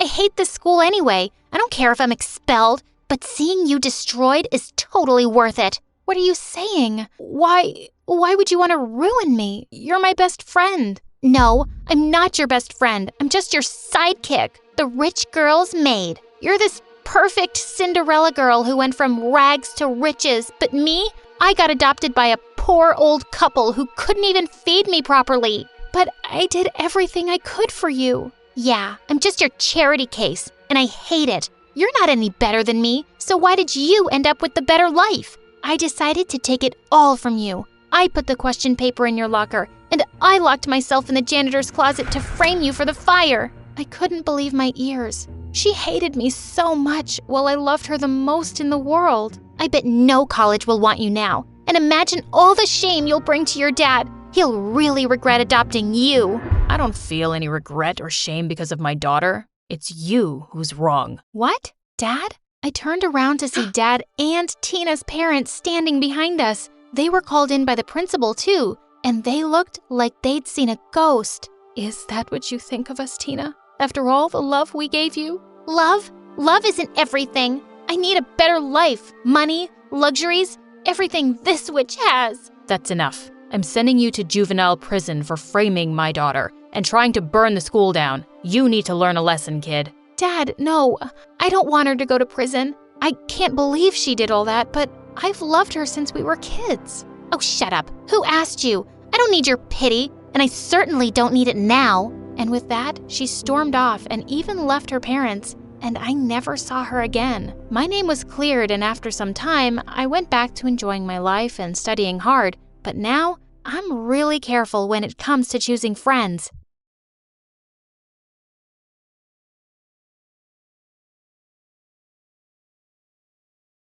My head was spinning and my heart was pounding as I scanned my dad's inbox. All these emails? All these years? I knew I would never be able to speak to my boyfriend again, and I would never, ever trust my dad. For many years, I thought my dad was an ordinary but admirable man. He raised me alone after my mother was gone. Over the years, Dad became a very overprotective man. This meant that I was locked inside my house throughout most of my school life. I wasn't allowed to go out with friends, be late coming home from school, or attend any parties. When I was in 6th grade, I begged my dad to let me go on a school trip for a debate contest. I had worked so hard to perform at this competition. I cried for hours to get his permission. He was unmoved. He refused to let me out. As the years passed, I grew to silently hate him. I was getting sick of being a prisoner in my own home. One day, the head cheerleader at my school, Stella, asked me to come to an insane party she was having for her 16th birthday. The whole school was invited. I wanted to go so badly. Everyone was talking about this party. I rushed home to beg my dad for permission. My dad and I had a huge fight that night. He refused to let me go to the party. I decided I was going to sneak out the moment he fell asleep. When the time came, I rushed to the party on my bicycle. I paused before Stella's house. Everything was strangely silent. I entered her home, feeling rather nervous. I mean, why would a raging high school party be so quiet? When I entered the living room, I saw all my schoolmates standing inside. They were all quiet and exchanging glances with each other awkwardly. At the center of the uncomfortable crowd was my father. He was seated on Stella's couch, red with anger. He began to shout at me in front of everyone I knew. He'd known what I was up to the whole time. He laughed at me, amused by the idea that I could ever fool him. In front of every one of my peers, my dad humiliated me and grounded me for a whole month. People around me laughed. I grew purple with shame and my whole body began to shake. My dad demanded that I get in his car and go back home. I was simply too ashamed to do anything else but obey. The moment we reached home, I turned and looked him in the eye. I told him that he had broken our relationship tonight. I no longer wanted to speak to him. Days later, my crazy dad blocked Facebook, Instagram, YouTube, and all social media sites on our Wi-Fi. He wanted to isolate me from the outside world, but I was smarter. I downloaded this app. Using that, I was still able to use all these websites, and he had no clue. A few days passed, and I didn't say a word to him. I quietly headed to school day after day, and when I came home, I went straight to my room to be alone. That was my life.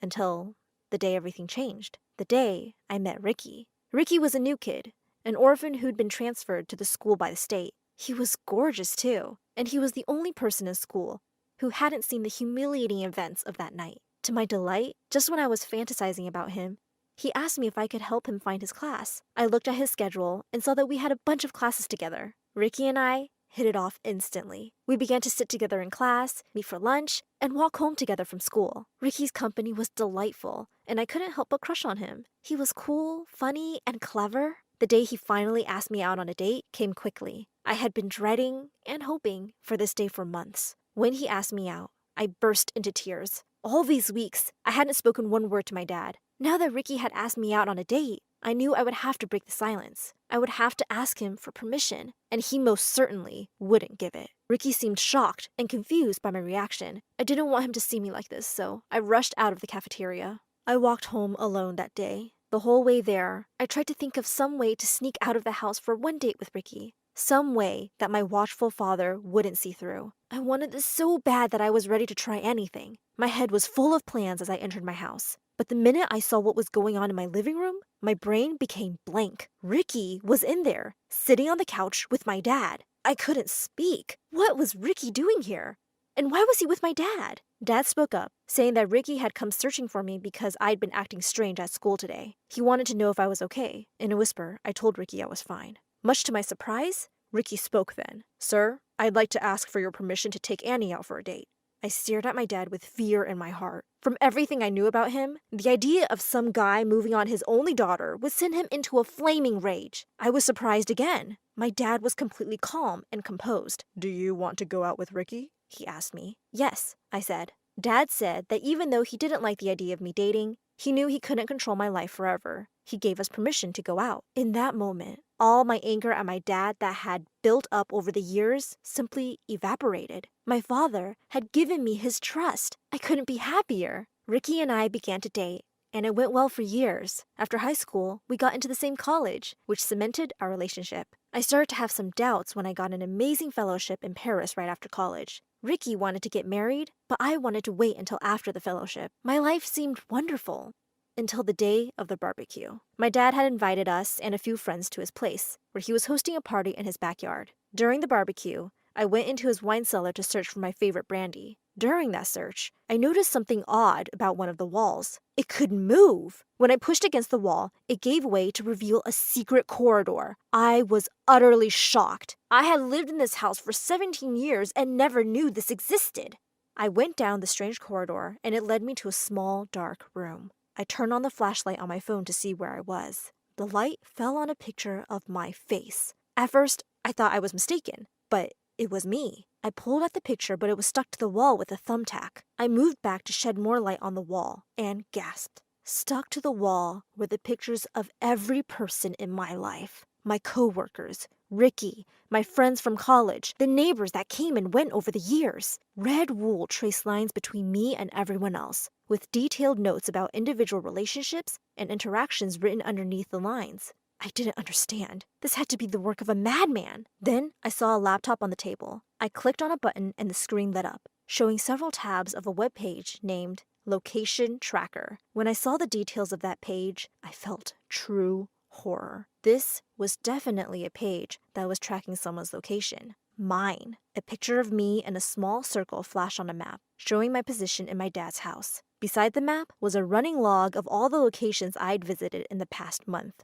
The log stopped at my current location. My dad had clearly been spying on me, keeping tabs on me. Who else could have made this room in his house? Was everything a lie? All those years when I thought he had begun to trust me, was he simply hiding his true nature? I found a folder on the desktop that said Log History. Inside it sat rows upon rows of folders. They went as far back as 7 years ago, the year Ricky and I began to date. Was that when this obsession started? When I began to date and finally live my life? That was when I saw it. One of the open tabs was an email account. I refreshed the page and began to scroll through the people my dad had been emailing. When I saw the first name on the list, the blood dried in my veins. It was Ricky. My dad and Ricky were exchanging emails. The subject line of the first email read, "Setting the date." In that email, Ricky was explaining to my dad that I didn't want to get married before I finished my course in Paris. My dad urged him to convince me to get married quickly. He said that if he didn't do it soon, I might figure out the truth. And if I did, I would never be with Ricky. What was he talking about? What truth? Ricky had replied to him, saying that pushing me would do the opposite of helping. My dad instructed him to get me pregnant if that's what it took. He didn't want me to leave Ricky and go be with some random French man he couldn't work with. Work with? I immediately left the email thread and began to scroll through my dad's inbox. There were hundreds and hundreds of emails here, all sent by Ricky. He'd informed my dad of every single night, every little secret, every hope, dream, or desire I'd shared with him during our time together. Soon, I couldn't bear to open the emails anymore. I felt disgusted. Suddenly, a voice cracked from behind the door. "Who's there?" I froze. Ricky was right outside. He called out my dad's name, asking if he was the one who was inside. He clearly knew about this basement, and he knew that my dad came here sometimes.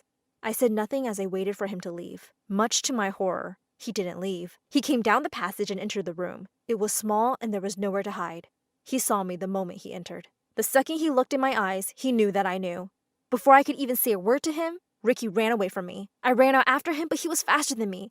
He hurried out of the cellar and slammed the door shut. Then he turned the handle and I heard the twist of the lock. I stared at the door in fresh horror. Had he just locked me inside? I tried to open the door, but it didn't budge. Why had Ricky locked me in here? What was he going to do? I pulled out my phone and tried to call my only friend in law enforcement, Stacy. She had been one of my closest friends in college, and she was currently high up in the city police. I was scared for my life right now, and I needed her help. The reception was poor, and I couldn't make a phone call. I decided to call her online. Luckily, I still had that app. I called her on Facebook and told her where I was, and that I was in danger. Just as she assured me that she would come right away, the cellar door swung open. My father stood at the door, with Ricky. I put my phone away fearfully. My father demanded to know what I had found out. I know about your secret basement, I told him. I know you've been spying on me. I've been protecting you, Dad said. And you've been using Ricky's help? You forced my own boyfriend into this? I asked. My father tried to tell me I was overreacting, but I wasn't going to listen to his manipulative lies anymore. I'm going to the cops, I told him. I tried to get out of the basement, but Ricky pulled me back and stood before the closed door. What's the big deal about me talking to your dad? He asked me. You're not talking. You're violating my privacy. Your father is trying to protect you. You should be grateful to him. You make me sick. Don't say that, Ricky said. Just because I've kept this secret doesn't mean I don't love you. He moved to try and hug me, and I slapped him. You and I are finished, Ricky, I told him. I'm taking that fellowship in Paris, and I'm leaving. I tried to get to the door, but my father commanded me to stop. I turned around to see him standing with a gun in his hand. It was pointed at me. I stared at him in utter shock. Was this really happening? Was he threatening to shoot me? Get away from the door, he said. This is for your own good. You have no idea what will happen to you in a foreign country without me there to protect you. I'm doing all this for you, Anna. You can't keep me in here forever, I shouted at him. I will do whatever it takes to protect you, he barked back. I had never felt more fear in my heart. Just as I began to lose all hope, Stacy kicked down the cellar door with 3 other policemen by her side. Ricky jumped away as the cops poured in with their guns and tasers out. My father immediately dropped his weapon and backed away. Stacy rushed to me and pulled me into her protection.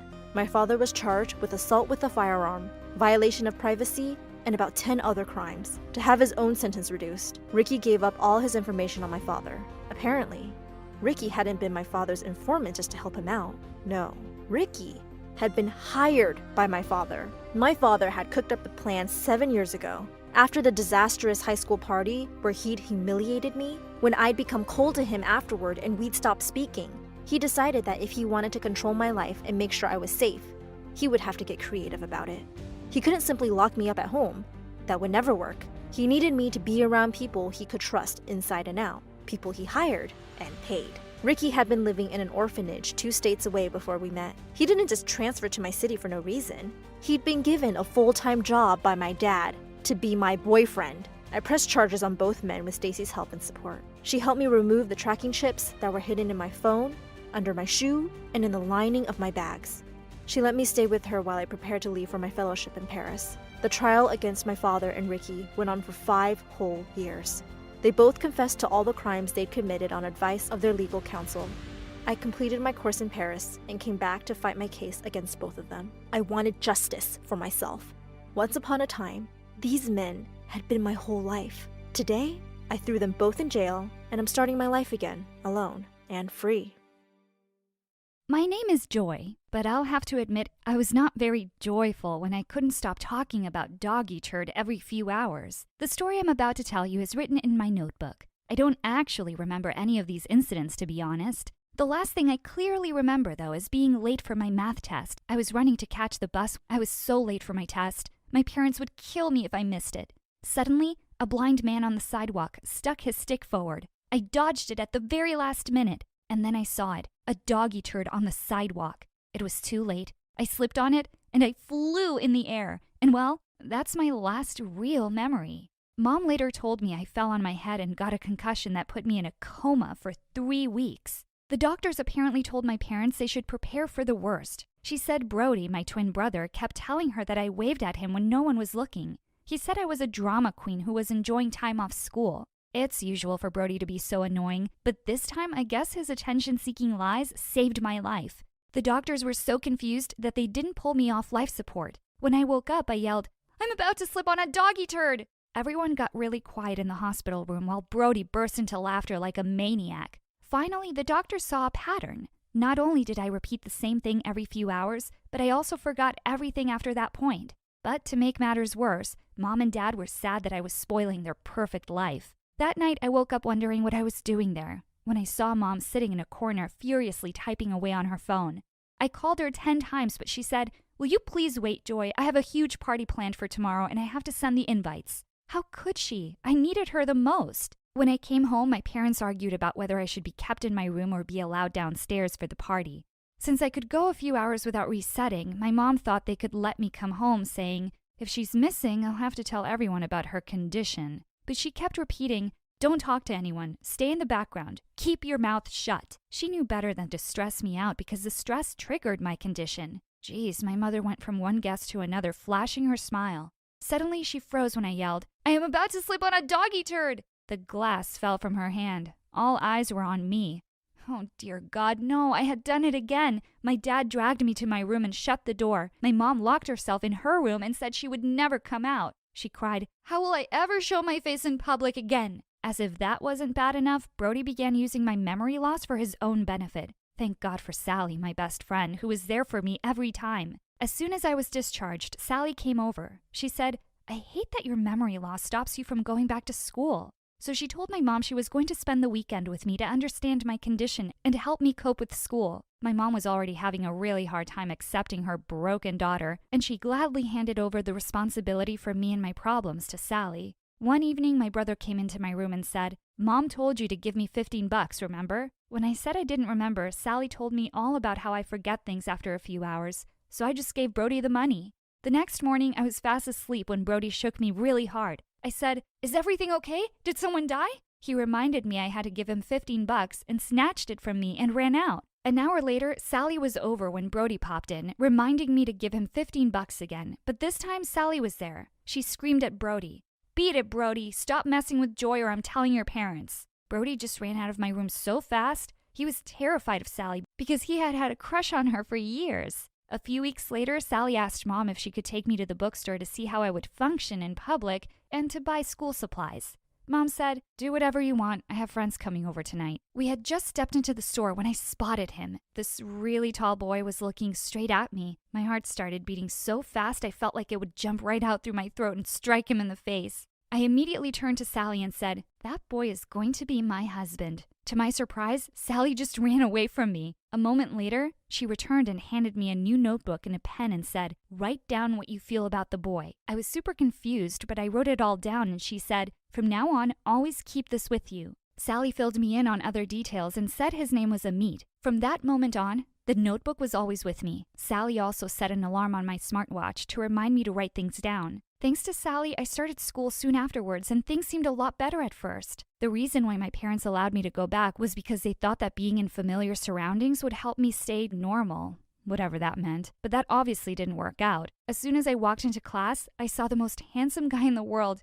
He was tall and dark, and the moment I saw him, I wanted to be his girlfriend. The very same day, he walked up to me and said, "Hope your memory alarm won't stop you from going out with me, or I'll be heartbroken." Just as I was about to say yes, I suddenly shouted, "I'm about to slip on a doggy turd!" Sally was shocked. My smartwatch alarm hadn't gone off, so what just happened? Apparently, stressful situations reset my brain quicker and unannounced. Amit made my life worth living. One day when we were in the cafeteria, Amit made a video of us hanging out together. He realized that videos helped me remember everything faster, so he got very serious about it. He ordered a cool camera and even bought a tripod and gimbal so he could document our time together. One day, he came up to me and said, "I love you, Joy Joy." And I said, "Are you making a YouTube video? Because even though you're really cute, I don't know you." He laughed his head off and kissed my cheek, which made me blush red. A week later, Amit said he wanted to take me to a movie, and Sally said it was a bad idea. He didn't care. He and I sat together holding hands, and after a few hours, I screamed about doggy turds. Everyone would laugh, but Amit wasn't embarrassed at all. Every night, I read my notebook and smiled, knowing I was falling in love with Amit. One morning, Amit gave me a long gold chain with a real USB as a pendant.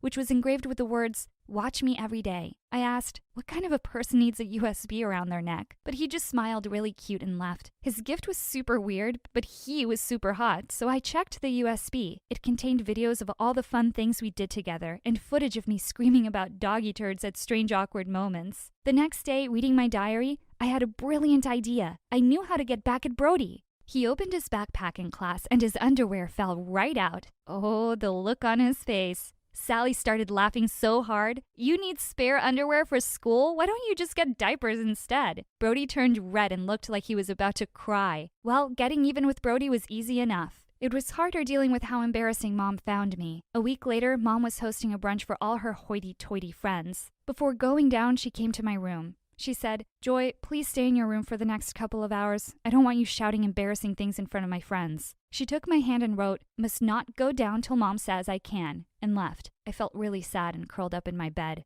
I woke up and it seemed it was dark outside. My tummy was growling. I went downstairs to get myself some food when I heard Mom and Dad talking in the lounge. Mom said, "Oh, this is just so hard. All the girls today were talking about how their kids are going off to Ivy League universities next fall. And then there's Joy, who's now as dumb as a goldfish." I walked back to my room as Dad consoled her. My heart broke at their words. The only good thing was that I would forget about it in a few hours. However, things soon became even worse. One day, Amit was dropping me home when he asked me if I would like to meet his parents. I was thrilled and said I'd be delighted, and I said, "Well, I'd like you to meet mine too." Maybe when Mom found out I had a boyfriend, she wouldn't think I was the loser she thought I was. That weekend, Amit and I planned a whole meeting the parents surprise dinner. When I got to the restaurant with my parents, Amit and his parents were waiting for us with his family. Everyone looked so confused. Then Amit took my hand, just like we'd planned, and said, "We are dating." All hell broke loose. My dad screamed, "No daughter of mine is dating someone different. No, you are not dating my daughter." Mom turned into a red tomato of anger and said, "Joy isn't allowed to date." Amit stepped in and said,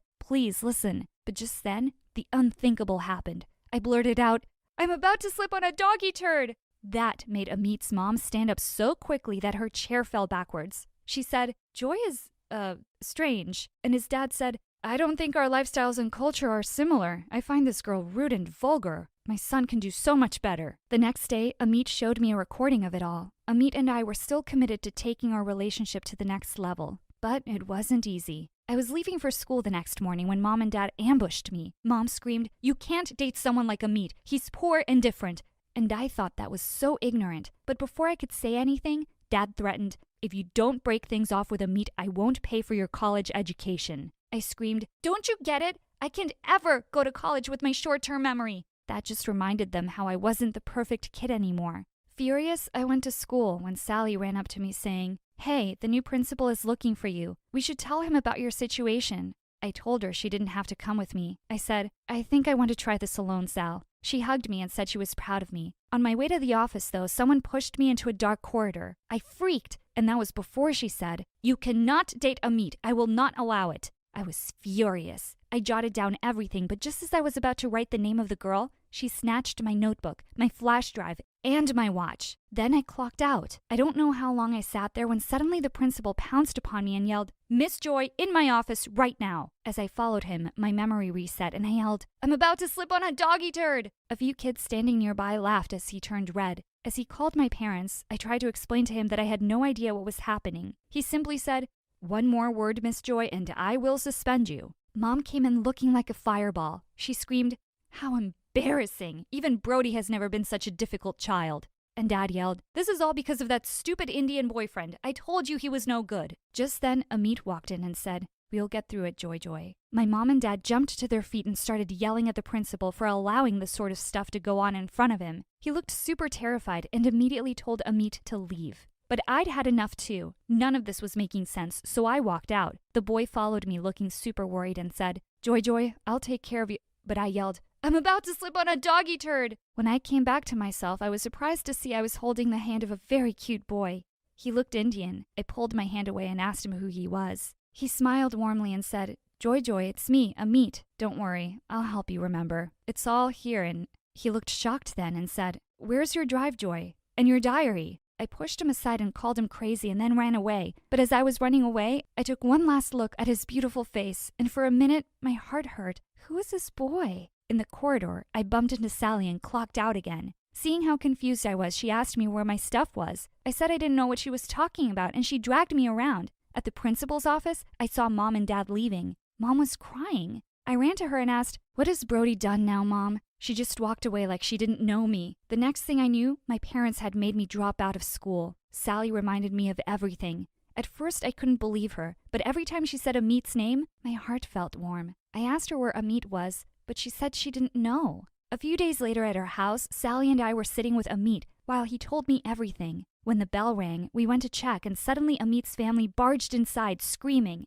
His mom yelled, "We told you to keep that weird girl away from our son." Then, to our surprise, they threw something on the table. Amit yelled, "Where did you get these?" Then, to our surprise, his sister jumped in and said, "I took them." "You thought you'd just convince Mom and Dad to accept her? There's no way I'm letting that happen after they took away my love from me." Before Amit could say anything, Dad started to yell at me. "I'm tired of all your drama. You're turning 18 next week, aren't you? You're a waste of time anyways. Get out of here and take all this drama with you." For a minute, I thought they were kidding. But in 10 minutes, I was homeless. But I wasn't alone. Sally asked me to live with her, and Amit moved out from his house too. As soon as he got a job, he rented us an apartment. It's been 5 years and we still live in the same apartment. Neither of our parents came to our wedding. And even though I never went to college, I'm now an established artist. Without my parents pressuring me for good grades, I could let my creativity flow freely. And best of all, my paintings don't disappear with memory. And Amit has set up video cameras and televisions in my room to remind me that I am a painter every few hours. I am now updating my diary with another entry. I'm pregnant, and I'm going to tell my husband as soon as he gets home.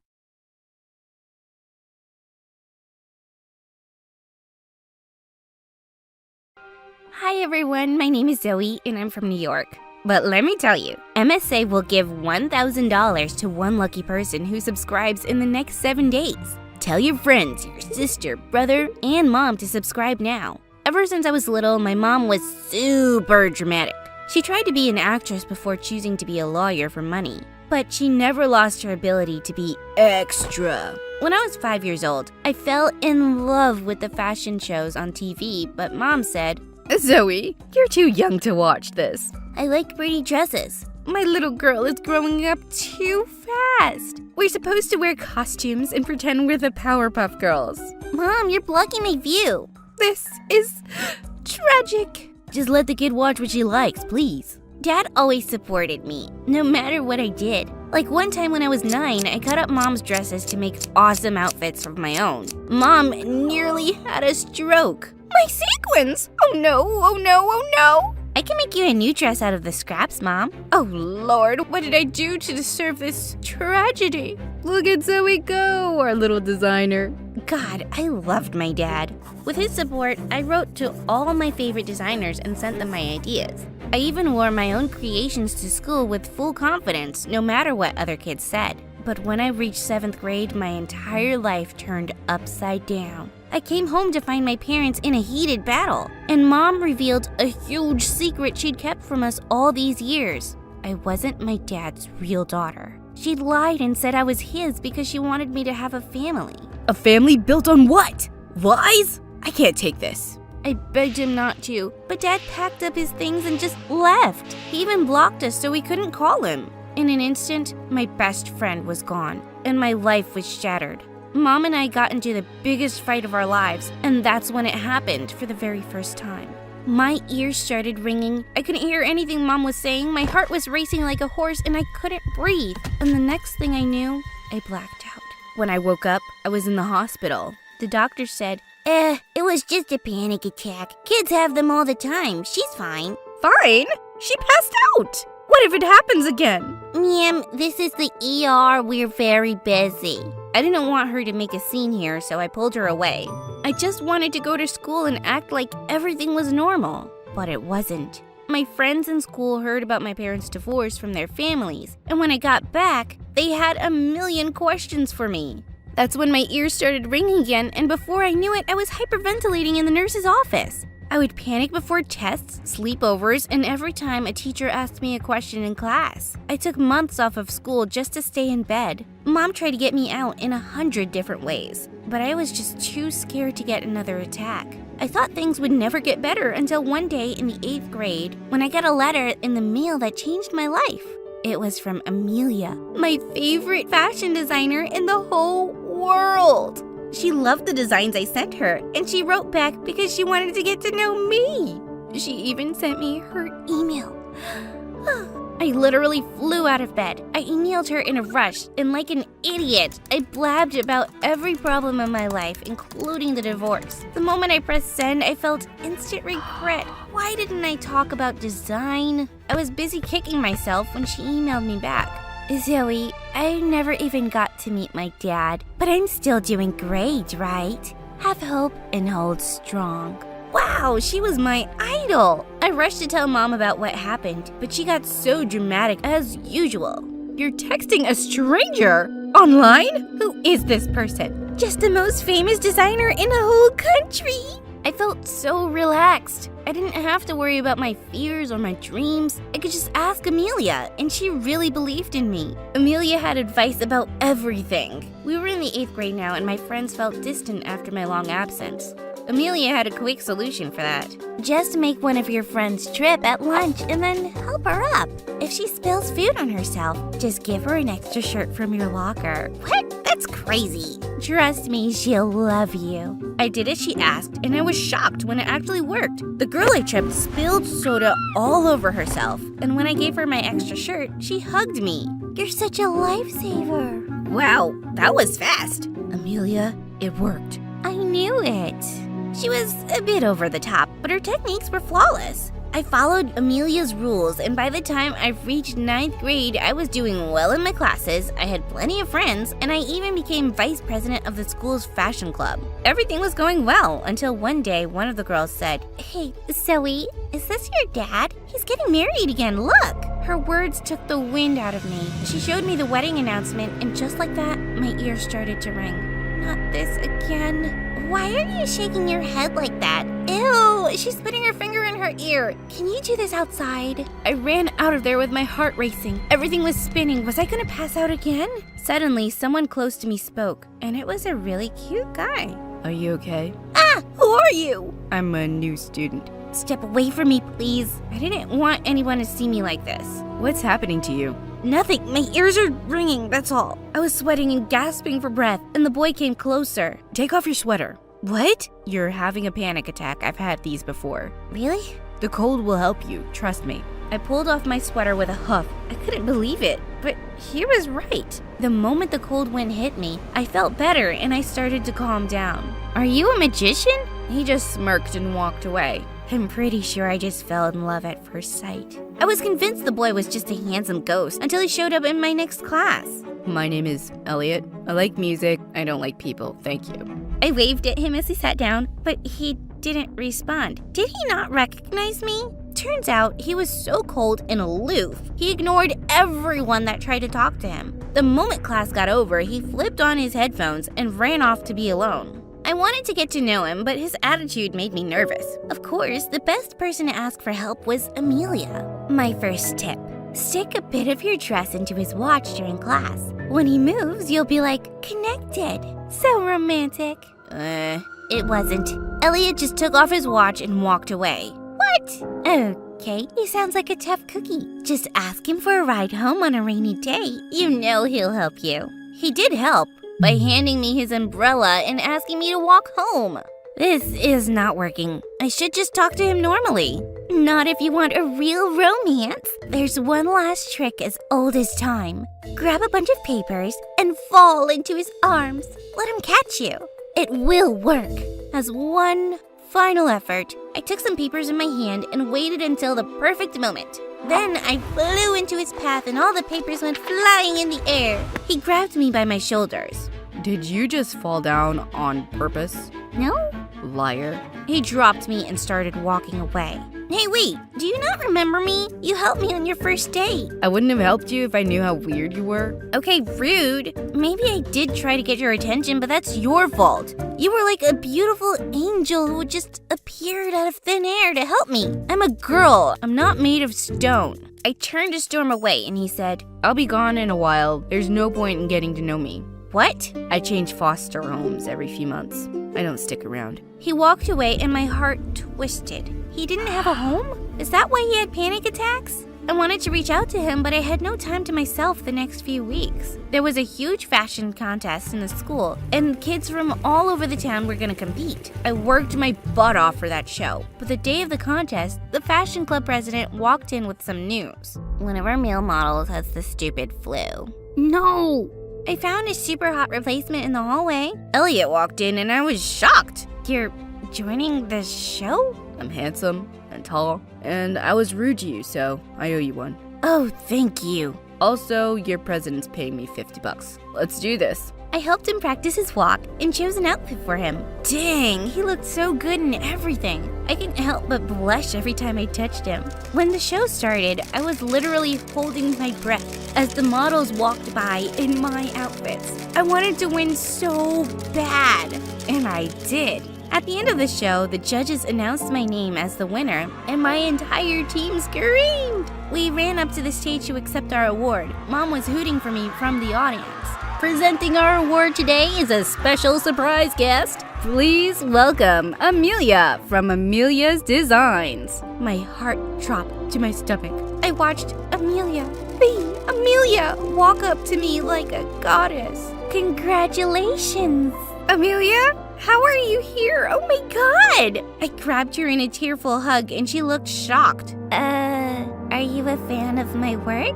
I'm Zoe. We've been best friends for years. I'm sorry, have we met before? No, but you've been writing letters and emails to me since I was in the 7th grade. Look! I pulled out my phone and showed her the proof, but she just shook her head. Why would I spend so much time talking to some idiot kid? I mean, these emails aren't for me. That's impossible.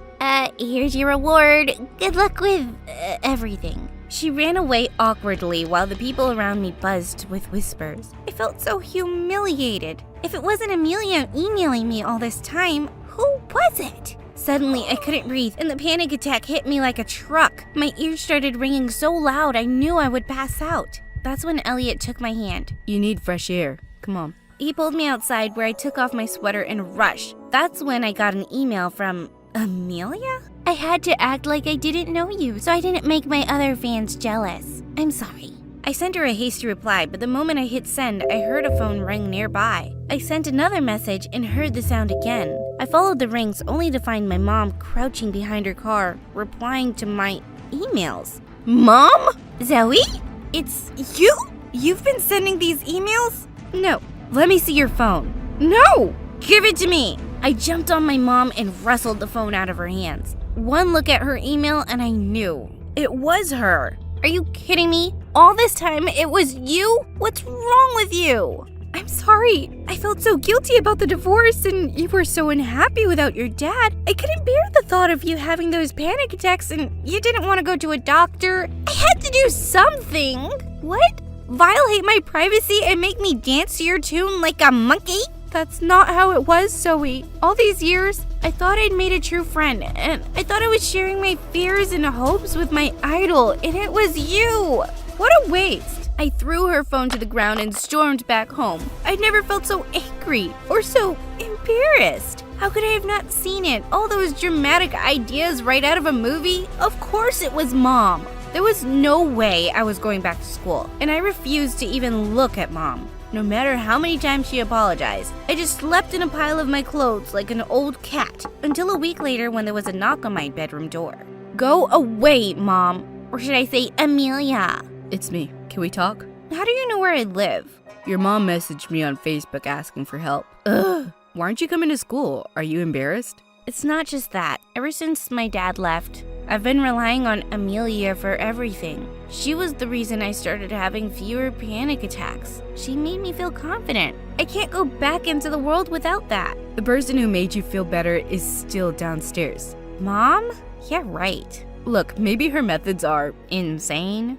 Yes, but she was just trying her best to take care of you. As someone who's never had a mom, I kinda envy that. Was he right? I opened my emails with Amelia after weeks, and when I read them, knowing it was Mom, I couldn't help but laugh. She was so crazy, but she was really trying to be there for me. I went downstairs to see her, and when I said hi, she fell to my feet. I'm the worst mother on earth. I don't deserve to live with you. I ruined your life. I'm so sorry, Zoe. Calm down, Mom. Why didn't you just tell me it was you? Did you think I'd never find out? I didn't want you to hate me more than you already did. I just wanted to see you smile. It was working, so I kept going. I'm so stupid. It was actually pretty clever. You talked about her life like you were her. I researched her for weeks. I read all of her books. You're crazy, but you're not a bad mom. I forgive you. Mom grabbed me in a tearful hug. Thank you. Oh, I love you so much, Zoe. I love you too, Mom. And thank you for making her talk to me, Elliot. You should ask her out. She really likes you. Mom, oh my God, you're so embarrassing. I'd like to go out with her too. What do you say, Zoe? I say yes.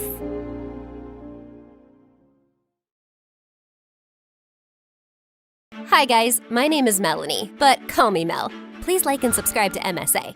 I used to live with my older brother Mark and my parents, who usually kept super busy with their work. With them gone for hours, Mark'd be responsible for the house and me. But that didn't come easy for him because I was a mess. As a kid, I was really wild and clumsy. I'd run around the house causing trouble, and he'd had to chase after me to keep me in check. No more chocolates, Mel. They ain't good for your teeth. But they're falling out anyways, brother, so let me have my fun. Even the kids at school would make fun of me for being weird and clumsy. But it all changed as I stepped into adolescence and the gorgeous genes in the family started to kick in. By the time I was 15, the same boys who'd teased me in my childhood now started asking me out. These are for you. Happy birthday, beautiful. Same to you. Little did they know I was still the same weird me on the inside. And Mark's protectiveness was all the more reason why I'd never gone on a single date. No doubt I loved him to bits.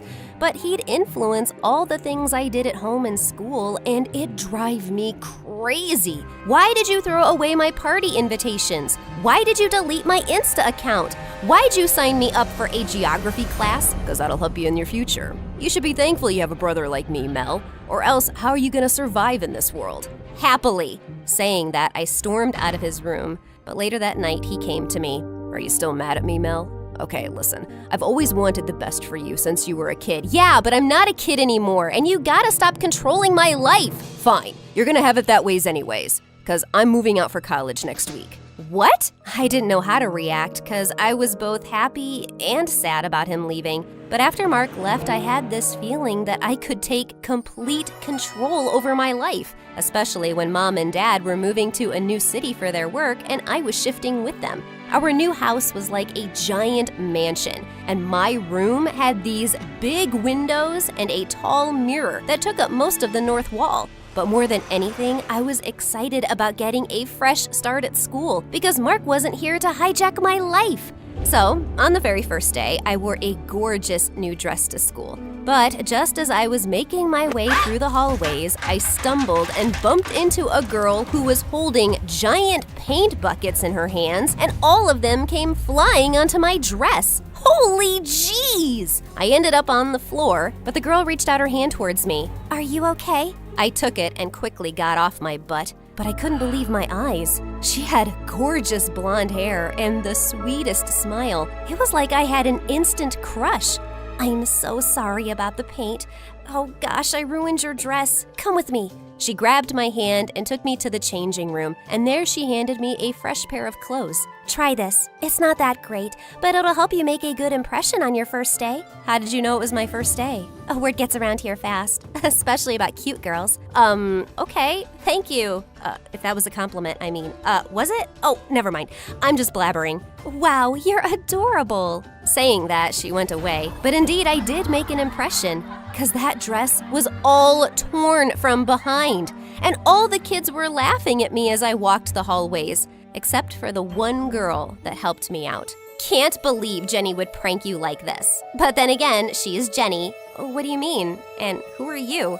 Well, I'm Lauren, and I'm definitely not like her, but she is evil. She's got these weird family issues with a mute mom and a mute stepdad who's a complete jerk, and she's turning out to be just like them. Yeah, I could tell that by now.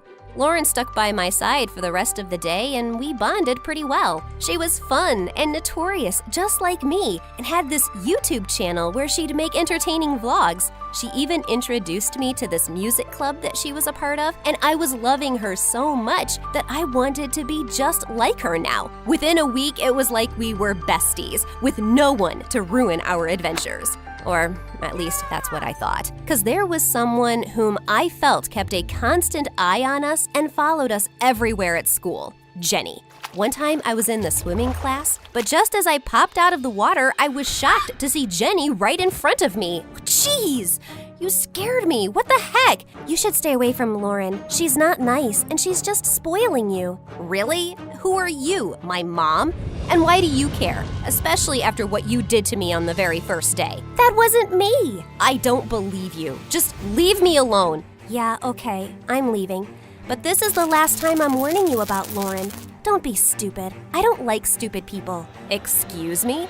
With that, she took my towel and left. What a psycho! But luckily, after that day, I didn't see much of Jenny, and I got busy with my music club rehearsals. The school had its very own band, with Lauren as the lead singer, and I wanted to audition to be a part of it too. So I practiced really hard and nailed my auditions. And as a treat, Lauren took me out to dinner. You were great today. I'm sure you're gonna get selected. So, what can I get you? Jenny?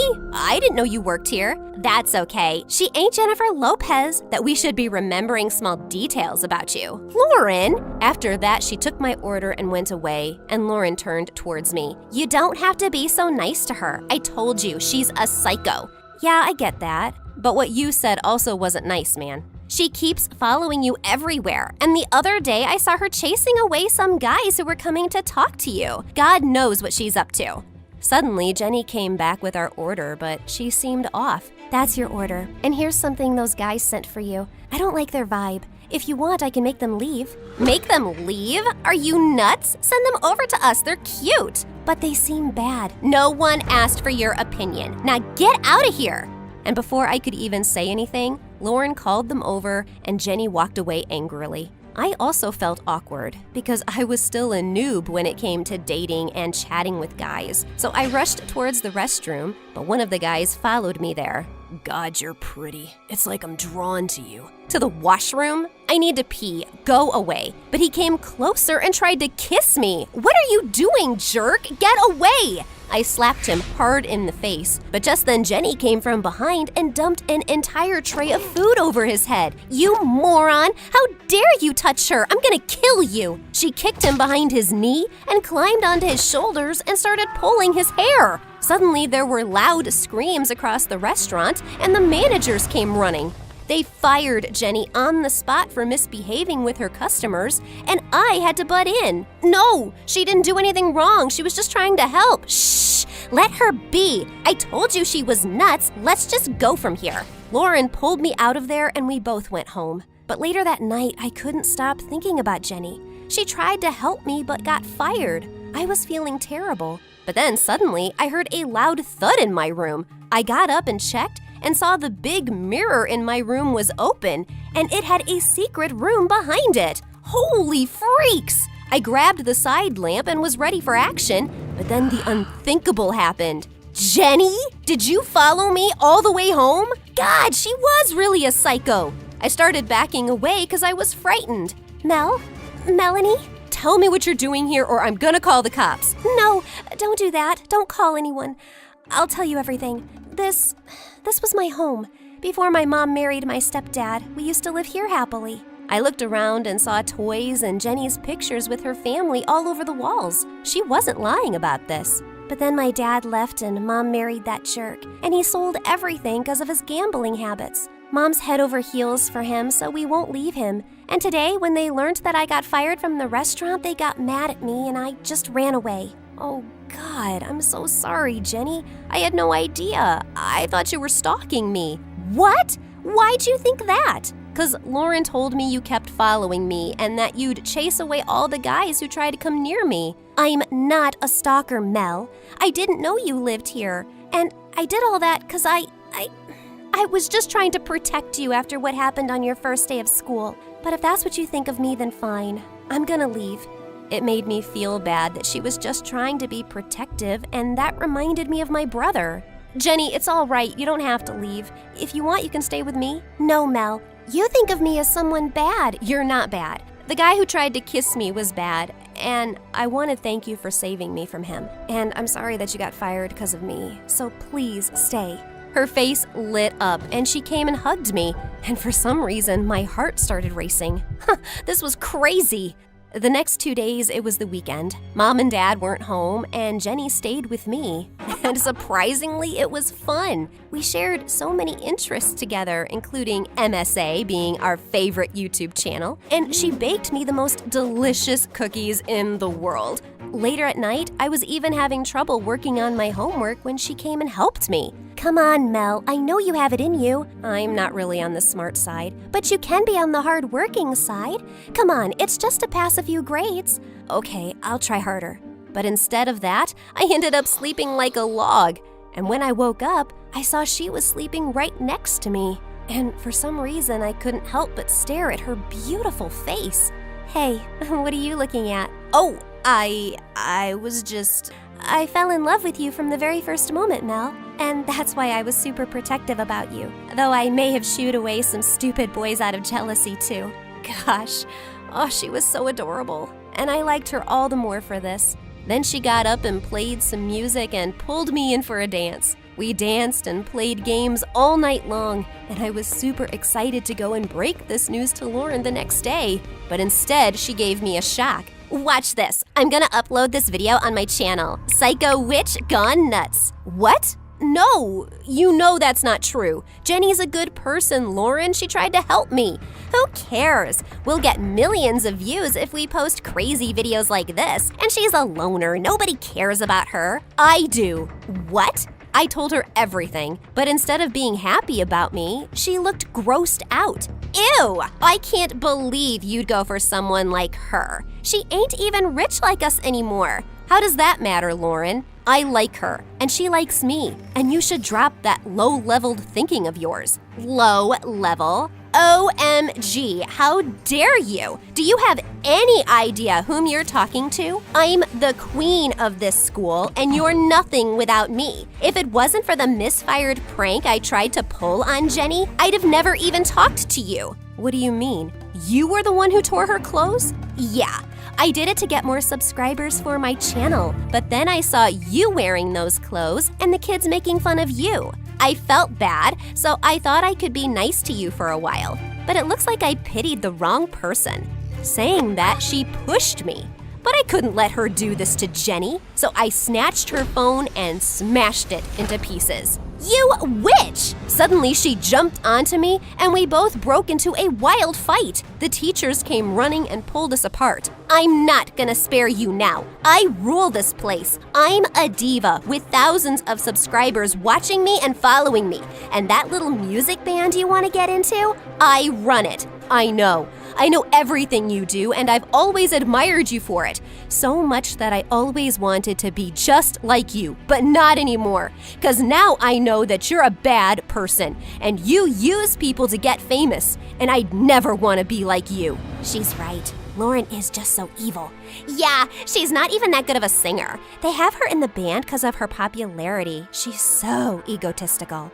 Suddenly, the color on Lauren's face faded, listening to all the comments and seeing the cameras around her. And then we were taken to the principal's office, where we waited for a few hours until I saw my brother walk out of there. Mark, what are you doing here? I came to give you guys a surprise visit, but Mom and Dad weren't home and I got a call from your school. And seems like you couldn't stay out of trouble without me, huh? I didn't do anything wrong. I know, and I'm proud of that. Mom and Dad told me how well you've been doing on your own. I ran and hugged him, and he told me I was being put into detention for a week, while Lauren was being expelled from school because of several complaints against her for pranking and ill-treating kids. I felt bad for her, but then I felt a gentle tap on my shoulder. Are you okay? I heard what happened, and I got so worried. Why did you fight with her? 'Cause you would have done the same for me.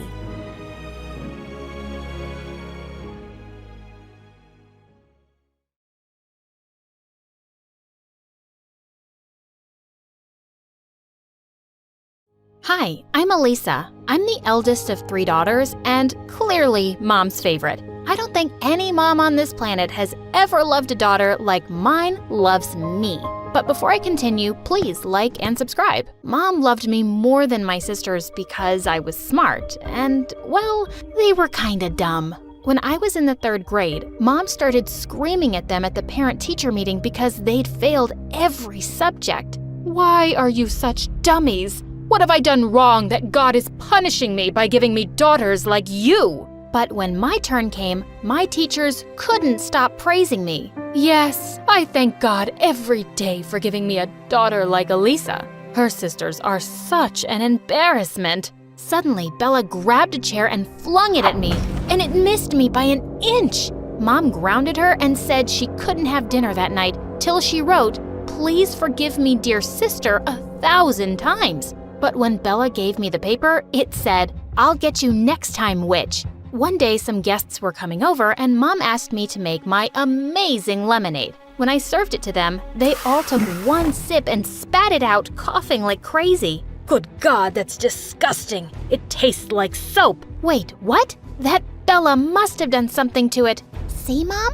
I keep telling you, Elisa hates you. I don't know why you love her. I can do everything better. Shut up, Bella. Elisa just made a mistake. I mean, she's perfect. Even perfect people can make mistakes sometimes.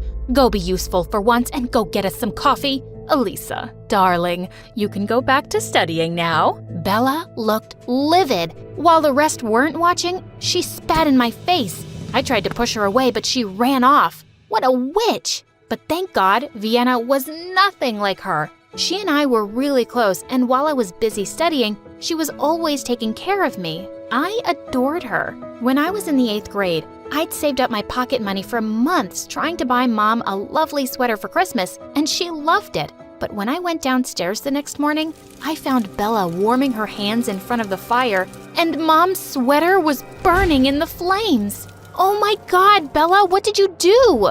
I was cold and we were out of wood. And I like watching things burn. And I hate you. And I hate Mom. Maybe one day I'll set your hair on fire while you're both sleeping. I just snapped and attacked her. As we were wrestling on the floor, Mom and Vienna came running in, and when Mom found out, she totally lost it. Bella, you're a mother's worst nightmare. You don't have looks or brains or any good qualities. And you're so jealous of your sister because you'll never be what she is. You'll always be a failure. I'm going to send you away to your aunt. I was really mad at Bella, but I didn't want that. No, Mom, please don't. We're a family and we have to stay together. I forgive her, okay? I don't remember asking you for forgiveness, witch. Bella pushed past me and stormed out. Mom wept for hours over her sweater. After Mom's threat to send her away, Bella was careful not to do something too obvious, but I could just sense her hatred grow. I always had a feeling she was plotting against the rest of us. When I was in the 11th grade, we had a cousin's wedding to attend, and I was her maid of honor. As soon as we entered the hall, our relatives surrounded us. Oh, Elisa, darling, I want you to meet my daughter. I'm always saying I want her to be just like you. We hear all about your wonderful achievements from your mother. Your daughter is a little Einstein, isn't she? Mom and Vienna beamed at me proudly, but Bella's lips curled into an evil smile. As she walked past me, she accidentally stepped on my foot. Little Einstein, my butt. They'll see who the real genius is one day. What a psycho she was. The bride handed me the wedding rings for safekeeping till the ceremony started. Just then, I realized that Vienna was nowhere to be seen. I was looking for her all over the building when suddenly I heard a faint sound from a storage room. I opened the door to find Vienna on the floor, and she was crying. OMG, what happened? Oh, Elisa, thank God you're here. I asked someone where the bathroom was, and they sent me here. Then I tripped over something and sprained my ankle really badly. I can't walk. As I helped her up, we suddenly heard the door slam shut behind us and the lock clicked. No matter how hard I pulled, it just wouldn't open. We kept banging on the door and shouting, but no one heard us. Hours later, the door suddenly burst open and we saw a policeman standing there with all my relatives behind them. And my cousin leapt forward and started pulling my hair. Elisa, you witch! Where are my rings? You ruined my wedding! Turns out my cousin thought I'd run away with the rings like some thief. And the wedding didn't happen because everyone had been out looking for me. All our relatives were glaring at me like I was some kind of criminal. I had no way to prove it, but of course I knew Bella was behind sending Vienna to the storeroom and locking us up. A few weeks later, Mom came to me one morning and told me about a national-level science competition with a first prize of $50,000. She asked me to participate and I signed up immediately. I studied hard for weeks. More than winning the prize, I just cared about making Mom's wishes come true. Weeks later, Mom came running up to me with the news that I'd won the competition. While we were hugging, Bella turned up and said, "You're jumping for joy just like Elisa is gonna give you all the money. Poor dumb Mom." Shut up, Bella. As if I even want my baby's money. It's all for her career. She's going to become a great scientist, remember? Maybe she'll hire you as a cleaner for her science lab. Now, Elisa, it says here in the letter that the prize money will be sent in a couple of months, so you'll have to wait a little. Well, seeing Mom so happy, I'd already achieved what I wanted. I had applied for NASA's Junior Space Program and I was over the moon when I was selected for a 3-month course.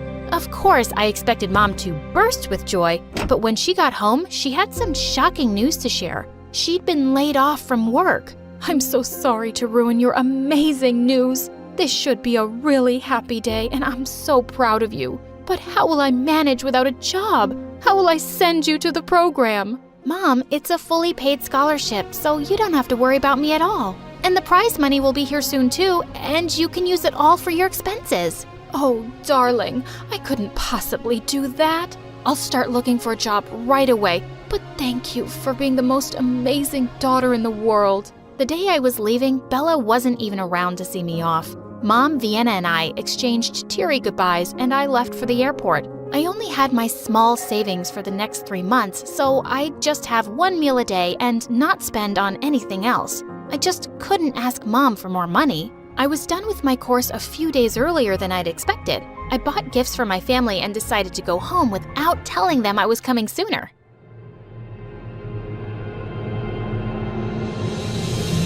I'm so glad the prize money came before Elisa did. Oh, Mom, you're just wonderful. How you've made that genius a fool all these years? Yes, baby. I am the only one with Einstein's mind, but you're really good too. Hey, have you guys forgotten me? Of course not, darling. You're the worst. Your acting is an Oscar-worthy performance. The way you made her believe you're her sweet little sister. I'm so proud of you. She has no idea how much I hate her. What a moron. Yes, she is a moron, and so was her mom. And your father, too. He left the child of his affair on my hands and thought I'd raise her like a princess for nothing? She's about to get back in a few days. Ugh. Oh, don't worry. She'll go away to some university on a scholarship, of course. After that, she'll be too busy working like a donkey all her life, and we'll sit back and enjoy. When I got home, I unlocked the door and let myself in. Mom, Vienna, I'm home, guys. The two came running down the stairs and flung their arms around me. Elisa, I've missed you so much.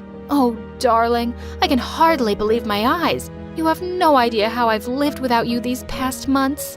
I was so restless to see you too, Mom. I gave them their gifts, which they both loved. Bella just tossed hers in the dustbin and walked off angrily without a word. I'm just gonna go put my things in my room. What's the rush, Elisa? Just relax for a bit. I'll just be back in a minute. When I entered my room, I was shocked to see money everywhere. The others had followed me upstairs, and they said my prize money had arrived just today. Oh, that's awesome. I'm going to deposit this money in my bank right now. But is that necessary, dear? I'll just keep it safe at home. Mom, we really need this money, so I just can't take any risks. Just let me know whenever you want it for anything. When I came home, Mom took us all out for an amazing dinner. and I was just so happy to be back with my family. A week later, I heard Mom screaming hysterically at someone one morning, and I ran downstairs to find some policemen. Are you out of your mind? How dare you tell me I'm trespassing? I'm on my own property. This is my house. Ma'am, this notice clearly states that you and your daughters Vienna and Bella are living here illegally, and the rightful owner is Miss Elisa. Oh, hello. That's me. And yes, Mom, it's true, but you already knew that, right? See, I talked to Dad's lawyer and saw his will. It turns out that this house is in my name. So I suggest you do what the nice officers are saying and just leave. Elisa, how can you talk to me like that? I was going to tell you about the house one day, of course. Why have you turned against me, my darling? Because I found out you've been against me from the very start. When I came back from my internship, I heard you all talking in my room. I was standing outside and I heard everything. No, you misunderstood us. Elisa, let me explain. Just stop this acting now. It's all over. I guess Dad knew you wouldn't take care of me too, Mom. So he decided to do it himself by leaving me this house. I really loved you and would have done anything to make you happy. You played me for a fool, but you made a mistake. I'm good-hearted, but not a fool. They all went down on their knees and begged me for forgiveness, but I just had the policeman throw them out. Soon after, I sold off the house and went where they'd never find me again. I've left everything and everyone in my past behind me, and now I'm living my best life.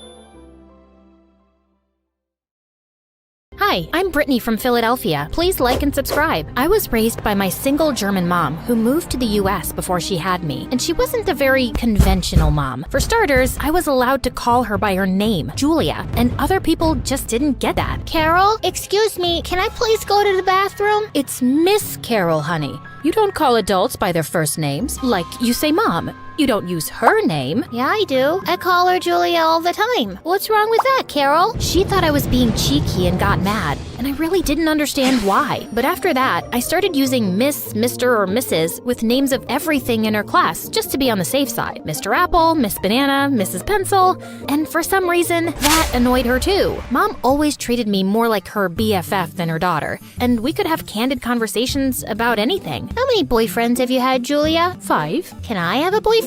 Sure, but I warn you, boys are annoying. Was my dad annoying? He was the worst. Lazy, stupid jerk. He always stole my chocolates. I'm glad he's not around. Okay, is Santa Claus real? Ugh, of course not. I buy your amazing presents, not some fat old men. I thought so, Julia. Life was pretty good, till a woman moved next to us in the 3rd grade. She had a son who seemed to be my age, and Mom and I were excited to welcome them to the neighborhood, but the lady didn't seem too happy to see us. What is it? You woke me up from my nap. Oh, we just brought you a butter pecan pie. A what now? A butter pecan pie.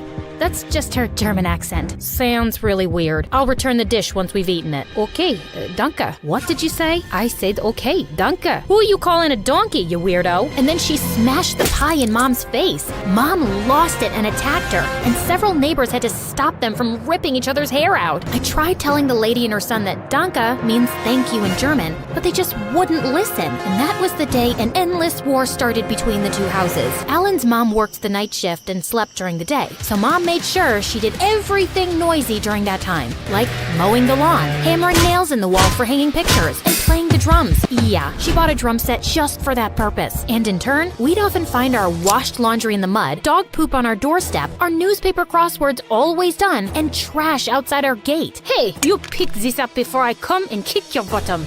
You should go back inside. There's already enough garbage on the street. Our moms also kept calling the cops on each other. They were playing their music too loud. We were not. They're keeping an illegal animal in that house. We just own a cat, you moron. But you've been keeping lice in your hair and spreading it in the neighborhood. Officer, arrest her. We shared a wall, and one time, Mom was playing music and Alan's mom started banging on the wall. Mom got pissed and banged even harder. Then Alan's mom punched a hole through the living room wall with a broom. You stupid cow. You've ruined my wall. It's not your wall, it's mine. Alan and his mom tossed a bunch of trash through the hole, and of course, we returned the favor. And for me and Alan, our feud didn't even stay at home. We made each other miserable in school with stupid pranks. One day, I discovered slime in my locker, and just then, I heard Alan talking trash about me to his friends in the hallway. I'd had enough, so I threw toilet water on him.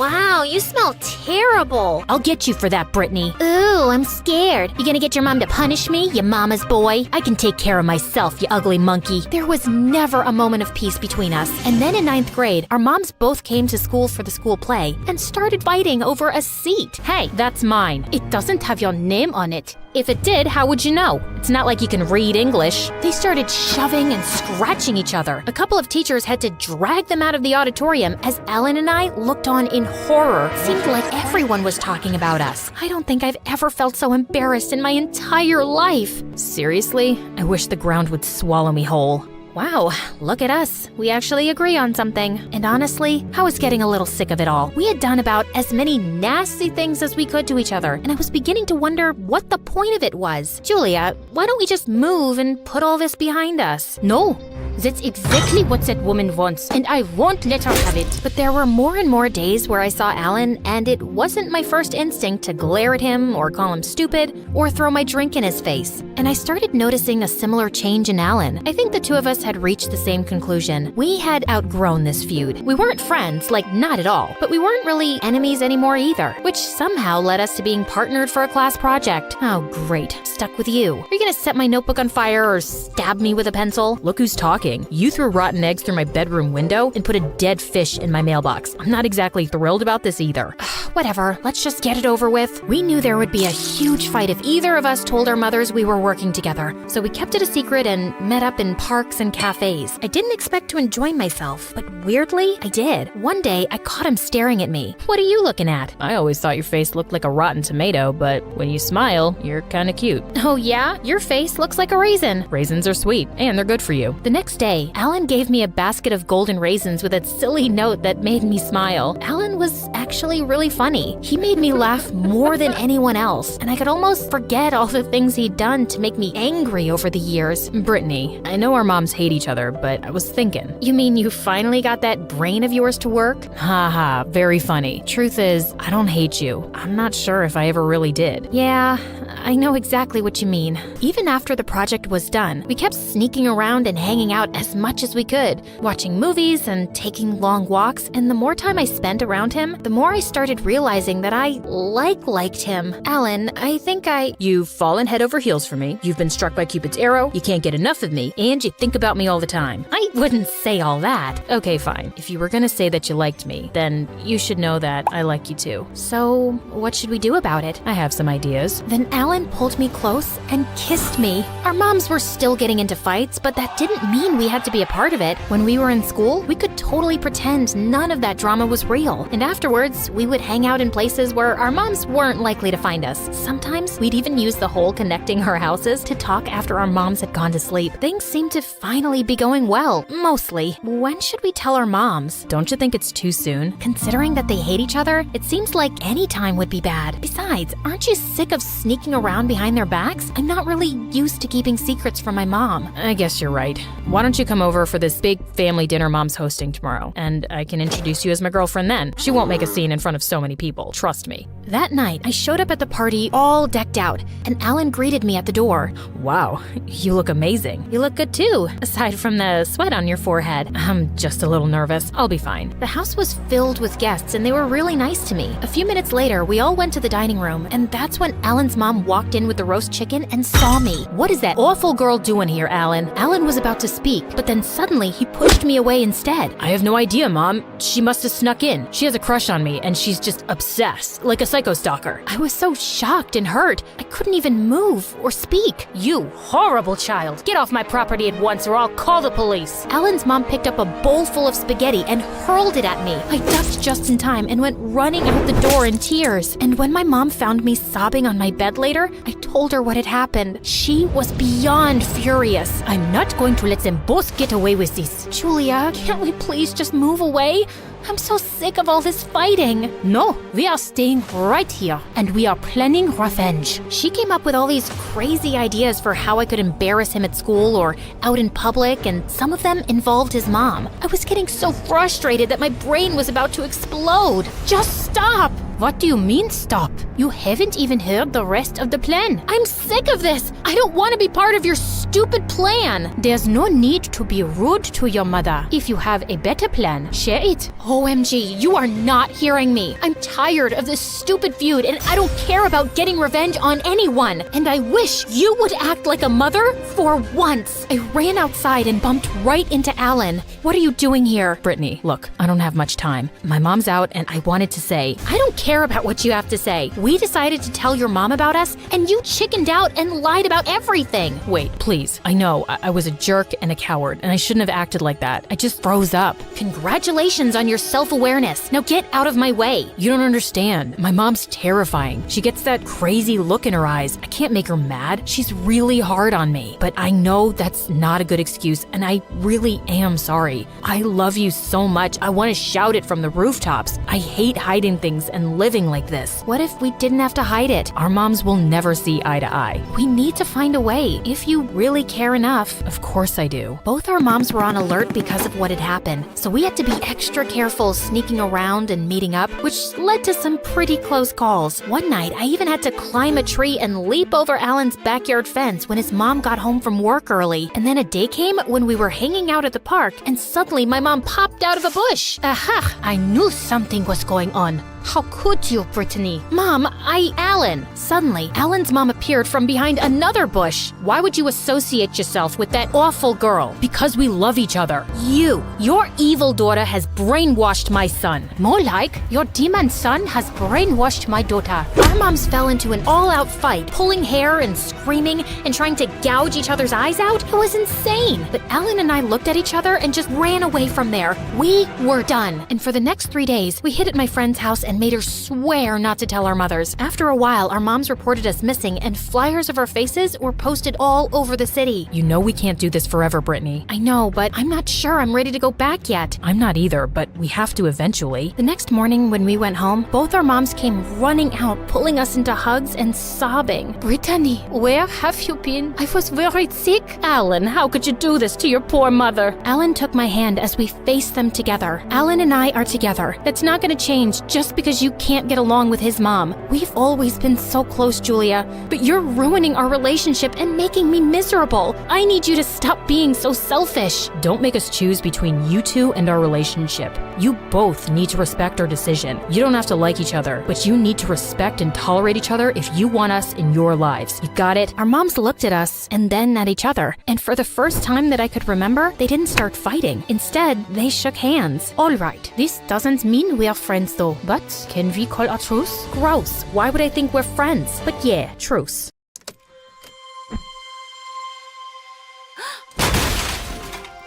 Sorry about that, guys. Is the setup back up? I hope no one's hurt. Can you also move this vase and this coffee cup away, please? I'm kind of clumsy, but you already know that. So, we're here to talk about my life, huh? It's quite a roller coaster, let me tell ya. Anyway, I'm Maisie, and before I continue, please like and subscribe to MSA. My story starts in a small apartment in Washington, D.C., where I lived with my dad, who worked as a computer expert with the government. Dad and I were close, mostly because we both loved computers and would spend hours chatting about codes, algorithms, applications. Well, let me tell you something interesting. There are over 700 computer languages, and the first bug found in a computer was an actual bug. Okay, that's not interesting. I can see you're yawning. That's because you took my coffee away. I would have broken that cup. I was 6 when I accidentally broke the toilet because my butt was too fat to fit inside. And then at 10, I went to a wedding, tripped on my own foot, and crashed into the wedding cake. You should have seen the bride. Some crying mess she was. So, you're clumsy and annoying? Do you want the story or not? Yes, please continue. So, yeah, my dad and I were close and things were going perfectly. I was acing my classes. By 13, I could crack the toughest codes. And by 16, I'd already developed an application where you could paint your own cat pictures. Because cats are cute.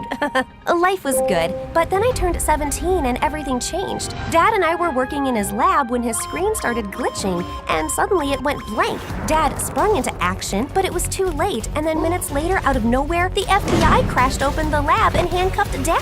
You're under arrest for leaking important government files. You have the right to remain silent, and whatever you say will be used against you in the court of law. No way, my dad is innocent. Tell them, Dad. Maisie, I'm sorry. Take care of yourself, and I promise you everything will be fine. The FBI dragged Dad away, and a week later his case went to trial. I used all our savings to hire the best lawyer for Dad, but it was useless. The evidence against him was stacking, and he was sentenced to 20 years in jail. Do you want a tissue? Yes, thank you. Oh, sorry. I just get really overwhelmed. It was a tough time. Anyway, the day Dad went to jail, I couldn't sleep a wink. And the next morning, news of his arrest spread like wildfire. My friends turned their back on me, and everywhere I went, people whispered all kinds of things about Dad that made my blood boil. I was losing my mind. So that week, when I met Dad, I told him everything, and he suggested I move in with his sister Gina to New York. But I'd only met Aunt Gina once when I was 6, and it wasn't a pleasant experience, mostly because her daughter Claire was such a prude. I was nervous, but somehow made up my mind and hopped on a plane. I reached Aunt Gina's mansion and saw her waiting for me with Claire. I walked up and hugged Claire tight, but she pushed me away. Oh my God, have you heard of personal space? 2 steps back, please. I'm sorry, that's just the way I say hello. Maisie, that's a funny noise. No, my name's Maisie. We met when we were really young, and you told me I have the nose of a seahorse. And then I asked you if you wanted to play with the computer, and you told me that was geeky and you'd rather eat a bag of worms than stay with me because I smelled like a farm. Ring a bell? But Claire just gave me a weird look and left without answering. The next morning was no good either. Aunt Gina and Claire were sinfully boring people, and they hardly spoke, so I decided to start a conversation. Such beautiful weather. I can already smell the winter in the air. Perfect time for some hot chocolate and sandwiches, right? It's the weather to curl up and die. The leaves have ruined the garden, and I feel like throwing up at the thought of wearing 10 layers so I wouldn't freeze to death. Oh God, I'm having flashbacks. Oh, sweetums, do you want a handshake? It will make you feel better. Yes, thank you. See what I mean? Oh, thankfully, I still had my computer, so I wasn't totally losing my mind. And a few days later, Aunt Gina enrolled me in the same school as Claire, and I was happy to finally get some time away from the house. On my first day, I was in the cafeteria figuring out what to eat when I saw the last piece of pie. I reached out for it, but someone else did too. And for a moment, I forgot how to breathe. Standing in front of me was the most gorgeous guy. Wow, we're in a fix. You can have the last one. It's okay, you were here first. Besides, this pie is the only thing edible in this cafeteria. You know, one time I ate the muffins here and it gave me such bad gas, I almost pooped my pants. Okay, that's not a very funny thing to say. I have a weird sense of humor. So do I. I'm Maisie. Noah, pleasure meeting you. Noah and I sat down on one of the tables and ended up having a great time. He told me he was a year senior and had only recently moved to New York.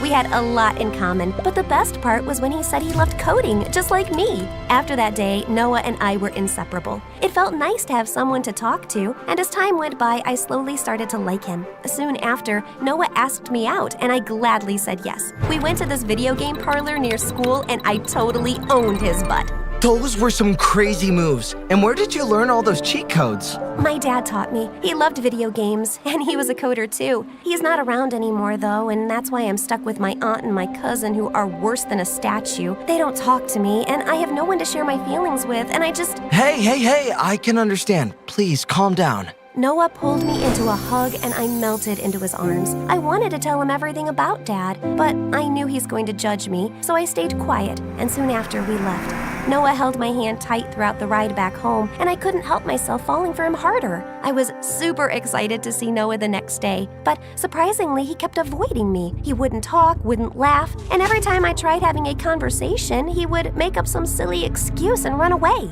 I gotta go. Class. Wish I could talk, but I have to go home. A raccoon came flying and knocked my grandma off a rocking chair. She broke her hip. A flying raccoon? Yeah, it's an Australian raccoon. We live next to the zoo, so I guess it broke out or something. Is she okay? Nope, she tried to get up with a broken hip, then lost balance and hit her head on the door, and now she's unconscious. I just got her text that she needs me. Okay, bye-bye. And before I could say anything, Noah just ran in the other direction. He was clearly lying, and I needed to know why. So that evening, I went to his place to talk to him. But the guard told me that Noah was out of town with his dad. I tried texting him, but he didn't reply, and he didn't even answer my calls. I was losing my mind over the situation when a week later, I walked into school and saw Noah talking to that trash cheerleader Whitney.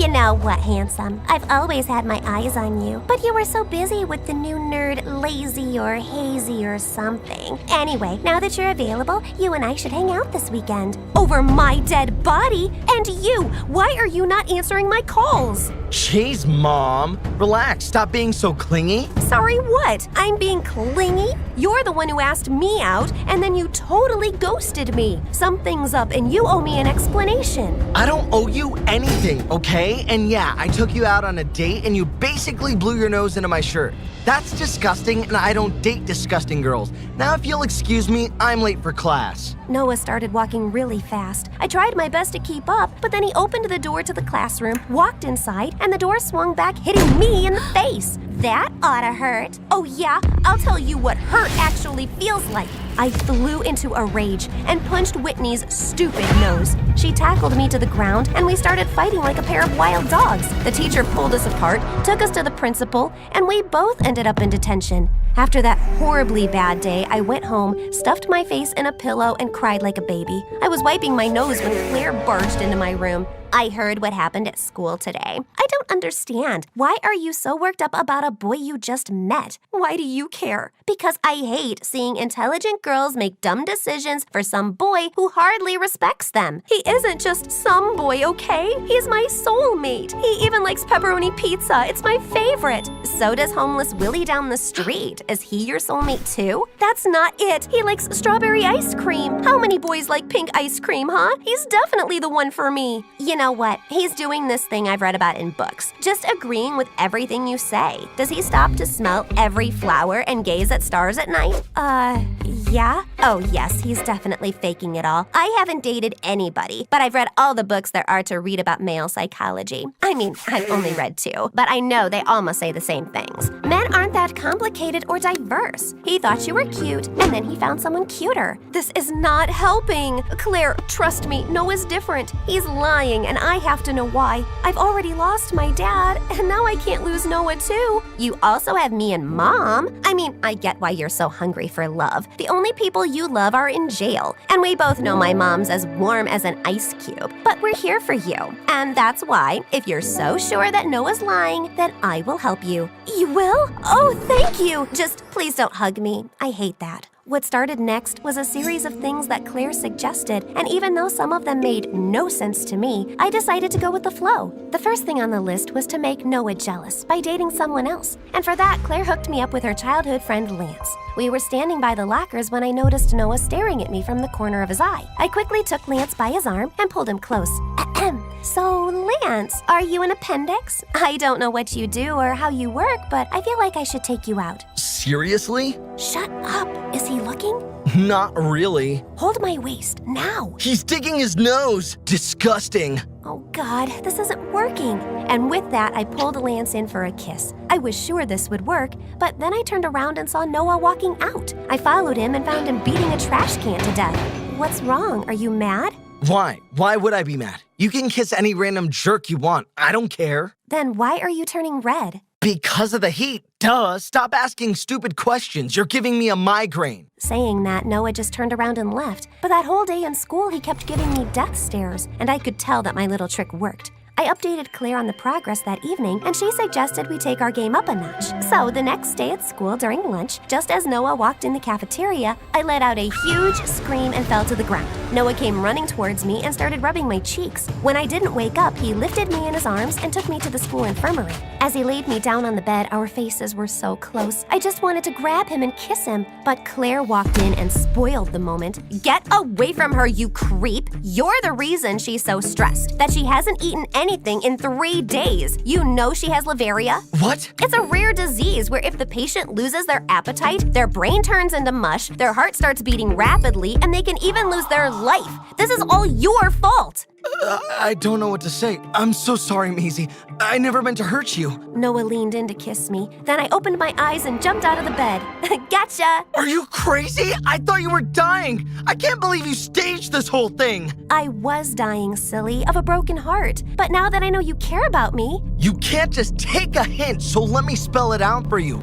I don't care. Then why are you here? You and I both know we had something special, and you're just trying to sabotage it for some godforsaken reason. Just be honest. You want me to be honest?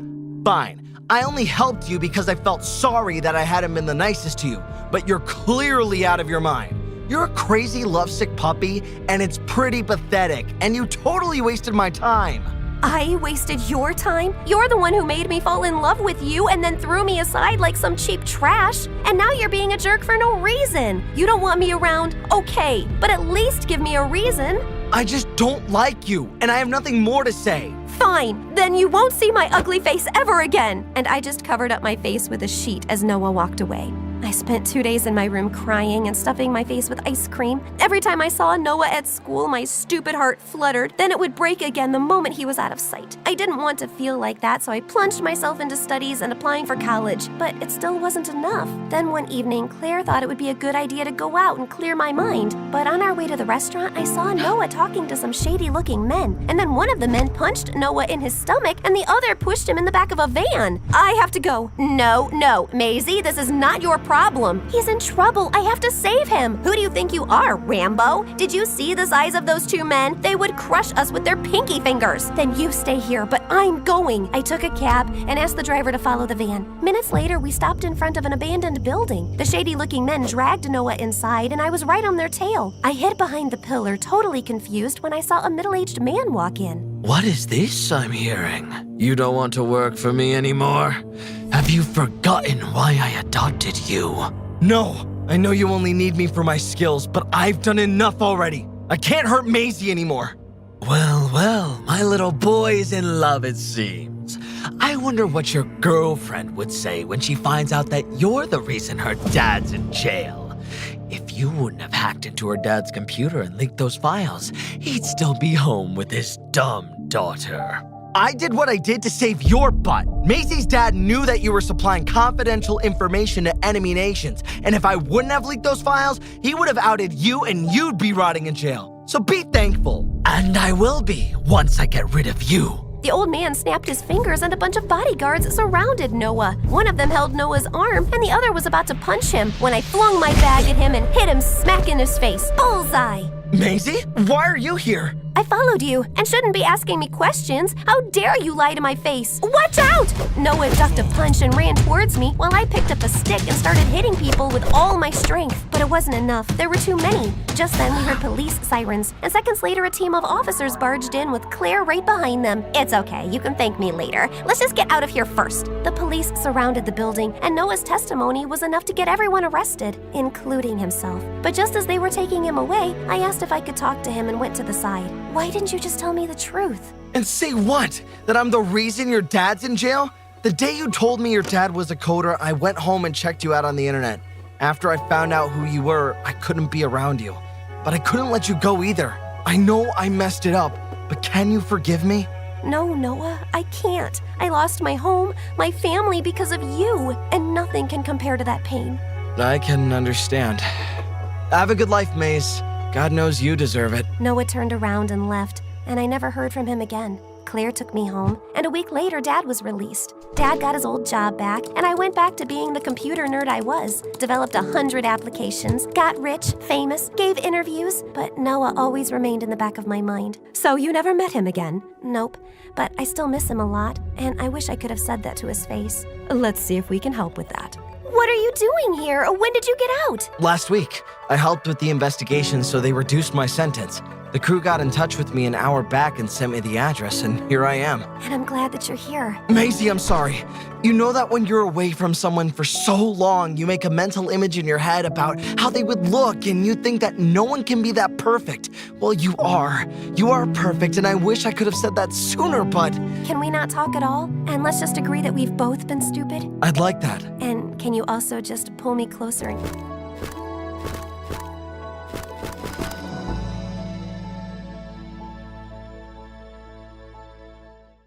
True friends are those who care without hesitation, who remember without limitation, who forgive without explanation, and who trust without communication. The woman had a baby in her arms and ran as fast as she could, never looking back.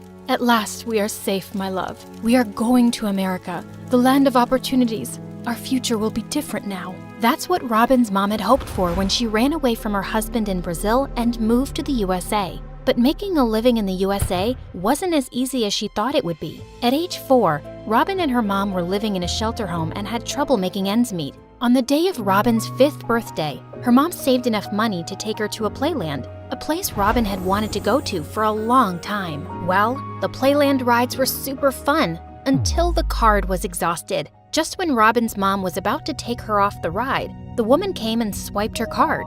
No, you didn't have to. We were done. Please, let me. Hey, kid, take as many rides as you want. I need to finish this card today, or else my daughter, Summer, will have me stay here for the rest of my life. Seeing the lady's daughter jump up and down like a kangaroo on a sugar high, Robin knew what she meant. Soon the girl went running towards the jungle gym, and her mom got Robin in there too. As Robin was having fun, she heard a scream and instantly ran towards the sound to find the other girl stuck in one of the tunnels. Are you all right?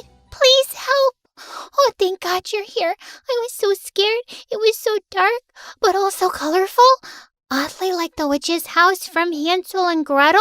Robin pushed, and in no time the girl was able to get out of the tunnel. Both became good friends, and seeing how much both girls liked each other, Summer's mom soon offered Robin's mom a job at her home. She had to work as the cleaning lady, but she also got to have a room in the big mansion. As time passed, both girls became inseparable. Soon they started going to the same school and were like two peas in a pod. But the kids there always had something to say about how different Robin and Summer looked, especially Anya, who was mean as a snake. Together, you both make the number 10. Does Summer eat all of your food, Robin? Jerk, her weight is a temporary caloric imbalance, but your stupidity is a permanent genetic malfunction. If you say something to my friend again, I'll... Let it go, Robin. It's not worth it. Such mean comments didn't affect their friendship until they joined ballet classes together in the 8th grade. Come on, Summer. There are just 5 ballet positions we did this year, and you can't even get one of them right. Look at Robin. Her posture is like a delicate swan. But no buts. Come on, you can do it. Let's try it again. Seeing how hard Summer was pushing herself, Robin couldn't just sit by, so she started doing ballet and ended up landing straight into her teacher on purpose. Oops, I am so sorry. I guess lesson's over now, right? Come on, Summer. But Summer wouldn't budge. She remained standing in that awful position until there were tears in her eyes, and that's when Robin had had enough.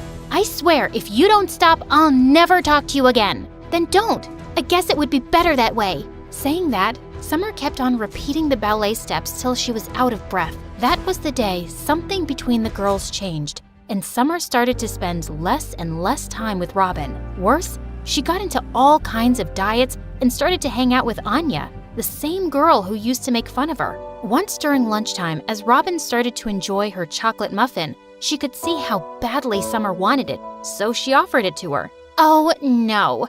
Don't tell me you're gonna eat that. And why can't she eat that? She doesn't have to starve herself. How can she eat that? You touched it. Aren't you her maid or something? Or her mom, like they clean your toilets? Summer, that's so unhygienic. Yeah, gross. Her mom does scrub our toilets. What was I even thinking? Thanks for rescuing me, girl. Come on, let's go have some detox water. As Summer left with her new friends, Robin was left in shock. That was the day Robin promised herself to turn her life around, so she focused hard on her studies and soon started acing her exams. By the time the girls reached high school, Summer was the official queen bee of the school. She had it all: a hot body, designer clothes, designer bags. She even had followers carrying her bag for her. But there was one thing Summer didn't have: Calix. Summer had a huge crush on the school's heartthrob. The guy was the perfect combination of beauty and brains, a jock and a straight-A student, and Robin had a crush on him too. Even though Calix might have smiled at her once or twice, Robin never spoke to him, knowing how much Summer liked him. One time, Robin was running late for school and was rushing when suddenly, a car zoomed by and someone threw juice on Robin. Hey jerk, watch where you're going! Oh, it's you, of course. Ugh. I didn't do it on purpose. Hey, come on, we're running late. And Robin, don't worry. You look the same trashy as usual. Robin hoped that Summer would say something in her defense, but she just avoided her gaze and drove off. When Robin reached the school, she caught her reflection in a window and saw her hair was a mess. As she fixed herself, she spotted a smiling face. It was Calix behind her. Hey, what happened to you? Nothing. Just Started the day on the wrong foot, I guess. Well, you still look amazing. Even, never mind. Saying that, Calix walked away, leaving Robin stunned. Whoa, did the Greek god-looking hunk tell her she looked amazing? He sure did. After that day, Calix and Robin's paths started to cross almost every day. One time, Robin ended up accidentally stepping on Calix's heels in the crowded lunchroom. Another time, they were paired together in the science lab. And once in the cafe, Robin was buying a donut when she realized she'd forgotten her wallet, and Calix came to the rescue. Oh, you didn't need to. This is so embarrassing. I forgot my wallet. Come on, it's 50 cents. You need to loosen up a bit. So I'm throwing this party, and I would love if you could come, please. She isn't gonna come. She's always too busy studying, but I'll come. Would you like that, Calix? Of course. Robin, do try to come, and, I'll see you guys later. Just as Calix left, Summer's sweet smile faded, and she glared at Robin. You know I like him. That's why you're running after him.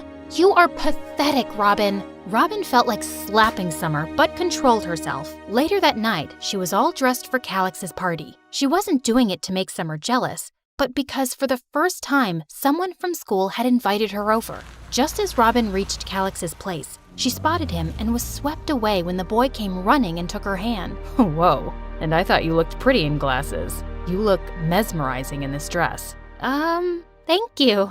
Calix then took Robin to the dance floor, and as she was having the time of her life, Robin spotted the look of hatred on Summer's face. But once the song ended and Calix leaned in and kissed her on the cheek, it looked like Summer would explode. Oh no, Robin needed to explain to Summer that she wasn't after her crush. Calix, I need to go. Wait, Robin, I wanted to tell you how much I like you. But Robin was more worried about Summer. As she ran after Summer, she bumped into Anya. Well, what do we have here? A little birdie told me that this dress you're showing off is courtesy of Summer's mom. So I guess you wouldn't mind perhaps taking it off? Saying that, Anya ripped Robin's dress, and in seconds both girls were tangled in a fight. But Summer came and pushed Anya away. Robin, stop. You're better than her. And I'm sorry I told Anya that my mom gave you that dress. I shouldn't have. Wanna go home? Yes, I would like that. Summer and Robin sat in the car and talked after such a long time. And for a while, Robin thought everything between them would be all right. But just then, it started raining like crazy, and Robin realized that they were going towards a cliff. That particular cliff had a bad reputation among the townfolk for being haunted by ghosts. Why are we going there? Summer, you're so scared of horror stuff. Why do you want to see it? Just wanted to look at the city from up here. Ever since I learned how to drive, I wanted to go there. I've heard the view is to die for. Once the girls reached the cliff, they both enjoyed the view, but then suddenly, someone kicked Robin out of her car. It was Anya. She had been hiding in the back seat. What are you doing? It's raining. Summer, let me in. I'm scared. This place, it's creepy. Oh no, you witch. You thought you could just steal my guy? Walking back home in this rain will teach you a lesson. Or maybe make some friends with some ghosts. What? No, she can't walk back. It's raining. Let's just drive around for 5 minutes and come back for her. No way. She tried to steal Calix? I say punish her. Saying that, Anya took the steering wheel and they both drove off while Robin kept begging for her to stop. She even ran after the car, but exhausted, she fell to her knees. The next day, when Summer woke up, she was sure that Robin would be sick and tired from walking back home. But to her surprise, she saw Robin's mom all worried. Summer, did you see Robin last night? I've been waiting for her all night, but she didn't come home. What in the world? As her mom and Robin's mom called all their friends and then the cops, Summer felt her world shake. But before going to school, Summer saw a shadow enter Robin's room. Perfect, she's back. Got her mom worried for nothing. But upon entering Robin's room, she saw nothing except wet shoe marks on the floor and all the way up to the ceiling. Whatever you're up to, it won't work on me, Robin. Ugh. Saying that, Summer left for school. But when the announcement of Robin's disappearance was made, she felt confused. What? If Robin was still missing, who was that at home? During break time, Summer told Anya everything, only to be laughed at. So, you're saying Robin turned into a ghost who can climb walls? Or is she now Spider-Man? I don't know.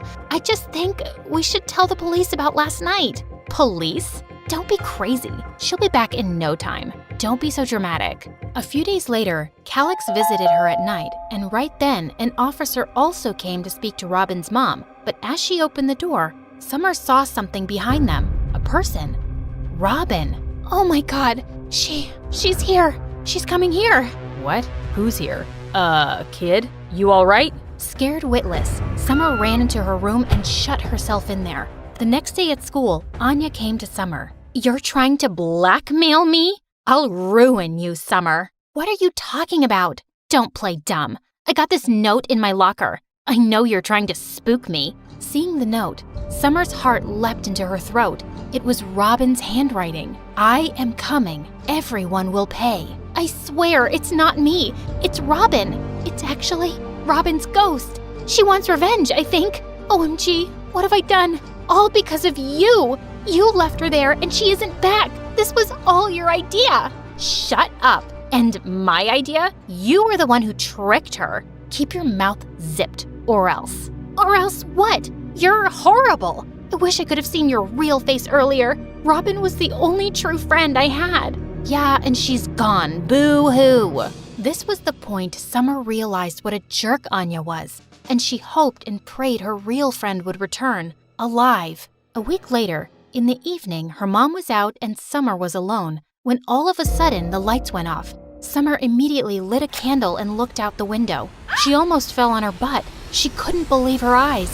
It was Robin. Robin looked deathly pale, like a ghost. You betrayed me. Summer, you betrayed me. Why did you betray me? No, I didn't. It was a... And then there was a loud bang on the door. And in the split second where Summer looked at the door, Robin was gone from the window. But the banging kept going on, driving Summer mad. No, I won't open the door. Never. Just then the lock turned, and Summer screamed. But her mom entered and seeing her crying on the floor, hugged her. Mom, Robin was outside on the porch. Oh, Mom, I did a terrible thing. Anya suggested, but it was all me. I could have said no, but I was so blind in jealousy. What? What are you talking about? And then Summer told her mom the entire truth. Mom, I am so sorry. I miss Robin. I wish she could come back and none of this had ever happened. I now know that jealousy is a disease, and because of it, look what I did to my best friend. Oh, Mom. Well, I am glad you learned your lesson. Hearing Robin's voice, Summer's eyes widened and realized Robin was in fact alive. Summer was stunned. You're all right. Oh, thank God. Robin, please forgive me. I crossed the line, and I shouldn't have done this. You shouldn't have, but, oh, Summer, I'm just glad all of this could open your eyes. And then Robin explained how Calix had followed her that night and picked her up. Even though Robin could press charges on Summer and Anya, she chose not to and decided to teach Summer a much-deserved lesson. So she hatched the whole plan with Calix. Even Calix's cousin, who was in the police force, was in on the plan, and even both of their moms. Okay, you really got me there. I was scared out of my mind. But your absence told me the worth of your presence. Come here.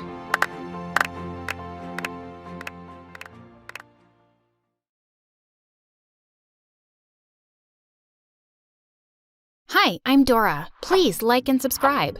I lived in New York with my single mom. Dad left us long ago, and ever since, Mom had to work really hard to support us both. I had a happy life, except when I was 4, I fell really sick once, and after I recovered, I'd lost hearing completely in one ear. Luckily, one of Mom's employers was an ear doctor, and she gave me a hearing aid that I could easily hide behind my hair. Mom had to work double shifts for months to pay for it, but when it was time for school, she put me in the best one in town. On the very first day as I walked in, I bumped straight into a girl and we both fell down. So did my hearing aid. Watch where you're going, loser face. I quickly picked up my hearing aid and ran off before the girl got up, but soon after she walked into my classroom. Her name was Claire, and she just kept glaring at me the whole time. Later that day at the cafeteria, she came to my table and banged her tray on it. This is my seat, Dumbo.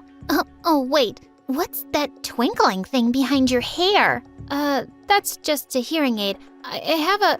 Ew! Didn't someone tell you this isn't the right school for kids with problems? With that, she suddenly pulled my hearing aid and threw it down on the floor. Just as she was about to stomp on it, a girl my age leapt out of nowhere and grabbed her leg. Don't you dare do that, you bully witch! Claire just kicked her off and laughed. Oh, how sweet. A poor girl defending a deaf girl? You two could complete each other. And do you think you scare me, idiot? As I was picking up my hearing aid, she pounced at me, but just then a boy stepped in and grabbed her hand. You should be scared, because the three of us can really kick your butt. They both pushed Claire away and sat near me. How sweet! That's how I first met the twins, Chris and Lisa, who soon became my best friends. Years passed, but since that day, Claire was our sworn enemy. She was such a pain in our butts, bullying us all the time. Luckily, I had Lisa and Chris by my side, and we had the best times together. One evening in 8th grade, I was just hanging out with the twins at their treehouse, and I was the last one to climb down the rope ladder. Just as I had started to, the rope suddenly snapped. I went screaming to the ground, but before I could hit it, Chris caught me. I got you. You're okay. Chris, you just saved my life. You're my hero. Just then my phone started ringing, and it was my mom. She was crying. I told Chris I had to go, and I ran home to find Mom in tears. She'd lost both her jobs, and she hadn't paid rent for months. I had no idea things were that bad. There's only one thing I can think of now. I'll have to call Mom. Mom? You mean I have a grandma? Mom then told me that Grandma had never wanted her to marry Dad, and when she did anyway, Grandma cut all ties with Mom. She probably hates me, and I don't know if she'll help, but I have to try. The next morning, when we took a cab to Grandma's place, I was amazed to see the size of it. It was a huge mansion. Grandma looked like she was a millionaire. We were led inside to an elegant, strict-looking woman who seemed shocked to see us. I thought she was going to start shouting, but instead she pulled me close and gave me a tight hug.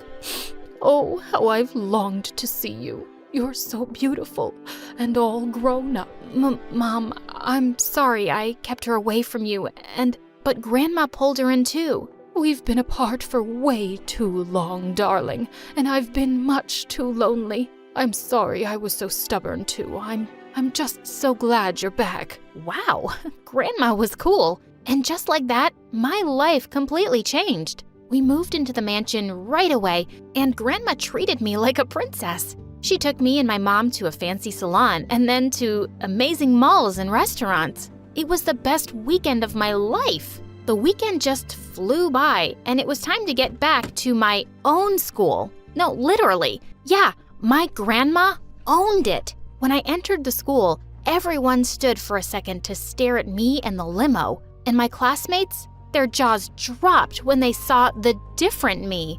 OMG, Dora, what have you done to your face and your hair? You look stunning. Yeah, right? It's all my grandma's doing, but I love it too. What do you think, Chris? Yeah, you look nice, but you always do. But just then, Claire walked past me and threw a whole bottle of ink on my new dress. Ugh, I lost it. I attacked her and pulled her hair really hard. Just then the teacher walked in and pushed Claire away, helping me up. Dora, are you all right? I'm sorry for this misbehavior. I'll have the principal suspend the girl immediately. And class, let this be a warning to everyone. Don't mess with Dora. Her family owns the school. Everyone went, ooh, as the teacher took Claire to the principal. That felt awesome. Of course, the first thing I did was invite Chris and Lisa to my new home, and they were awestruck. We had the most amazing time in the pool and an in-house movie theater. But soon enough, my popularity in school started rising too. I was suddenly being invited to all the cool kids' parties. People wanted to sit next to me at lunch, especially the boys. And I had to admit, I was enjoying it. A few weeks later on a school trip, I got onto the bus and looked around for Lisa, but she wasn't there. Just then, Claire called out to me. Hey girl, I saved you a seat. I reluctantly sat down next to her. Look, I know we haven't always gotten along, but maybe it's time to change that. I've seen you in gym class, and you have some natural cheerleading talents, so just come and audition tomorrow, okay?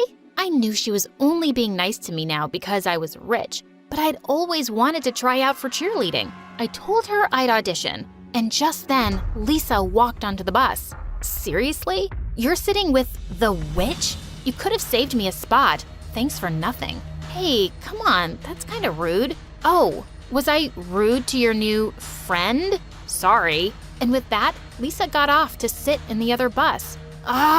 It took 2 days for us to make up after that. I was having fun being a cheerleader, but with the practices and the games and after parties, I got less and less time to hang out with Lisa and Chris. One day, I was sitting with them in the cafeteria when the most popular jock in school, Dave, slid right next to me and grinned. Hey, so I've got this awesome party at my place this Saturday. Think you could make it? You'll break my heart if you say no. You can bring your friends too, if you want. I said yes and turned to them excitedly, but Chris muttered he had to go somewhere and left, and Lisa glared at me and stormed off too. I followed her. Hey, what was that? Someone invites you to a party and that makes you mad? No, you make me mad. Flirting with that jerk and going to this stupid party this weekend?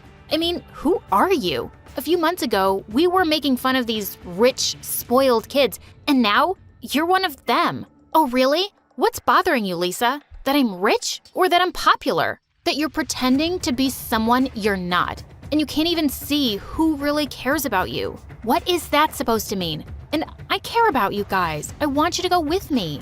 No thanks. You used to be pretty cool, and now I don't know who this pathetic loser is.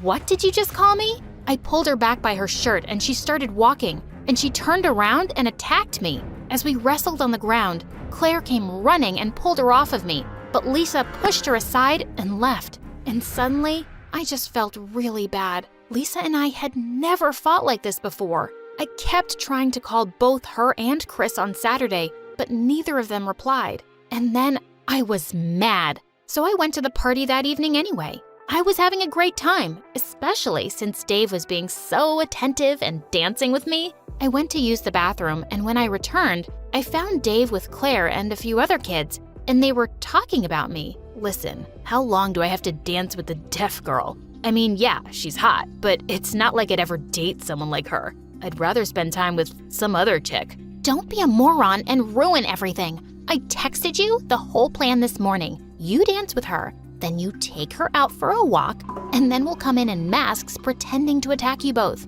And we'll blindfold her, take her to the school, and lock her in the janitor's closet. It's not that hard. I don't know, man. Don't you think it's a bit much? No, it'll be fun. We're not hurting her. It's just for the weekend. The janitor will find her first thing on Monday, but her rich grandma will go bonkers in the meantime. It'll probably be on the news. Or maybe we should hide her somewhere for longer and ask for reward money. Oh my God, what? Thanks for letting me in on your plan, you psycho. I'll make sure you all pay for this. Babe, it was all Claire. I was telling her it's wrong. She wouldn't listen. But I gave him a hard slap across the face as I ran off to my car. I could hardly believe it. But instead of going home, I told the driver to take me to Lisa's. She'd been right. I'd been a fool to think these people could ever be nice. I already had amazing friends, and I couldn't lose them. But when I reached their house, I nearly died when I saw balloons at the gate. Oh my God, it was the twins' birthday today. That's why she was extra mad at me. How could I have forgotten it? I found Chris sitting on the porch outside, and he didn't look happy to see me. Chris, I'm so sorry. I feel like such a fool. I should have never gone to the party. I can't believe I missed your birthday. Dora, you don't have to be sorry. You're beautiful, rich. You're surrounded by the most popular guys, but I've loved you ever since I met you. What? What did you just say? You heard me just fine. I've tried telling you before too, but you just never took the hint. It's okay if you don't like me that way. I'm sure there are better guys out there for you, but you do need to start being a better friend again. He got up and walked inside, leaving me in tears. He was the best guy. How could I have been so blind? The next day, our school was competing in a big baseball game, but I had something more important to do. Lisa was having some of her amazing photographs displayed in a small gallery, and I had to be there. As I was admiring a photo, I heard her behind me. Wow, didn't expect to see you here. You're so good at missing things. Also, isn't there a big game today? What's the team gonna do without their star cheerleader? I don't care. I'm just sorry for being a terrible friend, Lisa. You were right about everything. Those people are awful, and I was so stupid for not seeing that. I'm sorry for hurting you. Please forgive me. And let me join the cool kids club again? Lisa slowly grinned and then hugged me so hard I nearly fell down. And when I told her all about the party, she was angrier than I was. Oh my God, that witch is so gonna pay for it. The next day during the last lesson, the teacher walked in and said the principal was calling me, Lisa, and Claire into her office. Claire looked shocked as the three of us made our way. And sitting there already was Grandma and Dave. What's going on here? You said my grandma would go bonkers, Claire. And she really did when she found out about your plan to kidnap me. What are you talking about? What plan? Didn't you say you texted the whole plan to Dave? And with that, Lisa whipped out Dave's phone that she'd stolen from his locker earlier. And luckily, the moron hadn't deleted the text. The principal was horrified, and they were both immediately expelled. As Lisa and I jumped around and hugged, I said, "Just got one more thing to take care of now." I ran down the corridor to see Chris walking out of the school building, and I caught up to him. As he turned around, I put my arm around him and gave him a kiss. Whoa, what was that? I was just curious. Listen, can I ask you out for dinner this weekend? Without Lisa, of course? I think I'd really like that, Dora. And we kissed again.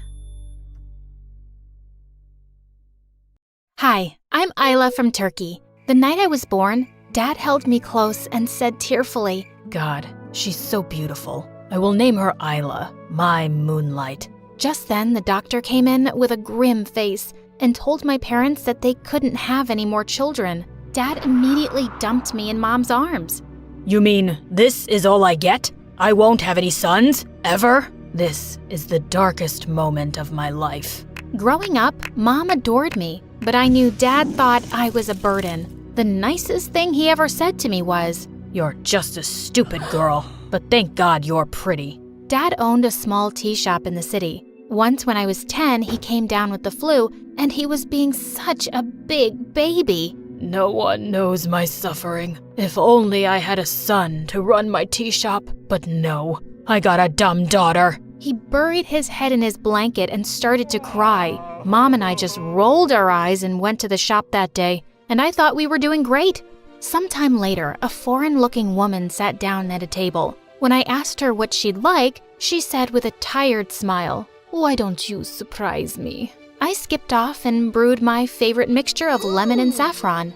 I make it for Mom when she's tired. It'll make you feel better too. And you don't have to pay for this. The woman's eyes flew open as she tasted it. My God, this is really special. And so are you. Thank you for this tea of kindness. She tried to pay me, but I refused, and she left. But a few days later, Dad came home from the shop and threw a newspaper at me. What is this stupid tea of kindness that everyone's been asking me about?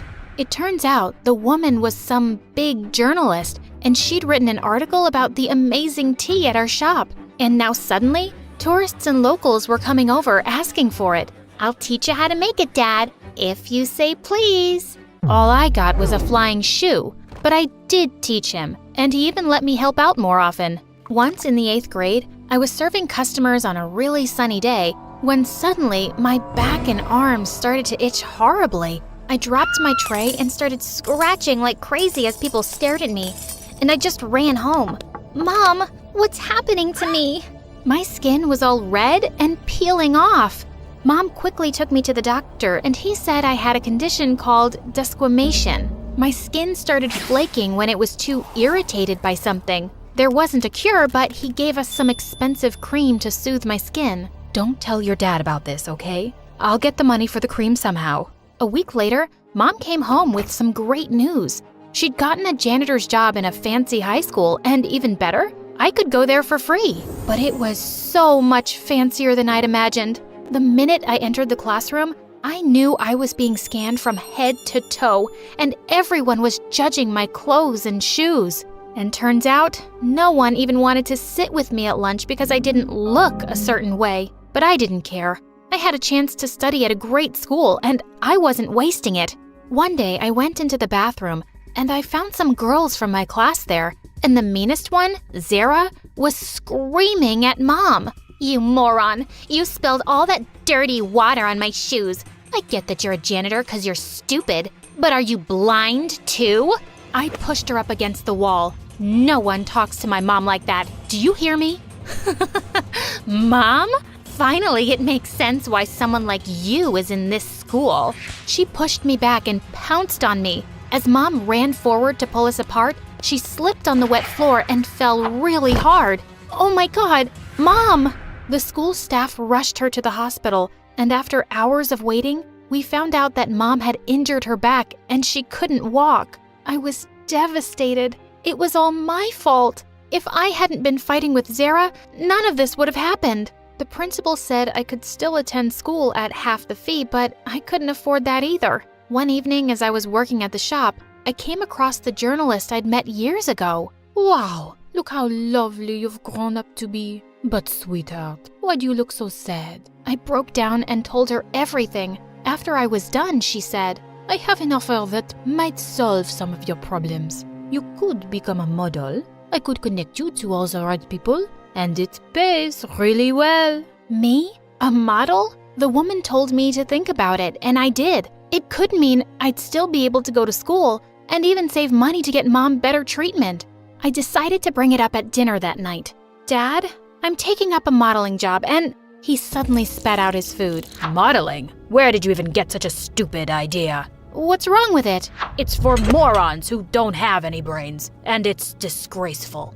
Well, I do have brains, so I'm not gonna be stupid enough to waste this chance. I can make our lives better, especially Mom's. I said no! I already said yes! And with that, I angrily smashed my plate on the floor. Dad looked shocked, and I stormed off. I called up the woman and said I was taking the job. I put my cream all over my skin before going to the shoot. I couldn't let anyone know about my condition, or I'd never get the job. Everyone on set welcomed me warmly, and I was surprised that I was kind of a natural at this. 2 weeks later, I was on the front cover of a teen magazine, and Mom was delighted when I showed it to her. But of course, Dad still wasn't talking to me, and I found the magazine torn up in the trash later. But I'd been paid good money. I was able to buy some new clothes for Mom and myself, and I was back in school. And suddenly, it was a different place. People who acted like I hadn't existed before were smiling at me like we were best friends. And at lunch, I had a lot of company. A boy even asked me for my autograph. Of course, none of this was sitting too well with one person, Zara. I could see smoke coming out of her ears from a mile away. Soon after, we had a fundraiser modeling contest in school, and I was excited to participate. But as I was getting ready, I suddenly saw Zara come and sit in the chair next to me. What are you looking at? One magazine cover and you think you're the princess of this school? How hard can modeling be anyway, if you can do it? Turns out, pretty hard for her. Zara was so bad at it. She walked like a monkey and kept waving her arms like a freaking robot. And then suddenly she tripped on her dress and landed flat on her face. I ran forward to help her, but she just pushed me away. Get away, you witch! You'll pay for this! How was it even my fault? She was crazy. But a few days later, I was shocked to find her at a shoot, and I was told we'd be working together. Why are you even here, Zara? You're really bad at this. Oh, I know. But when you're really rich, you don't have to be good at anything. You just throw money at stuff and get what you want. And let me tell you, it's amazing. Ah, this girl. Also, she was so awkward, the shoot took us 6 hours. Later, as the makeup artist was removing foundation from my arms, I suddenly felt my skin sting terribly. OMG, your skin's coming off. What did I do? Oh, it's just allergies. It'll be okay. I quickly took the cream out of my bag and put it on, and then left as fast as I could. Thank God no one else was around.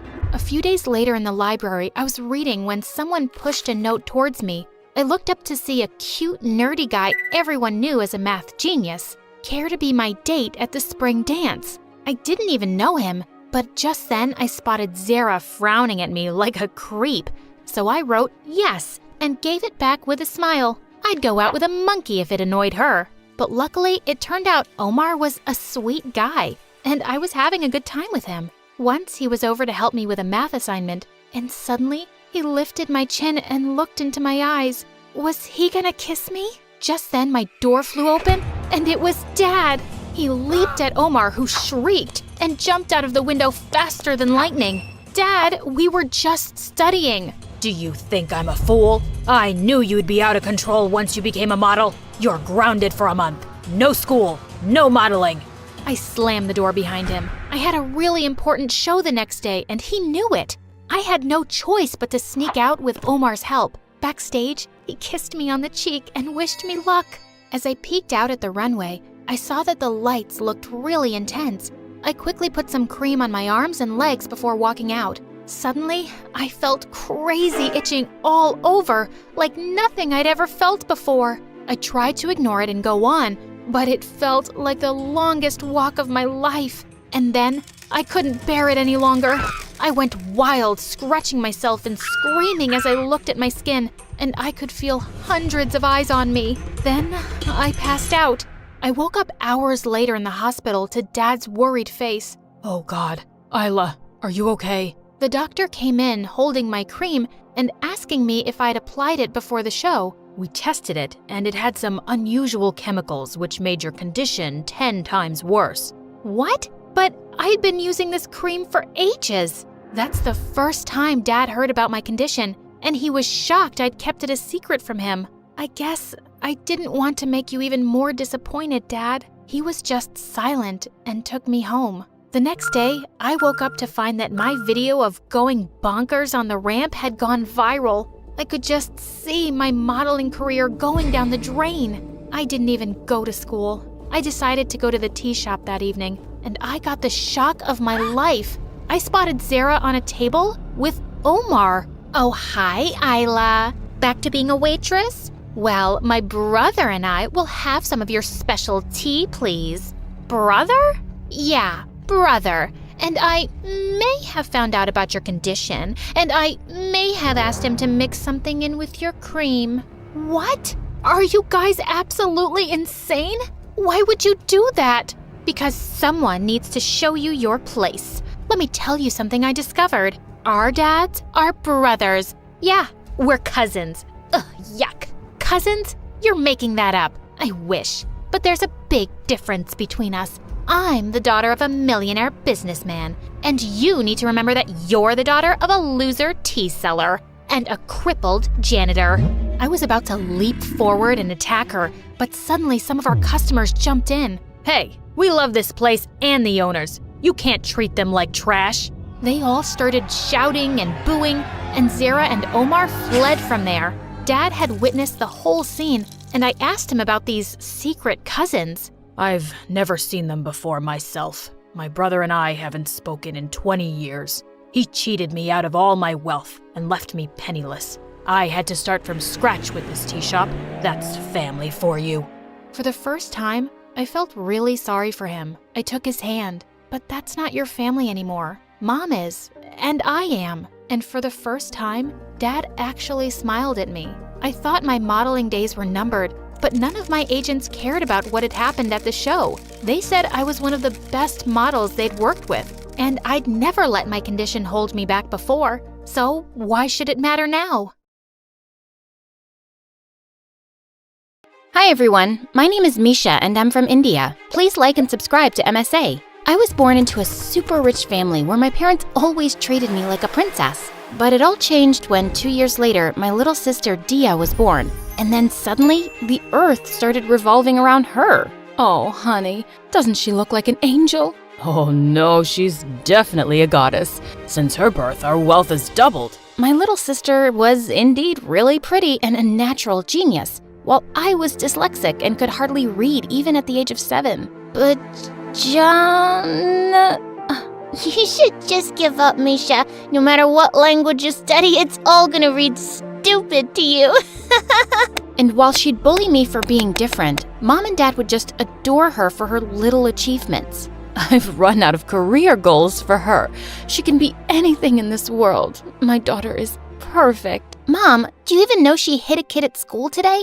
How's that any good? She fought against a bully. You should be proud of her. Proud? She was the bully. I just hated her at times, and I wished she would just vanish somewhere. But then, our lives took a terrible turn. On Dia's 6th birthday, Mom and Dad took us to see the Gran Kumela, a festival where almost 15 million people gather once every 12 years. It was super crowded, so my parents asked me to hold Dia's hand. But the moment they went ahead for the prayer, she started acting like a brat. Let me go. I don't want to hold hands with you. I'm a big girl now, and you can't even read. If we get lost, I'll be the one saving you. Shut up, this is no joke. Stay next to me. But she kept complaining and then bit my hand. Ouch! I suddenly let her go and she ran into the crowd. I ran after her, but she was nowhere to be seen. And I started to freak out. Some security people rescued me, but we just couldn't find Dia. Mom fainted as soon as she heard this news. For months, my parents kept looking for Dia and put out several rewards for whoever found her. But that just ended up with frauds coming from random girls dressed like Dia to receive the reward money, and Dad would have kicked them out. And seeing Mom spiral into depression, I couldn't help thinking it was my fault. I had let go of Dia's hand, and thinking about it broke my heart. Oh, honey, you shouldn't cry like this. We're gonna find your sister, okay? But what if we don't? I won't be able to forgive myself, Dad. It's not your fault, love. Mom, you don't blame me? Of course not. It could have happened to anyone. And all we can do now is love and support each other and not give up hope. Mom hugged me tight and I felt better than I had in ages. I started working hard on myself and my studies and my parents cheered me on, but they never stopped looking for Dia. Years passed, and one day when I topped my 10th grade exams, I went home with gifts for everyone. But when I got there, I was stunned to see my parents crying and hugging a girl. Oh, honey, look! It's Dia! Dia's back! This boy found your sister. I was still in shock as my parents showed me her DNA test, which was a match. We checked her birthmark, and she remembers things from her childhood days. She's really your sister, Misha. I missed you so much, Misha. I missed you too, Dia. Look at you, you're so grown up now. She then told us that after getting lost, she'd been rescued by a monk who'd raised her all these years. I'd been living in a monastery, and then this guy came here as a tourist a week ago and told me I looked a lot like a girl a family had been searching for. So he brought me here. Dad offered the guy Neil a handsome reward, but he turned it down. I'm grateful, sir, but what I really need is a job. I have a sick mom to look after, so it would be great if I had a regular salary. My family and I can never truly pay you for everything you've done for us, son. You can take both the money and the job. The guy's face lit up and Dad hired him as my driver. The same night, I was super excited to hang out with Dia, but the moment I entered her room, she threw a nasty fit. Ugh, can't I get any sleep now? I'm tired of answering everyone's questions all day. Just get out. And there I knew she was my sister for sure. Who else could be so bratty towards me? I was heading back to my room when I spotted Neil outside. Ugh. Gotcha. Oh, that was scary, miss. What are you doing? Need some help? No, I mean, yes. I can drive cars, but this one's so complicated with all the automatic settings. I just can't move. What? Just do as I say. I moved into the driver's seat and showed him how everything worked, and he looked impressed. If you're so good at this, I'm sure you can drive well too. Shh, it's a secret. Until I turn 18. After that, we started talking, and he was the funniest guy ever. My cheeks hurt from laughing so much. Soon, Neil became the friend I never knew I needed. He drove me around everywhere, and in between, he'd pick me up meals too. OMG, I was craving this burger so bad. Gosh, this tastes like heaven. Only the best and greasiest for you. But my peace around the house was being hijacked by my sister again. Mom had promised to perform certain rituals if Dia returned home safely, but Dia had the most ridiculous wishes of her own. Ugh, the monk I lived with told me to wear gold all over my body, Mom.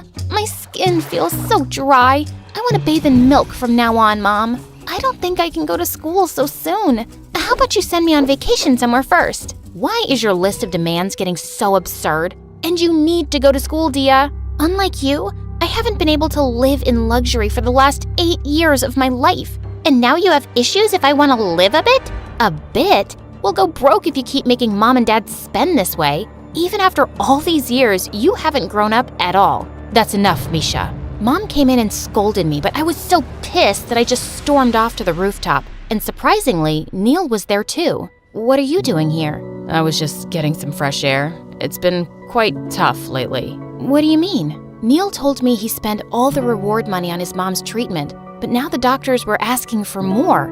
I don't know how to ask your dad. He's already paying me for the job and… I can lend it to you. What? Yeah, you can take the money and pay me back later. That's the least I can do for you. You're an angel, Misha. I don't know how I'll ever be able to thank you. Anyway, why are you here? You look bothered too. I ended up telling him everything going on with Dia. She's been away from her family and friends for so long, and it's an adjustment phase. Or maybe she's acting out. Just give her some time. And you need to take some stress off too. Come with me. We drove to a beautiful beach and spent the entire night there talking and laughing, and it was then that I knew I'd started having feelings for Neil. I dozed off in the car on our way home, but when I woke up, I found myself in Neil's arms as he was carrying me to my room. As he put me in my bed, I felt in a dream-like state, and I pulled him in for a kiss. Ew! I saw Dia standing at the door. She ran to my parents, screaming that Neil and I were madly in love. Do you have no shame, Misha? He's a servant and you kissed him? I dreamt of marrying you to some billionaire and you're settling for a driver? Dad, Neil's a good guy. Yes, he must be, but not good enough for you. We can't fire him because of what he did for us, but stay away from him, okay? He is way below your league. Their words pierced my heart, but I wasn't going to give up on the person I loved so easily. I went to Neil's room later that night with some money and told him we could run away. What? No, Misha, we can't do that. They're your parents, and you know how miserable they were after losing Dia. They'd be heartbroken to see you gone. He calmed me down and told me we were going to find a way to convince my parents someday. Fine, I believe you, but you can keep this money for your mom's treatment since you need more. The next day, Neil was assigned as Dia's driver, and she kept sending me pictures of how she was bossing him around, which made me angry. And later that night, that witch came to my room. Seeing how pathetic you guys are feeling without each other, I've decided to do you a favor. You know how much Mom and Dad adore me and can't refuse anything I ask, so I was thinking I can convince them to let you two date. Really? You're gonna… No, not yet. Well, there's nothing in it for me. So how about you give me something I want? What do you want? Soon it's my birthday, and Mom told me she's gonna distribute all the ancestral jewelry between us two. Just tell her that you don't want any, and she can give everything to me. What? That's ridiculous. Those are family heirlooms and… Well, if you want heirlooms more than your one true love, then so be it. No, wait, I'll do it. I'll give it to you. It's a deal. The next day, it was Sunday, and Neil mostly spent it with his mom in the hospital, so I went to see them both. Excuse me, can you tell me which room Mrs. Bertha is in? Oh, honey, she passed away 2 years back. What the heck? I immediately called Neil and asked him to come meet me. Did you lie to me? About your mom? The hospital staff said she'd passed away 2 years ago. I'm so sorry, Misha. I didn't mean to lie, but I needed the money to pay off my debts. What? My dad borrowed a lot of money for my mom's treatment, but after she passed away, he left me all by myself. Now the moneylenders are after me, and if I don't pay them back, God knows what they'll do to me. He broke down in tears, and I hugged him. Hey, it's all right. You didn't have to hide the truth from me, Neil.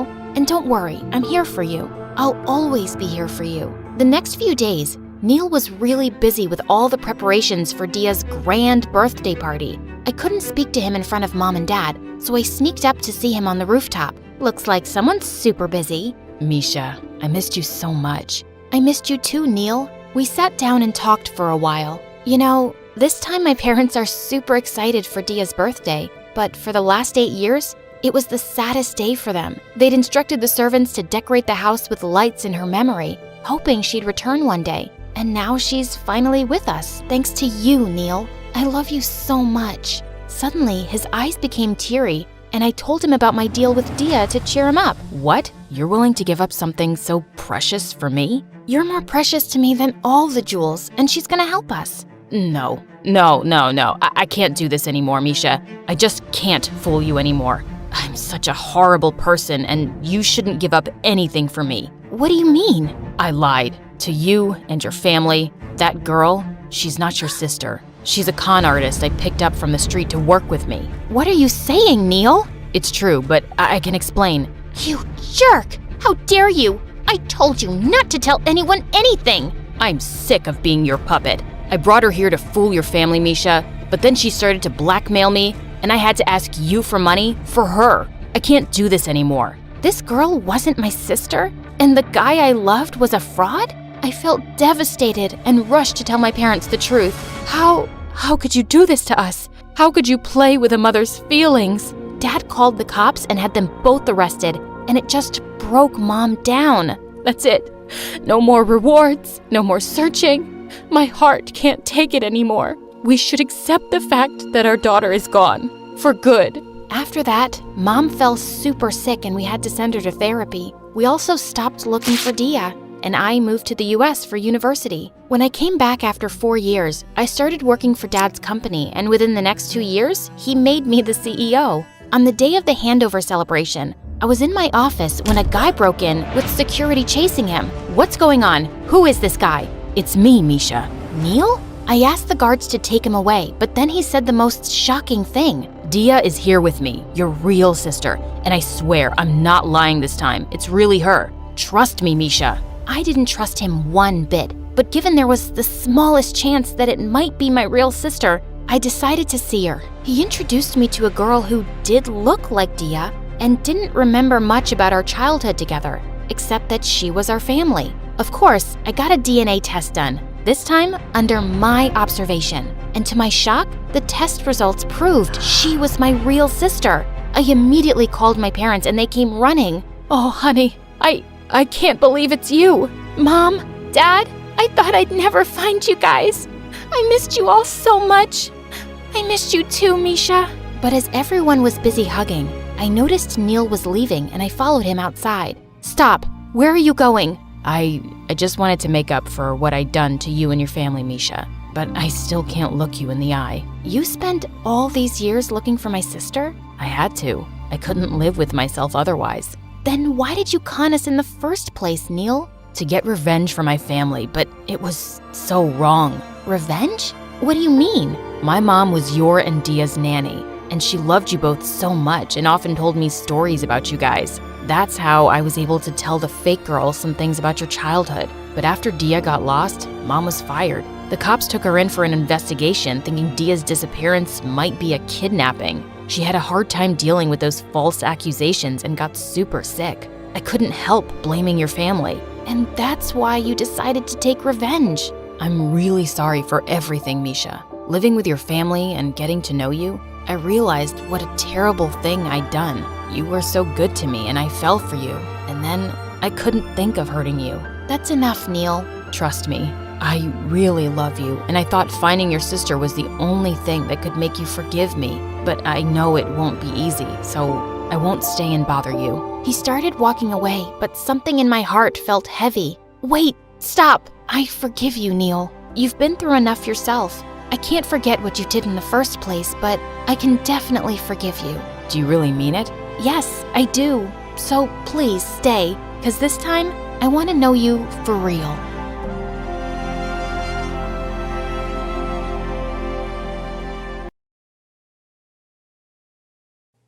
Hi, my name is Eliza, and I've always wanted to be a successful author, just like my dad.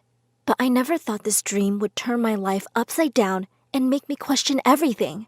The thing is, my dad hated it when I wrote stories. Every time I wrote something and showed it to him, he'd rip it up and say it was horrible. "Do something else, you idiot! You couldn't write a decent story to save your life," he said to me once. However, my teachers thought my stories were great, so I decided to find out what Dad's agent would say. I snuck onto his computer and secretly emailed my story to his agent. The agent loved it. I was thrilled, but there was one small problem. I had emailed him pretending to be my dad. The agent asked my father to come by and do an official pitch for the story on Monday. I was in trouble now. There was no way I could tell my dad what I'd done without him getting really mad. So I decided to keep it a secret from my dad. I went over to his agent's office and made the pitch. I told him that my dad was ill, and he'd sent me instead. The agent wanted to make a whole series out of my story. But just as I was leaving, he said, "Tell your dad to come sign the contract tomorrow." Then he closed the door in my face. I was terrified. How was I ever going to tell my dad the truth? But I didn't have to. When I got home that day, Dad was already waiting for me in the living room, and he looked mad. "I told you not to try writing," he growled at me. I asked why he thought I was a horrible writer when his agent clearly loved my work. He said he didn't have to explain anything to me and dragged me to my room. He snatched my computer and laptop and walked out of the room. "I never want to see you write again," he said, and locked me inside. I banged and banged at the door, but Dad wouldn't open it. He said he wouldn't let me out until I promised not to write again.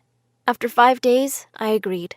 He made me sign a piece of paper that said I would never write a book, and if I did, he would claim it as his. What? I was furious, but I had no other option. At least I could go back to school now. One day when I was looking for a book in the library, I bumped into someone. Our hands touched, and I felt electricity through my whole body. He said his name was Felix, and from the way he kept looking at me, I thought he liked me too. Within a few weeks, Felix and I were hanging out all the time. I even showed him some of my stories and told him about my horrible dad. He looked like he felt so bad for me and said he'd help me however he could. I was so happy. So what if my dad was a monster? At least one person in my life loved me. A few months passed. I spent all my free time with Felix and avoided Dad as much as I could. I didn't know what was going to happen. I was passing the local bookstore where a new book was being launched. I decided to peek in and was left shocked by the book I saw. It was the same one I had written and pitched, but it had been published under my dad's name. I rushed home to confront my dad, but he wasn't there. I called Felix and he came over immediately. I told him what had happened, and he suggested that we wait for my dad to come home. But he didn't. Not that day, not the day after. Not even after a week. I tried calling him, but no luck. Felix said he thought Dad had run away with my money. I asked him if I should call the police or the agency, but he said that since I was only 17, calling them would be useless. "All they'll do is put you in foster care and call you crazy," he said sadly. I started to cry, and he said that the better thing to do would be to write the next part and pitch to the agent. He said I'd turn 18 soon, so I could publish it under my name. Excitedly, I sat down and began working on my second book. I worked day and night, and a few months later, I told Felix I was close to completing it. He looked so happy and took me out on a date. When we got back, though, what I saw left me in tears. Someone had trashed the house. My computer was gone too. That meant my story was gone. I was devastated. If Felix hadn't been around to help me, I'd have been traumatized. But he told me it was okay and that I could always write other stories. I refused and said I needed a break. Another few months went by, and I saw my second book published under Dad's name. That was it. I was calling the cops now. I called Felix, and he rushed home to me. He tried to convince me not to call the cops, but I was determined. There was no way I was going to let Dad get away with this. Not again. Just as I picked up the phone, Felix snatched it out of my hand. "You stupid, stupid girl!" he yelled. I was horrified and asked him what was wrong, but he didn't answer. Instead, he dragged me to the basement and locked the door. "What the hell, Felix?" I asked angrily. He laughed and said he was working for my dad. He said my dad had hired him to make sure I didn't try publishing any stories in my own name. Once he found the transcript of your first book, he had it published, and my job was to make sure you didn't try anything on your own again, Felix said. He said he was the one who had organized having the house trashed and getting my computer stolen. "It was so easy to trick you because you're so stupid." Then he said that I had to write more novels for my dad to sell. "And if I don't?" I challenged him. He laughed and said he wouldn't give me any food. "It's not like anyone will notice you're missing." He'd stolen my phone and laptop, and I couldn't reach out to anyone. I begged him to let me out, but he drowned out my screams with loud music. Hunger came quickly, and I had no choice but to write the book. This would be the last in the series. For weeks, I lived in the basement, writing for Felix and my dad. Then, I had an idea that was sure to get me out.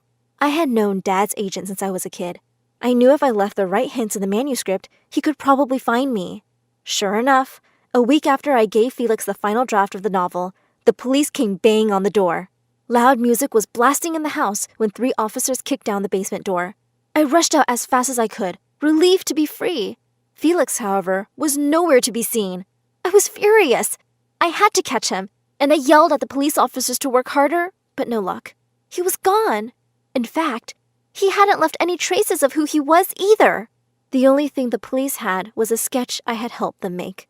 They also couldn't trace my dad anywhere. As upset as I was also glad that they were gone from my life, and I could go back to being normal. But boy, was I wrong. Once they found out what Dad had done, the publishing agency gave me all the money, and since I was still a year from being 18, I was made to go and live with a distant aunt. She seemed very eager to have me. When I went to live with her, I was very nervous at first, but to my surprise, she was very welcoming. She would even make me cookies and soup and whatnot, and was always feeding me. She also kept bad-mouthing my dad. One day, my aunt said, "You know, kiddo, I think you deserve a vacation." And she insisted on taking me to a family lodge in the woods. I had a seemingly endless amount of money now, so I guessed we could go. The minute I said yes, my aunt packed everything and put me in the car. "You really are psyched about this vacation, aren't you?" I joked to her, and she simply smiled as she drove us away. A few hours later, we ended up in a very strange and creepy-looking meadow. It was surrounded by huge trees and had no real trail. I checked my phone and realized there was no signal either. I was so freaked out. I asked her about it, and she said, "It'll be a true nature experience." But I had a feeling something was wrong. Later that day, after dinner, I started to feel woozy. When I woke up, I found myself tied to a chair. "Not again!" I thought angrily. I demanded my aunt let me go, and she began to laugh. She said she wasn't my real aunt. My real aunt was a homeless addict who she had let stay at her place. But my real aunt had tricked her and run away with her husband. This woman had traced my aunt for years and had found me instead. Somebody had to pay for the loss and suffering I faced. She started to cry. I was so mad. Why was I constantly around psychos? I asked her exactly what she wanted from me. She said she just wanted to see me suffer. You do look a bit like her. I rolled my eyes. Gosh, get over it, I thought. That night, when this woman, Linda, as she had told me, was asleep, I began to look around carefully. After what Felix had done, I had a habit of keeping a small blade up my sleeve, and since she had been acting suspiciously this morning, I'd taken care to sharpen it. I carefully slipped it out of my sleeve and cut the rope that bound my hands. To my utter horror, though, as I was trying to free myself, the chair toppled over and Linda woke up. She screamed at me and lunged forward. I managed to run away just in time. Thankfully, the door of the cabin wasn't locked, so I grabbed my bag and rushed out into the darkness. I ran without stopping till I was sure I had lost her. I then realized that I was lost, too. I had no idea where I was and no idea where I had to go. I checked to see what I had in my bag and was relieved to see that at least I had some money. But I was so tired, I knew I had to stop. I sat next to a tree and tried to sleep in the cold. The next day, I woke up to someone screaming. Oh no! Had Linda found me? No, it wasn't. There was a man throwing pebbles at me. The guy looked so familiar, but I couldn't place him. He asked me who I was and why I was sleeping next to his tree. His tree? I sighed. Another psycho?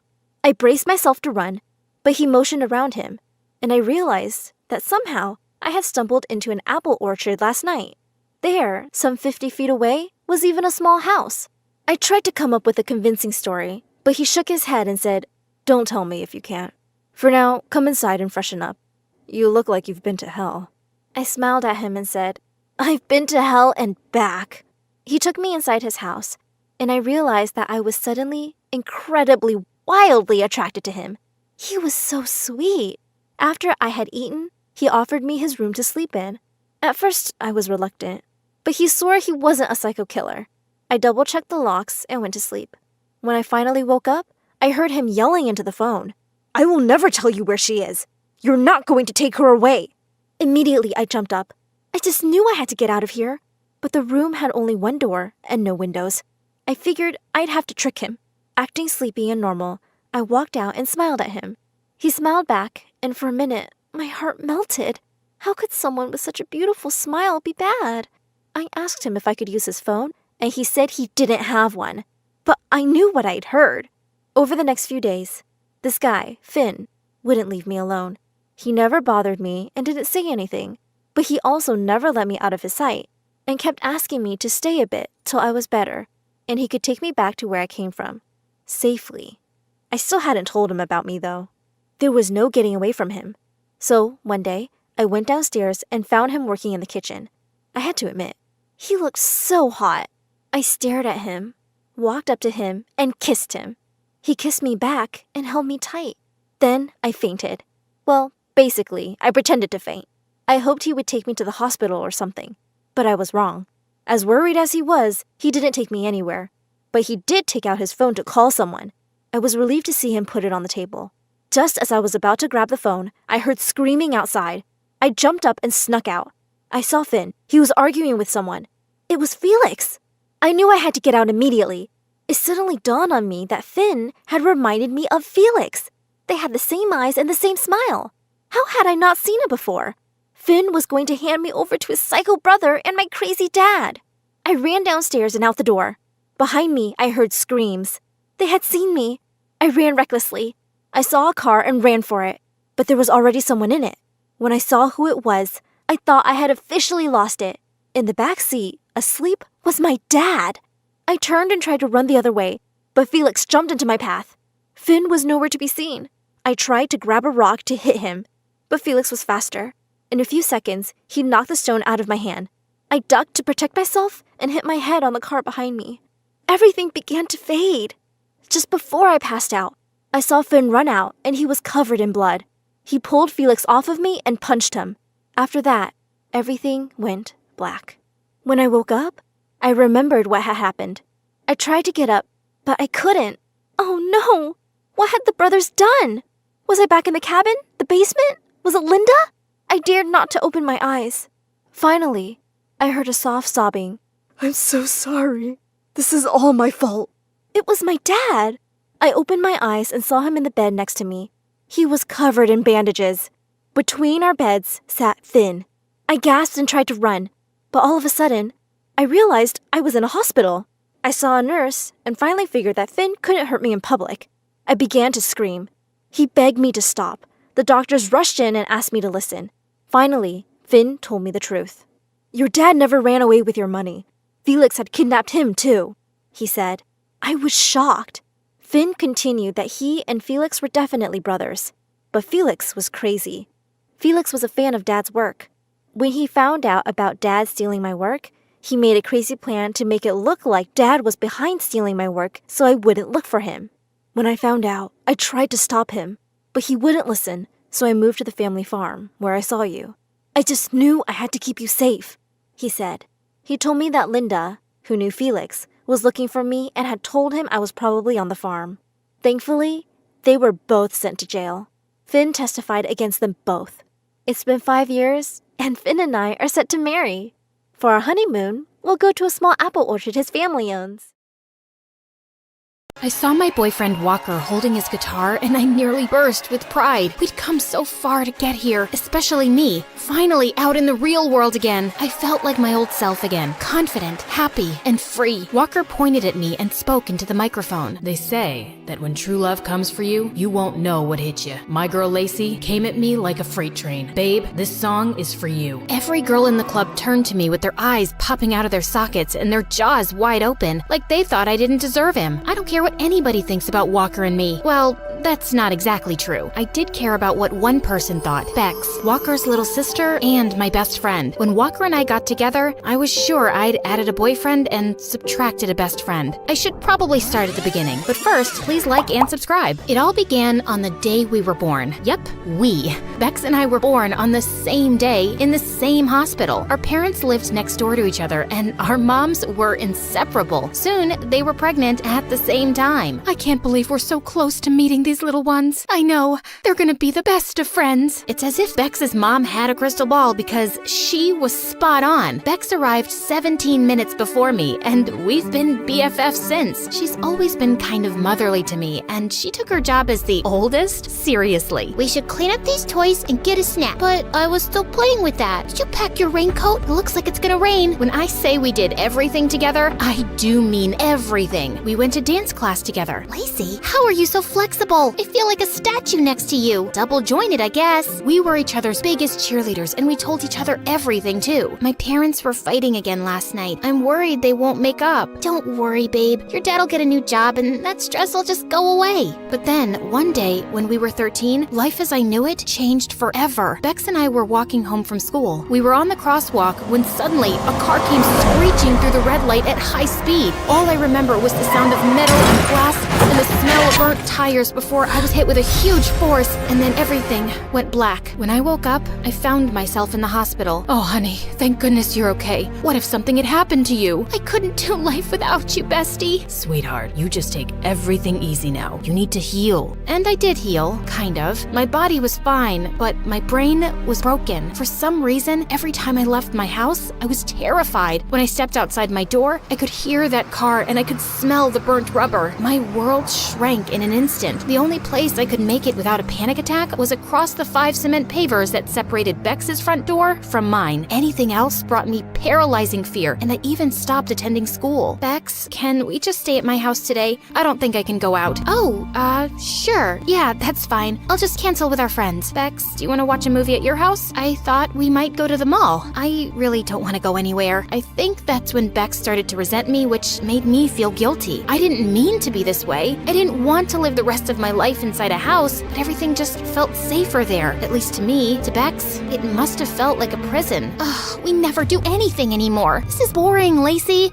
There's so much out there to see and do. I was ashamed. Why was it so hard for me to just go outside and act like a normal teenager? Bex, you can go to the party if you want. I'm gonna stay here. Are you sure? You could try coming, right? We can leave early. Couldn't you just try today for me? Who knows? It might not be as bad as you're imagining it. A party sounded about as much fun as scrubbing tiles with a toothbrush, but I decided to make an effort for Bex. I was sweating bullets, and my heart was pounding by the time we made it to the party. My friends from school seemed happy to see me though, and I started to relax just a bit. I sat down in a corner, not ready to join the dancing crowd yet. Maybe Bex was right. This wasn't so bad. But just then, a waiter carrying a tray of drinks suddenly tripped, and everything went crashing to the floor. The sound of the smashing glass sent me into a panic. I dove under the table and buried my head in my arms, crying hysterically. Everything went completely silent, and Bex tried her best to make me come out, but I couldn't move an inch. Eventually, she had to call my parents to come and take me. Lacey, I'm sorry. I didn't know. I've been trying to tell you. I can't go out, and now things are even worse. Everyone probably thought I acted like a freak. I'm not trying to hold you back, Bex. You want to go to parties? You can go without me. I won't mind. Okay then, maybe I will. A few nights later, I went over to Bex's house, but I found her brother Walker instead. He smiled, and I was distracted by the dimples on his cheeks. Hey, Lace, Bex isn't here. Whoa, when did Walker get so hot? He was usually always in the garage practicing with his band. He had a major glow up. Right, I forgot she might be out. Is something the matter? You look a little glum. I'm just bored, I guess. Yeah, me too. Come on in. That's how it all began. That night, Walker and I talked. I told him I was scared I'd be hit by a car again. I said that I'd felt trapped in my own mind. I told him I felt guilty keeping Bex from living her life, and about what happened at the party. Don't be so hard on yourself. What happened to you was a huge trauma. Healing takes time. As for Bex, don't worry about her. She's your friend. She'll always be there for you. Hearing Walker say that felt felt good. You're right, Walker. I just can't help it. Sometimes I feel like a freak from another planet. I'm sure everyone at school now thinks I'm a total weirdo. That was when Walker picked up his guitar and started strumming it. Why does it matter what anyone thinks of you? It should only matter what you think of yourself. But for the record, I happen to think you're pretty great. My heart skipped a beat when he said that, and for the first time in a long time, I felt like I had someone to talk to, someone who cared about me, someone who saw me. The next time Bex came to see me, I tried to bring up Walker. I saw your brother playing his guitar on the porch the other day. He's gotten really good. Also, really cute. Yeah, he's good, but my parents think it's a waste of time and he should focus more on his studies. Wait a minute, you think he's cute? Just an observation. He didn't look too bad from my window. You know he's off limits, right? Because the last time he dated a friend of mine and broke up with her, she shut me out completely. I never want him going near any of my friends again. I know all that, Bex. Don't worry. But soon, I was waiting for Bex to leave her house so I could go and spend time with Walker. Part of me felt like I was betraying her, but I was hooked on a feeling. The feeling I had every time I looked into Walker's eyes. It didn't take long for Walker to get hooked too. All these years, and I didn't realize what a cool person you were. Bex kept you all to herself. Walker and I started spending more and more time together. He told me he wanted to be a famous singer, but he didn't feel like anyone in his family supported his dreams. I did though. No one gets to tell you how big to dream, Walker. You can do anything you set your mind to. I know my sister might kill me for saying this, but I feel like you understand me. I feel connected to you somehow. He leaned in, and in one moment, his lips were on mine. All the tension I'd been feeling exploded, and I almost saw stars. My knees felt wobbly, and my head spun. Whoa, you're perfect. But I could only think about one thing. Bex was gonna kill us. Walker, we can't do this. Bex is my best friend. So what? Don't give up on something that could be really good between us. Don't you feel it? His hand brushed my cheek, and soon I was lost in his eyes again, leaning in for another kiss when, what's going on here? I pulled away from Walker like he was fire, and I'd just been burned. Bex, I can explain. Explain what? Your spit-swapping fest with my brother? I told you, I would never be okay with this. Oh no? It looks like I was just betrayed by the two of you. I don't want to look at either of you again. Bex pushed her way past us, and I swear I felt my heart break. I stared at Walker, but with my chest so tight, I couldn't find any words, so I ran. I ran home to the safety of my bedroom, and that's where I stayed. For days, weeks, I missed Bex terribly, and even though I didn't want to admit it, I missed Walker too. Honey, this isn't healthy for you. You need to leave the house. I don't want to leave the house. I want to stay in bed and let my blankets swallow me whole. No, go outside in the yard and get some fresh air. That's not a request, it's an order. Her tone told me she wasn't messing around, so I headed to the yard with my phone, a blanket, and a grudge. That's when I spotted Bex dressed in workout gear and running shoes, her attention focused on her phone. She stepped out onto the crosswalk, and that's when I heard the car. Then I saw it. Bex, look out! Huh? The idea of me getting hit by a car paralyzed me with fear, but the idea of Bex getting hit by a car was unthinkable. I tackled Bex to the ground so fast that we both just stared at each other, shocked and breathless. Lacey, you saved me. Of course I did. I can't do life without you, bestie. You're my best friend too. I didn't mean to kiss Walker, Bex. He just made me feel less alone. Bex looked ashamed. Walker told me everything. He said you inspired him and supported his music. He said you were like a song to him. And I'm sorry. I haven't been a good friend. I should have wanted you to be happy. I do want you to be happy. Walker raced out of the house and came running to us. Stop fighting. You're friends. We're not fighting. We're making up. If being with each other makes you happy, I want you to be happy. Both of you. Bex, does that mean... It means that Lacey can be your song again. With that, Bex left us standing there. Walker,